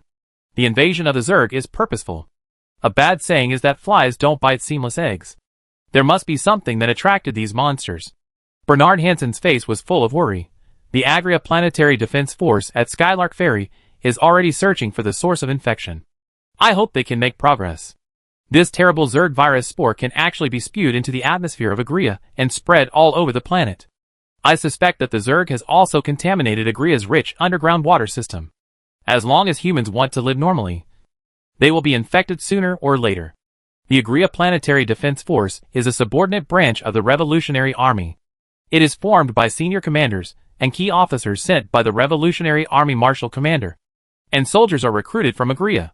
This is a regular army organization different from the militia organization of the immigrant area. It is equipped with CMC combat armor, AGR series electromagnetic rifles, combat armored vehicles and railguns, which are even better than some of the Federation planetary defense forces near the core world of the Terran Federation. During the uprising, many revolutionary soldiers and officers who withdrew from the front line would come to Agria to recuperate and return to their own troops as soon as their injuries improved. Later, many revolutionary soldiers stayed because of physical reasons, married and had children in the local area, settled down, served as instructors and teachers for new recruits, or continued their own revolution in other ways. However, although the Agria Planetary Defense Force is well trained and has high combat effectiveness, it is definitely not something that third-rate pirates can deal with. It has always been protecting the routes from Agria to other revolutionary planets, and the Air Force is unique. But the scale has always been small, with only less than 2 standing brigades of 6,000 to 8,000 people. This is also what Bernard is most worried about. He knows that disease infection is often a precursor to the Zerg attack. When the fungal blanket begins to spread and grow on a planet, the Zerg will follow. Even with the addition of militia, we still don't have enough manpower. It may take months to search the entire Agria, but it will be too late. Sheriff Pavel was also in a heavy mood. He had arrested many bandits and even pirates roaming around Agria, but he had no experience fighting against the Zerg. Anyone who has seen the infected houses twisting and wriggling in the sun can't help but feel terrified. It's hard to imagine what those warriors, who once fought against the Zerg and finally survived or even one had experienced in the past. The more you witness the horror of the Zerg, the more you can recognize the bravery of those heroes. Pavel has seen many warriors who have withdrawn from the battlefields of Marsera, Char, and even the distant Ire. Some of them are his friends. Not surprisingly, those who have fought against the Zerg and the Protoss feel magnificent just by listening to others talk about it. The source of infection may be some kind of alien insect, similar to the scorpion insects that appeared in Char. They are living creatures that can move constantly and can hide deep underground. Bernard got help from the Revolutionary Army alien scientists in Agria. The alien insect virus that appeared in Agria is the same as that in Char, but it has undergone fundamental changes. The new virus is not only more contagious, but also more deadly. The new virus serum has been developed. The virus in the patient's body has evolved for countless generations and has undergone earth-shaking changes. He was heartbroken for the Agrarians who died tragically. More than half of the Agrarian Red Cross have been infected, and the situation is still getting worse. If this continues, we will have to evacuate Agrarian before everyone dies and turns into monsters. Once infected with this virus, the patient will often die within a few days, and will have to endure outrageous pain before he dies. The infected died in a very miserable way, with their bodies festering and their fingers falling off like parts. What's more terrifying is that if these bodies are buried directly without cremation, they will disappear into the darkness one night, holding their own tombstones. We will be saved as long as the Antigua Revolutionary Army arrives. Sheriff Pavel can only hope for help from the outside world. After all, although Agria has developed well, it is still just a young agricultural immigrant area. There is only one way to eliminate the Zerg infection. The Protoss taught us. That is to burn them all. Find all the sources of infection and burn them all. This is the only way. The Antigua people are coming. Bernard felt relieved when he said this. They are coming in large numbers, including battlecruisers. Bernard originally wanted to build Agria into a paradise that can survive without relying on the Terran Federation and other human forces. But who can he turn to when the real disaster is imminent? When their homeland was about to face a catastrophe, someone told the panicked people, "Don't be afraid. We will be there soon. We are here just because we are compatriots." Unlike the Terran Federation fleet, which retreated to the core world when encountering Zerg, the Revolutionary Army really came once it responded, and would rescue those who called for help at all costs. In the history of total war, there have been many such examples. The story of a Revolutionary Army company responding to rescue and sacrificing all of its lives to cover the evacuation of thousands of people from a small immigrant colony has been written in the textbooks of the Revolutionary Army Territory School. It is not the difference in combat effectiveness. This is the biggest difference between the Revolutionary Army and the federal government army. Moreover, the people of Agria never thought that the Revolutionary Army would abandon them. And even in the face of such a disaster, there was no collapse of order. Marshal Augustus has already taken Tarsones, and then the fleet will be able to withdraw from the core world. Although the people of Agria are terrified, they have not given up hope. When the Revolutionary Army took back Tarsones from the UD Expeditionary Force, the whole of Agria cheered, and Pavel was one of them. Well, if the Zerg are coming, we must defend Agria even if we die. When Bernard heard the sheriff talking about Tarsones, he couldn't help but think of his daughter Ariel, who was still studying in college there. Although his ex-wife Talus was still in Tarsones and could take care of their daughter, he still couldn't help but worry. We may never find a place like Agria again in our lifetime. Agria is a very important world for the current Revolutionary Army. The food it produces is supplied to more than 15 marginal worlds, and its cutting-edge biotechnology is among the best even in the Terran Federation. The Revolutionary Army would never give up Agria easily unless it was absolutely necessary. Marshal Augustus also issued an order at the first time, ordering General Xander, who was guarding Antigua, to defend Agria at all costs. The new empire would not allow such an important territory to be lost, and the dignity lost by the Federation must be taken back by the empire. At this time, the Agria militia had already poured liquid high-energy gas on the infected buildings and ignited them with flamethrowers. In the raging fire, the stench of burnt protein filled the wind, and the infected buildings collapsed one after another. The sun in the sky seemed to be setting, and clouds were burning on the horizon.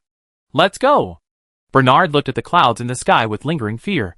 The nights in Agria are getting more and more dangerous now. Not like before. Agria, abandoned valley. In the light of the setting sun, countless staggering figures were shoulder to shoulder. The shadows of the UD Expeditionary Force could still be vaguely seen in the white and brown uniforms and armors of these people. But the spikes, hardened bones and tentacles that broke out of the armor left twisted shadows on the ground.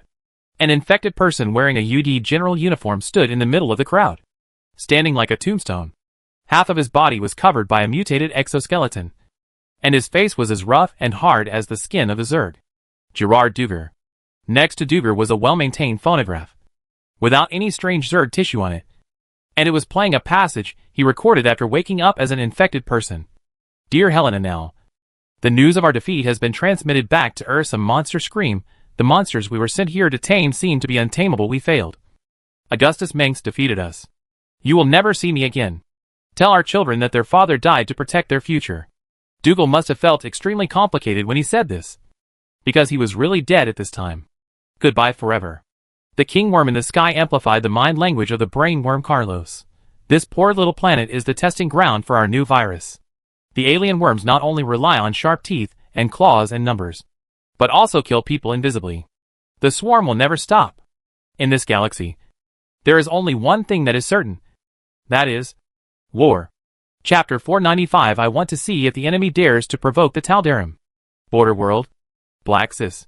The capital of Black Sis, Polaris, stood quietly in the blizzard, with only the lights of the fusion power station and the magnetic rail train still dimly visible. From the geothermal greenhouses on the outskirts of the city to the towering city hall buildings, they were all covered with thick snow. This white world was cold and monotonous. Even at the equator, it was a vast, barren and cold tundra, and the coldness of the long night was enough to take human lives. Developed mining and heavy industry are the main pillar industries of Black Sis, and are also the main jobs and economic sources of the residents here.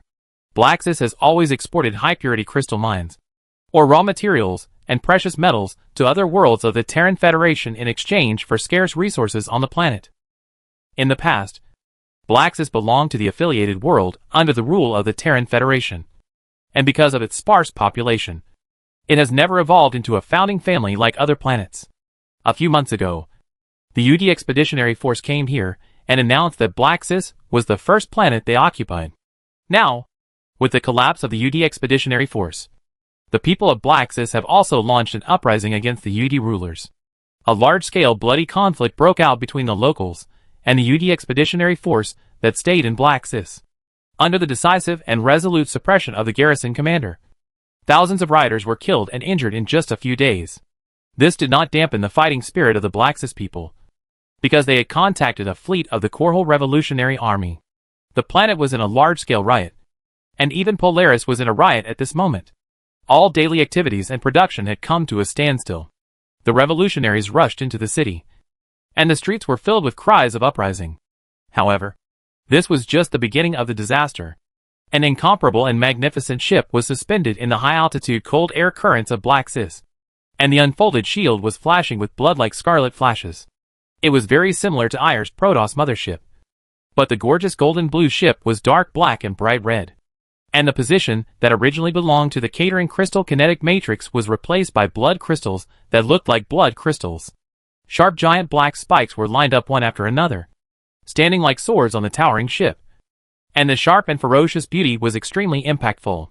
More black and red warships and spaceships of the same style are passing through the extremely cold atmosphere of Black Sis, and countless shining blood-red crystals dye the sky red. Tal'Darim Protoss, another branch of the Protoss, are very different from their distant relatives in Ayer and Shakuras. These highly intelligent creatures are cruel and bloodthirsty. While they have highly developed war technology, their internal system remains in a kind of slave society. Fanaticism, coldness, cunningness, and ruthlessness. What a pathetic race. Only the weak and incompetent have hope in the so-called belief in freedom. And the way to win is to go against the superiors and overcome the superiors. The fifth seed of the Tal'Darim Ascendant chain, the great Ascendant Genera, is sitting on the high throne in the center of the bridge of this mothership flagship. Immersed in the wonderful feeling of power and life and death, Genera is a powerful Tal'Darim Protoss, with a fit and charming figure. Her curvy body is completely wrapped in black and red battle robes and armor, and even her head is wearing a tightly fitting helmet, with her eyes hidden under the blood-red helmet goggles. This is actually very imaginative. If Genera takes off the helmet, she will not be so charming. There are very few female members among the Templars of the Ayer Protoss. But now, there are 2 women in the top 5 of the Tal'Darim Ascension chain. The Ascension chain dominates all the Tal'Darim Protoss, and each Tal'Darim is in this cruel ranking system, ranked by rank numbers. The strong enslave the weak, and the stronger enslave the stronger, with absolute power or conspiracy. The lowest Tal'Darim also has the opportunity to become the ruler. The Tal'Darim only care about strength. As long as they are strong enough, they don't have to fight for status and rights. Unlike the Ayer Protoss, whose classes are completely rigid, the Tal'Darim Protoss don't care about birth. As long as you are cunning, bloodthirsty and cruel, you can climb up the chain of ascension step by step. There is no so-called brotherhood. In the ruthless Tal'Darim Protoss society, power is supreme, and the chain of ascension is eternal. Lord Genera, the detector has confirmed that the UD humans are in this city. A high-ranking Tal'Darim Protoss in a red robe humbly lowered his head in obedience to the 5th Ascender Genera. The Tal'Darim Protoss are used to hiding their thoughts. The mental connection inherited from their ancient ancestors has long ceased to exist due to the necrosis of the nerve bundles. Although the lower Tal'Darim expressed their sincere submission at this time, They always wanted to kill their superiors and replace them.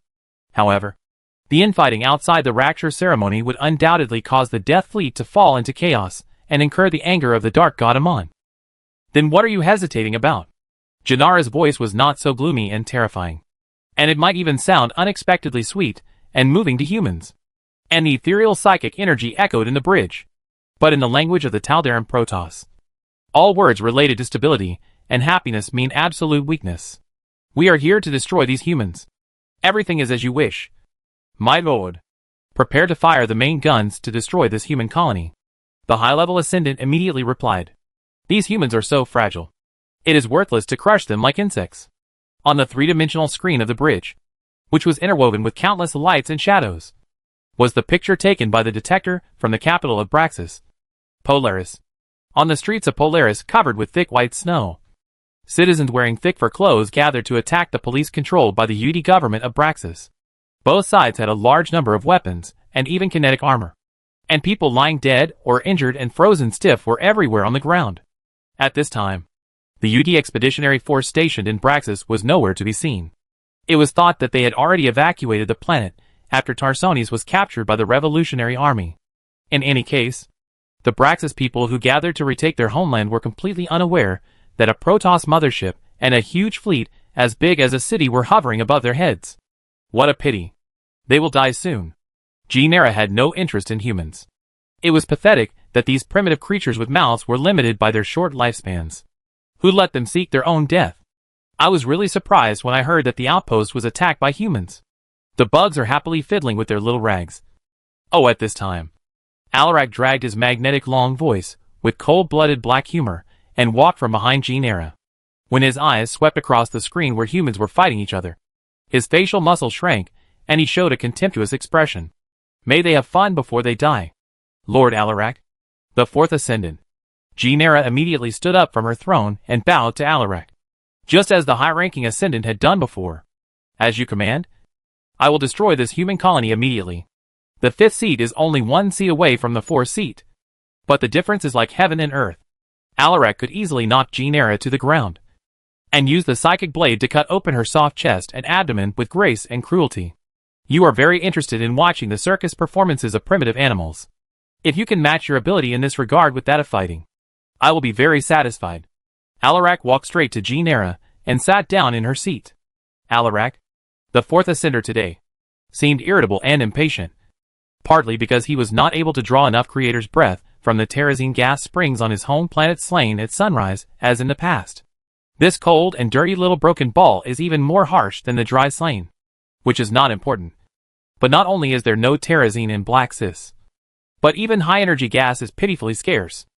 Genera wanted to explain to her boss, whom she hated so much, that she was just appreciating the fear of humans. But Alarak immediately interrupted her. You don't have to explain. I don't care at all. Alarak seemed to not care about the war in Black Sis at all, and asked Genera another question. Genera, do you know why Naloka didn't lead the army to Black Sis himself, but let us, the vanguards, come here? I don't know. Genera answered obediently. No. You know. I command you to answer. Alarak's voice sounded far from cruel and cold, but was always filled with cold irony. The Dark God Amon is becoming more and more irritable today. His anger spreads in the void and also affects the terrazine of Slain. Naloka, the first person to be promoted, must deal with this matter. Genera said, no one knows what the Dark God has encountered recently. He has never been as angry as he is now. You only know one side of the story. You are a complete fool. Alarak admired the pitiful appearance of his subordinates trembling because of being scolded, which made him happy. The first ascender Naroka refused to leave Slain because he was preparing to initiate the rapture ceremony to the high-level Lord Marash to replace him. He hummed, Naroka is already second to none.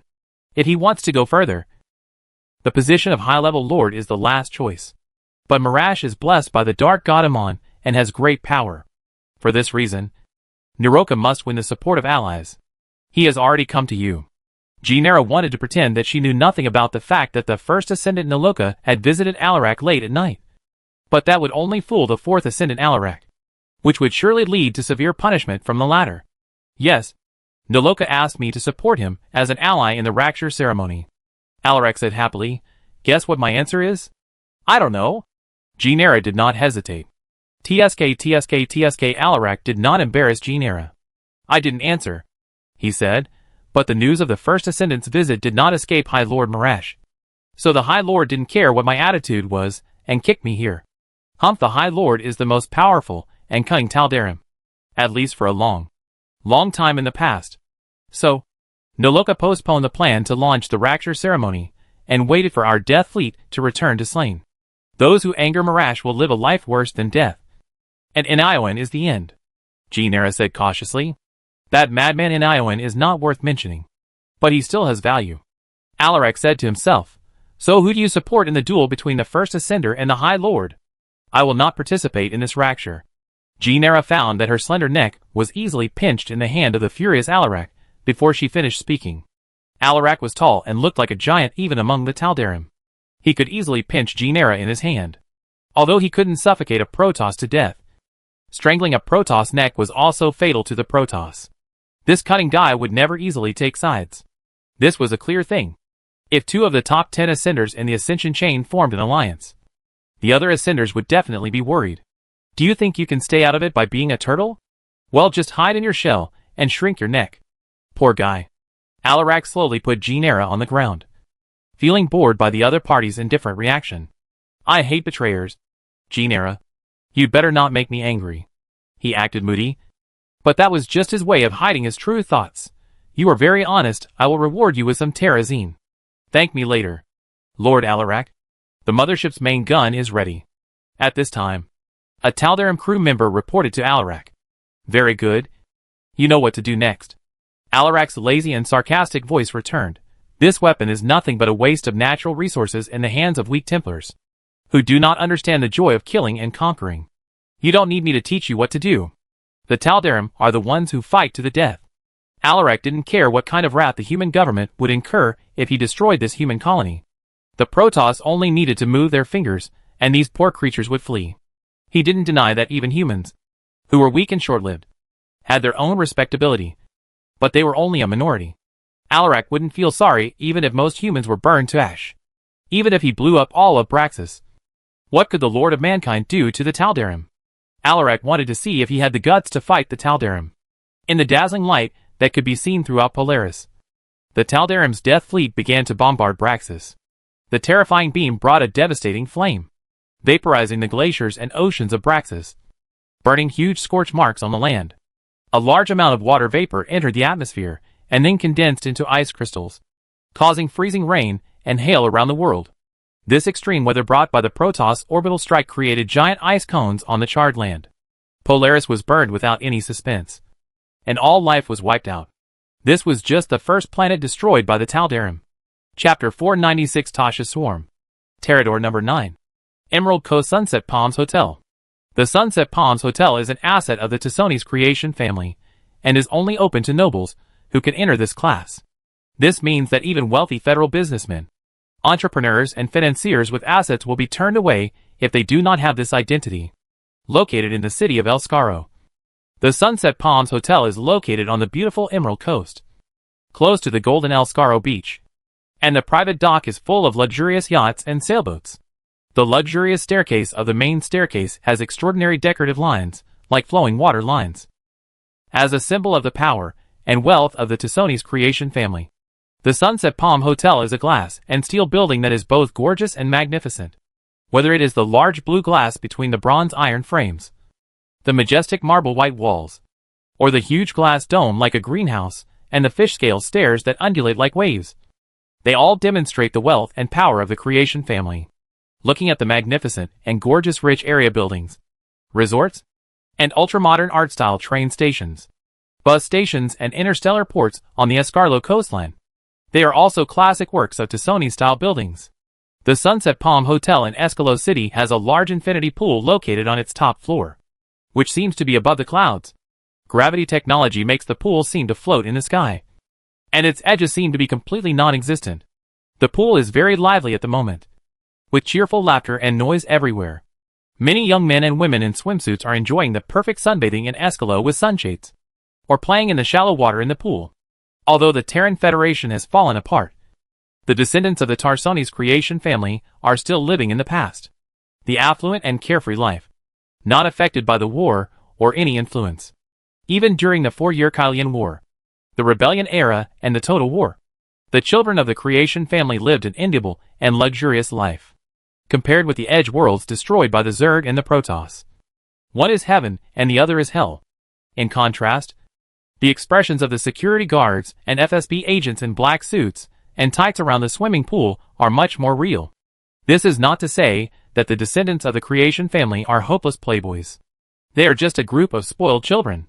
In order to prevent the assassins of the rebels, these children were locked up here by their parents. There was really nothing to do except to enjoy a comfortable life and relieve tension. It's fun to vacation in Teledor. But when can we return to Tarsones? We can't have a good party. Morgan Calabas was lying on a beach lounge chair, grabbing a handful of berries from the fruit bowl at hand. Morgan is the heir of the Carabas family. His father is Arturo Carabas, one of the most powerful people in Tarsones. But after the UD Expeditionary Force invaded the throne world of the Terran Federation, even such a person had to flee in a hurry. He has shiny black hair and black eyes, and looks exactly like his father. About a month ago, Morgan was sent to Tyrador 9 by his parents, like other descendants of the creation family, to avoid the UD's attack on Tarsones. The people in Tarsones now are either Earthlings or Korhal rebels. And you're still thinking about going back. Antonia Tigor sat on a beautiful sun lounger with leaf-shaped patterns and applied sunscreen to herself, like every young man and woman in the Sunset Palm Hotel. Antonia also has a prominent identity, and the famous Andrea Tigor is Antonia's grandmother. Antonia inherited the beauty of the women in her family, and is undoubtedly a natural beauty. Even though she was less than 15 years old, she was already beautiful. Long crimson hair fell from Antonia's slender white back to her plump buttocks. Her toned and plump legs touched the slippery three-color tiles, and her small and beautiful feet looked like exquisite works of art. Didn't Marshal Arthur Duke say that the government forces would soon launch a general offensive to retake Tarsones? Morgan leaned back in his chair and stuffed a whole bunch of crystal-clear grapes into his mouth. The last time he promised so confidently that Tarsones would never fall. The Federation fleet didn't even last until the 3rd day. Antonia pursed her plump lips and said, Augustus has already taken back Tarsones from the Earthlings. Doesn't that mean the rebels are 100 times stronger than the government forces? Who else can we count on? Morgan is not an ignorant child. He has received a systematic aristocratic education. He has been following his parents in Tarsones' upper social circles since he was a child. He knows the complex system and interest entanglements between the many families very well. Do we expect Augustus Minx to let us go home like this? I'm afraid he won't. Antonia had already applied sunscreen and lay down on the chair. After the descendants of these Genesis families came to Teledor, the situation had changed dramatically. First, the UD Expeditionary Force captured Tarsones, which was like a thunderbolt. The Terran Federation government and the federal parliament also blocked the door and kicked it out. The dignitaries of Tarsones fled like dogs that had lost their homes. Although the federal government officials and several congressmen who escaped from Tarsones formed a fugitive government, the Terran Federation had actually lost its absolute military power that once deterred and oppressed the federal territory. Each territory declared independence, and the once powerful Federation fell apart in an instant. Then, a few days ago, Augustus Minsk made another victory declaration in Tarsones that made the federal congressmen furious, which was equivalent to the final conclusion of the demise of the Terran Federation and nailed a few more nails. But this did not prevent the descendants of the creation family who came to Tyrador for refuge from continuing their past extravagant life. After all, the war was always far away from them. During the war, the Terran federal government first encouraged patriotic young people to join the army, and then forcibly recruited citizens born in previous years, while the descendants of the creation family enjoyed the right to be exempted from military service as a matter of course. I'm afraid we won't be able to stay in Tyrador for much longer. Antonia and Morgan may be the only two children who are still discussing the UD and the Korhal rebels.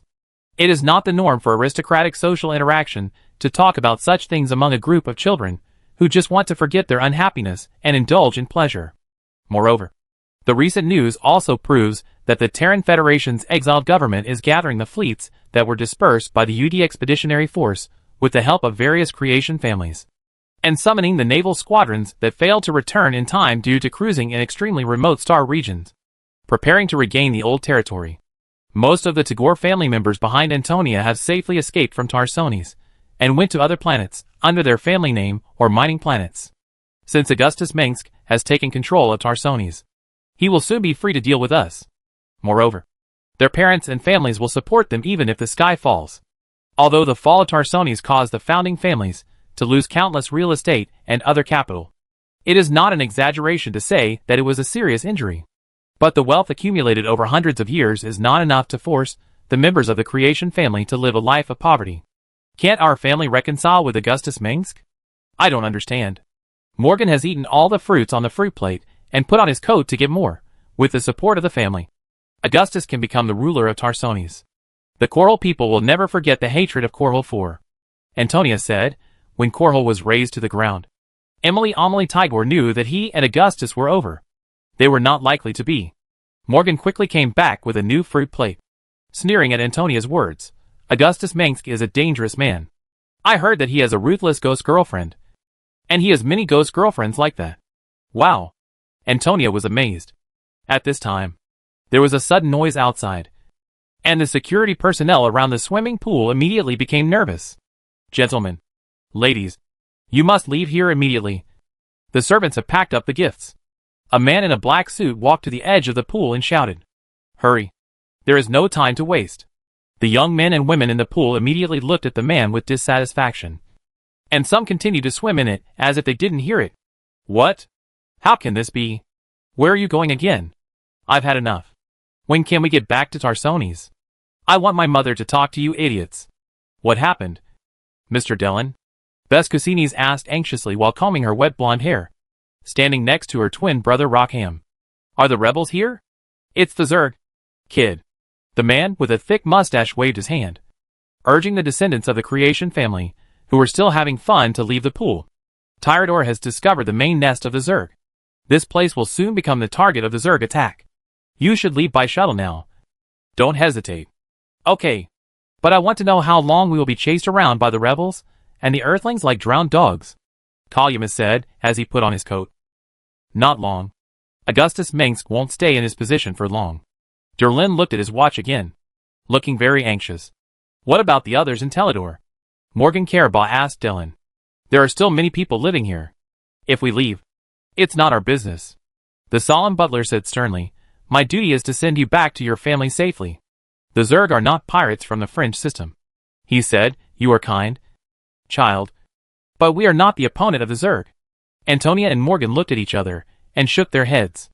It was the duty of the original founding family to lead and protect their people, which is why they are respected and powerful. But now is not the past. The nobles who control countless wealth cannot take any risks to protect civilians. In the high-altitude orbit of Tyrador 9, Tosh's behemoth's central nervous chamber, this huge monster, comparable to a satellite, is like a giant whale swimming in the black ocean. The folds of hard skin on its back and abdomen, which are hundreds or thousands of feet wide, are home to huge kingworms and other hideous alien creatures. Even larger monsters with scarlet eyes are flying around it. Several brave Tyrador Knights Wraith fighters are monitoring this slowly moving alien Zerg fleet from a distance, paying attention to their every move.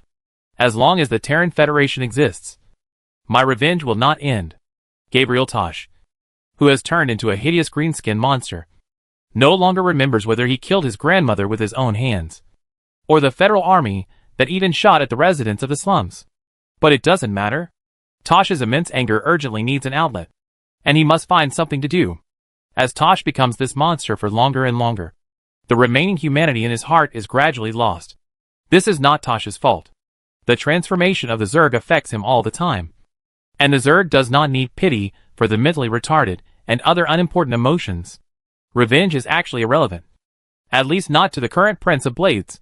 Even if you succeed in revenge, you will not have any happiness in your heart. You are looking for liberation and redemption. In this case, you should seek help from the Protoss and humans.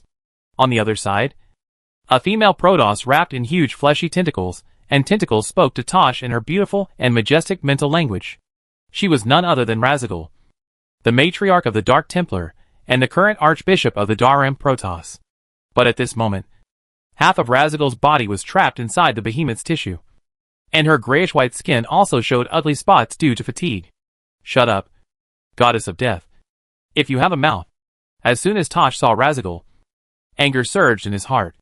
Tosh kidnapped Razigal. One of the tricks of the villains in the hedgy slums. They often kidnapped wealthy city dwellers for extortion, and planned to use her orders to drive the Dark Templar to kill all the brainworms. Although Tosh was sure that the Protoss would not let go of the new Overmind, and the brainworm even if he did not do so. Who knew when they would take action? Once the new Overmind awakened, Tosh would be immediately controlled again, so he could not delay for a moment. As a result, he did not expect that he took Razigal to Char for a tour. Not to mention the Overmind. He did not even see a few brainworms. What the hell was going on? Apparently, the Overmind had awakened, and no one knew where it had gone. So Tosh was in an awkward position. Tosh was the creation of the previous master, and he was unwilling to obey the orders of the new master. Attack my tribe. Tosh was irritated when he thought of this. Now he had no place to use his energy. And recently, Tosh always heard the nagging voice of a guy in the dark for no reason, which almost drove him crazy. Attack this planet, and kill all the nobles and troops of the Terran Federation. You must not leave more blood debts. It is not wise to incur the hatred of humans. Razigal seemed to be trying to persuade Tosh to put down her butcher knife. Shut up. Shut up. Shut up. Tosh was furious, and the tentacles and flesh that bound Razigal tightened immediately, causing the matriarch to groan. My target is only those federal nobles. The humans here. Don't get in my way. Chapter 497 Emperor Augustus. An urgent news interruption. Zerg have been found on Teledor 8 and Teledor 9, and many places have been attacked. The evacuation work has been launched, and the situation remains serious. Paul, the Grand Master of the Teledor Knights, immediately publicly sought military assistance from any world that could hear their call for help. Major casualties. Welcome back to Donnie Vermillion's live studio. The latest news is that since the Protoss fleet attacked the border planet Blaxis at 4 p.m. on October 17th, August grad time on Korhal 4, our frontline reporter Harold, who went to Blaxis, received a sad news that the search and rescue team sent by the 2nd Fleet of the Korhal Revolutionary Army and the Angel Shipping Group did not find even a single survivor on the surface of Blaxis. This shocking news has caused widespread and heated discussions in the Terran communities in both the core world and the edge world. It is early morning Eastern Time on October 24th. Korhal time. The August grad Capitol Press Office announced that Revolutionary Marshal Augustus Mengsk will deliver an important speech in 2 standard hours. UNN Emergency News. A terrible plague is spreading rapidly on multiple planets such as Agria, Mainhof, Alpheon, Bountiful, and Pikes Peak. Hospitals are overcrowded, and the medical system is close to collapse. This has caused a serious humanitarian crisis. People there are fighting for survival. They need help. The Umoyan National Defense Army sent a military medical ship to rescue Confong, a world with a long history that is suffering from illness. The Comorian Consortium Corporation regrets that they are powerless to do anything about the tragedy happening in Mainhof, which has caused a sharp drop in the share prices of many Moria-listed professional guilds. This is UNN Copperloo today. I'm Mike Liberty. At 7 a.m. on the 24th. August grad time. Major General Arcturus Mengsk of the Korhal Revolutionary Army, as the official spokesman of the army, answered reporters' questions and made promises about the most concerned hot topics at the moment. The following CCTV will broadcast. Oh! The Revolutionary Army will not evacuate Tarsonis and ignore the people there. Anyone who has such a ridiculous idea is creating unwarranted panic and chaos. I want to tell you that they are playing hooligans in a refined place. The Terran Federation has become history. Facts have proven that the Federation's government and army were unable to protect their people from alien enemies. The Federation was defeated by the Zerg and Protoss attacks, and it was the Revolutionary Army that bravely fought against the alien enemies. The Federation has already fled from the Earthlings. Are you still expecting their hopeless government to return? Yes. Marshal Augustus is about to form a new Terran government, and all Terran human lands will be united under a new flag and kingship. I promise you that it will be the beginning of a golden age for this nation and this country to build on the past and forge ahead. Unity is strength. The rule of law is our lifeblood. Is there any doubt about this? All the lands of the Terrans will be placed under the protection of the new government of Augustus and the Revolutionary Army, and we will do our utmost to defend the dignity, property, and everything they love. You ask me who the Terrans should seek refuge from? 10,000 years later, I will say the same thing. I promise you that we will restore the glory of the Terran human race and will never bow to any alien forces. Faced with alien forces, whether it is the greedy Zerg, the mysterious Protoss, or the Earth Federation's killers, the Terran army will never take a step back and give up every inch of the motherland. There are only Terrans who died in battle, not Terrans who kneeled down. Well, this is not sensational. Zerg and Protoss have never left, and the clouds of the past still hang over the heads of humans. Although the Earthlings have been defeated, I am sure that the Earth United Council is still planning to make a comeback. In the face of the disaster of the destruction of the country and the family, no one can stay out of it. It is difficult to walk alone, and it is difficult to make a sound alone. This simple truth is known to everyone. In the face of the threat of powerful foreign invasion, the various member worlds of the old Terran Federation must reunite. Only a strong Terran human central government can achieve the revival of the race and let the race stand tall on the starry sea again. The new government will be committed to developing people's livelihood and economy, encouraging industry and trade, protecting the rights and interests of the people in the core world from infringement, helping those poor and backward planets to get out of the shadow of economic recession, so that everyone on the Terran land can have a full meal, and defending the right of every child to receive education. The cabinet and parliament will be reorganized for sure, but I can't reveal more. I can't tell you who will be appointed as the first prime minister of the new government, but he must be the right one. Dedicate yourself to the public. Be honest and upright. I work for the people, and the people work for me. Dedicate yourself to the cause until your death. Welcome to Watch UNN's evening program Focus on Car, where former federal parliament member Weston McMasters reveals to our reporter the transactions and ugly inside stories between the former Terran Federation Parliament and the Creation family. Congressman McMaster said that the federal parliament decided to abandon the Edge world because, according to calculations and factors such as cost and per capita, it is obviously cheaper to protect the densely populated core world. In addition, he also revealed that he will participate in the election of the new government Senate. Here is Max Spear with you for the news. Mr. Toom, a well-known philanthropist and entrepreneur, general manager of the Cal Bryant Mining Group on the Lingshwizio planet, warned the public, if anarchy continues, the territory will be further divided, order will not exist, and morality will be lost. For the Terran people in the Copperless sector, that meant a catastrophe. In the middle of the habitable area of the Copperless sector, the sovereign territory of the former Federation territory of New Trinidad. New Trinidad is a hot and dryish world. In its earliest history, it was used as a prison planet of the Terran Federation to exile prisoners. Most of its population lives in space habitation stations in the planet's orbit. Around these vast habitation stations, the war between the New Trinidad pirates and the local immigrant militia has never stopped. According to rumors, here, children must be born knowing how to hold a gun. Otherwise they will be thrown into the cold space by their parents. At this time, in a dome bar of the 1180 space station, local residents, mercenaries, pirates and other people of all kinds were sitting around carrying rifle bullets. They were smoking and drinking while staring at the three-dimensional projection screen in the center of the bar, between the lecture table with flashing lights and the red background curtain. A gray-haired man wearing a golden red cloak and a medal walked to the front. I dare say, something big is going to happen today. New Sydney, the Edge world, Red Terrace, Federal Police Station. Sergeant Wilkes Butler sat at his desk, and dozens of his sweaty subordinates were crowded in his small and shabby office, staring at the old LED screen in front of them. The majestic gray-haired man just stood there, and everyone's eyes unconsciously looked at him. I don't care what kind of person Augustus Mengs was before, whether he was cruel or kind. As long as he can save New Sydney, the people here will listen to him, Sheriff Booth said. Nefer 2. The Federal Weapons Factory. One magnificent heavy factory is connected to another, extending to the limit of the worker site. Here, countless steel platforms and giant chimneys stretch straight to the cloudy sky. The huge crane is throwing tons of crystal minerals into the furnace. The workers must wear industrial earmuffs to prevent the roar of the lathe, the sound of the rivet gun, and the click of the conveyor belt from affecting their hearing.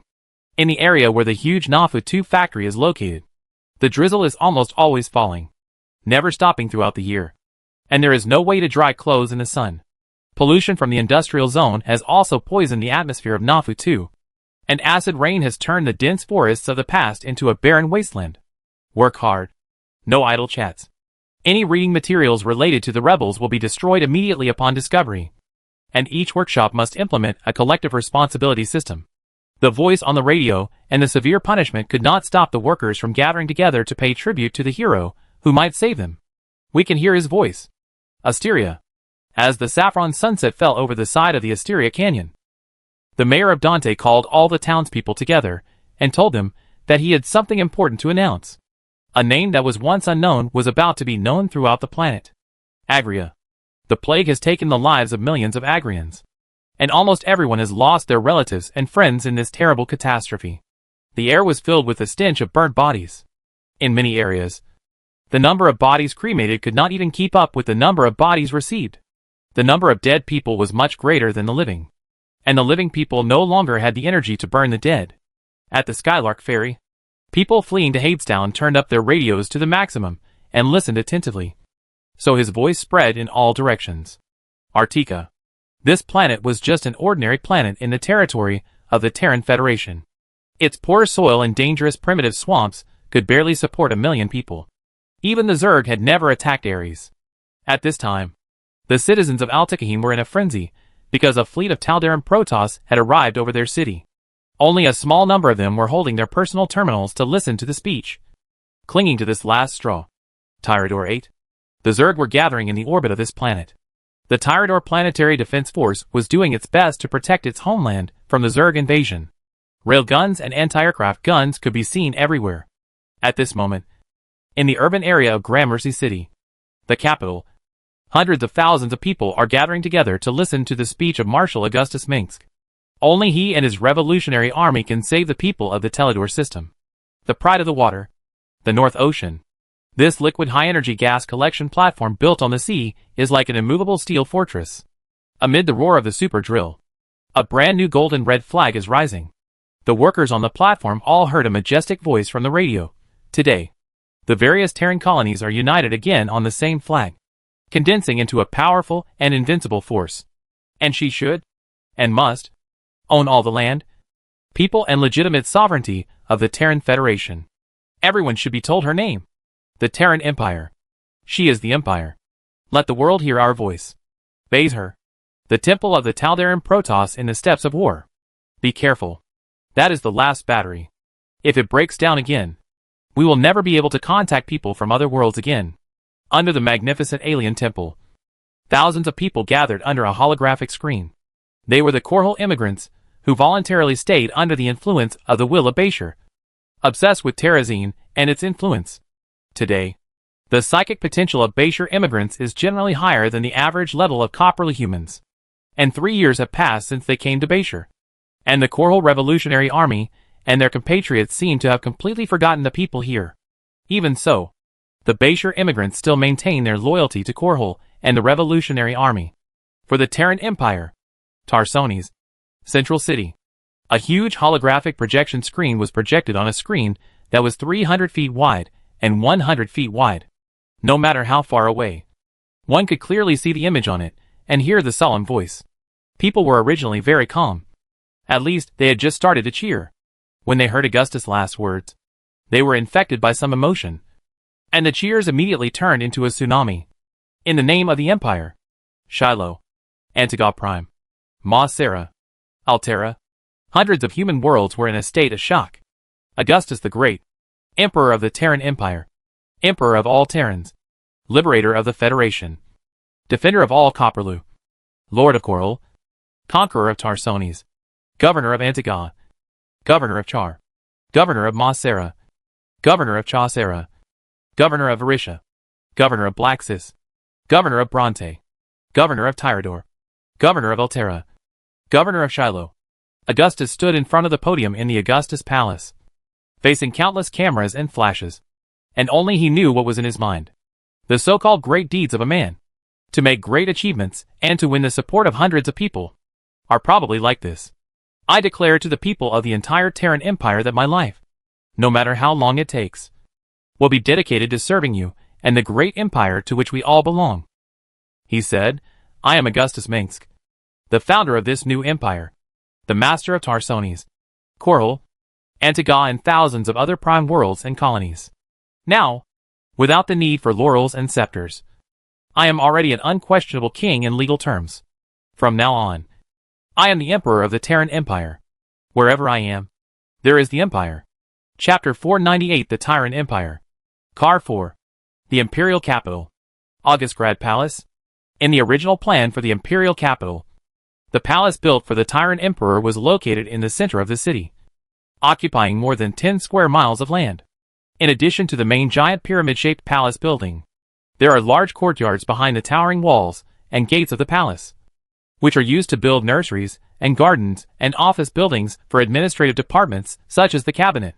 Although the emperor himself cut down the costly plan again and again after reading the plan, and changed the original 3/4 of the area to be used for the construction of a large citizen park.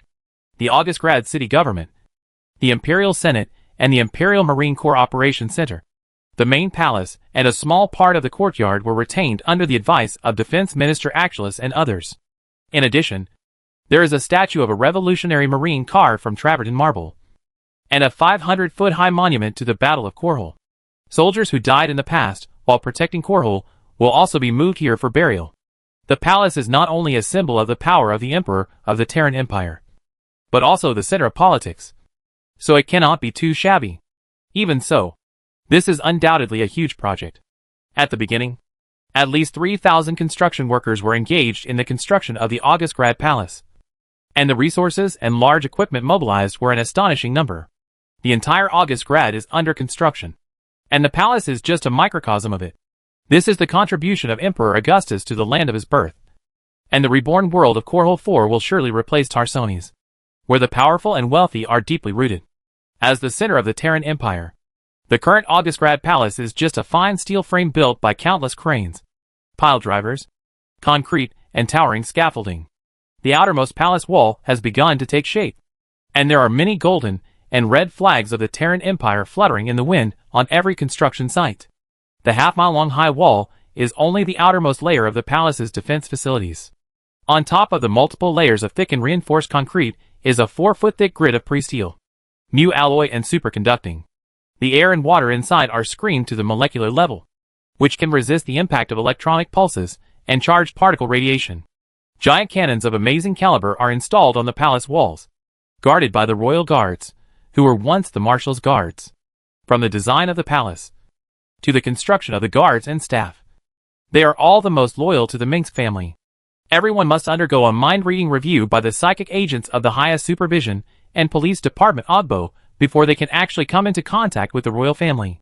The Augustgrad Imperial Security Force is responsible for the security of the outer perimeter of the palace.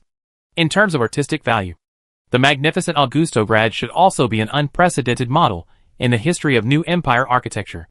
There were more than 30 former Terran Federation architects, sculptors, painters and other artists present, and the architectural plan of the palace was finalized after extremely fierce debate. The Augustograd Palace completely broke away from the limitations of classical architecture and is a stunning steel and glass building. It is expected to use tens of millions of tons of steel, marble and flat glass, alloy steel columns, beams, longitudinal beams, and glass glittering in the sun together form a super steel pyramid that soars into the sky. And it will be a well-deserved landmark building in this city. Augustus knew how the opposition and the former supporters of the Terran Federation would slander him. They would certainly seize this opportunity with shining eyes and call the new emperor of the Terran Empire a tyrant who started to build a palace right after he ascended the throne. He indulged in personal luxury as soon as he came to power, which was a common problem of the leaders of the peasant uprising army. This emperor was so conceited that he named the capital of the empire after himself. What else could he not do? As long as Augustus was still in that position, both malicious slander and praise would continue. The Augustgrad Palace is not an exquisite and elegant palace or castle, but more like an unparalleled steel fortress, which symbolizes the indestructible determination and skill of the emperor of the Terran Empire. But that will happen at the earliest in 5 to 6 years, unless Augustus is willing to order more workers to build the palace through a larger budget. At present, the Augustgrad Palace is only a vague prototype. Before the palace was delivered for use, Augustus lived in a high-rise building of about 20 floors that had already been built.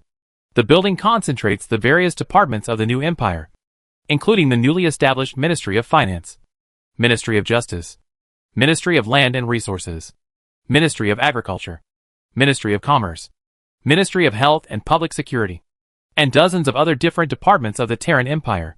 Ruling an interstellar empire across galaxies requires an equally large administrative organization, and thousands of people will work for it. As the number of personnel increases, these imperial officials appointed by the emperor himself will have to move out sooner or later. Some people say that the new monarch of the Terran Empire is extravagant, but in fact Augustus' office is just a small room with elegant decorations, which is much simpler than the private palaces of those wealthy tycoons.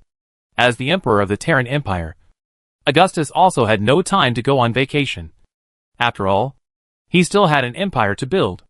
Augustus had to build all departments of the imperial government almost from scratch, establish a new legislative, judicial and administrative system, and further decide what policies the Terran Empire should implement in the future, and what kind of people would assist the emperor in governing this new empire that was struggling. On the ruins and ashes of the Terran Federation, the new Terran Empire was facing a mess, with various territories falling apart, and the raging war even caused the economy of some colonies to regress by half a century. Under the long-term anarchy and famine, chaos continued, and the civilization there showed signs of decline. At the same time, internal opponents continued. The Terran Federation was originally a regime controlled by a large number of wealthy nobles, tycoons and large corporate capital. Augustus wanted to take over the rule of the Terran Federation over the federal territory, and he could not bypass them. Externally, the Zerg and the Protoss still threatened the borders of the Terran Empire, and the war had never subsided. In this way, Augustus could not recruit these local nobles into the Senate like the old Federation did, and it was even more impossible to delegate power to the Imperial Parliament to be formed. It is not the right time for a broader democracy. If the Terran Empire itself is a regime with a declining economy and weak military, and cannot even protect itself, how can it have time to discuss republican democracy and give the power of the country to a clown who can only shout in Parliament? Augustus the Great, the de facto president and prime minister of the Terran Empire, enjoys both rights and is the supreme leader of the empire and the government. That is, the head of state. In fact, this is another kind of monarchy, with the power of the country concentrated in the hands of Augustus alone. If you are not careful, the Terran Empire will be defeated by enemies everywhere as soon as it is established. The people of this empire urgently need time to recuperate, but the enemies of the empire will not give Augustus a chance. Current events make heroes. Your Majesty, the name in the game. The speech has caused a sensation in many places, whether from the public reaction or public opinion. The situation is very favorable to you. Sarah Kerrigan put a cup of black tea on Augustus's table. Mayor Hadrian of Tarsones has also organized the children in the city to write letters to you. Oh, let me see. Augustus put down the draft in his hand about reorganizing the Car Revolutionary Army and forming the Imperial Army. Another document next to it was about the proposal to establish and discuss the first higher military academy in the empire. There were too many things to do, and he could never finish them. These letters were all electronic files. Augustus quickly found them on his personal computer connected to the entire planet's communication system. The immature but respectful words immediately made the Terran Empire emperor, who had been working hard for many days, smile knowingly. This Hadrian Rodriguez is the former mayor of Tarsones. I remember him. Augustus read several letters carefully, arranged the folders for the replies, and said to Kerrigan beside him, I hope he can achieve results during his term. But the old Federation system is not applicable to me. He is a shrewd and capable person, and very smart. But smart people can also make things worse. I know. Kerrigan bowed his head and said, Your Majesty. Just call me Augustus. At least in private. Augustus looked at Kerrigan for a while, pointed at the old Revolutionary Navy uniform on her and said, You know what I'm thinking. So I won't persuade you. He said, I told Carville's son of Charles, the old butler of the Minx family, and now the butler of the Augustgrad Palace, that you need a few suits for public occasions. The ones in my closet are good. Kerrigan said, You are my future wife. You know, the people of the Terran Empire also hope that their queen is a dignified woman. Augustus looked at Kerrigan and said, Who says the queen can't wear a military uniform? Kerrigan said this, but such a straightforward person suddenly turned his head away, and the corners of his mouth kept rising uncontrollably. No federal noble or government official had ever married a psychic before, let alone the queen of the empire. Only in this matter did Augustus not want anyone under his command to question him. Kerrigan is right. At this time, Arcturus Minsk, wearing a golden and red royal guard uniform, walked into the emperor's office. Mom would also say that she shouldn't dress so poorly. Our family can afford a few clothes. You are here. Prince Arcturus, Grand Duke Tarsones, Count Wulfric, Count Stilling. Augustus looked up at Arcturus and read out a long list of titles. Enough. You don't need to humiliate me anymore. When Augustus proclaimed himself emperor, Arcturus made up a long list of titles for himself, which even he himself found embarrassing now. Have Angus and Mom arrived? Augustus didn't even laugh at him. Yes. Faraday has already received them at Augustgrad Airport. Dorothy is here too. What a surprise. For Arcturus, this was indeed a surprise. I plan to appoint Angus as Minister of Finance and form a cabinet with him as the center. Do you think this is appropriate? Augustus asked his brother. It is inevitable that some people will say that I am nepotism. Angus is the last person to use his position to embezzle and bribe to accumulate power. And you won't choose a candidate from officers like Tychus. Actors shrugged. That's really a rat falling into an oil tank. Augustus smiled rarely. I heard that this old guy has been doing well in Tarsones recently. But he knows how to restrain himself. Actors, have you found the directors, teachers and students of the Federal Ghost Academy who were imprisoned by Stukov? He asked again. Found it. Those Earthlings who hate genetic mutants didn't execute them. There are about 600 active ghost agents, about 2,000 faculty and staff, and more than 700 students. This is also the reason why Arcturus came here, according to your order. The ghost instructor who trained Kerrigan has been found. His name is indeed Rum. It was this person who indirectly killed Kerrigan's father and trained her to be an efficient ghost agent. Dad committed suicide. Kerrigan's emotions were greatly affected, but he did regard this cold federal instructor as an enemy. Now, it's your freedom to deal with him. Sarah, Augustus whispered to Kerrigan. I said I would help you avenge. His voice sounded very soft. Or if you don't bother to do it yourself, I will have someone sink him into the lake. No. Let me kill him myself. Blood debt with blood. Kerrigan was still smiling just now, but now his face was cold. The training methods of the Ghost Academy in the early days brought great pain to the psychics. Not just Kerrigan. If there were no psychic suppressors to force obedience, the ghost agents of the Revolutionary Army would almost want to kill their instructors. After saying that, Kerrigan walked out of the office in a swift and decisive manner, with a murderous look in her eyes. This matter must be settled. What a cruel woman. Listen to me. What about the daughter of the Bennett family? Arcturus still did not give up his plan to squeeze out Kerrigan. Or, what about Annabella Terra's youngest daughter? Don't you like psychics? Why don't you dare say that to her face? Augustus shook his head. No matter what, I will always have only this one queen. Besides, did you spread this rumor? Your Majesty, your loyal subjects will never spread unfounded things, calling a deer a horse, unless it is true. Actor smacked his lips. Well, how is the preparation for the Imperial Senate going? Augustus didn't have time to argue with his stupid brother.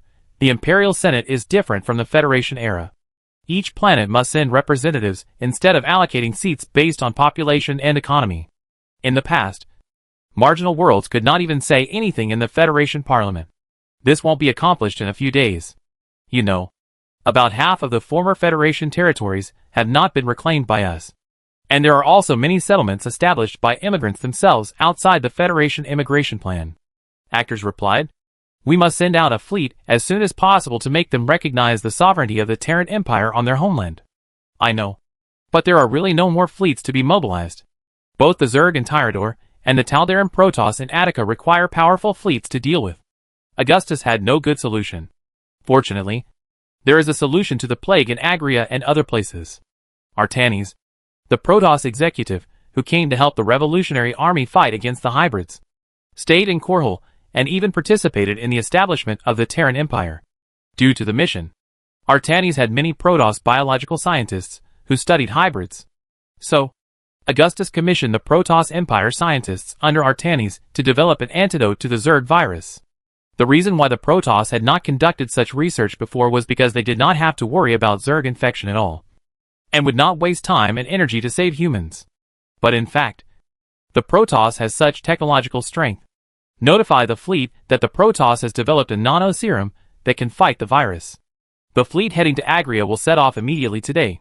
Augustus said, I want to follow the fleet to the expedition. You are the emperor of the Terran Empire. Just let your generals do the expedition.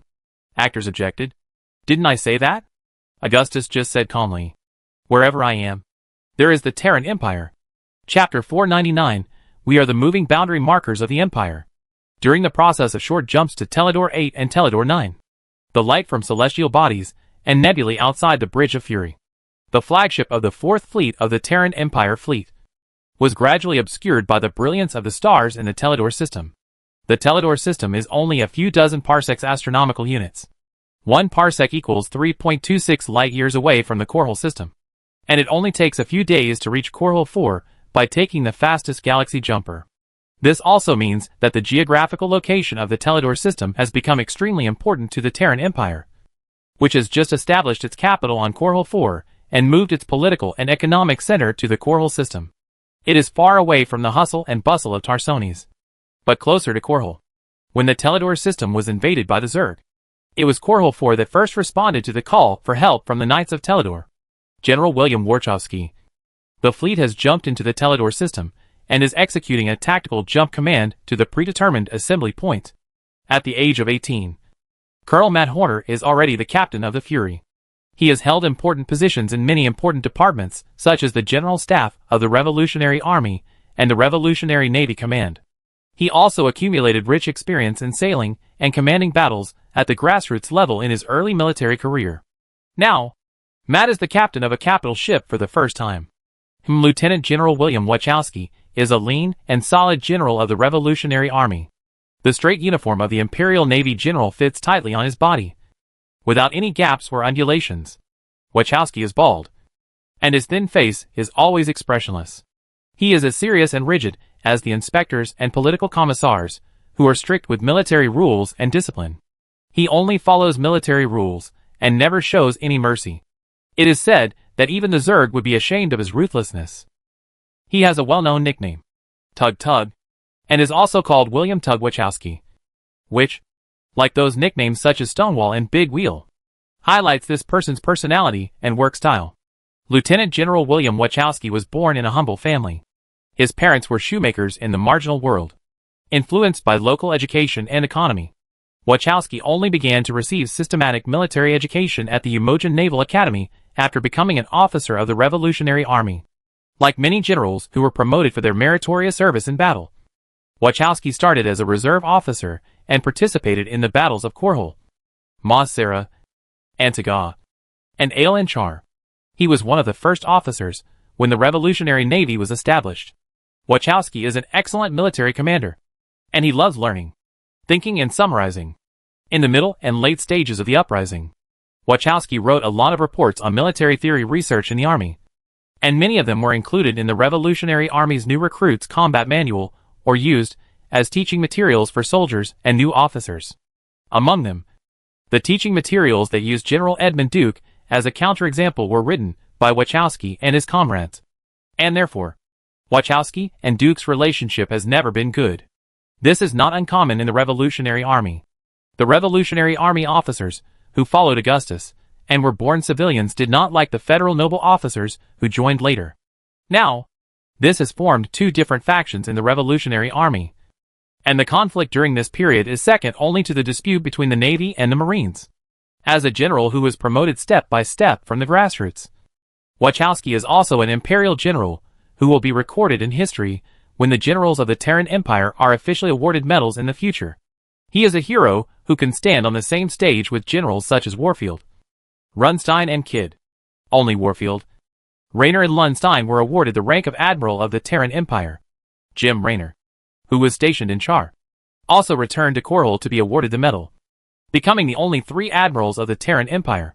Lieutenant General Wachowski participated in the compilation of the training and combat regulations of the Terran Empire's military armed forces.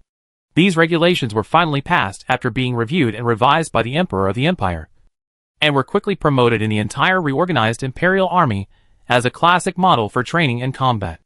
At this time, Wachowski and Matt Horner beside him did not say anything, but just stared at the star map on the bridge console and the various indexes and parameters that kept jumping on the display screen.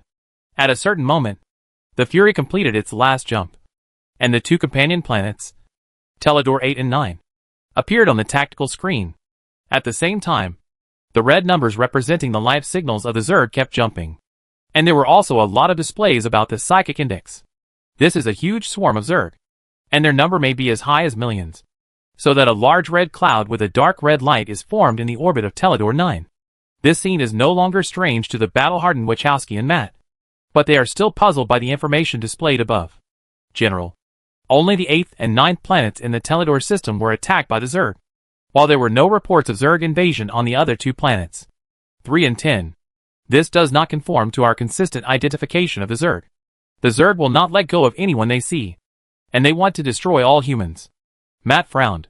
Teledor 3 is also a heavily colonized planet with complete and advanced scientific research facilities, while the planetary orbital space station on 10 is home to a number of gas collectors and employees of mining companies. But there was not even a single Zerg seen on these 2 planets. And in the previous large-scale Zerg invasion, they devoured all life in a galaxy without exception. They came with a clear purpose. There must be something on these 2 planets that attracted these Zerg. He said, there can be no more hesitation. The people there are suffering from the Zerg swarm. Terador 9 is Matt Horner's hometown. His family still lives on this planet. And Matt can't help but be anxious. All fleets, prepare to attack. Without any hesitation. Wachowski immediately issued orders to all the main battleships and affiliated fleet ships through the fleet-wide channel. Since the Terran Empire had just been established, it was plagued by internal and external troubles and many powerful enemies. Admiral Jim Raynor guarded the Zerg's throne nest world to fight against the overmined Zerg that could return to the Copperless sector at any time. Runstein led the army to stay in Korhal and the core worlds to deal with the remnants of the Federation and other anti-imperial forces that were about to return. General Horace Wolfdell served as the Imperial Marshal, leading a large fleet of the Imperial Second Fleet, Alpha Squadron, Delta Squadron and Omega Squadron to fight against the Taldaran Protoss fleet. The responsibility of leading the army to support the Tyrador system fell on Wachowski. His burden was not only to defeat the Zerg that invaded Tyrador, but also to make the people of the Tyrador system recognize the Terran Empire. Because those territories may not recognize the Terran Empire. Many former governors of the Terran Federation system took advantage of the collapse of the Tarsonis Federation to declare themselves kings. Even on those planets that have overthrown the federal government. The people there are not willing to hand over their fate to a government they don't understand and pay taxes again. Eject fighters, start air-to-air laser guns, and preheat the main guns of the Yamato guns. Open fire immediately once you enter the range and maintain fire suppression. Wachowski said he raised the mechanical watch on his wrist to check the time. It was just a habitual action before he gave the order. The landing troops began to board the ship. The real battle is on the surface. We are the only fleet that can save the people there. Which means we are the hope of hundreds of millions of people. Although Wachowski seems to be a man of few words. He actually likes to make long and impassioned speeches when mobilizing troops for battle. Once, we were just a mob in the eyes of the Federal Army. A group of idealists who were doomed to fail. They never dreamed that we would be the final winners. We have smashed the shackles of the Federation, swept away the corruption of the old family, and established a brand new Terran country. Now, we are the honorable Terran Imperial Army, the defenders of this star zone and Terran humans. Because of our heroic fighting and sacrifice, billions of Imperial citizens can sleep peacefully, and your family and friends are among them. Go fight. With fire and sword. Fight with your nails and teeth to the last moment. And offer your loyalty to the Emperor. Long live Korhal. We are the moving boundary markers of the Empire. The National Gate is under our feet. Long live Korhal. Matt Horner couldn't help but repeat Wachowski's words. And he believed that the Imperial Navy soldiers in the 4th Fleet did the same. As Wachowski said, the Revolutionary Army now has a new identity. The Imperial Army, the legitimate military force of the legitimate regime of Terran humans. At the same time, the former Federation remnants were also labeled as subversive elements and traitors by the Terran Emperor. For the Terran Emperor, this is a fleet temporarily formed due to the Battle of the Terador Galaxy, with about 28 battlecruisers, most of which are active behemoths. Among them, Cerberus and Sovereignty are new battlecruisers launched and put into service this year. After defeating the UD defenders of Tarsonis, Augustus took over the 2 main orbital shipyards of Tarsonis, where there were about 30 battlecruisers under construction, some of which had just begun to lay the keel, and some of which only needed to be painted and painted with hull numbers before they could be delivered to the Navy. The Huey Long was an old Leviathan battlecruiser, originally used as a training ship for training new recruits, but now had to be pulled into the battlefield. The Hoosier was a heroic warship with great military exploits. It was originally a battlecruiser cruising near Marcera. It was almost completely destroyed in the battle to rescue the system. It was restored by Rory Swan and his battlefield engineers. The fleet also has AUD Vargrii frigates, which are equipped with powerful cluster rocket launchers. Most of the soldiers are veterans of the Revolutionary Army, and many of the Federation troops from Tarsones have been absorbed. Because the establishment of the Terran Empire has given a shot of adrenaline to the Terrans, who are extremely disappointed with the Federation and terrified of alien enemies. In core worlds such as Tarsones, the number of young people who have signed up to join the Imperial Army has exceeded any period since the end of the Total War. As Emperor Augustus emphasized, the Terran Empire is an empire under the cover of the stars. The Terran Empire's 4th Fleet quickly faced the Zerg fleet in the synchronous orbit of Tyrador 8 and 9. Thousands of fighters were ejected from battlecruisers and motherships, one after another. Azure blue tracks appeared with bright tail flames and quickly disappeared, becoming flickering and gradually disappearing fireflies. This is a spectacular scene. Each firefly represents an Imperial Navy fighter and a pilot. They have to face Zerg that are 10 or 100 times more numerous than themselves. Many fighters will never have the opportunity to return. When the fleet's main battleships opened fire, the portholes of the Fury were immediately illuminated by orange-red flames, and the dense barrage of bullets blasted a large number of dragons and king insects into pieces in a flash. This move also angered the Zerg, like disturbing a nest of irritable wasps. The swarm of insects immediately swarmed like a swarm of mosquitoes in summer, with millions of hideous bloody mouths rushing towards them. The entire 4th Fleet was like it was in a storm and was about to collapse. In this fierce battle, Matt also held the railings on the bridge tightly to avoid falling down due to the tremors of the Fury under the impact of the explosive mosquitoes. The Zerg of Teledor are different from all the Zerg they have seen in the past. Almost every individual emits a faint red light. This red light does not come from a special organ, but from the upper cells of the skin. General, these Zerg are very strange. Matt looked at the data on the combat hologram. Analysis shows that the Zerg of Teledor seems to use terrazine instead of the usual high-energy gas as a catalyst for the growth of their body shells. Accelerated growth, secretion of hormones, and mutation of other physiological and chemical reactions. His voice became serious. This means that these Zerg may have psychic powers. But this level of psychic power should not be applied in combat at present. The witchcraft swarm is the swarm of Blade Prince Tosh, Wachowski immediately thought. Although he is evil, he has never attacked human planets before, and has not even killed a single person. It seems that monsters are monsters after all. General William Wachowski, I must ask you to let us join this battle. Suddenly, a Protoss Dark Templar in dark gray robes appeared between Wachowski and Matt. Oh damn! When are you? Protoss? Wachowski's eyelids twitched. His anger was evident. He didn't like Protoss. An unknown number of Protoss Dark Templars lived in the warships of the Imperial fleet. They were almost non-existent in normal times, and only appeared when foreign enemies invaded, like the accompanying beneficial fungi. Of course, he said in a muffled voice, silently reciting the instructions of Emperor Augustus. I sense the missing matriarch Razigal in the body of the Zerg behemoth. In this case, the son of Razigal must fight. Razigal? Wachowski had no impression of this name. He took it for granted that the Protoss might have been swallowed by Behemoth and turned into a pile of shit. He just hoped that the Protoss didn't eavesdrop on his thoughts. No problem. Your help is great. The Dark Templar suddenly threw a punch at Wachowski, but then retracted his force and just bumped fists with him. A human courtesy. Fight for Razigal. Wachowski was not scared. He was always a man of steel. For the Emperor. Chapter 500. Today you are all Imperials. Gobuz, the landing point for colonists. 3 billion years ago, Gobuz had vast waters, a dense atmosphere, a moderate climate, and a satellite that could provide stable tidal forces. The fossils collected by the colonist scientists showed that there were also fantastic alien biological groups here. In the most recent geological period, Gobuz has undergone earth-shaking changes.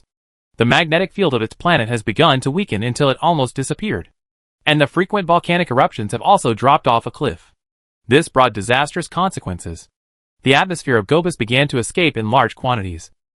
The ocean was quickly evaporated, and the life on it was exposed to strong ultraviolet rays, and was as fragile as a piece of thin paper in front of the great power of nature.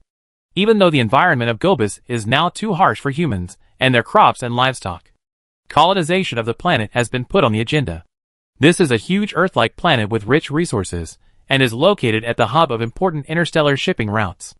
Through a series of terraforming processes such as igniting volcanic activity to release carbon dioxide and water vapor, rebuilding the planet's magnetic field and replenishing the atmosphere, Gobus has once again become a beautiful world suitable for human survival. At present, the terraforming of Gobus has begun to show results, and colonists have begun to settle on the surface of the planet. This is an adventure with both risks and benefits, because the surface of Gobus is still very dangerous. New Columbia is the largest settlement in Gobus, which is mainly built around the huge Adian crystal mine. The crystal ore here is of very high purity, and can be directly melted into metal without refining. There are even gold mines with reserves that have not been truly explored to this day. The people living here are miners and technical workers, because it is close to the most prosperous interstellar shipping routes, such as Tarsones, to Coral to Teledor. The tertiary industry in New Columbia is also very developed. It has a large number of interstellar ports, commercial centers, bars, and underground black markets, greedily earning credit coins from ocean-going crews, interstellar travelers, mercenaries, and even pirates. At the same time, New Columbia maintains a militia with high combat literacy and equipment levels, absorbing many retired soldiers and local youths. Except for the largest pirate organizations, the people of New Columbia are not afraid of anyone. But this time, it was the Protoss who came. Throw away those damn kids. They are not worth the fare to escape from this damn place. A group of people wearing gray windbreakers or jackets were driving vulture cars on the streets of New Columbia City, as if they were really escaping from something extremely terrible.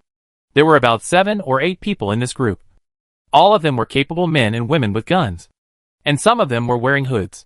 Only a world like Gobus, where the legal system was not perfect, could allow these wanted criminals to take advantage of loopholes. None of these people had no criminal record, and it was normal for them to be wanted by multiple colonies at the same time. New Columbia City was built on a high mine, with undulating terrain, and the height difference between different blocks could reach up to 450 feet. The buildings here were all modular alloy buildings, and other building materials were also locally sourced, affected by the local climate. The streets are always filled with lingering gray-red sand. The sunlight is also hazy in the sand, and the street lights on both sides are sometimes bright and sometimes dim. In addition to this group of people, there are many panicked New Columbia citizens on the street, either hiding in their homes waiting for the disaster to come, or just thinking about indulging themselves as much as possible before death. The Protoss has just destroyed Black Sis and Attica, and even the space stations in those galaxies have not been spared. And the closest to these butchers is Gobus.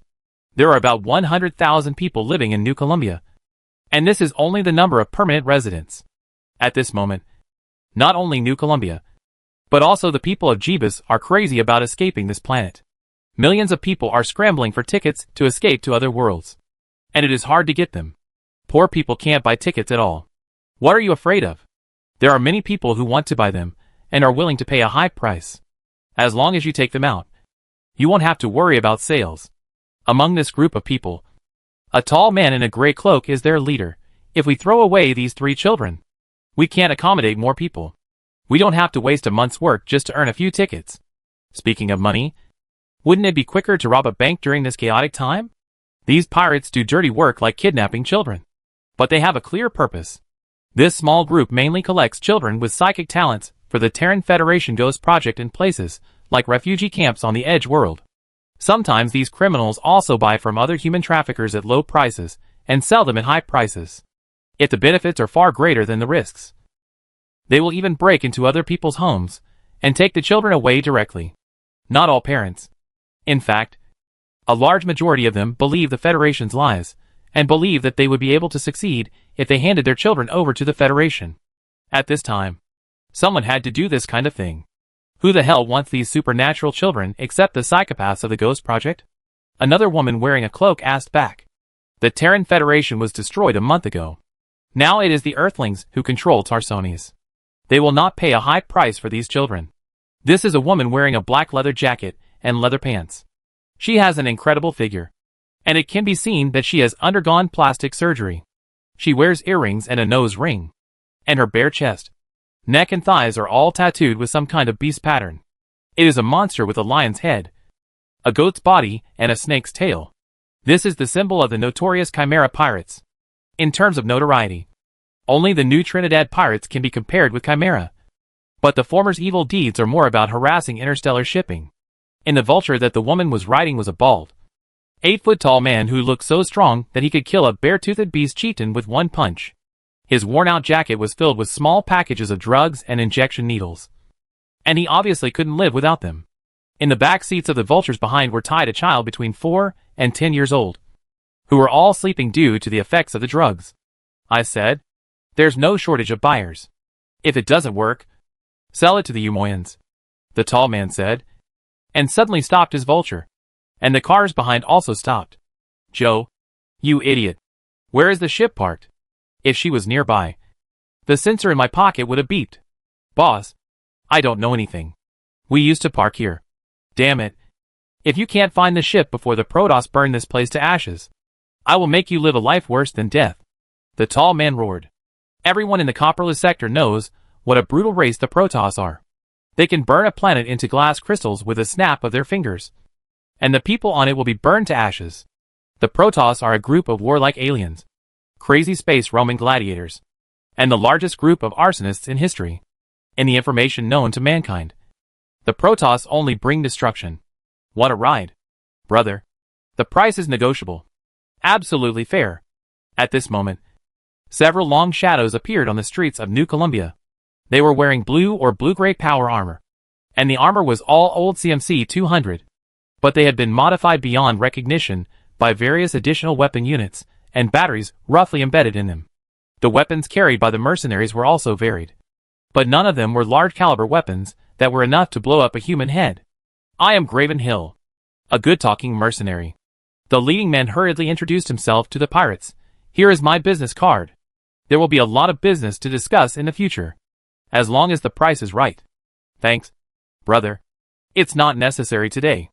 We are in a hurry to go for a ride."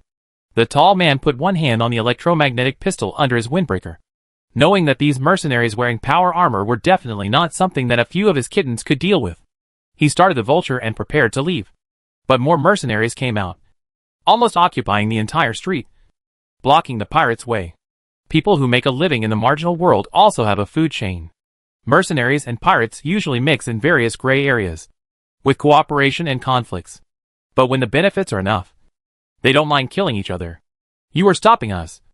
Are you trying to cause trouble?" the tall man said. But he looked around and was ready to escape at the wrong time. "Someone paid me to come here to clean up the mess. Or more precisely, to save lives. To be honest, I don't care much about the role played by mercenaries in various events. Mercenaries are always used to talking with money." Hill, the boss of the mercenaries, said slowly.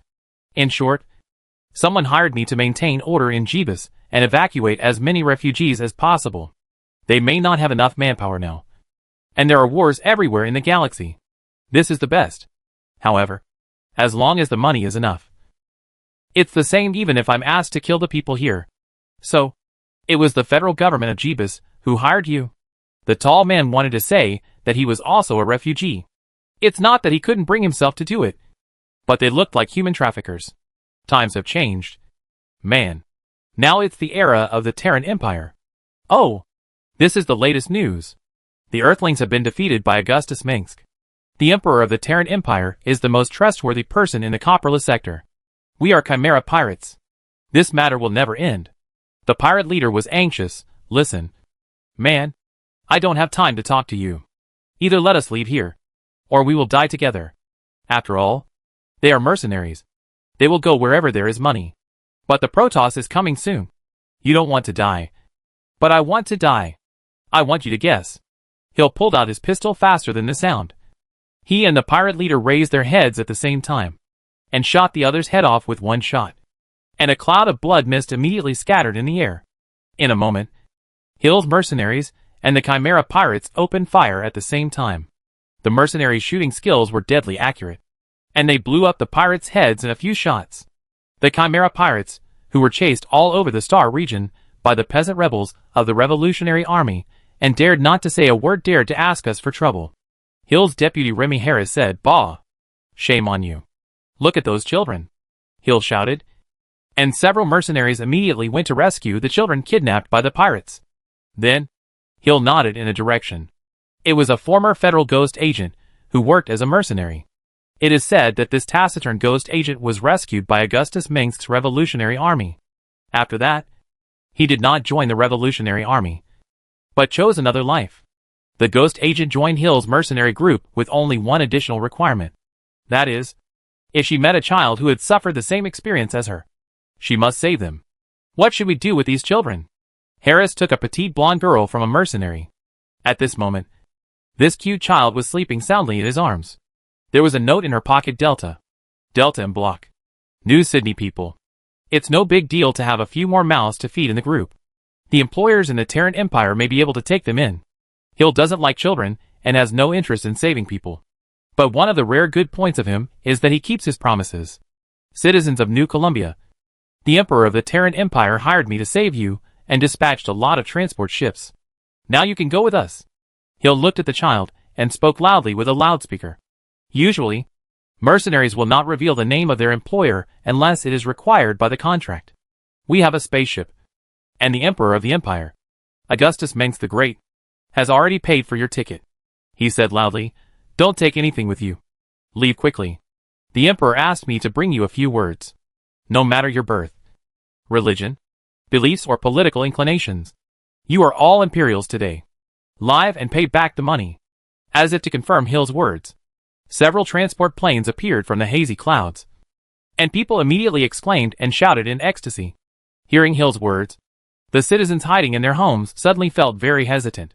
Among them, those who had heard Augustus' name and his coronation speech almost immediately packed up and went out. The rest saw someone rushing ahead of them, and they ran out quickly for fear that there would be no seats. As long as they could escape from this world that was about to be destroyed, everything was irrelevant. Suddenly, the streets were full of people with their families. When they walked in front of the mercenaries, whether these people did it on purpose or not, they were all shouting for the Terran Empire and the Emperor. Some of them were in tears, and some were shouting and jumping with joy. I suddenly feel that doing good things feels good. Seeing this, Hill opened his armored helmet, revealing his face wearing sunglasses. He said to his good friend Harris next to him, "This is not like you. You stingy person," Harris said sarcastically. Although the matte mask of the power armor can completely replace the role of sunglasses, he just wants to wear sunglasses, even in the dark. Hill. The signal of the Taldaran Protoss fleet was discovered in the Jiba system. A mercenary reported to his captain at this time. "They are coming." Hill hummed and looked at the ecstatic people around him. "It's time to raise the price."